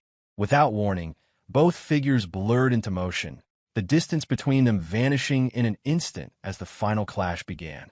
Their swords met with a force that sent waves of distortion rippling through the surrounding flames. Against all odds, Victor withstood the torrent of Ghislain's mana, unleashed in full through all three cores. Though scorched and battered by the inferno, his mana reserves remained deep and formidable. Following the initial clash, both warriors moved in seamless arcs, blades sweeping through the air before meeting again in a balanced collision. Ghislain suffered from a disadvantage. His mana reserve was inferior. However, clothed in linen crafted from the Dirus Ent, he had no need to defend against the surrounding fire. Their exchange showed no signs of stopping. Ghislain began to consider that Victor might indeed deserve his title as the North's greatest knight. While Ghislain acknowledged the man's strength, Victor remained perplexed. The emergence of such a powerful figure from a secluded land like Perdium defied all expectations. It seemed an impossibility to cultivate such a warrior in secrecy. Another clash sent Ghislain off the ground, the force sliding him backward. A sharp tingle coursed through his arm, the recoil rattling his hand from the impact. Victor's attacks then grew faster, sharper. His sword moved with precise grace, each cut a testament to noble training. Yet despite the gulf in mana, Ghislain's raw power continued to withstand the onslaught. With poise regained, Ghislain brought his sword behind him and subtly shifted his stance. The slight turn deflected Victor's advancing blade. Redirecting his strength, Ghislain twisted and brought his sword down in a sweeping arc aimed at Victor's head. Victor met the strike with defiant resistance, showcasing that his defense was no less powerful than his offense. This time, the lower block was his to make. In a counter, Victor funneled more mana into his blade, pressing back against Ghislain's weapon. Though the strength behind the blows was overwhelming, Victor was Harold's trusted protege. His foundation remained unshaken. Spotting a chance, Victor stepped forward into Ghislain's zone, angling for a horizontal slash. With Ghislain's blade momentarily raised, an opening revealed itself. Yet, Ghislain reacted with calculated efficiency. He lifted a leg and halted Victor's hands. Years of combat experience had sculpted him into a fighter of exceptional pedigree, one who operated at the peak of human potential. Using Victor's hands as leverage, Ghislain stepped upward. The tide shifted. Victor now stood exposed, his blade suspended and vulnerable. With a fluid motion, Ghislain spun, his other leg sweeping wide. The momentum carried into Victor's face, and blood sprayed from his nose upon contact. Even so, Victor endured. Though unable to land a decisive strike, he pressed his senses to their limits, tracking every nuance of Ghislain's movement. Seizing momentum, Ghislain spun back and drove his sword upward with powerful grace. Victor barely had time to react, raising his sword in desperation to intercept. This time, it was Ghislain who pressed forward, unleashing a merciless flurry. Each collision threw them apart. The force behind each blow defied containment. Between exchanges, Victor growled out curses at his foe, his voice sharpened by frustration and fatigue. Then, as if in a final bid, Victor summoned the last of his strength. He channeled every remaining drop of mana into his sword, abandoning any thought of conservation. A feral scream accompanied his next surge. Power burst from him as he deflected Ghislain's sword, the force sending the other warrior flying. Ghislain landed several paces away, boots screeching against the ground as he steadied his stance. The wound on his arm pulsed with pain, a reminder that the duel was far from over. He understood the urgency. This had to end soon, but clarity and calm would remain his weapon. Though the injury was no more than a superficial cut, Victor felt a rush of exhilaration from having landed a blow. The reality of how Ghislain fought at such a formidable level still eluded him. But there was no denying the man's worth as a formidable rival. For a brief moment, both combatants paused, drawing breath while their eyes locked amidst the oppressive heat and towering flames. In silence, they acknowledged the unspoken truth: this battle demanded their all. Despite their urgency, it was Victor who moved first. In a blink, he closed the distance, form blurring as his sword lifted in preparation for a decisive strike. His mana flared, deepening in hue to a saturated blue. He brought his sword in an upward spin from behind, meeting the incoming force head-on. Ghislain matched his ferocity, bringing his own weapon down in tandem. Yet Ghislain's motion did not cease. He rotated his sword once more and brought it down again, compelling Victor to lift his blade to defend the second blow. In the narrow window that followed, Victor spun outward, drawing his cape across to obscure the motion of his sword, forcing Ghislain's focus entirely upon him. The deception might have worked had Ghislain not responded in time. Launching himself upward, he narrowly evaded Victor's sweeping horizontal strike, the blade slicing through empty space. From above, Ghislain channeled mana into his weapon, tinting it with a deeper, bloodier glow. He spun midair and delivered a forceful strike downward. Using the rising momentum from his previous motion, Victor brought his sword up in response. Their blades collided once again with equal intensity. Ghislain landed several paces away, but paused only to raise his sword once more and launch another heavy downward slash. Victor lifted his weapon to intercept it, their energies clashing again in a chorus of force. They both knew this could not continue for long.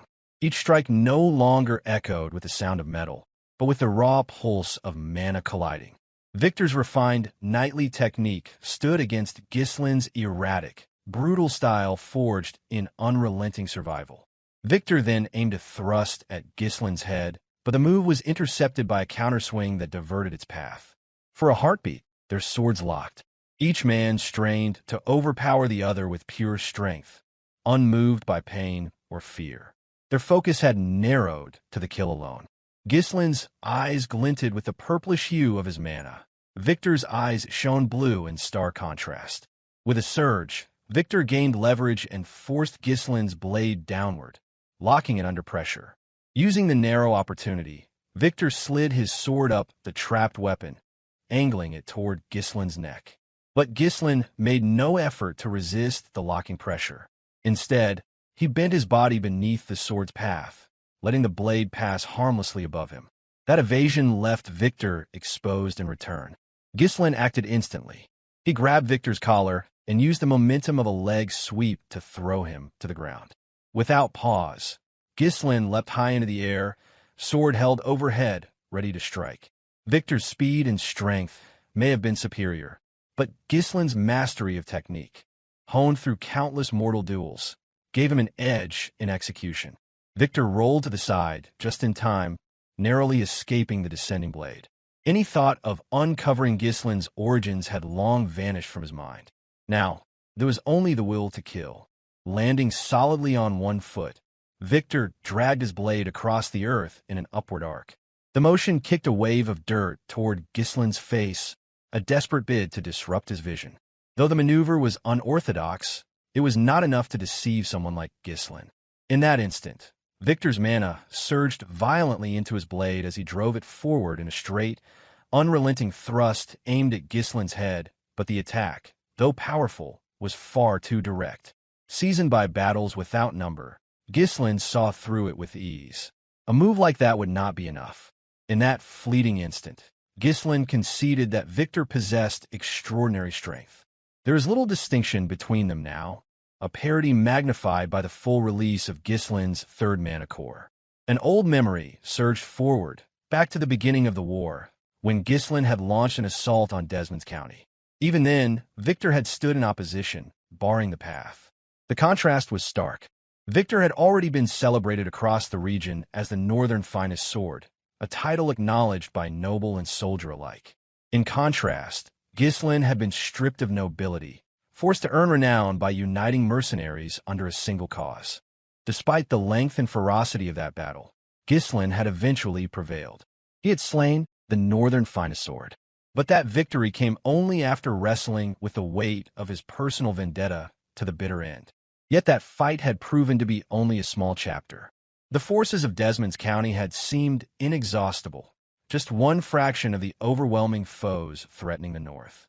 By the time he had lost everything, his father, his sister, and the ruins of his estate, Ghislain had made a vow. From a moment he had knelt before the remnants of what Perdium had become, he had resolved to destroy anyone who threatened it. Men like Victor, even the mysterious regression, a fate bestowed by powers beyond comprehension, had not dulled the flame of rage. That fire, lit by devastation, continued to blaze within him. Though the strength he wielded now was only a portion of what he once possessed, his resolve had not diminished. Ghislain had sworn that those who aimed to crush Perdium would receive only death in return. Victor drew on his final reserves of power.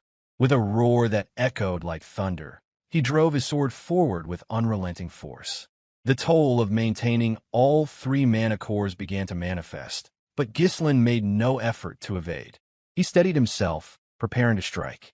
They advanced toward one another in an arc of mutual destruction, their blades slicing the air with singular intent, each aimed at the other's heart. A burst of mana ruptured the space between them. When they collided, only one crimson spray marked the result. Blood burst from Victor's back as Ghislain's sword pierced through his abdomen with ruthless precision. Though Ghislain's muscles tore and his bones groaned beneath the pressure of swirling mana, he twisted just enough to avoid the path of Victor's blade. Victor's eyes widened in disbelief. This was not a misstep. Desmond County's forces, herald strategies, even their spies, none had accounted for this unforeseen variable. A force equal to the North's most legendary knight, Ghislain Perdium. With a faltering breath, Victor whispered the name of his master, Count Desmond. The reason was unclear, but it mattered little. Ghislain had already committed every enemy of Perdium to memory. A moment later, he retracted his blade and flung Victor's body across the scorched battlefield. The fallen knight lay motionless, unable to comprehend how the one before him had unraveled all their carefully laid plans. Amongst the blazing inferno and blistering heat, Ghislain alone remained upright, while Victor collapsed into defeat. A quiet chuckle slipped from his lips as the finality of it settled in. The ambition that once fueled Victor now seemed laughable. He would perish, not as a legendary noble knight, but as a nameless commander among Dygald's ranks. Though his body howled in torment, the ecstasy of triumph overshadowed every wound. This was the threat posed by one granted the curse and gift of regression, the power to kill his enemies not once, but twice. But there was no satisfaction in dwelling on one death. Ghislain's purpose remained. More adversaries awaited. With nothing more to say, he turned and walked away. At that moment, Victor's voice broke the stillness, calling out and prompting Ghislain to turn his head slightly. The small gesture granted the fallen knight one final chance to speak. With breath slipping from his lungs, Victor asked who his opponent truly was. Even now, he could not reconcile the fact that he had been slain by Ghislain. He mumbled faintly, recalling what he once believed, that Ghislain was merely Perdium's disgrace, the northern scoundrel, the reclusive young master thought to have vanished into obscurity. Ghislain offered nothing in return. No words, no affirmation. It was as if he silently allowed his defeated adversary to draw his own conclusions. A faint smile emerged on Victor's lips. With his final breath, he muttered that it no longer mattered. He admitted, almost whimsically, that the fight had been enjoyable. At last, he recognized the man who stood above him, Ghislain Perdium. Beyond the battlefield, the sun rose slowly above the jagged mountain range, signaling the end of Desmon County's failed campaign to conquer Perdium. The flames that had once roared now faded, and on the scorched earth lay the lifeless body of Victor. Ghislain turned, slipping his sword back into the sling across his back. There would be no rest for him. The path ahead held more battles, more monstrous figures like Victor, and his journey was far from over. As the sun climbed over the ravaged horizon, its light exposed the brutal conclusion of the conflict for all to witness. Scattered across the blood-stained field were the lifeless bodies of Dygald's fallen soldiers. The aftermath was a chilling sight. Yet, thanks to strict orders from their commander, the mercenaries of the Black Cavalry unit refrained from desecrating the dead. Moving with measured steps, Ghislain approached the gates of Perdium Castle, supporting the wounded form of Gillion. The old warrior had endured the unforgiving blade of Desmond's secret weapon, Victor, and barely clung to consciousness. The forces of Perdium surged out to receive their returning young lord. Despite the overwhelming odds, the smaller army of Perdium had emerged with barely any losses, their lines unbroken. Each soldier, bearing the mark of loyalty to their homeland, now bore the scars and exhaustion of a harrowing triumph. Ghislain's breath came shallow, and his posture revealed the strain of battle, yet he held his head high. It was the convergence of precise strategy, the unwavering commitment of his allies, and the strength of Perdium's foundation that granted him this first decisive victory in his new life. As his eyes swept the field, they met the gazes of his father, his uncle, and the enduring warriors who had guarded the wall. Their appearances reflected the trials they endured, worn, wounded, but not broken. They too struggled to accept the reality of their survival. The derisive title of Northern Scoundrel had dissolved from their hearts. Ghislain's eyes shifted to the right. Belinda stood uninjured. Though battered, Kaor now stood unaided, defiant against his injuries. Behind them, the mercenaries held their expressions in a blend of disbelief and admiration. Each had been terrified when Ghislain had charged into the enemy lines alone. Now, seeing him standing, alive, victorious, they could finally breathe. He offered a tired smile, relief flooding his expression as he saw their faces unmarred by loss.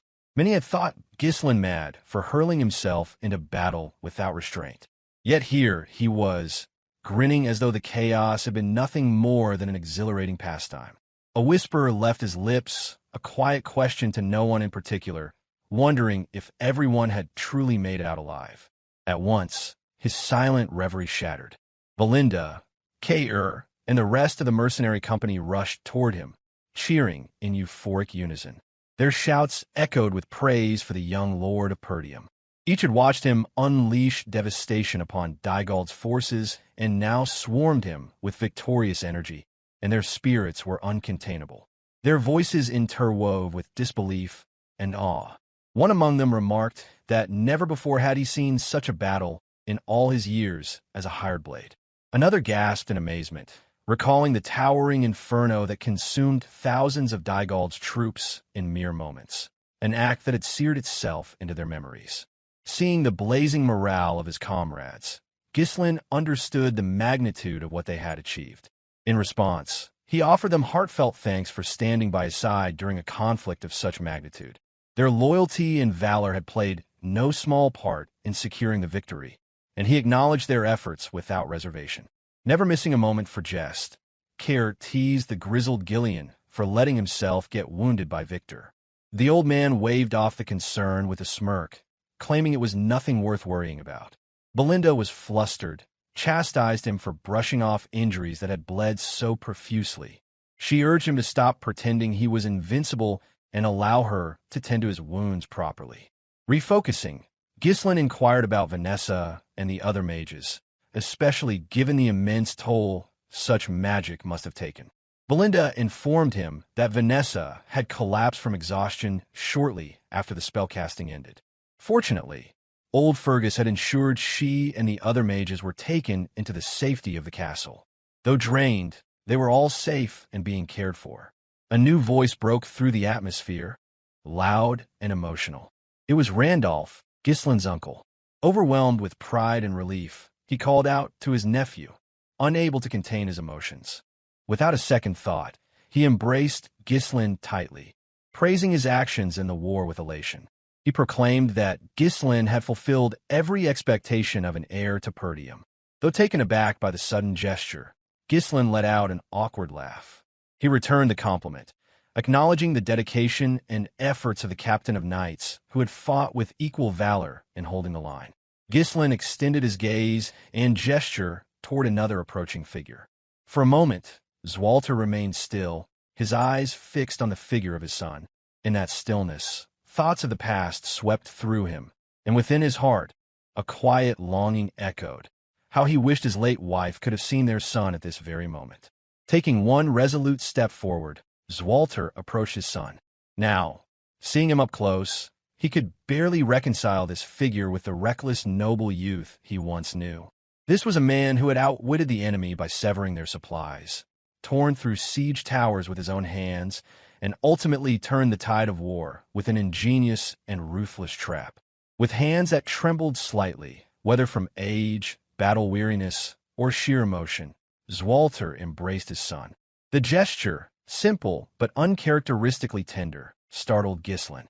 His eyes widened, a glimmer of vulnerability surfacing at his father's rare display of affection. Swalter's voice, hoarse but resolute, acknowledged the truth of the moment.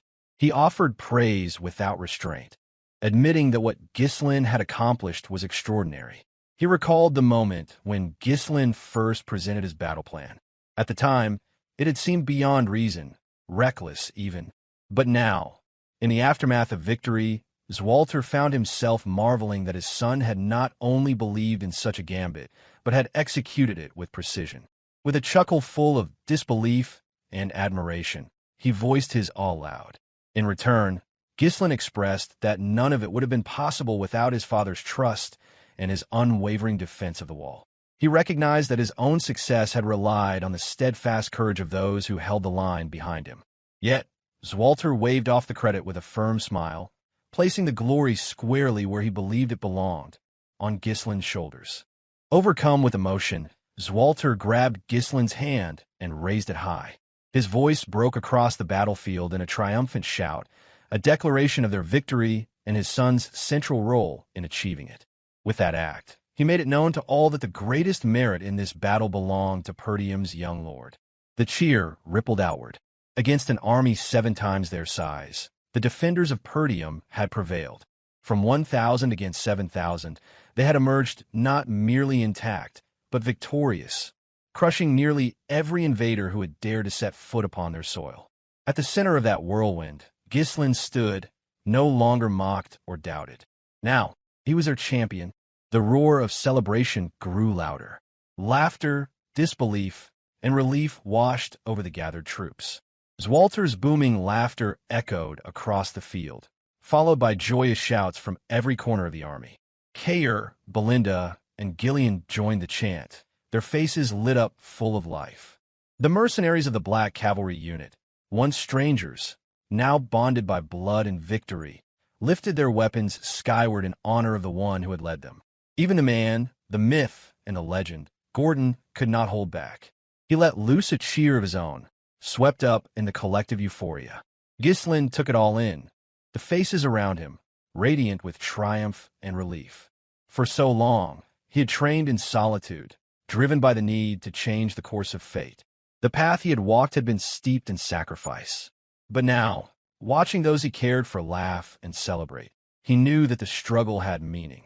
In his previous life, vengeance had fueled his rise, dragging him through a brutal ascent among the strongest warriors on the continent. But this time, something had changed. Though the reasons behind his return to this point in time remained a mystery, his vow had been clear, to safeguard Perdium at all costs. And for now, Perdium still stood. A flicker of emotion surged through him as his hand tightened into a trembling fist. This was only the beginning, just the first of many battles that would shape the fate of the northern lands. The looming threat of Count Desmond had not vanished. That cunning strategist would undoubtedly prepare further schemes in his bid to conquer the region. Behind him, the ambition of Duke Delphine lurked like a shadow, hungry for the forest of demonic beasts and the lands that stood between. And with the king stricken by illness, the throne had become but a hollow seat of power, leaving the realm ripe for the taking. As the triumphant chants and cheers gradually faded, Randolph remarked that it was time to pull the soldiers back and begin attending to the injured. At his side, Swalter nodded in agreement and turned his attention to his son. He instructed Ghislain to call back the mercenaries and rest while he had the chance. However, Ghislain did not yield. His reply came swiftly and without a hint of compromise, causing Swalter to snap back abruptly before falling silent to listen. Ghislain firmly asserted there was no time, emphasizing the urgent need to formally secure Count Dygald's surrender immediately. Swalter dismissed the urgency, reassuring Ghislain that the matter could be addressed the following day. However, Ghislain countered sharply, insisting that waiting until tomorrow would be too late. He proposed setting off immediately for Dygald's territory with the mercenaries, requesting Swalter grant him the authority of the Lord's proxy.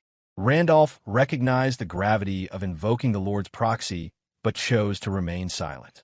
Swalter, perplexed by Ghislain's insistence on haste, reminded Ghislain that the war had just concluded.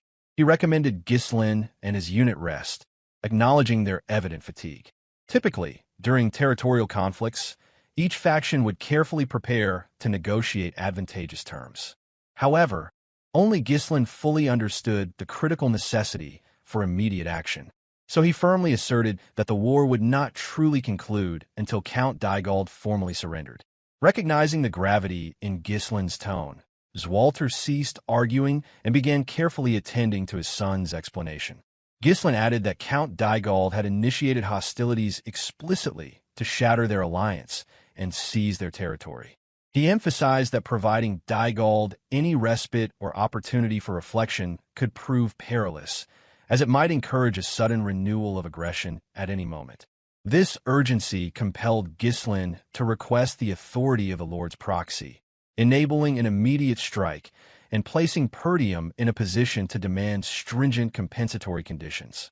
Ghislain intended these terms to be severe enough that Count Dygald would never again risk aggression against Perdium. Meanwhile, Swalter studied his son with quiet astonishment. This wasn't the brash noble he once doubted.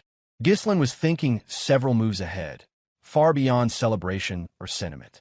He was ensuring a victory that would last. At last, Swalter gave his approval. He handed over the authority of the Lord's proxy, entrusting Ghislain to act in his stead and complete the campaign on Perdium's behalf. Ghislain responded with a subtle bow.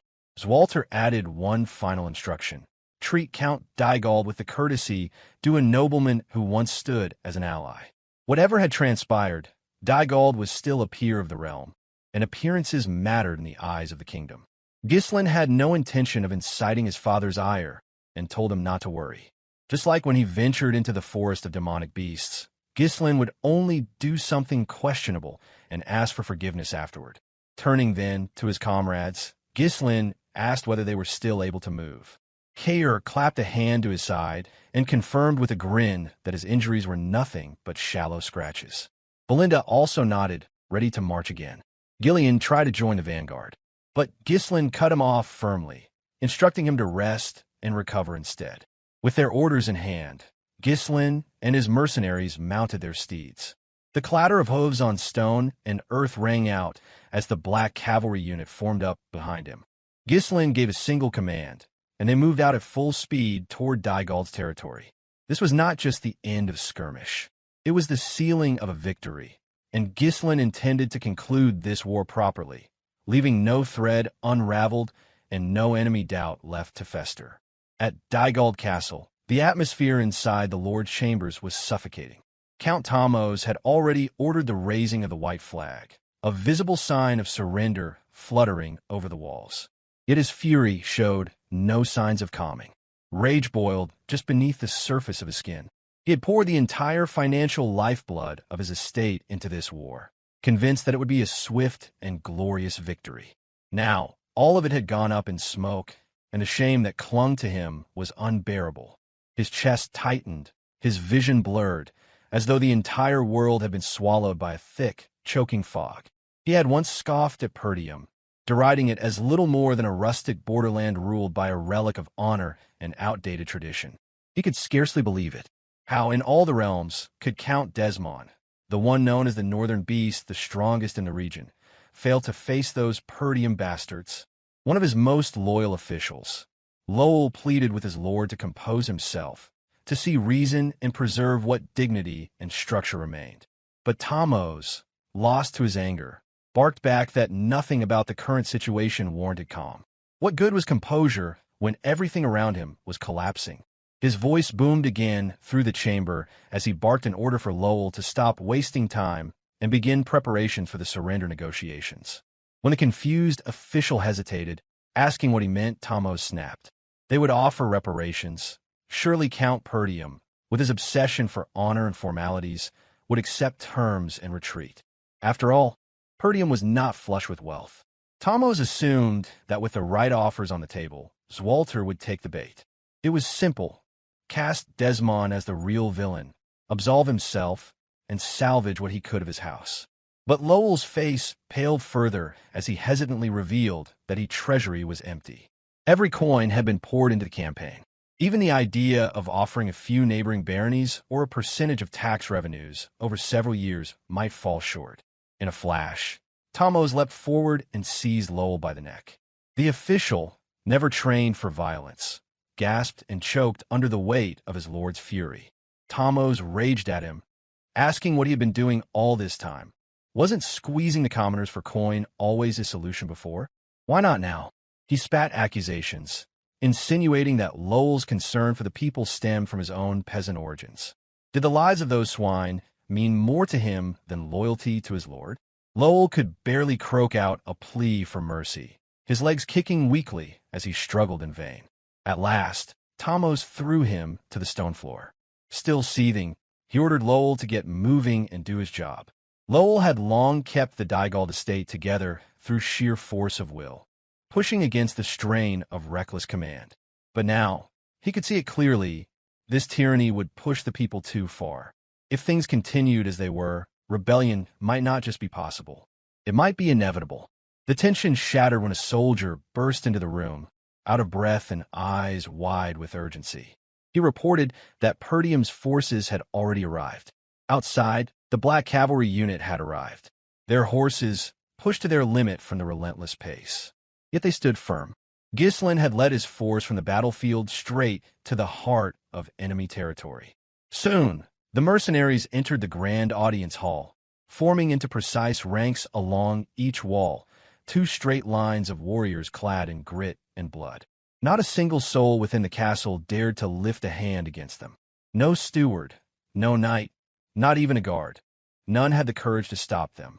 At the far end of the hall, Count Thamos sat stiffly upon his seat, his posture forced, his pride barely holding together. Despite the surrender, he still clung to his title, to his station, trying to exude the air of a lord unfazed by loss. But beneath that veneer his mind raced. How had Perdium arrived so quickly? How had they crossed the miles in time to beat even his surrender preparations? He began to rationalize, hoping perhaps that it was Swalter who had come personally, bringing the remnants of his elite troops for the negotiations. That would explain the presence of the Black Cavalry. That would at least restore a sense of predictability. But those thoughts shattered the moment he saw who entered the hall. It was not the seasoned count. It was Ghislain, clad entirely in pitch-black armor, and only his helmet was absent, revealing a blood-streaked face that bore no signs of fatigue, only grim determination. Flanked closely by two figures, Kaor on his left, Belinda on his right. The young man moved with confident, unflinching strides. He called out to Count Thamos Dygald, formally asking whether he was prepared to begin surrender negotiations. Though his tone remained within the bounds of diplomatic courtesy, his eyes told another story entirely. Ice-cold disdain radiated from his gaze. He asked why Swalter himself had not come to conduct the negotiations, and why, instead, he had sent his son in his place. Ghislain explained that his father was presently occupied with restoring order and tending to the wounded within Perdium's borders. Therefore, as the appointed proxy of the Lord of Perdium, Ghislain had come to finalize the negotiations in his stead. Ghislain had long been known throughout the north as a troublemaker, enough to rival the late Gilmore, Count Dygald's own son. Now, the very same scoundrel had appeared as Perdium's official envoy, leading the feared Black Cavalry unit. Thamos' disbelief had barely settled when Ghislain ordered his mercenaries to drag Dygald down. Several hours earlier, Ghislain and his mercenaries rode hard toward the Dygald estate, the journey proving uneventful and dull. Not a single obstacle stood in their way, and the lack of resistance quickly sapped the excitement from their advance. Feeling bored, Kaor voiced his disdain over Count Dygald's hasty retreat. He found it disgraceful that a noble would flee so quickly, abandoning his men without resistance. His voice carried contempt as he questioned how someone so cowardly could hold a lord's title at all. Gordon offered an apology for failing to intercept the Count during the pursuit. However, Kaor waved off the blame with a grin, redirecting it toward Gillion. According to Kaor, the rest of the mercenaries had done their part, and Gillion's failure served to stroke his ego. In that moment of banter, even the aches in his body seemed to fade. Watching Kaor revel in Gillion's slip, Ghislain considered silently whether it might be time to include Gillion in the next bet. Kaor soon turned his attention to Ghislain, raising a point of concern. If their approach to the Dygald estate was truly for negotiating surrender terms, that meant Count Dygald would be spared. Kaor found the idea troubling, unable to believe they would simply let that particular lord continue living. Ghislain reflected on the situation. Everyone involved already knew the sort of man Count Dygald was, a scoundrel who had attempted to seize Perdium. On the surface, the Count's campaign appeared to be driven by vengeance over his son's fate. Because of that, pushing too hard in negotiations might backfire.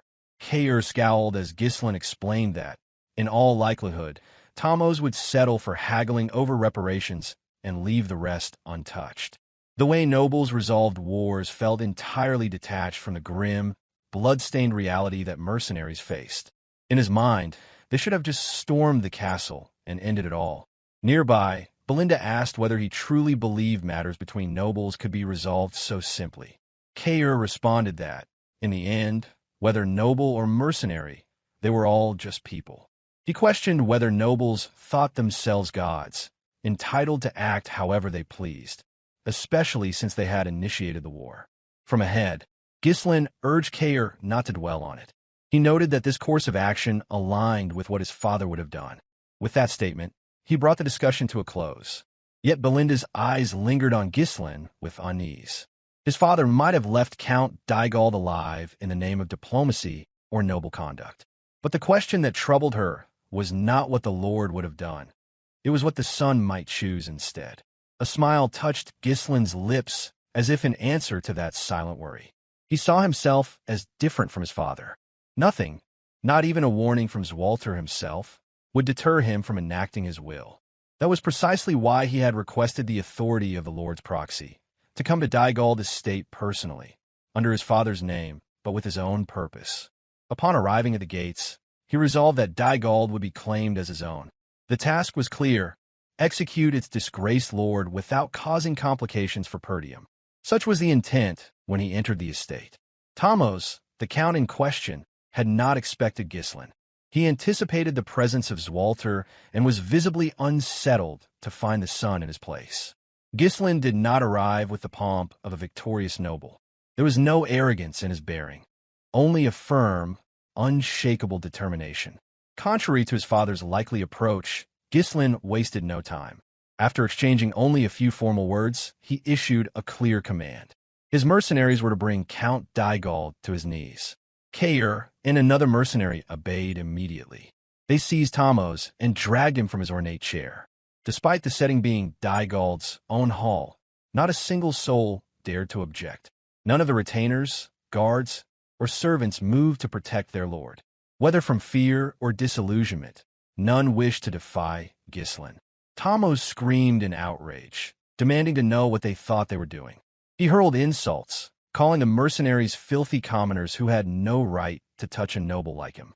His words were laced with desperation, but they held no power. The mercenaries ignored him. They forced the count to kneel before Ghislain, his cries falling flat against the silent atmosphere. As Perdium's young heir, Ghislain had no obligation to lower himself to such displays. Yet he chose this course intentionally for his own amusement. Not everyone in the hall shared the silent approval of Ghislain's bold actions. Belinda whispered, asking whether he was truly certain about this. With a half-nervous chuckle, she added that if Lord Swalter ever decided to reprimand her over this, she would be sure to swear it hadn't been her idea. But Ghislain remained resolute. Still on his knees, Thamos clung to a sliver of hope. He cried out that he had sworn loyalty to the kingdom, proclaiming that, as a subject, only the king held the authority to judge or punish him. He pleaded for restraint, demanded respect, and warned Ghislain that this overreach would not go unnoticed. His desperation, however, met only the cold gleam of Ghislain's sword, now pointed mere inches from his face. The young lord did not waver. With unflinching composure, he pronounced his judgment. Thamos Dygald was a traitor, he declared, a man who had broken the alliance and sought to seize Perdium, seduced by the promises whispered by the enemies. He framed the count's actions as a quiet defection, not a war of vengeance, but one of opportunism. In that moment, Ghislain's killing intent surged. The pressure it radiated was crushing, far too heavy for someone like Thamos to withstand. That overwhelming presence delivered the message clearly. Those who turned against Perdium had only one fate awaiting them: death. Stunned, Thamos stared at the outstretched blade, struggling to process what was happening. With disbelief in his voice, he asked if Ghislain truly intended to kill him. Ghislain did not hesitate. After dragging countless others into this conflict, he stated it was only right that Thamos put his own life on the line or pay the price that befitted his actions. Tears welled in the corner of the count's eyes. The realization struck like a blow. This was the scoundrel of the north, the unpredictable firebrand, whose reputation as a madman. Thamos understood now that Ghislain might indeed face punishment from the kingdom, but none of that would matter to a man already dead. Ghislain raised his sword high, the movement fluid and final. The killing intent behind the motion left no room for doubt. This was no bluff. As the blade descended, Thamos snapped. Panic took hold of his voice, and he shouted for the young lord to wait. The blade halted mid-swing, still trembling in the air. Ghislain had anticipated this, and a reaction confirmed it. Thamos had walked straight into the trap laid before him.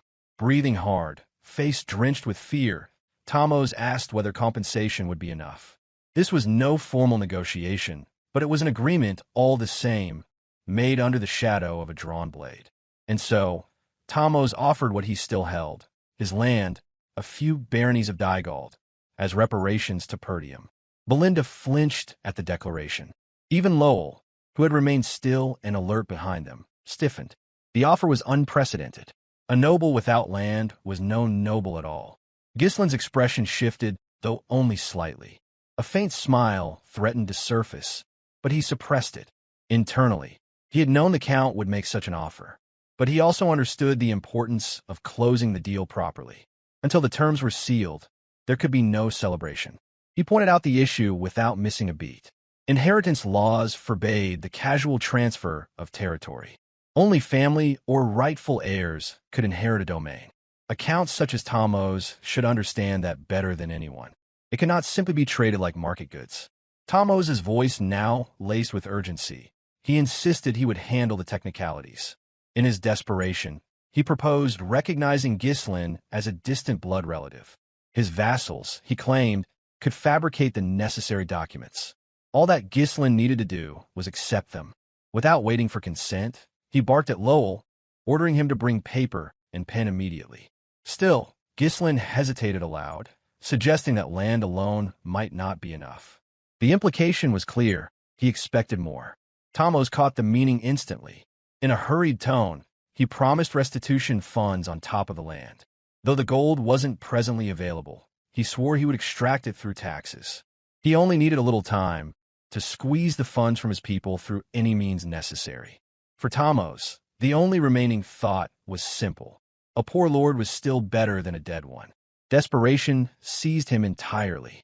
He offered and promised everything he could think of, now reduced to begging for Ghislain's mercy in hopes of being spared. Ghislain regarded the broken noble with quiet disdain. Inwardly, he questioned whether this man's life was truly worth clinging to so desperately. A lord reduced to this was hardly a lord at all. Then, to Tomos's astonishment, Ghislain declared that he would give him a chance. Elation surged through the Count, who in his mind already began forming a plan. He could take refuge with a loyal ally, send word to the capital, and perhaps, in time, reclaim his lost territory. But before those thoughts could fully form, Ghislain abruptly grabbed him by the front of his armor and hauled him up with brute force.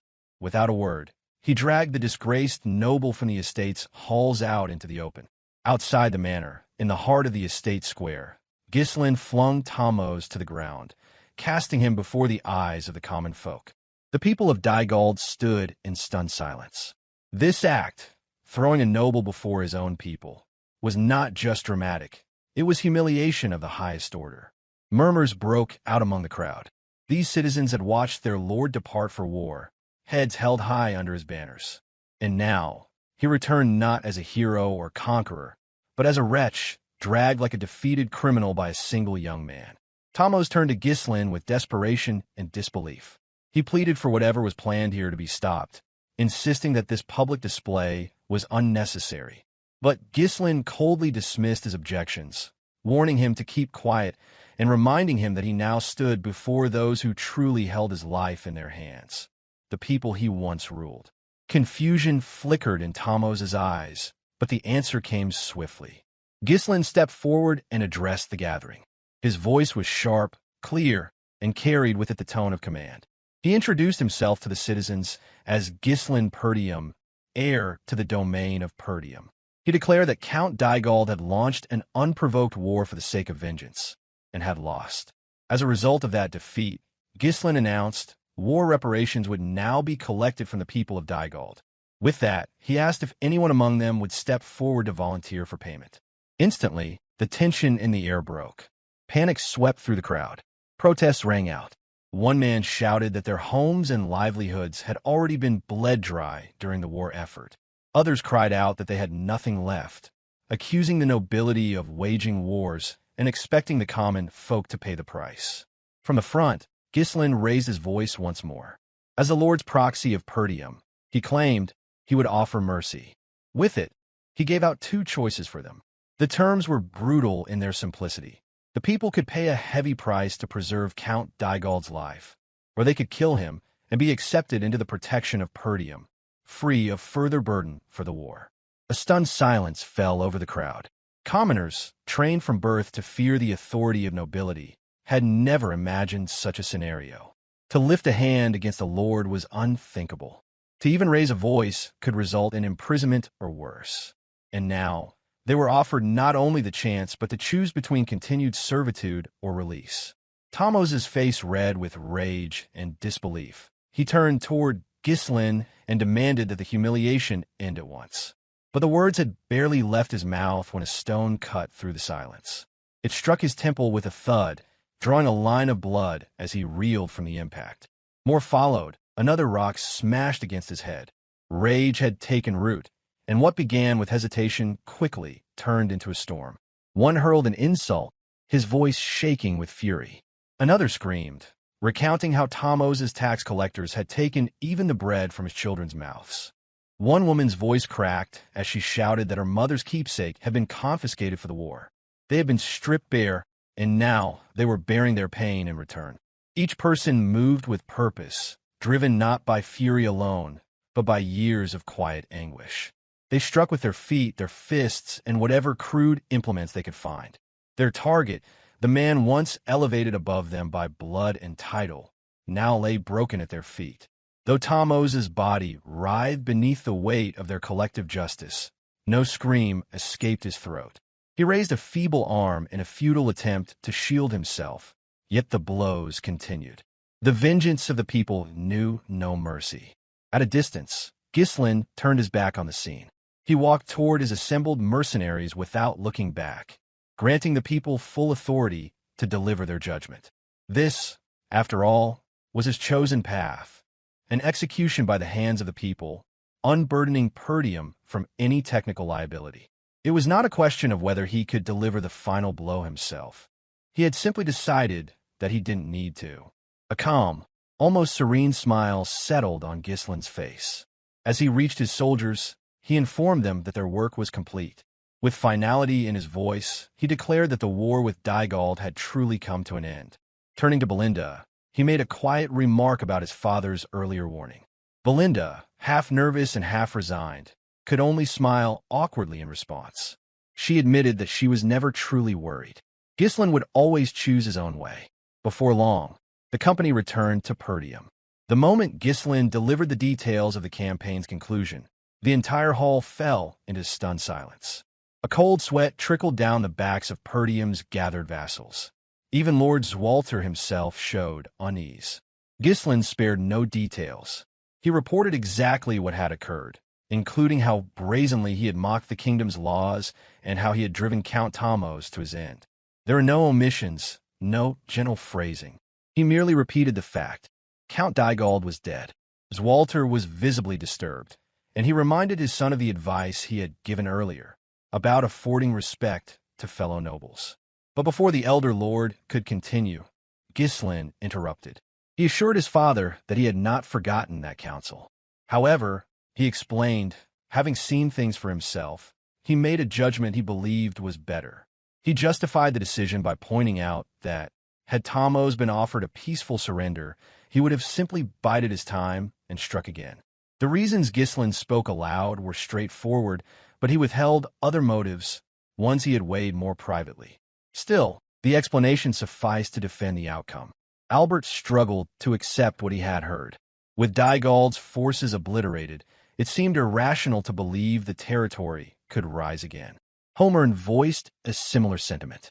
Neither man understood the deeper game at play, the forces that had silently backed Dygald in the war. Ghislain laid the facts bare. He reminded them that Dygald had attacked Perdium with a force of 7,000 soldiers, a number well beyond what the territory could muster alone. That discrepancy could no longer be ignored. He then revealed the greater truth. The Desmon County had supported Dygald, providing both troops and resources. Even more troubling was Rayfold's hidden involvement, its nobles working behind the scenes to intercept and silence every envoy Perdium had sent for reinforcements. Silence followed. These were two of the most powerful territories in the northern region. Until now, Desmond had always appeared neutral. Yet Ghislain alone had seen through the illusion. In reality, Desmond was but a loyal servant of the duchy, its neutrality a farce. Ghislain understood exactly who had acted within Rayfold. Acting independently of her house, Amelia had orchestrated the blockade. He He knew her well enough to guess that she may have even executed the messengers. It was a tactic she favored, one designed to isolate her targets completely. Now, with Dygald under his control, the entire landscape had shifted. The territory shared borders with both Desmond and Rayfold. This geographical advantage meant that, should either of those powers move against Perdium again, any incursion Ghislain could be answered swiftly. The full weight of the situation had yet to settle in Swalter's mind when another issue arose, the matter of rightful ownership. With the Lord of Dygald deceased, the territory could not simply be claimed by force. Lands such as these, by kingdom law, were passed to those within the bloodline or designated heirs. Swalter voiced his concern plainly. Even with Thamos gone, the domain did not automatically fall to Perdium. Without a legitimate claim, the land remained untouchable. At that moment, Ghislain reached into his coat and produced a rolled parchment bound with an official seal. With deliberate motion, he placed it on the table before his father and urged him to take a look at it. Swalter scanned its contents. His eyes widened slightly as he realized the nature of the document. It declared that Ghislain was a distant blood relative of Thamos Dygald and, more importantly, named him as first in line for inheritance of the Dygald estate. Calmly, Ghislain explained that the document had come directly from Thamos himself. With this, he declared, most of the potential disputes surrounding succession were now null. The document resolved them neatly. The chamber fell into silence yet again. The implications were staggering. Though the document was forged, the fact that it had come from Thamos' own hand gave it undeniable weight. Legitimacy, after all, was as much about perception as law, and the lands in question were what Ghislain had claimed as his reward for ending a war no one else dared resolve with such finality. Swalter eventually broke the stillness with a word of caution. Ruling a territory, he reminded his son, was no easy feat. It required infrastructure, personnel, and constant management. Did Ghislain truly have enough people to oversee such a large tract of land? Ghislain met the question with a confident smile. Assuring his father, he replied that there was someone perfectly suited for the job. The scene shifted then, far from Perdium to a territory within the Syrian kingdom. Auston, a city known less for nobility and more for chance. Within its borders lived a legendary figure Ghislain remembered well from a life before this one. A bustling tavern set the stage, its interior thick with the scent of smoke and sweat. The room was alive with noise, gamblers laughing, shouting, cursing, cheering. Auston was a haven for those who trusted in luck, and tonight, all eyes were fixed on a particular table. At its center sat a man named Claude. Claude faced a figure who led one of the local thug crews, a bald, muscular man flanked by grim-looking subordinates. The tension hung heavy in the air, yet Claude remained entirely unbothered. There was no fear in his posture, no hesitation in his gaze. A true gambler at heart, he sat as if he owned the place. With practiced ease, Claude swept 4 dice into a cup in one smooth motion, his fingers precise. Then, with flair, he spun the cup high into the air, the dice trapped inside. When the cup came down, he slammed it against the table, upside down, keeping the contents sealed. The bald man warned him darkly, reminding him of the consequences of cheating. But Claude, still grinning, gave no sign of intimidation. To him, this was sport, entertainment, an elaborate dance he had danced 1,000 times before. He mused that his opponent should smile too. After all, they were here for amusement. With a flick of his wrist, Claude lifted the cup to reveal the dice, stacked perfectly atop one another in a vertical column. Within Auston, he was known as the dumb genius of the gambling Denver. The sworn brother of the Mercenary King, Claude the legendary strategist, Ghislain's #1 slave. At last, the matter reached its conclusion that Ghislain would officially take on the management of a territory. With this, he would rise as the young Lord of Perdium, while also being formally recognized as the Lord of Fenris Barony. For someone of his age, it was a staggering accomplishment, claiming not just 1 or 2, but 3 baronies as though it required no great effort at all. Swalter, his father, struggled to keep pace with the scale of his son's endless ambition. Still, recognizing that Ghislain was ultimately the heir to Perdium, he saw the wisdom in letting him gain first-hand experience managing a territory. So, he granted Ghislain the rank of Baron, establishing him as Baron of Fenris, henceforth to be known officially as Baron Fenris. When the solemn conferral ceremony was finished, a chorus of elated voices broke out among the gathered Perdium vassals and knights who had witnessed the momentous event. From that instant on, the bond between Swalter and Ghislain was no longer just that of father and son.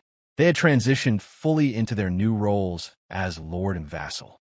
Now that Ghislain held a secure base of power, the time had finally arrived to strengthen his forces in preparation for the calamities that loomed on the horizon. He understood far too clearly that not only the ambitions of the duchy, but something far greater, but a disaster capable of plunging the entire world into chaos was creeping closer with every passing day. In the days before the formal ceremony, Ghislain had convened with Swalter and the vassals of Perdium to lay out his precise plan for claiming Dygald's lands. Ghislain was certain that Emilia would soon gain command of Rayfold, and though the others lacked every specific detail, none dared dismiss his judgment as unreasonable. Ghislain indicated Fenris barony on the map, explaining how Dygald's 5 baronies had been divided and stating his intent to secure Fenris as the primary base. It stood at the center of the entire territory, offering the best strategic vantage. After explaining his reasoning in patient detail, he turned to the room, asking if there were any lingering questions. He knew all too well that to gain the vassals' approval for claiming Fenris as a reward, he needed to be thorough and beyond reproach. Randolph found himself at a loss for words, fully acknowledging that Ghislain had more than earned the right to make such a request. Even Homern, after quiet consideration, conceded that Ghislain's logic was ironclad. Neither of them could find a way to object. At the same time, Albert leaned in close to Swalter, whispering in hushed tones. Though no one could hear the precise words, it was obvious the conversation involved the strained finances of Perdium following the war. Swalter finally spoke, his voice a touch hesitant, explaining that no matter what, someone had to step up to govern Dygald's land properly. In the end, his tone revealed approval of Ghislain's proposal. Acknowledging this, Ghislain bowed respectfully and gave his thanks as the vassal of Perdium. Yet one other issue still hung awkwardly in the air, leaving Swalter clearing his throat in mild embarrassment before broaching it. He admitted with a sigh that Perdium had suffered severe financial losses during the conflict and was now desperately tight on funds. Already familiar with his father's way of dancing around unpleasant truths, Ghislain urged him to get straight to the point. At that, Swalter suggested they might have to sell the runestones immediately to shore up their coffers. Ghislain answered in a flash, calmly announcing that there were no runestones left to sell. The shock visibly rocked Swalter, who repeated the words as if trying to digest them. With a quiet gesture, Ghislain explained that the entire stockpile of runestones, enough to sustain Perdium for a full decade, had been destroyed in the explosive magic during the final battle right before the estate's gates. Every single stone had been obliterated. Silence fell over the entire hall, heavy and suffocating. Ghislain then promised in a steady voice that he would take responsibility and dig up fresh resources to support Perdium going forward. Once that matter was set aside, Perdium held a modest but joyous banquet to celebrate Ghislain's elevation. Among the first to step forward was Belinda, offering sincere congratulations to the newly made Baron. As the last living member of the king who ruled the night in the kingdom, she continued to fulfill her duty of watching over her teacher's son. Belinda encouraged Ghislain to take a seat and enjoy the food. Behind her, Gillion, who had completely recovered from his injuries, stepped forward to offer his congratulations, joking that perhaps he ought to address Ghislain as Lord from now on. Kaor joined in, his boisterous tone carrying easily across the hall, remarking how their leader had advanced to an entirely new level. Belinda's thoughts turned briefly inward, reflecting on how she used to worry so deeply about this young lord. Now that Ghislain had risen as a lord even before inheriting Perdium, she could not help but comment aloud that because she had taken good care of him. Kaor immediately teased her in return, laughing that such smothering was surely why Ghislain had grown up to be so stubborn. Ghislain took these playful jabs with a warm smile, savoring this moment of rare peace. With her heart full of pride, Belinda confessed how overjoyed she was that her young lord had become a proper noble, and with a swift motion, she kicked Kaor square in the abdomen to shut down any further teasing. It was then that a new, clear voice rang out across the banquet hall, capturing Ghislain's attention. Elena had arrived, the triumph of Perdium's victory reflected in the renewed brightness of her face. Day by day, her resemblance to their mother grew more vivid. She strode in confidently, pulling along Rachel, Gillion's daughter, who seemed hesitant to join such a large gathering but appeared fully recovered from the eternal punishment she had once endured. Elena grinned mischievously, poking at Ghislain and wondering aloud if this nobleman standing before her could really be the older brother she remembered. She teased him about whether she should start addressing him as Lord now. Ghislain quickly reassured her to call him, as she always had. He then turned a kind gaze to Rachel, sharing a few gentle words with her. Seeing Elena and Rachel together brought a sense of relief to him, since his sister had been so lonely for far too long. Though shy and reserved, Rachel greeted him with flawless etiquette, her voice soft but steady as she thanked the one who had saved her life.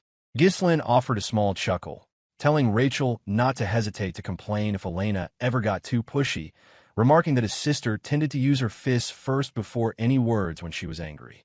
Rachel was left utterly speechless by the thought, unable to reply, while Elena flushed red and erupted in embarrassment. As if to confirm Ghislain's point, she lunged forward, aiming a playful smack at his chest in protest. Meanwhile, Ghislain looked toward Gillion and expressed that Rachel seemed to be recovering well, which prompted Gillion to bow in gratitude, praising Ghislain for saving his daughter. At that, Ghislain clapped his hands sharply, bringing a halt to the chatter and drawing every pair of eyes in the hall toward him. With a calm but powerful presence, he addressed the gathered mercenaries and vassals. He praised their valiant efforts, acknowledging that none of their victories would have been possible without their courage and loyalty. He then declared that as the newly recognized Lord of Fenris, he would move his command base from Perdium to the heart of the Fenris territory. With that came a greater announcement. He would no longer employ them as mere mercenaries, but instead recruit those willing into a proper standing army. Confusion rippled through the room. Many of the hardened fighters struggled to believe that unruly mercenaries like themselves could transform into proud soldiers under a true lord. Ghislain continued, affirming that they had heard correctly.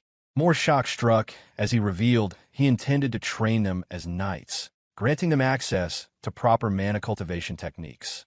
The room buzzed with disbelief, these men hardly daring to dream of such a possibility. Yet Ghislain's voice rang with absolute confidence as he concluded, explaining that their valor on the battlefield had earned them the right to stand as knights.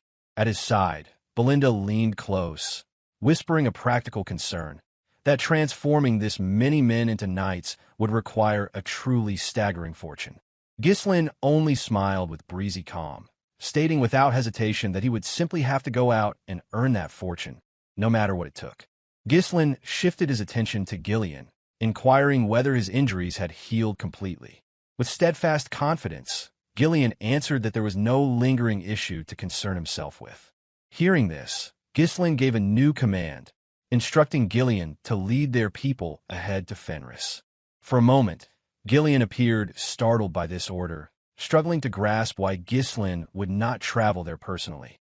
A question hung on his lips, wondering aloud if the young lord intended to be elsewhere. In response, Ghislain revealed that before he could take up his responsibilities in Fenris, there was still one other place he needed to visit. He explained that since the war had ended only recently, Fenris was undoubtedly in chaos and would need a guiding hand until he arrived. He asked Gillion to handle matters there, holding the line and maintaining order until he returned. An uneasy expression crossed Gillion's face. He had lived his entire life as a rough-edged mercenary, one who followed orders rather than issued them, never thinking himself worthy of leading a noble lord's soldiers, let alone stabilizing a barony in its lord's absence. But Ghislain cut through Gillion's hesitation with resolute calm. He declared that he had entrusted this mission to Gillion precisely because he was the man Ghislain trusted above all others.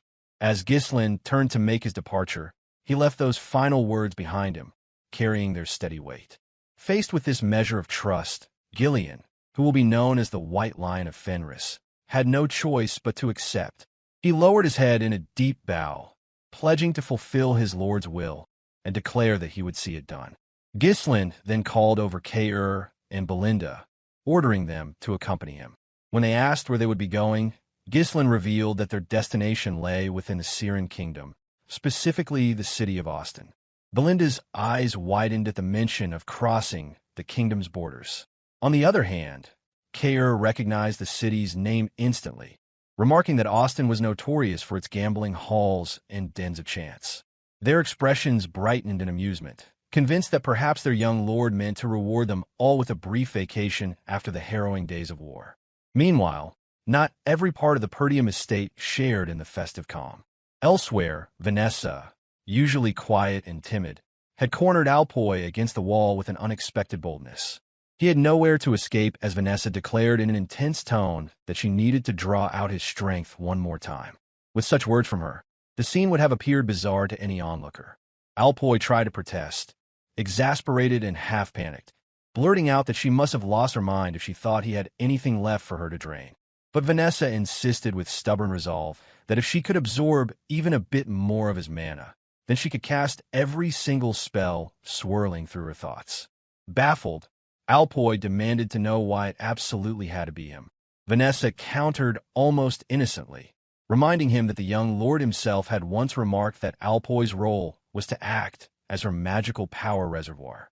That memory drove Alpoi into a frustrated rage, but he dared not raise a hand against her after witnessing the terrifying power she had unleashed, burning thousands of Dygald's troops to ashes on the battlefield. In that moment, the door to the chamber swung open, and Ghislain stepped inside, catching sight of the spectacle. Vanessa leaning over Alpoi with determined eyes, while Alpoi's shoulders pressed against the wall in protest. Ghislain merely commented with a casual note in his voice that they seemed rather lively. Alpoi immediately erupted, shouting for Ghislain to put a stop to Vanessa's unreasonable demands to drain his mana again. However, Ghislain paid no mind to Alpoi's frantic cries, instead turning to ask Vanessa how her recovery was progressing. Vanessa answered earnestly that she was well and ready. Ghislain responded with a small, approving smile, raising a hand to gently pat her head, commending her courage and strength during her first taste of war. The gesture, warm and paternal, prompted Vanessa to bow her head, mumbling a quiet gratitude to her young lord for his unwavering support. Alpoi's voice broken again, dripping with sarcasm, saying he was nothing in the war. Ghislain glanced at him, offering a half-hearted compliment, remarking that Alpoi had endured much himself. He stated plainly that watching Alpoi fulfill his role so diligently made him, in a way, rather proud. Still, Alpoi's temper refused to cool. He snapped back with biting words, vowing he would someday repay all of this torment tenfold once he returned to the magic tower. But then Alpoi fell abruptly silent, a sudden awareness dawning that he had come to Perdium without any formal decree or approval. Ghislain understood that he can't let the mage go back to the magic tower, so he told Alpoi that he would be accompanying him on an outing instead, claiming they were going to the magic tower. The next journey took several days of travel before they reached Auston, a city nestled within the Syren kingdom. Even from afar, the sheer scale of the lighting enchantments illuminating its streets made it clear how many coins poured through this gambling capital every day. Upon arriving, Ghislain wasted no time making his way into a lavish gambling hall known as Kraken Casino. The place overflowed with raucous energy as gamblers chased their fortunes. Dice clattered on polished wooden tables, and merchants shouted wagers over the constant din.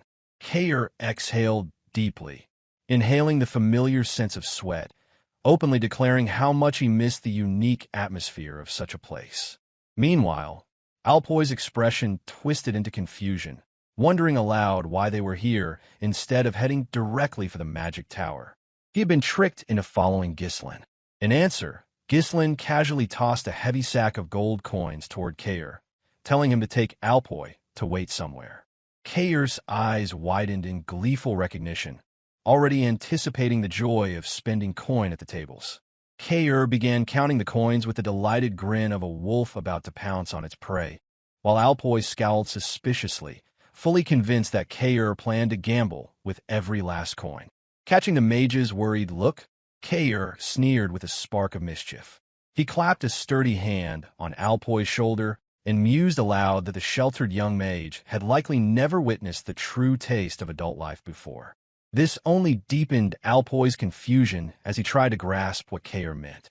Kaor's grin stretched even wider, promising that this was the kind of unforgettable lesson a grown man should learn at least once. Meanwhile, Belinda remained by Ghislain's side. She assumed from his choice of destination that perhaps the young lord himself intended to try his luck gambling. She noted that with his status, no one would dare to criticize him even if he indulged a bit of recklessness. But Ghislain quickly disabused her of that notion. He explained that he had come here for a reason, to find someone capable of managing his new territory. Apparently, the man he had in mind spent much of his time in the casino, and Ghislain needed to pull him out before he lost his limb. Belinda's brow twitched at the explanation, the idea of searching for a territory administrator in a gambling den making her uneasy. She pressed further, asking why such a crucial role had to be entrusted to someone who could be found in a place like this. Ghislain insisted there was a reason behind it, but declined to offer any more details, promising only that the man was extraordinarily clever and worth the trouble. He revealed the name then, stating simply that he was looking for Claude. Before Belinda could even form another question, someone bellowed Claude's name at the top of their lungs, announcing for everyone to hear that Claude was stirring up trouble once again. A measure of relief flickered across Ghislain's face, realizing he would not have to go hunting for the man after all. In contrast, Belinda's anxiety deepened, hearing the surrounding voices chime in one after another. One gambler scoffed that Claude always won through cheating, nothing more than a slick con man in fine clothes. Another spat out harsh words, claiming Claude loved to boast about how skilled he was, but had never won fairly in his life. Now that someone planned to punish him, the man added cruelly that it served Claude right. One brute pinned Claude down, stretching his arm out across a filthy table, while another thug stood looming over him, wiping a stained blade clean against the inside of his own sleeve. From nearby, another of the men shouted that Claude had been caught red-handed trying to pull tricks and demanded their boss cut off his cheating hand. The gang's leader, a bald-headed ruffian known as Crank, spoke up with a mocking drawl, reminding Claude that he had already warned him not to use his cheap tricks around him. With a heavy sigh, he brandished a set of worn dice in his palm, twisting them between thick fingers. He declared for all to hear that Claude had swapped the dice mid-game, claiming it was painfully obvious. Crank squeezed the dice so hard, crushing it, then spat out that faking dice was a dirty stunt even for a rat like Claude. A rising fury coursed through him as he accused Claude of cheating every time he showed his face in this hall, no matter how many times he had been warned. Claude's face, already battered and bruised from the beating he had taken, contorted with rage and disbelief. Glaring straight into Crank's eyes, he demanded to know what lies he was spewing, swearing that he had never swapped a single die, that he had played straight. He declaring that this must have been a setup from the start, a betrayal from a gang who never had any intention of letting him win. Crank gave a twisted chuckle, tilting his head as if savoring the drama. He told Claude not to play the victim, claiming there was no reason to explain anything to a worm who should have known they would all turn on each other eventually. Claude knew he was no fighter, never had been, and now, cornered with his arms stretched and held down, he had no move left to play. Only hatred shone in his eyes as he burned Crank's face into his memory, promising silently to repay this treachery someday if he lived through it. With no hesitation, the thug poised to swing the blade, raised it high, aiming to sever Claude's arm in one decisive stroke. Claude's heart hammered wildly in his chest. His teeth ground together as he braced for the agony to come, squeezing his eyes shut with no other choice. The harsh whistle of steel rang out, but no pain followed. Confusion flooded Claude's mind, unsure if he had died so quickly he could not feel it. Then a calm, composed voice echoed through the gambling den, remarking in almost pleasant amusement how lively the game looked and asking if he might be allowed to join. A sword appeared between Claude's arm and the descending blade, so immovable and cold that it halted the execution without a single tremor. The arm of the man, swinging the blade, quivered as the impact sent shockwaves through his bones, unable to push through the obstacle. Crank's eyes went wide in shock, the scowl on his face twisting in disbelief. He demanded to know who dared interfere, who had the gall to meddle in his domain. No one would expect a boyish figure, hardly past 20, to stroll into a den of cutthroats and halt an execution with a casual gesture. But Ghislain, standing there with his blade calmly drawn, regarded them all without even a flicker of fear. This confidence was not born of noble titles, but from the absolute strength he possessed. At last, he drew himself up, letting the full dignity of his bearing shine through as he introduced himself with absolute composure. In a firm, resolute tone, he declared his name to the scoundrels before him. Ghislain, Baron of Fenris under the proud banner of the Kingdom of Lithuania. Crank found himself momentarily stunned, caught off guard by the sudden interference of a noble from a foreign kingdom.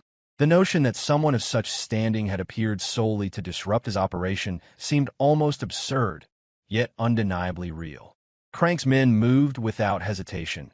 The thug on the right swiftly raised his blade, bringing it down with full force toward Ghislain. Simultaneously, the man on the left, who had been pinning Claude down only moments earlier, unsheathed his own weapon to strike.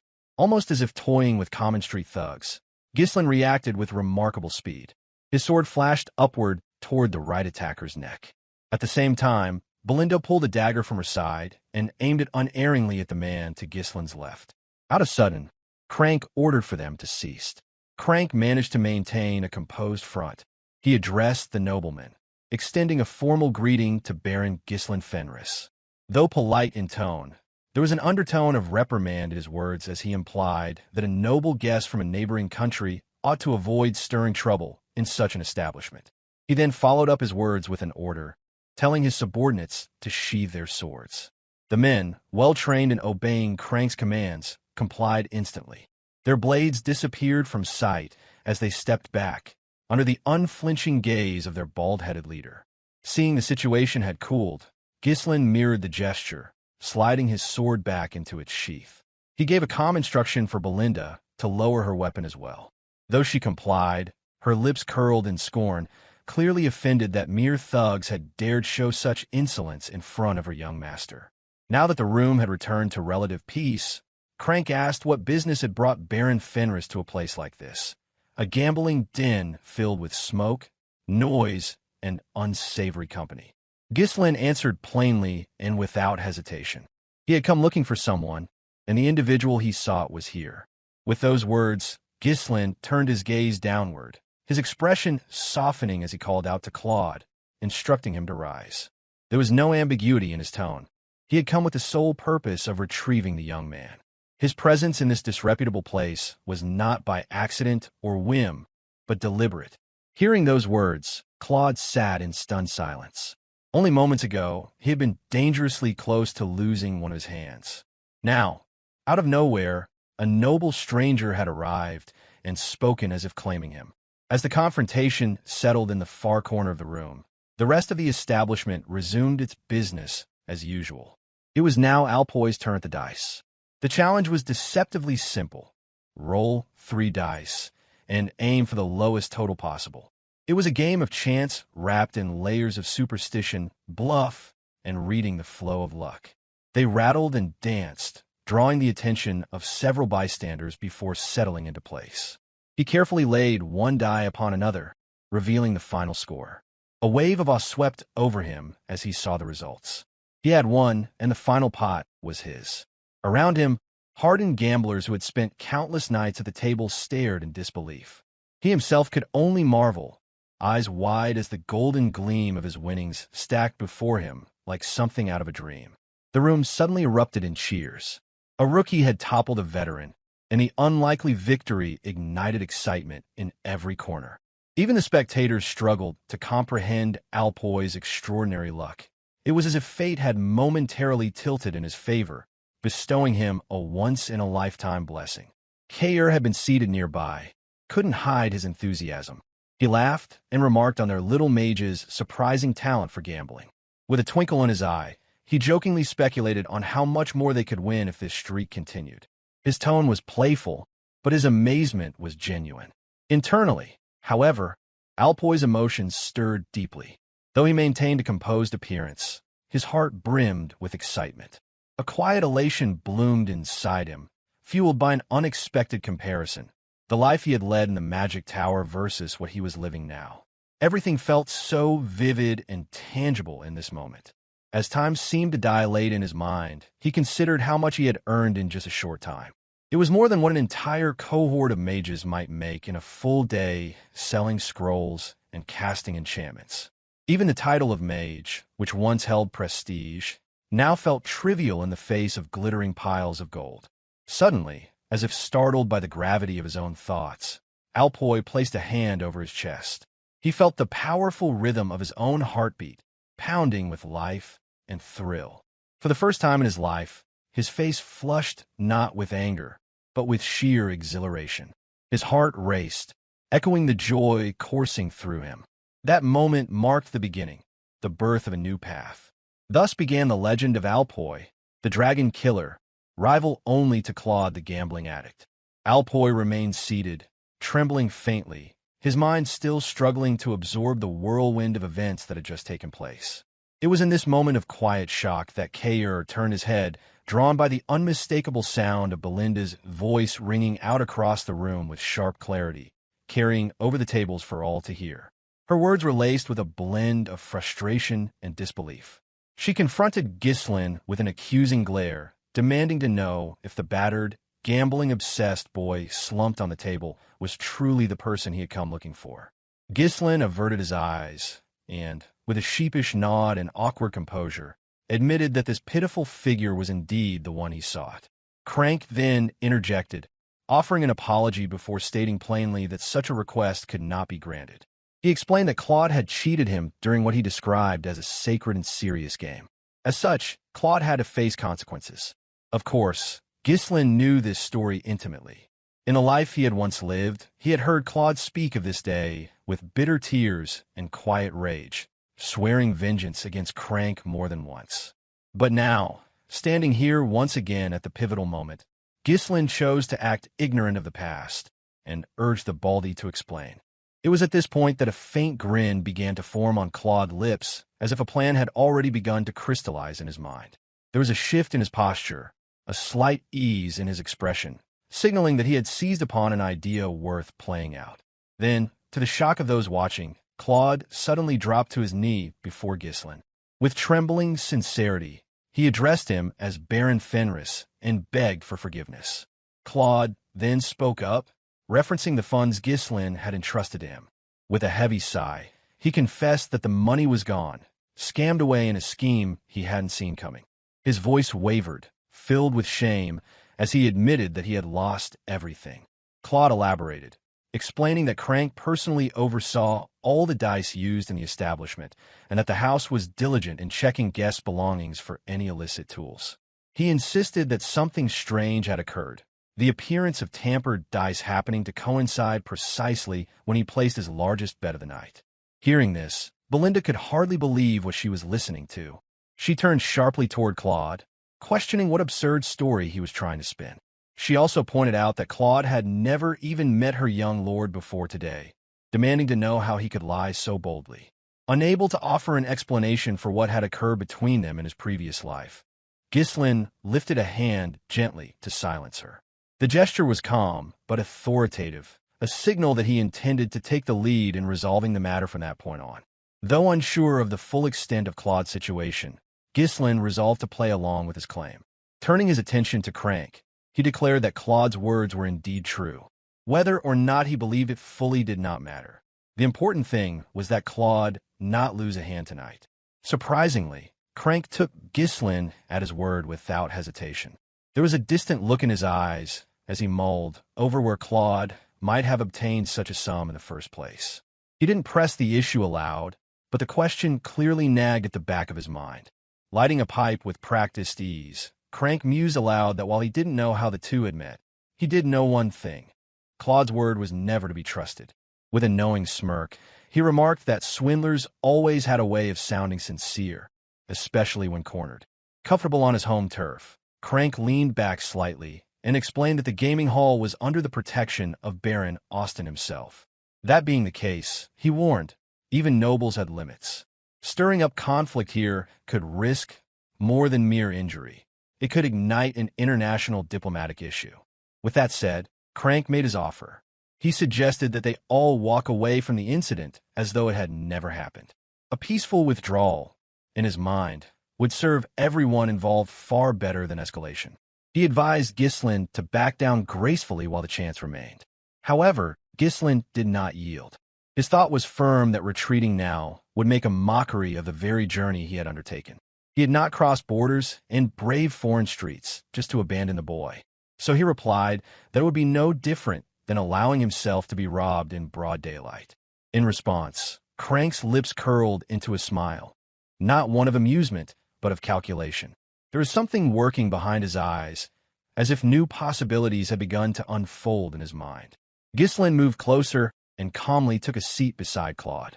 He then proposed that they try to find a compromise, pointing out that it seemed both he and Crank were after the same individual. This suggestion piqued Crank's interest immediately, and urging Ghislain to continue with a subtle nod. Ghislain proposed a single wager to decide the matter. One game, he said. If he emerged victorious, he would reclaim both Claude and the money the boy had managed to win. To match the stakes, he placed his own title and the entirety of his wealth on the line.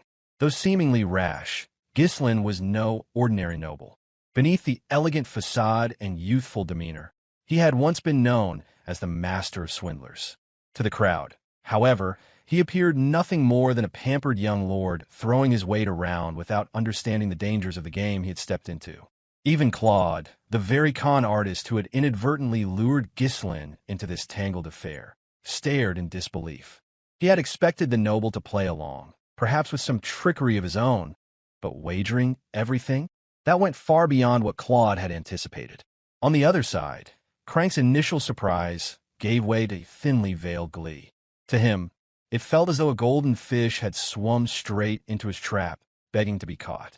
Yet not everyone shared in the excitement. Belinda's eyes widened with disbelief. She couldn't believe what she was seeing. Once again, Ghislain was throwing himself into danger, behaving as though he were still the infamous northern scoundrel from his past life. Claude's voice wavered as he turned to Ghislain, unable to hide his nervous curiosity. He thanked the young noble for siding with him, but couldn't stop himself from asking, why go so far for a con? After all, Claude still didn't know who Ghislain truly was.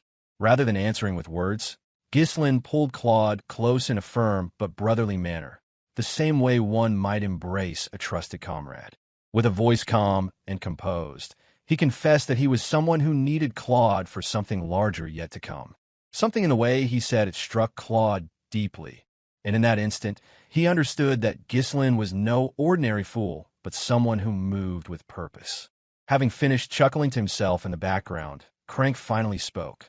He declared that it had been a long time since he had encountered a noble with such gall. He readily accepted the wager, enthusiasm rising in his tone as he remarked that no visit to a gambling den was complete without at least one proper match. The tension in the room shifted. The earlier altercation, followed by Alpoy's improbable victory, had already stirred the crowd's interest. But this was something else. A nobleman with no known name challenging the boss of the hall.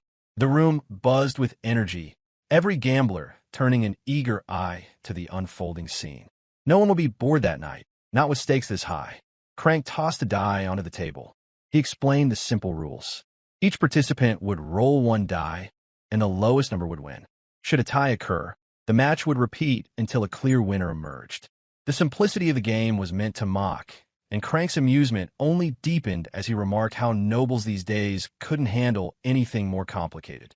Ghislain met the jab with a dull, unimpressed look. His expression said it all. He was bored, unimpressed, and eager to get things moving. With a sharp tone, he told Crank to stop wasting time and begin the game already. The smile faded from Crank's lips, replaced by a calculating gleam. He muttered something about Ghislain's impatience before preparing for the opening move. With a flick of his fingers, Ghislain sent a golden coin flying into the air, its arc catching the light for all to see. As the coin spun, Ghislain calmly called heads while Crank called tails. Moments later, the coin clattered onto the table, tails. The first move would go to Crank. With a sense of ceremony, Crank picked up the die and dropped it into a cup. He rolled his shoulders and flexed his wrists, then began to shake the cup with exaggerated flair. The movement wasn't random. He jerked it left, right, up, and down in a deliberately flamboyant display meant to draw attention. The spectators roared with excitement at the performance. But Belinda offered nothing but a derisive scoff. She muttered under her breath, unimpressed by the fuss over a single die. To her, the theatrics only proved how shallow Crank's tricks were. As expected, Crank didn't intend to play fair. Hidden within the cup was a simple mechanism, barely visible. With a subtle flick, he opened the bottom to switch the die inside the cup with the one hidden within his fingers. Then, with a flourish, he slammed the cup down onto the table, the gesture loud and final. A hush fell across the room as Crank slowly lifted the cup, revealing the die beneath. The face pointing upward showed a single dot, the lowest number possible. For Crank, it was a perfect start, and it set the stage for a contest no one in the hall would forget. The outcome of the game seemed certain. Crank had rolled a perfect one, and the crowd erupted the moment they saw the result. The excitement peaking as the possibility of Ghislain's loss took shape. Amidst the jubilant noise, only Ghislain remained composed, almost detached, as though the rising tension of this high-stakes contest had no effect on him whatsoever. One onlooker let out a loud laugh, commenting how the game had ended before it had even truly begun. Another voice chimed in, questioning what kind of fool would dare challenge someone like Boss Crank in his own domain. To them, it was a foregone conclusion, a lesson being taught in real time. Though Ghislain's face gave nothing away, Belinda's heart pounded with unease. She knew her young master's power, knew full well that if provoked, he could tear this entire den apart without breaking a sweat. But it wasn't strength that concerned her, it was the consequences. A public disgrace here would stain Ghislain's title and reputation beyond repair. Claude could feel anxiety creeping in as well. He was the one who had dragged the nobleman into this mess, even if unintentionally. Still, experience had taught him one thing, that to never underestimate the man who made the bet. Crank snickered to himself. He mocked the situation aloud, saying it was a shame to see such a fine match and so quickly. The stakes had been raised beautifully, he mused, but it seemed the noble had doomed himself from the start. He continued his taunts until Ghislain's cold tone cut through the noise, commanding him to be silent. Picking up the die with slow, deliberate moves, Ghislain commented dryly that Crank's mouth far exceeded his stature. There was no anger in his voice, just irritation at the spectacle. Realizing his opponent was not rattled in the slightest, Crank shrugged and fell quiet, addressing Ghislain respectfully and inviting him to proceed. Still, in the privacy of his thoughts, Crank smirked with confidence. He was convinced that Ghislain was simply bluffing, hiding his nervousness behind a mask of calm. To Crank, it was all too transparent. He watched with smug interest as Ghislain examined the die, fully believing that whatever effort the young noble made would be meaningless. After all, the tools of deception were already in play. The special cup with its hidden bottom was positioned just right depending on how it was gripped. A weighted die, crafted to always roll a 1, rested between Crank's fingers, seamlessly swapped during his earlier flourish. His elaborate motions had only served to disguise the sleight of hand, and it was flawless. He had used this trick countless times, and never once had he been caught. To him, the outcome was guaranteed. No matter how many times they rolled, his victory was assured. Ghislain, Crank believed, stood no chance. But that belief came from ignorance. Ignorance of who Ghislain truly was. Calmly, Ghislain began his move. He placed the die inside the cup, holding it in place with practiced ease. With his left hand, he channeled a quiet but potent surge of mana into the rim, sealing the cup with a soft bluish light that pulsed beneath the surface. Though visible to those with magical sensitivity, to the common eyes in the gambling den, it appeared as nothing. Unlike Crank, Ghislain made no attempt at performance. There were no exaggerated gestures or elaborate shakes. He simply lowered the cup to the table. Just before revealing the result, he posed a question with casual clarity, confirming that the one who rolled the lowest number would be declared the winner. It was a final check, ensuring Crank could not worm his way out of their agreement. When he lifted the cup, instead of a die, there was only dust where the object should have been. Unfazed, Ghislain declared matter-of-factly that he had rolled a 0, as if this were the most natural thing in the world. Crank recoiled, his expression twisted in disbelief. What he was seeing shattered every expectation he had ever known in his long and dirty career. Never had someone done something like this. It didn't even seem possible. The audience, once roaring with cheers, now gasped in collective shock. One person shouted that the die had turned to dust. Another cried out, asking if it was truly possible to roll a 0. A third turned to Crank, demanding to know if such a move was even allowed under the rules of the game. At last, Claude allowed himself a smile, as though he had just secured a personal victory by betting on the right man. Meanwhile, Belinda finally exhaled, releasing the tension that had built within her. She had expected nothing less. Ghislain always managed to pull something unthinkable to outmaneuver people like Crank. Crank's reaction was immediate. He surged to his feet, shouting that the outcome was impossible. His voice rose with fury as he accused Ghislain of cheating. He pointed a finger, emphasizing that such a stunt was disgraceful, especially coming from someone of noble blood. To him, it was unthinkable that a noble would stoop to such trickery. Without hesitation, Ghislain reached forward and seized Crank's wrist, the very one concealing the hidden die. Despite the man's large frame and brute strength, he couldn't break free. Ghislain's grip, honed through relentless training, held firm and unyielding.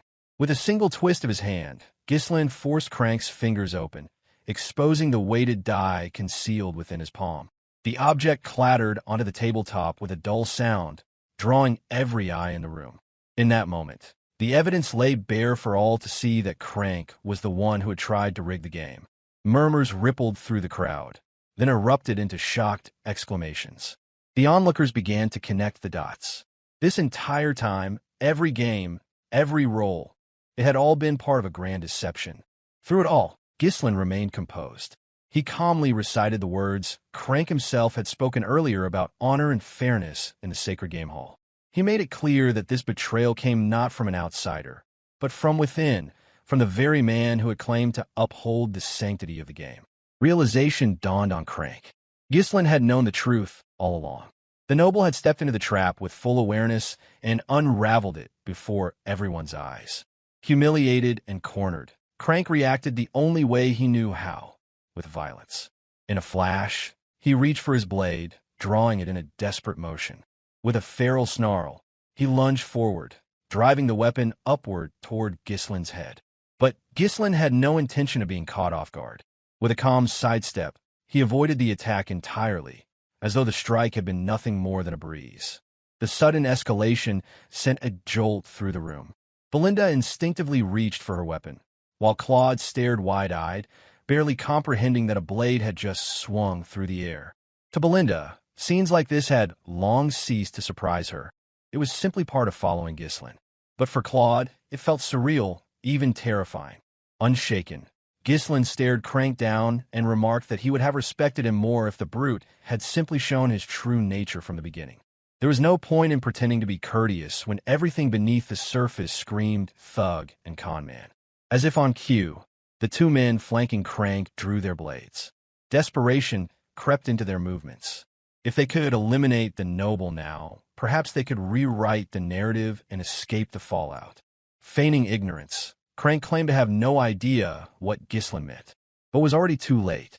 Crank saw no way out, so he barked the command to attack. His subordinates responded instantly. What they failed to realize was that they were no longer in control, not even close. They had stirred a force they couldn't comprehend.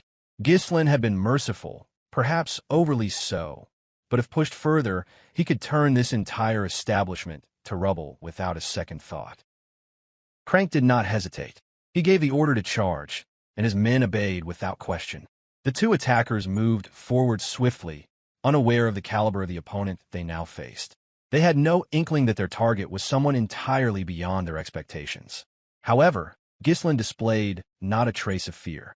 He had come prepared for every possibility and had no intention of retreating. The moment the first man lunged forward with his blade, Ghislain shifted aside, evading the strike with effortless precision. The second attacker followed up, leaping in from the side in quick succession.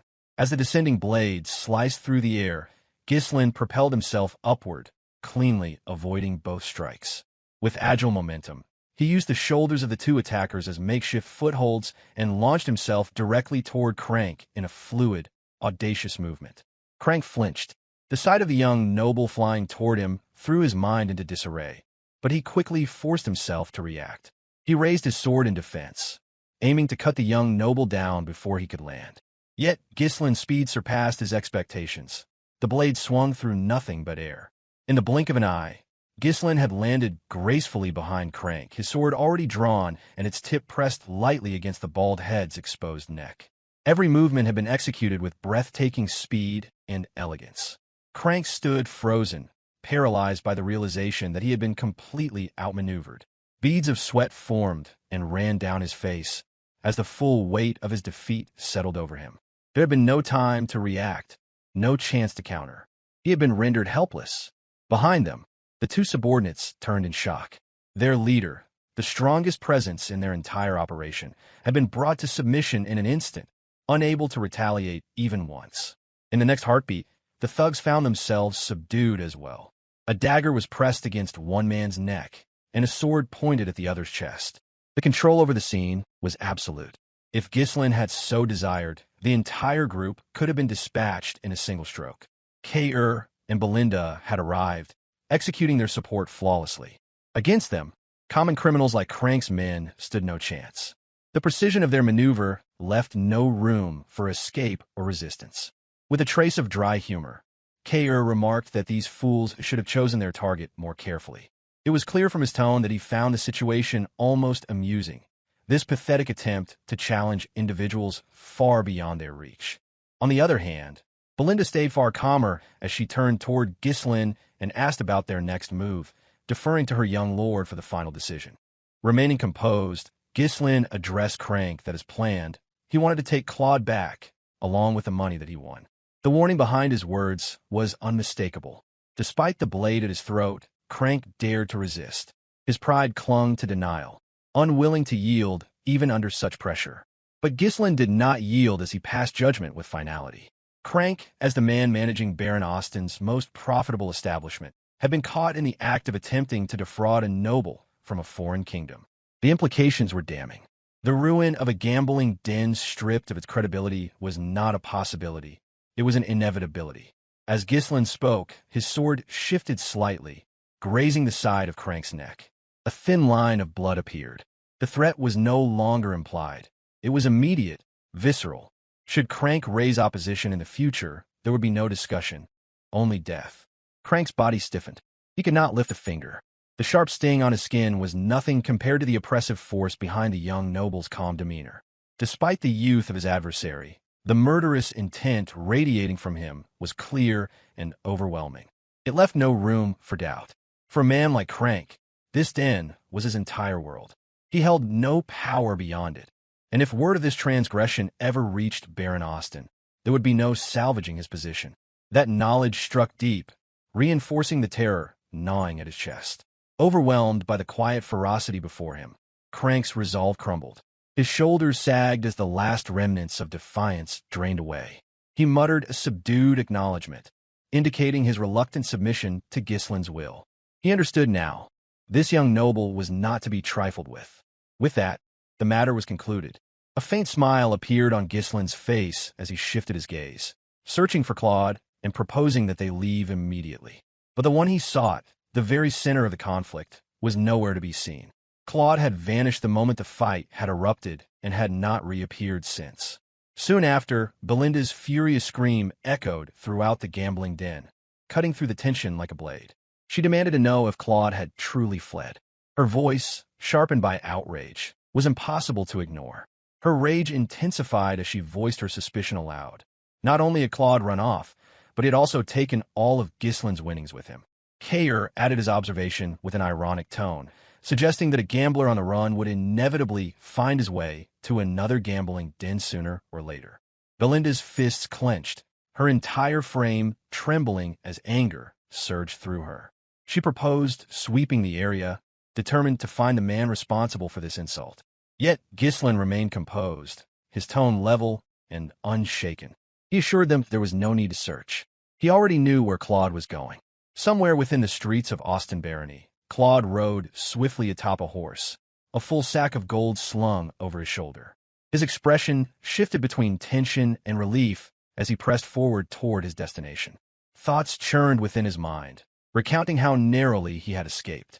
Amid those thoughts, he pondered the young noble, the strange, unknown figure who had suddenly appeared in his life and come to his aid. It made little sense. What purpose could such a noble have in helping him? The question lingered unanswered.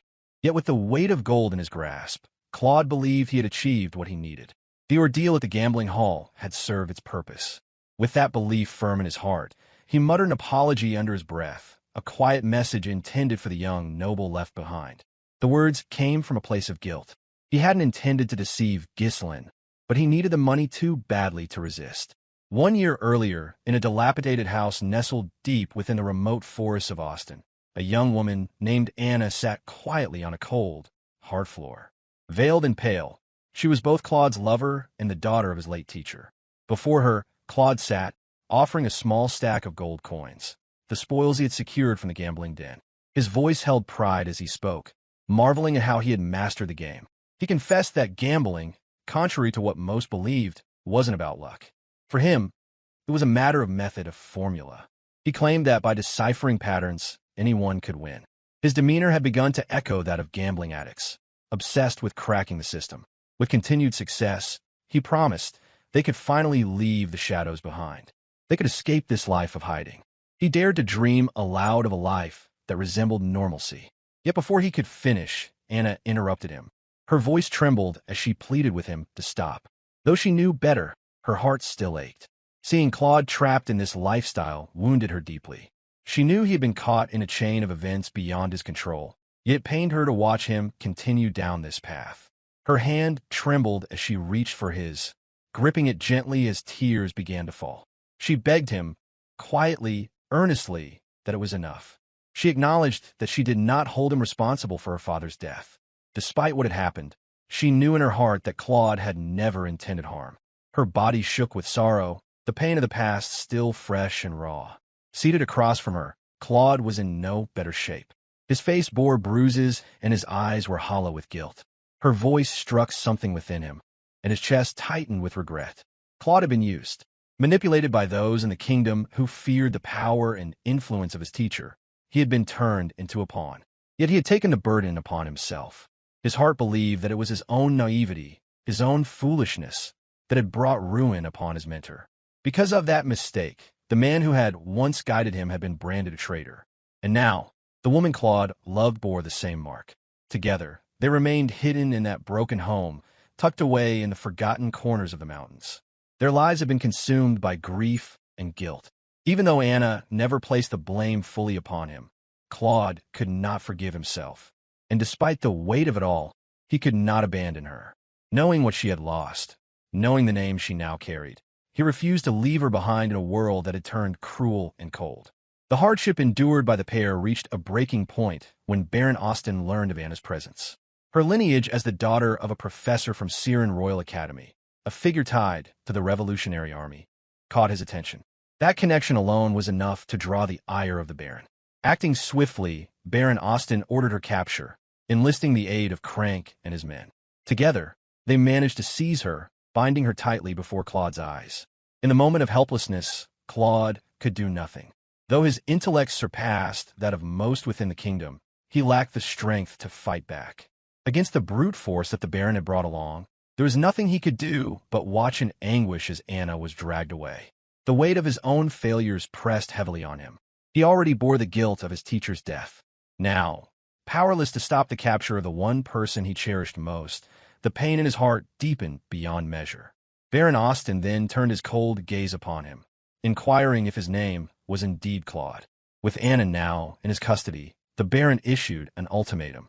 Within a year, Claude was to gather and deliver 2,000 gold coins.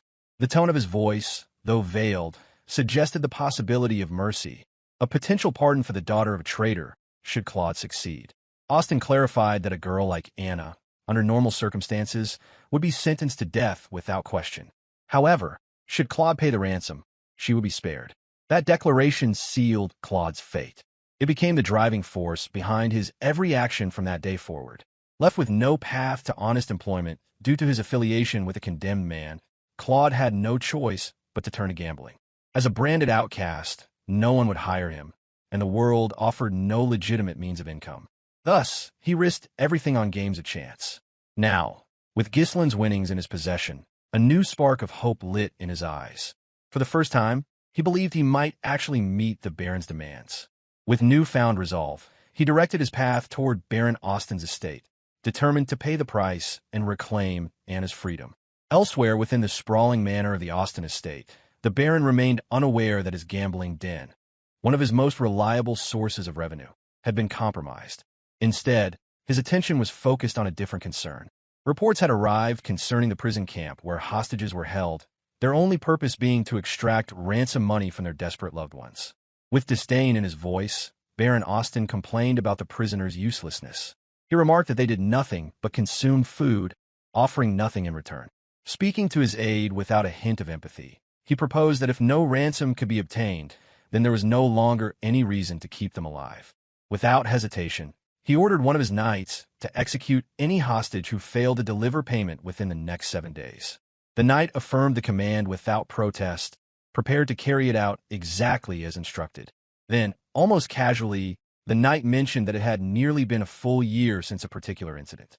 The Baron paused, lifting his gaze. It took only a moment before realization struck him. He muttered aloud, recalling the case involving the traitor's daughter, Anna. He then asked whether there had been any updates regarding Claude, whom he referred to dismissively as mere brat. The knight delivered his report. Rumors indicated that Claude had repeatedly failed to earn enough money at the gambling hall, falling short of the target. Upon hearing this, the Baron concluded that Crank must have done a decent job in handling Claude's efforts to raise funds.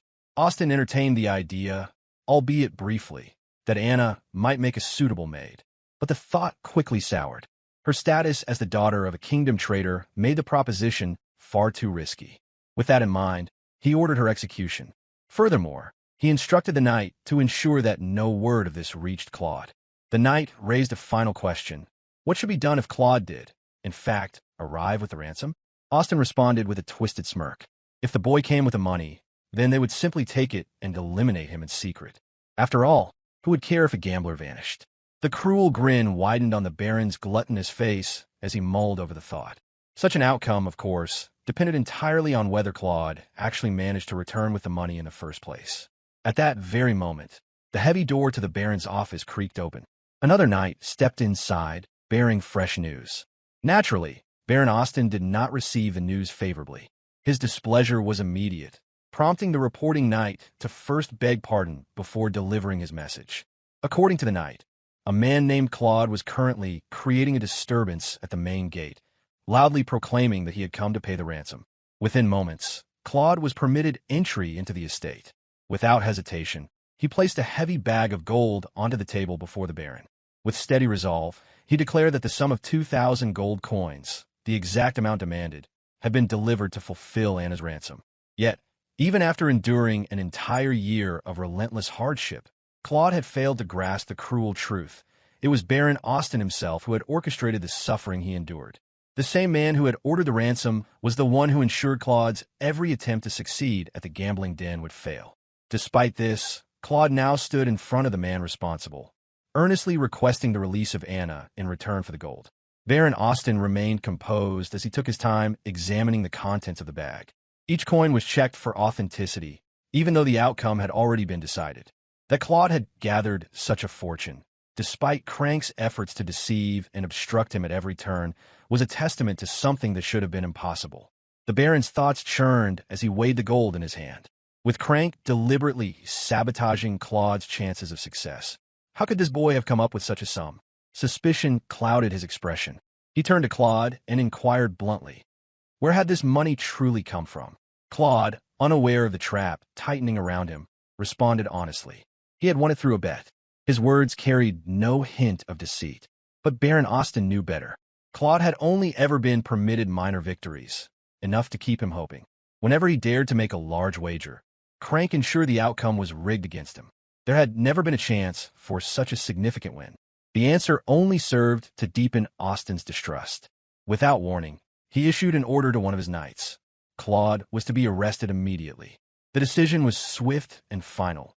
Both Claude and Anna would be executed. The ransom had been received, and thus the pair were of no further use.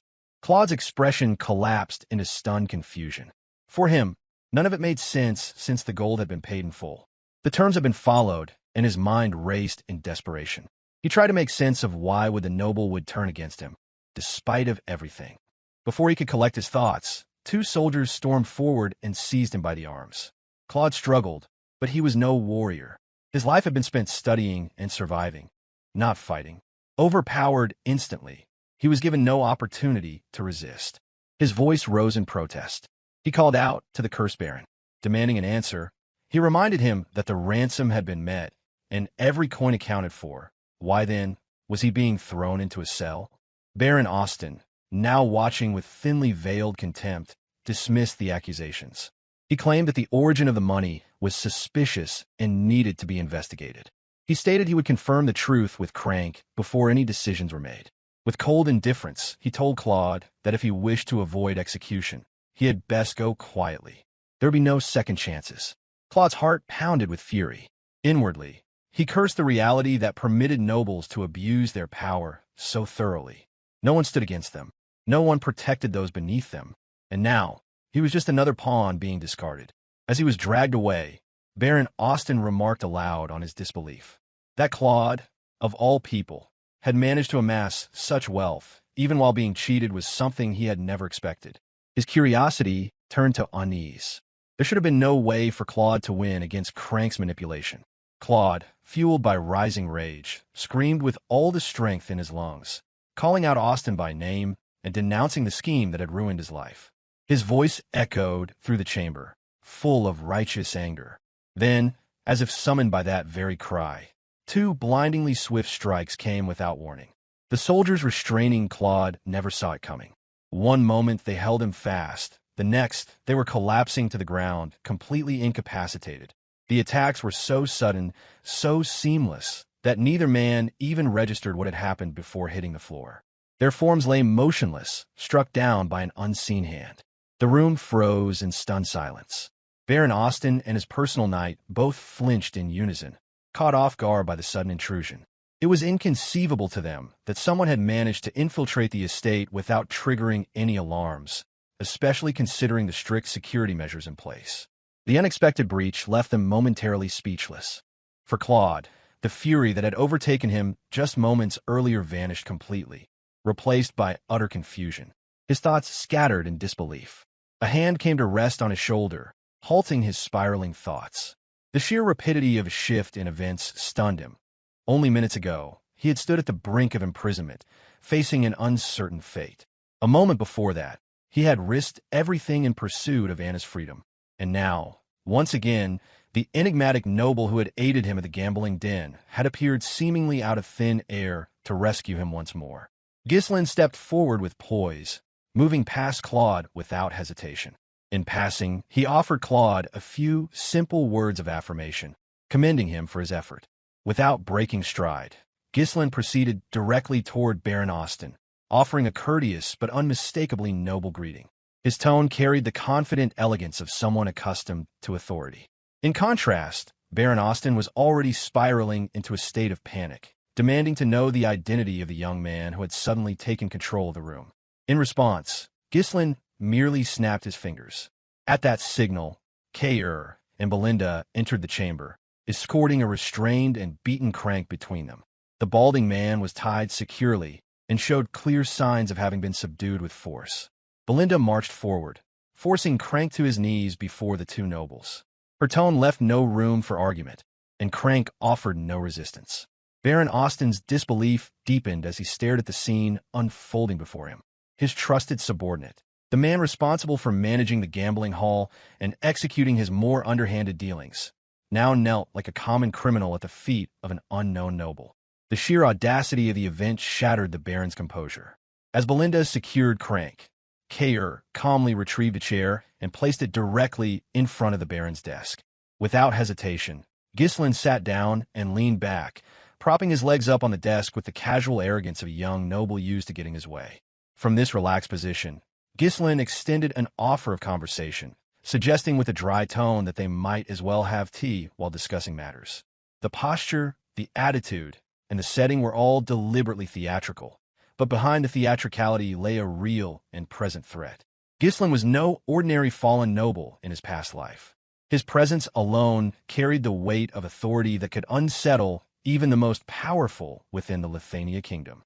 He was a force whose influence, if fully unleashed, could destabilize an entire region, let alone a small, corrupt barony hidden within a minor kingdom. Baron Auston stood in disbelief as a young noble stormed into his office and conducted himself with astonishing boldness. The air in the room thickened with tension the moment the barony knight drew his sword, shouting scorn at Ghislain. With contempt seething in his voice, the knight condemned the youth's insolence and barked a demand for him to show proper deference to the baron without delay.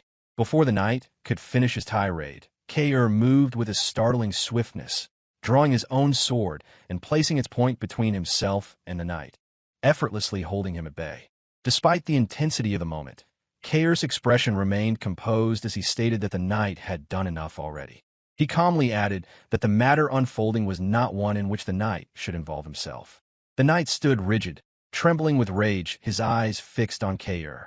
The veins in his forehead bulged as if he were on the verge of lunging forward. Yet he managed to maintain control, barely. Now livid, Baron Auston erupted into a furious shout, questioning how Ghislain could dare to behave with such audacity on his land and within his estate. Without hesitation, he ordered his knights to remove Ghislain at once. Yet Ghislain remained composed as he reasoned that his presence there was not for provocation or disruption. He clarified that his actions were not simply to aid Claude without cause, which he had been wronged by Crank at the casino, and demanding for compensation. Though Ghislain's voice was calm, his words carried a gravity that blanketed the room in silence. Not a single Auston soldier dared to move. Despite being within their own territory, they found themselves paralyzed. Breaking the hush, Baron Auston demanded an explanation.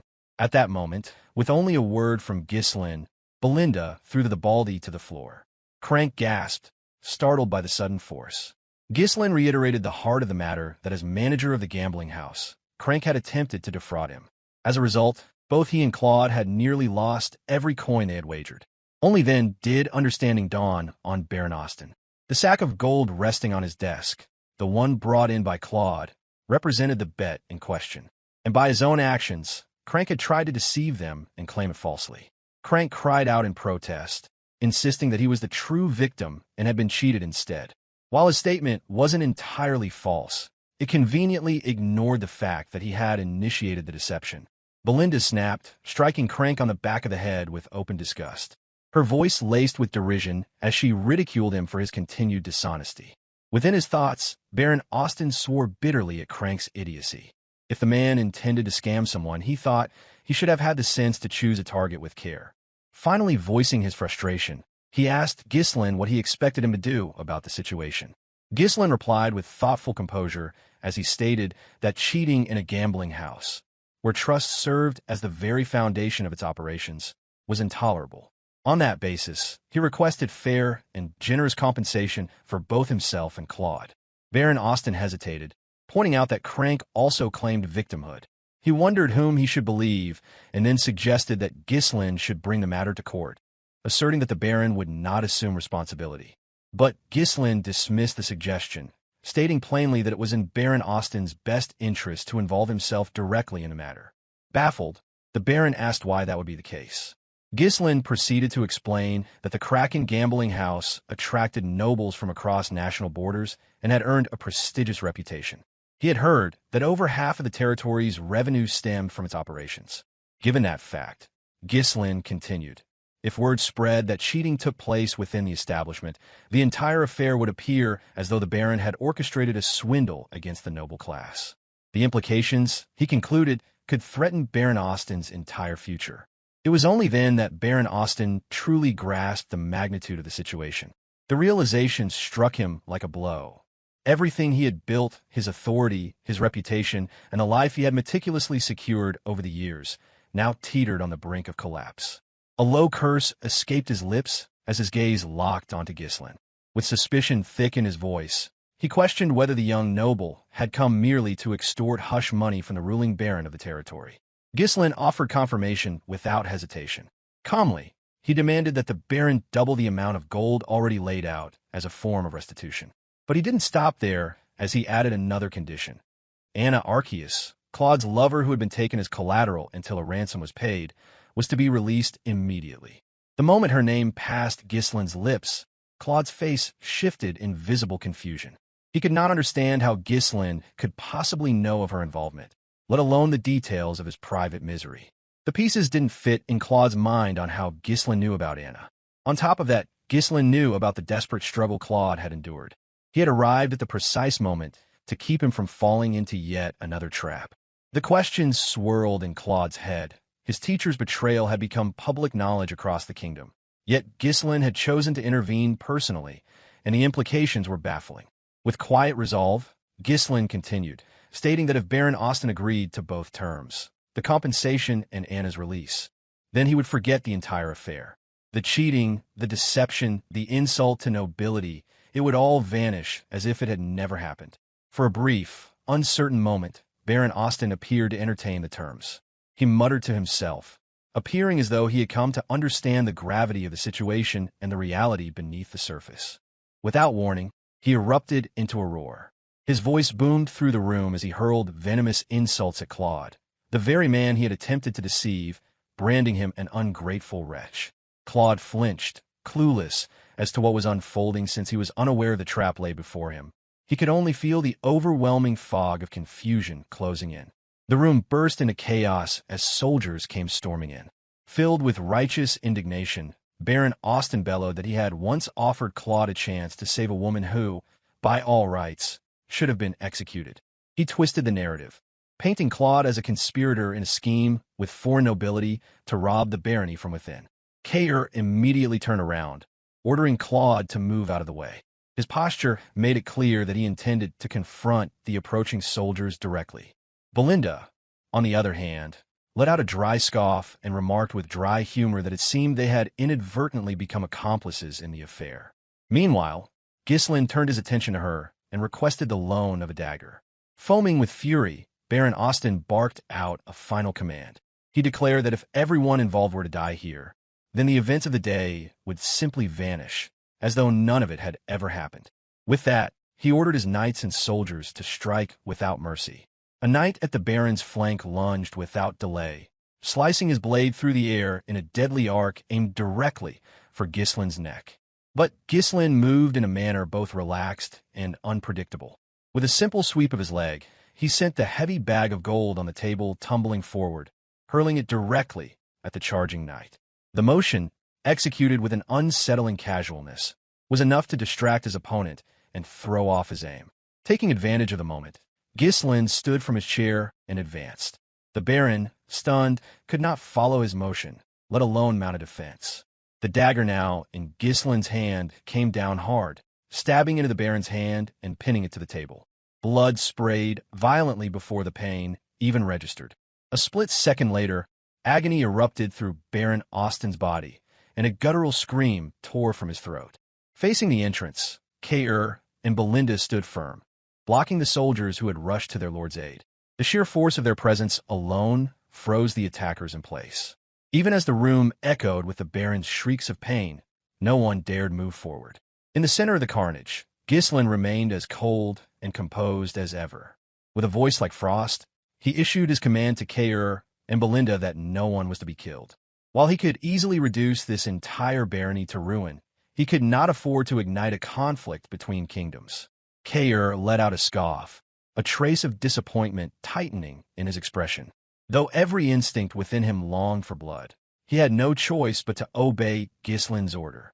Resigned, yet unwilling to back down, he surged forward with raw strength, shoving the soldier before him using the flat of his sword.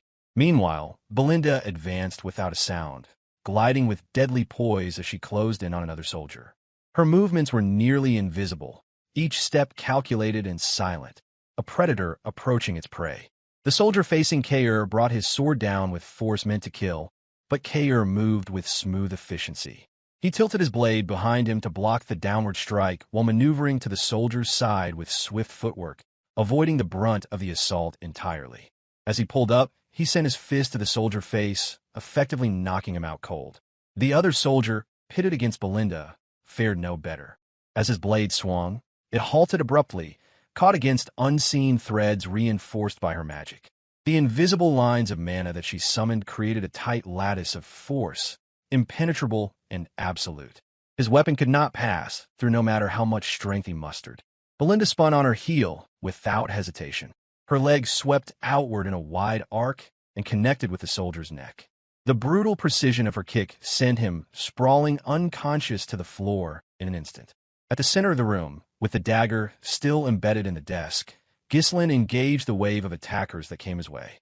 2 soldiers and a knight approached, each armed and poised to strike. Ghislain met the first with his sword, blocking the attack smoothly before the second soldier, charged with his own weapon raised high, prepared to bring it down upon him. Unfazed, Ghislain deflected the incoming strike with effortless rhythm. His blade moved with such fluid grace that it seemed less like combat and more like performance. In the same breath, he repositioned himself to greet the knight who approached from the flank, his sword already in motion. For a man who had once cut through armies in the chaos of full-scale war, what now stood before him amounted to little more than child's play. The knight's attack came, but Ghislain was already there to meet it. In one smooth recoil of his arm, Ghislain pulled his sword back and drove the hilt forward into the knight's neck. Despite the iron helmet protecting him, the sheer force of the blow dented the metal and sent the man crumpling to the ground, unconscious in a single strike. Not far from the carnage, Claude stood motionless, gripped by disbelief. The chaos around him blurred into one overwhelming wave, but his eyes remained fixed on Ghislain. He could hardly comprehend how a noble, someone he thought a stranger, had stepped into this mess with such mastery of swordsmanship and precision. Sweat trickled down his face as unease rooted deeper in his chest. He kept asking himself, who were these people truly? He lacked the strength to fight, but even his untrained eyes could see that Ghislain was no ordinary aristocrat. That man did not move like someone born to luxury and ease. He moved like a warrior. Kaor fought with unrestrained fervor, eyes gleaming with a wild thrill, clearly reveling in the conflict. Belinda remained controlled and precise, taking down enemy after enemy with measured strikes. Claude found himself unable to grasp the reason behind their intervention. Why would they go this far for him? As each second passed, the look on Baron Auston's face darkened further. His composure slipped away, replaced by dread, as he watched his knights and soldiers fall one after another, and not a single opponent remained standing. Claude's memory flashed back to when Ghislain first pulled him to his side at the gambling house. Back then, the noble had said only that he needed Claude. It had sounded too simple and too neat. He hadn't allowed himself to believe it. Now, after being nearly swindled by the Baron himself, Claude found it harder than ever to trust anything. He had already learned, again and again, that no one extended kindness without an agenda. What Ghislain had done defied that expectation. It left him shaken and confused. Eventually, every soldier who had entered the room now lay unconscious. The office of Baron Auston had become a battlefield, with only one figure left seated. Auston himself, slouched in agony, his hand still impaled to the desk by the dagger. As Ghislain walked toward the desk, his demeanor unchanged, he reached forward to retrieve the dagger. Baron Auston cried out once more, not in command but in anguish. His voice cracked with pain and fury as he hurled curses at Ghislain for daring to humiliate a noble in such a way. Tears streaked down his cheeks, twisting his face into a grimace of rage and shame. Ghislain remained unaffected, and with the same chilling calm, he restated what he had made clear before. He would be leaving with the money and with Anna. Ghislain seemed poised to say more, but before he could, Claude stepped beside him and tapped his shoulder lightly. There was something unfinished in his expression that seemingly saying he intended to deal with the Baron himself. Within his thoughts, Claude reasoned that if this was the way Ghislain chose to handle things, then there was no point in rejecting the gesture. Accepting kindness wasn't weakness, he decided. It was better than dwelling in regret later on. With a steady gaze, Claude looked down at Baron Auston, still bound by pain and humiliation. He told him that if there was any grievance or issue to pursue, he could find Claude in Fenris, a territory within the kingdom of Lithuania. His voice bore a calm confidence. and the smile that followed only made the message feel heavier. Claude declared that if the Baron ever chose to visit, he would make sure to welcome him kindly. By the time the sun rose over Auston's territory, a different light bathed the land, one that held a fragile, unfamiliar hope for Claude. It marked the end of a painful chapter and the beginning of another. The reunion between Claude and Anna was drenched in sorrow. It was not the kind of moment meant for joy or peace. Even though she had been freed, Claude had already resolved not to stay. Deep inside, he remained convinced that he was the cause of her father's demise, and he couldn't bear to tie her future to that burden. He left her with a heavy heart and a bag of gold, more than enough to sustain her for a lifetime. With no further words exchanged, Claude turned away and departed alongside Ghislain, heading for Fenris. Time passed swiftly, and before long, they arrived at their destination. What greeted them was a bleak and broken land. Fenris lay in disrepair, stripped bare from years of exploitation under Count Daigold. The commoners who remained lived lives closer to bondage than freedom, forced to serve as tools for their former master's greed. Claude was taken aback by the sight, and his surprise tightened in his chest, but he chose to remain silent for the time being. There was too much to take in, and he needed to understand it all before speaking. Sensing the weight on Claude's mind, Ghislain broke the silence by asking whether he was truly certain about leaving Anna behind. Claude paused before replying. Eventually, he admitted that perhaps Anna would be more at peace back in her homeland, far away from the one she might blame for her father's death. He knew the rescue hadn't been his doing. It was largely thanks to Ghislain. That truth gnawed at him. Thus he wanted to give her freedom, and once he had rebuilt his own life, he would seek her out again. Ghislain fell into a quiet reflection on how he had changed the course of fate, prevented his sworn brother from being consumed by tragedy. More importantly, he had saved a man who, in another lifetime, had carried resentment until the day he died. Lifting his eyes to survey the land, Ghislain took in the territory that now belonged to him. It was the first time he had stood upon it as its rightful lord. In doing so, he paid back the debt owed to Claude from their previous life.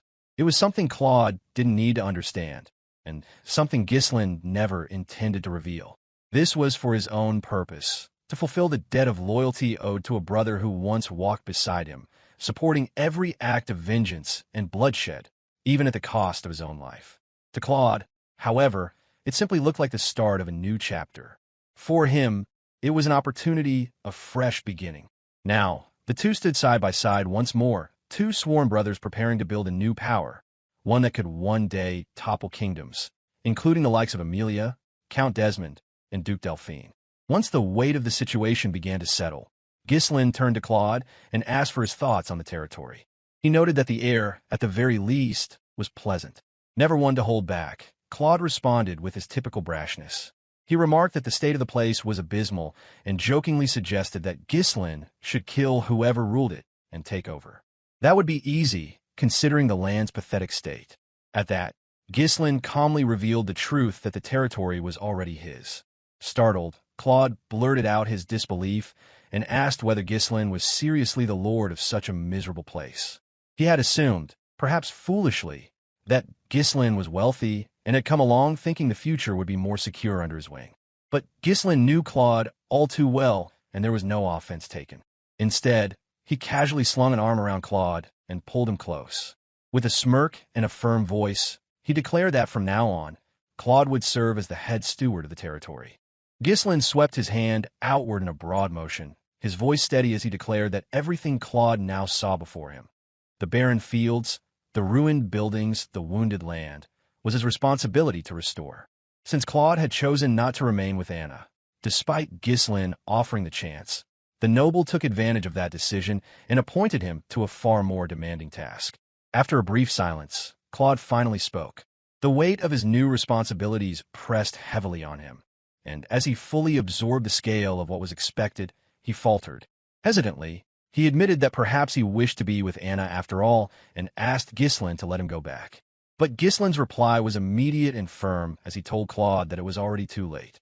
Elsewhere, within the towering walls of Desmond Castle, Count Desmond convened a tense meeting with his assembled vassals. The topic was grim: the failed territorial war in which he had backed Count Daigold's attempt to seize control over Perdium. Tension rippled through the room like a palpable fog. The vassals sat in silence, fearful of the wrath simmering beneath their lord's composed exterior. Count Desmond's pride had been deeply wounded. It was inconceivable to him that a lowly, impoverished territory such as Perdium had thwarted his plan, and worse, had overwhelmed Victor, the infamous hidden sword he had installed as commander of Dygald's army. The campaign wasn't simply for glory. The conquest of Perdium had been a strategic objective given to him by Duke Delphine himself. Success would have secured Desmond's right to govern the entire northern region. But now, because of that failure, Perdium, its neighboring territory Fenris, and its ruling lord, Ghislain, had all become targets of his bitter rage. With a dismissive wave of his hand, Count Desmond issued his command. A message was to be sent to Emilia immediately. Despite the defeat, he would press forward, continuing the campaign without pause.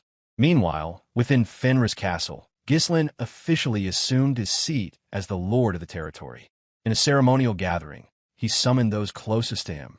Belinda, Gillion, and Kaor stood before him, dressed and ready, their postures perfectly upright.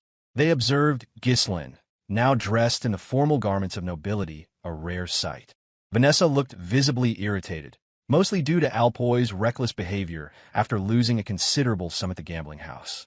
Meanwhile, Claude appeared utterly disengaged from the formality of the event. Ghislain addressed the assembly with clarity, as he declared that those who had stood beside him through his campaigns, his aides, his mercenaries, would now be granted official recognition.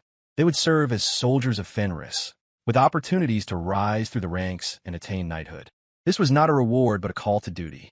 He further revealed his intention to use the runestones he had mined from the forest of demonic beasts. With these rare resources, he would rebuild Fenris from its foundations.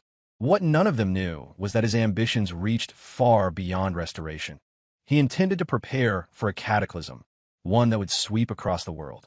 The land, still bearing the scars of Dygald's tyranny, had reached its lowest point. Ghislain made it clear the time for rebuilding had begun.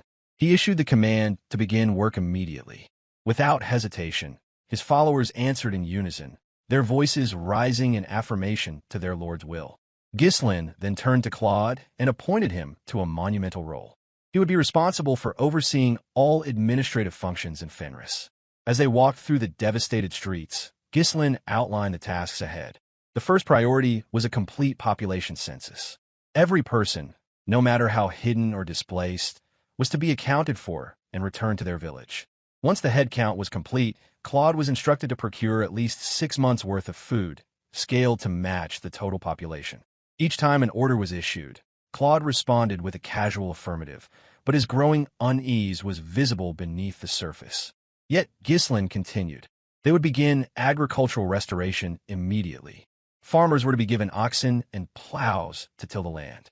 In addition, Claude was tasked with identifying sections of nearby forest that could be cleared to expand farmland. Claude voiced his doubt. How could anyone expect to farm such arid, barren land? But Ghislain already had a solution in mind. The bones of blood pythons, ground into powder, will be used as potent fertilizer to breathe life back into the soil.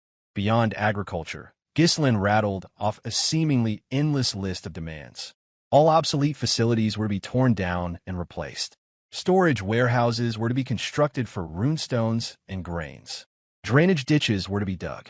Irrigation, roads, markets, infrastructure, everything needed rebuilding.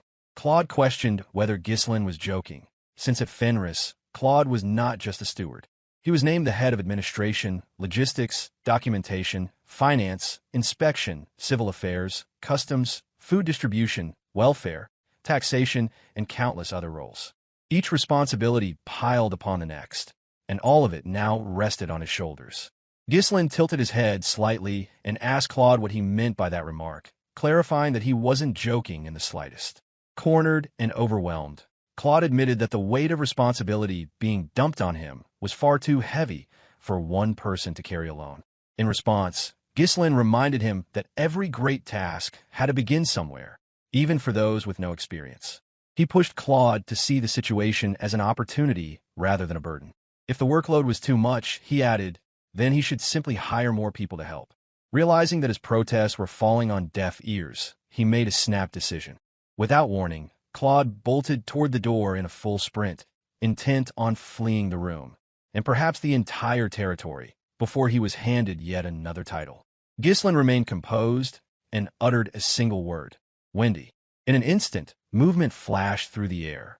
A woman dressed in a maid's uniform appeared like a shadow breaking away from the wall. With barely a sound, she hurled a line toward Claude, her precision as silent and swift as Belinda's threads. The cord coiled through the air and struck true. In the blink of an eye, Claude was tangled from ankle to shoulder, his limbs bound comically in layers of rope. Immobilized, he toppled forward, unable to move a step farther. Now that her task was done, the maid approached calmly and offered a simple introduction. She was Wendy, assigned as Claude's personal bodyguard by head Maid Belinda. She had been secretly following Claude ever since Ghislain had taken office. This was her first time revealing herself, prompted only by the order to stop Claude from escaping his duties. Ghislain had expected this outcome all along. He knew Claude too well, not just his resistance, but also his capacity. Though Claude would complain, struggle, and even try to run, he would ultimately adjust. Inwardly, Ghislain mused that the beginning was always the hardest, but once Claude gained momentum, he could handle complex responsibilities as naturally as breathing. As the days passed and rebuilding efforts advanced, Ghislain began conducting routine inspections of the territory. Claude accompanied him on these rounds, with Wendy following as a quiet sentinel. Given Claude's lack of martial skill, the presence of a capable bodyguard was not only wise, it was essential. However, Ghislain soon discovered that rebuilding the territory wasn't just about structures and resources. The soul of Fenris had been ravaged by years of exploitation. The people no longer trusted their rulers. They had been crushed beneath the weight of noble greed, ground into despair by repeated cycles of poverty and betrayal. Some had even died from starvation, a fate no one should meet simply because of the failure of leadership.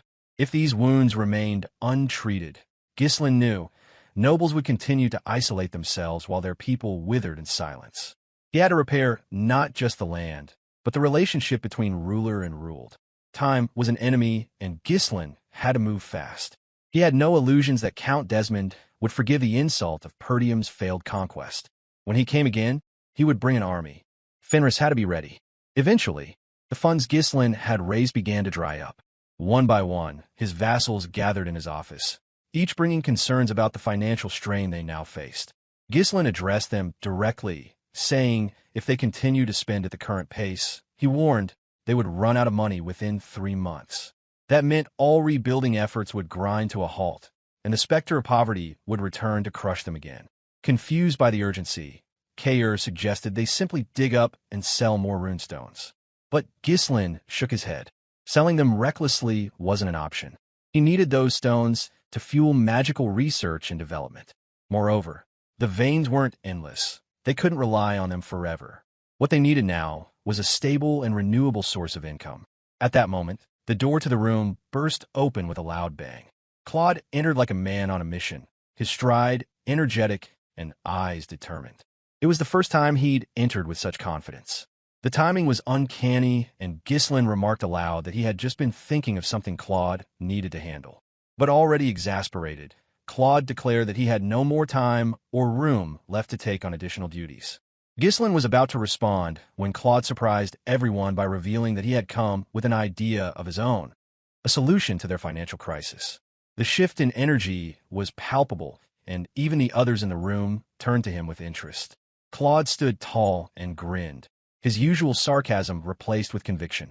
He announced that he had devised a brilliant plan to save the territory's economy, and he was ready to put it into action. With unmistakable confidence, Claude proposed what he believed to be a brilliant solution, that Ghislain should open a gambling house in the territory. He presented the idea with the enthusiasm of someone convinced he had discovered a gold mine. The reaction was immediate and violent. Without missing a beat, Belinda launched Claude out the window without so much as a pause for discussion. Her expression betrayed not even a flicker of hesitation, as if ejecting him was the most natural response to such lunacy. Claude returned a moment later, slightly bruised but no less determined. Belinda turned to Wendy with a new directive, calmly instructing her to slap Claude the moment he began to say anything stupid again. Wendy accepted the command with stoic resolve, treating it with the gravity of a knight receiving a royal decree. Undeterred, Claude pressed on with his suggestion. Since the land couldn't yield crops and the runestones couldn't be sold indefinitely, he reasoned, why not convert the barren territory into an entertainment hub? If farming was hopeless and magical resources limited, they might as well bring in coin through leisure and novelty. As if to lend credibility to his plan, he brought Alpoi forward, who, unsurprisingly, agreed wholeheartedly. Unfazed by the sudden alliance forming before him, Ghislain responded with mild dismissal. He stated that he would consider the gambling house only when circumstances allowed for such indulgences. Until then, Claude was to stick with the responsibilities already assigned. Unconvinced, Claude asked how they were supposed to survive in the meantime. Ghislain explained that while opening a gambling house might generate immediate profits, it would inevitably attract unsavory influences to the territory.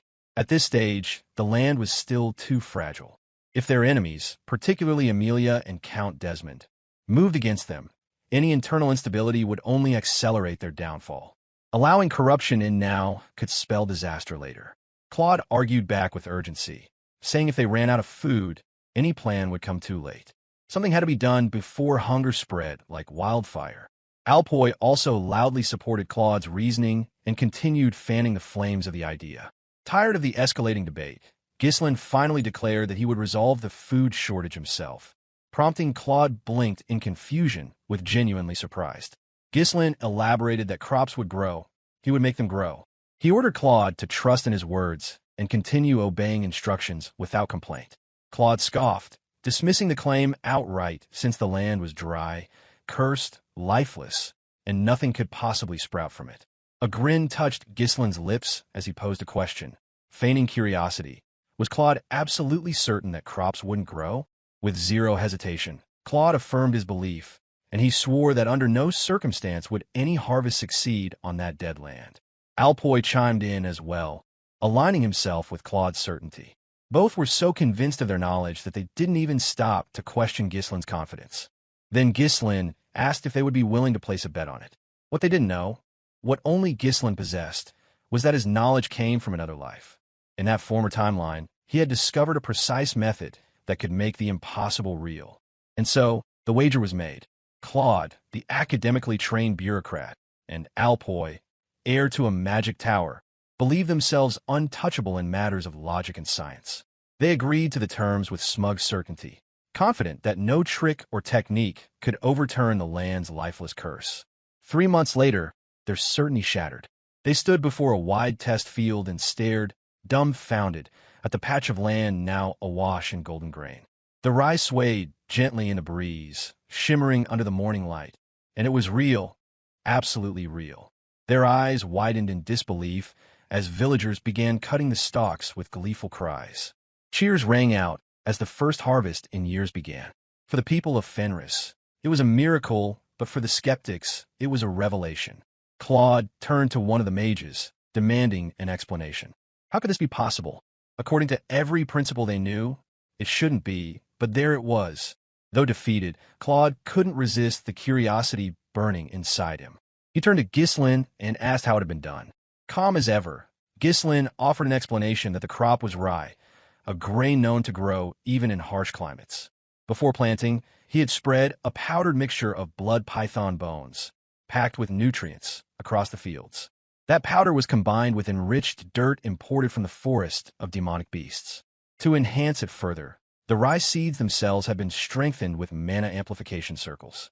That combination, alchemy, magic, and unknown knowledge, was what had turned barren land into fertile ground. As Ghislain knelt beside the swaying grain, his hand moved gently across the golden stalks. He murmured a quiet observation to himself, noting that through this method of cultivation, the crops not only grew faster, but could also be harvested with greater frequency. This rhythm would allow for a self-sustaining cycle, a foundation for something lasting. Not far away, Alpoi was unraveling as panic clawed at his chest as he fully grasped the implications of his loss. Inside his mind, curses spilled one after another. The realization hit him like a brick. He and the other mages had unwittingly contributed to their own downfall by crafting the very magic circles that made Ghislain's plan succeed. In contrast, Vanessa stood with wide-eyed admiration. Her voice broke through the quiet, marveling aloud at how Ghislain could have thought to use that particular magic circle, one usually reserved for enhancing a person's physical strength. She struggled to understand how such a repurposing had even crossed his mind. Ghislain offered no definitive explanation. Truthfully, the idea had not been his own since the method was something he had encountered in the future, during a time when the world was plagued by calamities and survival demanded innovation. The technique had been widely shared across the continent as a desperate solution to a far greater crisis. The mana amplification circle itself was a powerful magical construct, making it possible to draw out the dormant potential within runestones, accelerating the growth of mana several times beyond its natural limit. Though traditionally used on humans or weapons, applying it to seeds was unheard of in this timeline. Naturally, there had been fierce resistance to using something as precious as runestones on something as mundane as wheat. Many argued it was a reckless waste of an invaluable resource. But once Ghislain unveiled the results, vivid, undeniable, and flourishing, the protests ceased. The success spoke louder than any opposition. What mattered most wasn't the intricate theory behind it, and Ghislain understood that those complexities were his burden alone. What truly counted was that his territory could now farm its own food. And with the abundance of reinforced rye they had cultivated, Fenris would not only survive, it would thrive. The surplus alone would be enough to generate a new stream of trade and revenue. Suddenly, an eruption of joyous cheers broke out across the fields. The commoners, who had once known only hunger and despair, now raised their voices in celebration. One man declared with conviction that he would follow Ghislain without question from that day forward. Another cried that they would never starve again. Voices called out blessings, wishing long life to the Baron Fenris. But amidst the jubilation, not everyone shared in the euphoria. Claude and Alpoi, seized by dread, had already begun to quietly slip away from the scene. They moved with purpose, trying to escape unnoticed before the consequences of their wager caught up to them. It was then that Ghislain's voice rang out, sharp and unmissable, slicing through the noise like a blade. He called out to them by name, halting them mid-step. Both froze in place, their backs stiffened with anxiety and the weight of recognition pressed down on their shoulders. With unnerving calm, Ghislain reminded them that they still had a contract to sign before they went anywhere. Claude and Alpoi turned slowly, wearing matching expressions of innocence and confusion. They feigned ignorance, asking what contract he might be referring to. But Ghislain was already prepared. He reminded them of the bet made 3 months prior, a wager that granted them freedom and a bag of gold if they won. But since they lost, the terms were clear. They would serve Baron Fenris for 50 years without pay, bound by a slave contract. From within his cloak, Ghislain produced the document. It was real, complete, and waiting for signatures. If either of them attempted to escape afterward, he could legally sell the contract to slave traders. Their fate would be sealed, and they would spend their lives as fugitives, hunted, marked, and disgraced. In that moment, the mercenary station nearby sprang into motion. With synchronized precision, they closed in, forming a wall that blocked every path of retreat. Thus Claude, the soon-to-be legendary administrator, and Alpoi, the dragon slayer of Fenris, found themselves officially trapped. Their names would one day echo across the continent, but not as free men. To the people of Fenris, they were simply servants of their lord, bound by contract and by fate. Their fate were now secure in Ghislain's hands. With the first harvest complete, Fenris now possessed something it had lacked for decades, a stable food supply. The territory no longer needed to rely solely on runestones for survival. Those magical stones could now be used for more than mere funding. Seizing the moment, Ghislain turned to another matter. He met with Hubert, the head of the Scarlet Magic Tower, who had recently arrived. Without ceremony, Ghislain requested that a branch tower be built in Fenris. Hubert blinked, caught off guard since he had come merely to offer congratulations on Ghislain's victory in the territorial war and his ascension to lordship, and the request blindsided him. Seeking clarity, Hubert asked Ghislain to elaborate, but the response was as simple as it was firm. Ghislain merely reaffirmed the request, giving no further explanation. Hubert was left baffled. His visit had been expected to be ceremonial. Instead, it marked the first step of something much larger. Hubert stood speechless as Ghislain, ever composed, calmly explained the truth behind his so-called victory over Dygald's one-sided declaration of war. The success, he stated, had only been made possible by detonating the runestones. Runestones that, originally, had been meant for sale to the Magic Tower. Those same runestones had been destroyed intentionally. The revelation landed with the weight of a landslide. Hubert was stunned. He had never heard of such a tactic being used before, at least not in any of the official records from Perdium's victory. Internally, his thoughts raced as he tried to process what had just been said. The idea that such a valuable cache of runestones had been sacrificed on purpose was beyond comprehension. Ghislain continued, stating that if Fenris, still fragile and barely recovering, were to be attacked again, he would have no choice but to blow up the very runestones that had been meant for the Magic Tower. Hubert's expression twitched with disbelief at Ghislain's extreme logic, unable to grasp how the man could speak so casually about using magical resources as explosive weapons. But Ghislain had already pivoted to his next point. With the prior incident as leverage, he pressed Hubert to establish an official branch of the Scarlet Magic Tower within Fenris territory. And not only that, he demanded more mages be dispatched to accompany it. Cornered and frustrated, Hubert conceded. There was no way to argue against a man who had already proven he was willing to blow up sacred resources if needed. He agreed to Ghislain's demands. The mages, once reassigned to Fenris, were quickly drafted into Ghislain's rapidly expanding list of infrastructure projects.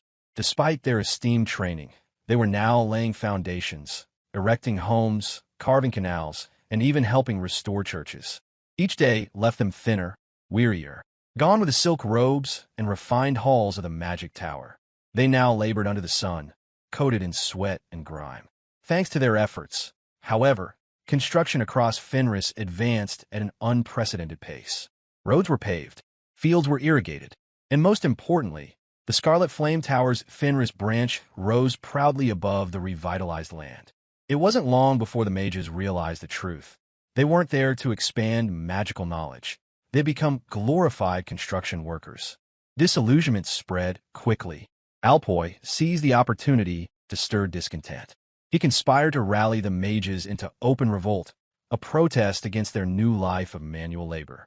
The uprising barely lasted a breath. Ghislain challenged the mages outright and made a wager. If he could defeat all of them barehanded, they would abandon their defiance. One by one, with frightening efficiency, he knocked each mage unconscious. No weapons, no magic, only raw skill. Once the last of them hit the ground, Ghislain turned to Alpoi and instructed him to bring out the prepared contracts. Oddly satisfied, Alpoi seemed pleased to no longer be the only slave of Fenris. Now contractually bound like him, the other mages shared his fate. Despite the chaos, the territory was thriving. Up to 50 low-circle mages were now officially bound to Fenris' service. The land bloomed with golden rye, and the infrastructure projects progressed faster than anyone imagined. Sometime later, during an otherwise uneventful day, Claude burst into Ghislain's office in a frenzy, his face pale and his breath short, bearing an urgent news. A rebellion had erupted in Rayfold. According to Claude's report, Countess Rayfold, Amelia Rayfold, had killed her own father and brothers to seize control of the county. She had declared herself ruler through bloodshed, igniting turmoil across the region. Ghislain received the news with grim understanding, since he had known this would happen eventually. Amelia Rayfold had been the only person to ever evade his grasp during his past life as the Mercenary King. What he hadn't expected was for the rebellion to occur so soon. It made him wonder whether his interference in the timeline had accelerated her actions. In that moment, Ghislain saw it clearly. Amelia and Count Desmond were merely pawns. The true mastermind was Duke Delphine. Dygald had been used as a proxy to seize Perdium, and when that failed, the next phase had already begun. The war with Dygald was nothing more than a skirmish in comparison to what loomed ahead. Ghislain knew that the real enemy, the Northern Overlord, had yet to make a move in earnest. The conflict was far from over, and Ghislain needed to be ready when that war was knocking on his gate. Knowing Amelia's alliance with Count Desmond, Gillion was the first to voice concern. He asked his lord what action they would take in response. Belinda also chimed in, suggesting that they consider reconciliation. Perhaps they could make peace with Amelia, she reasoned, to avoid another war. But Ghislain had no intention of lowering his guard.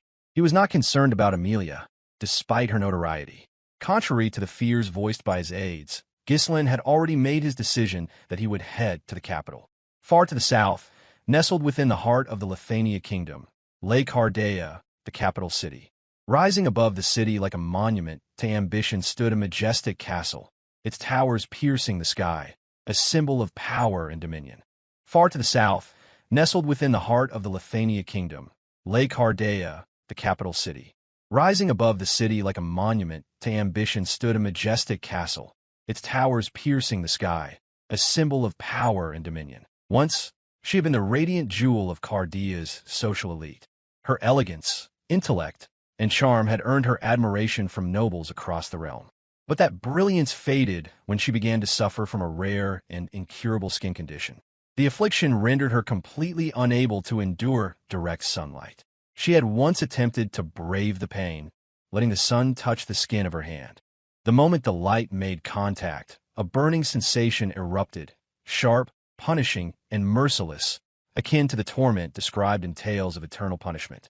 It was not a metaphor, and it was her lived reality. Every known treatment had been attempted, from the most expensive cosmetic formulas to ancient alchemical mixtures. Nothing brought her relief. Countless so-called miracle healers and charlatans stepped forward, claiming they could cure her affliction. Each one failed, and every failure ended in execution by direct order of her father. Now she passed her days cloistered in her room, isolated from the world she once commanded. Despite being the daughter of a man who wielded more power than the king himself, she lived like a prisoner. Her life was reduced to a monotonous silence, trapped behind velvet curtains and walls that concealed her from even the gentlest ray of sun.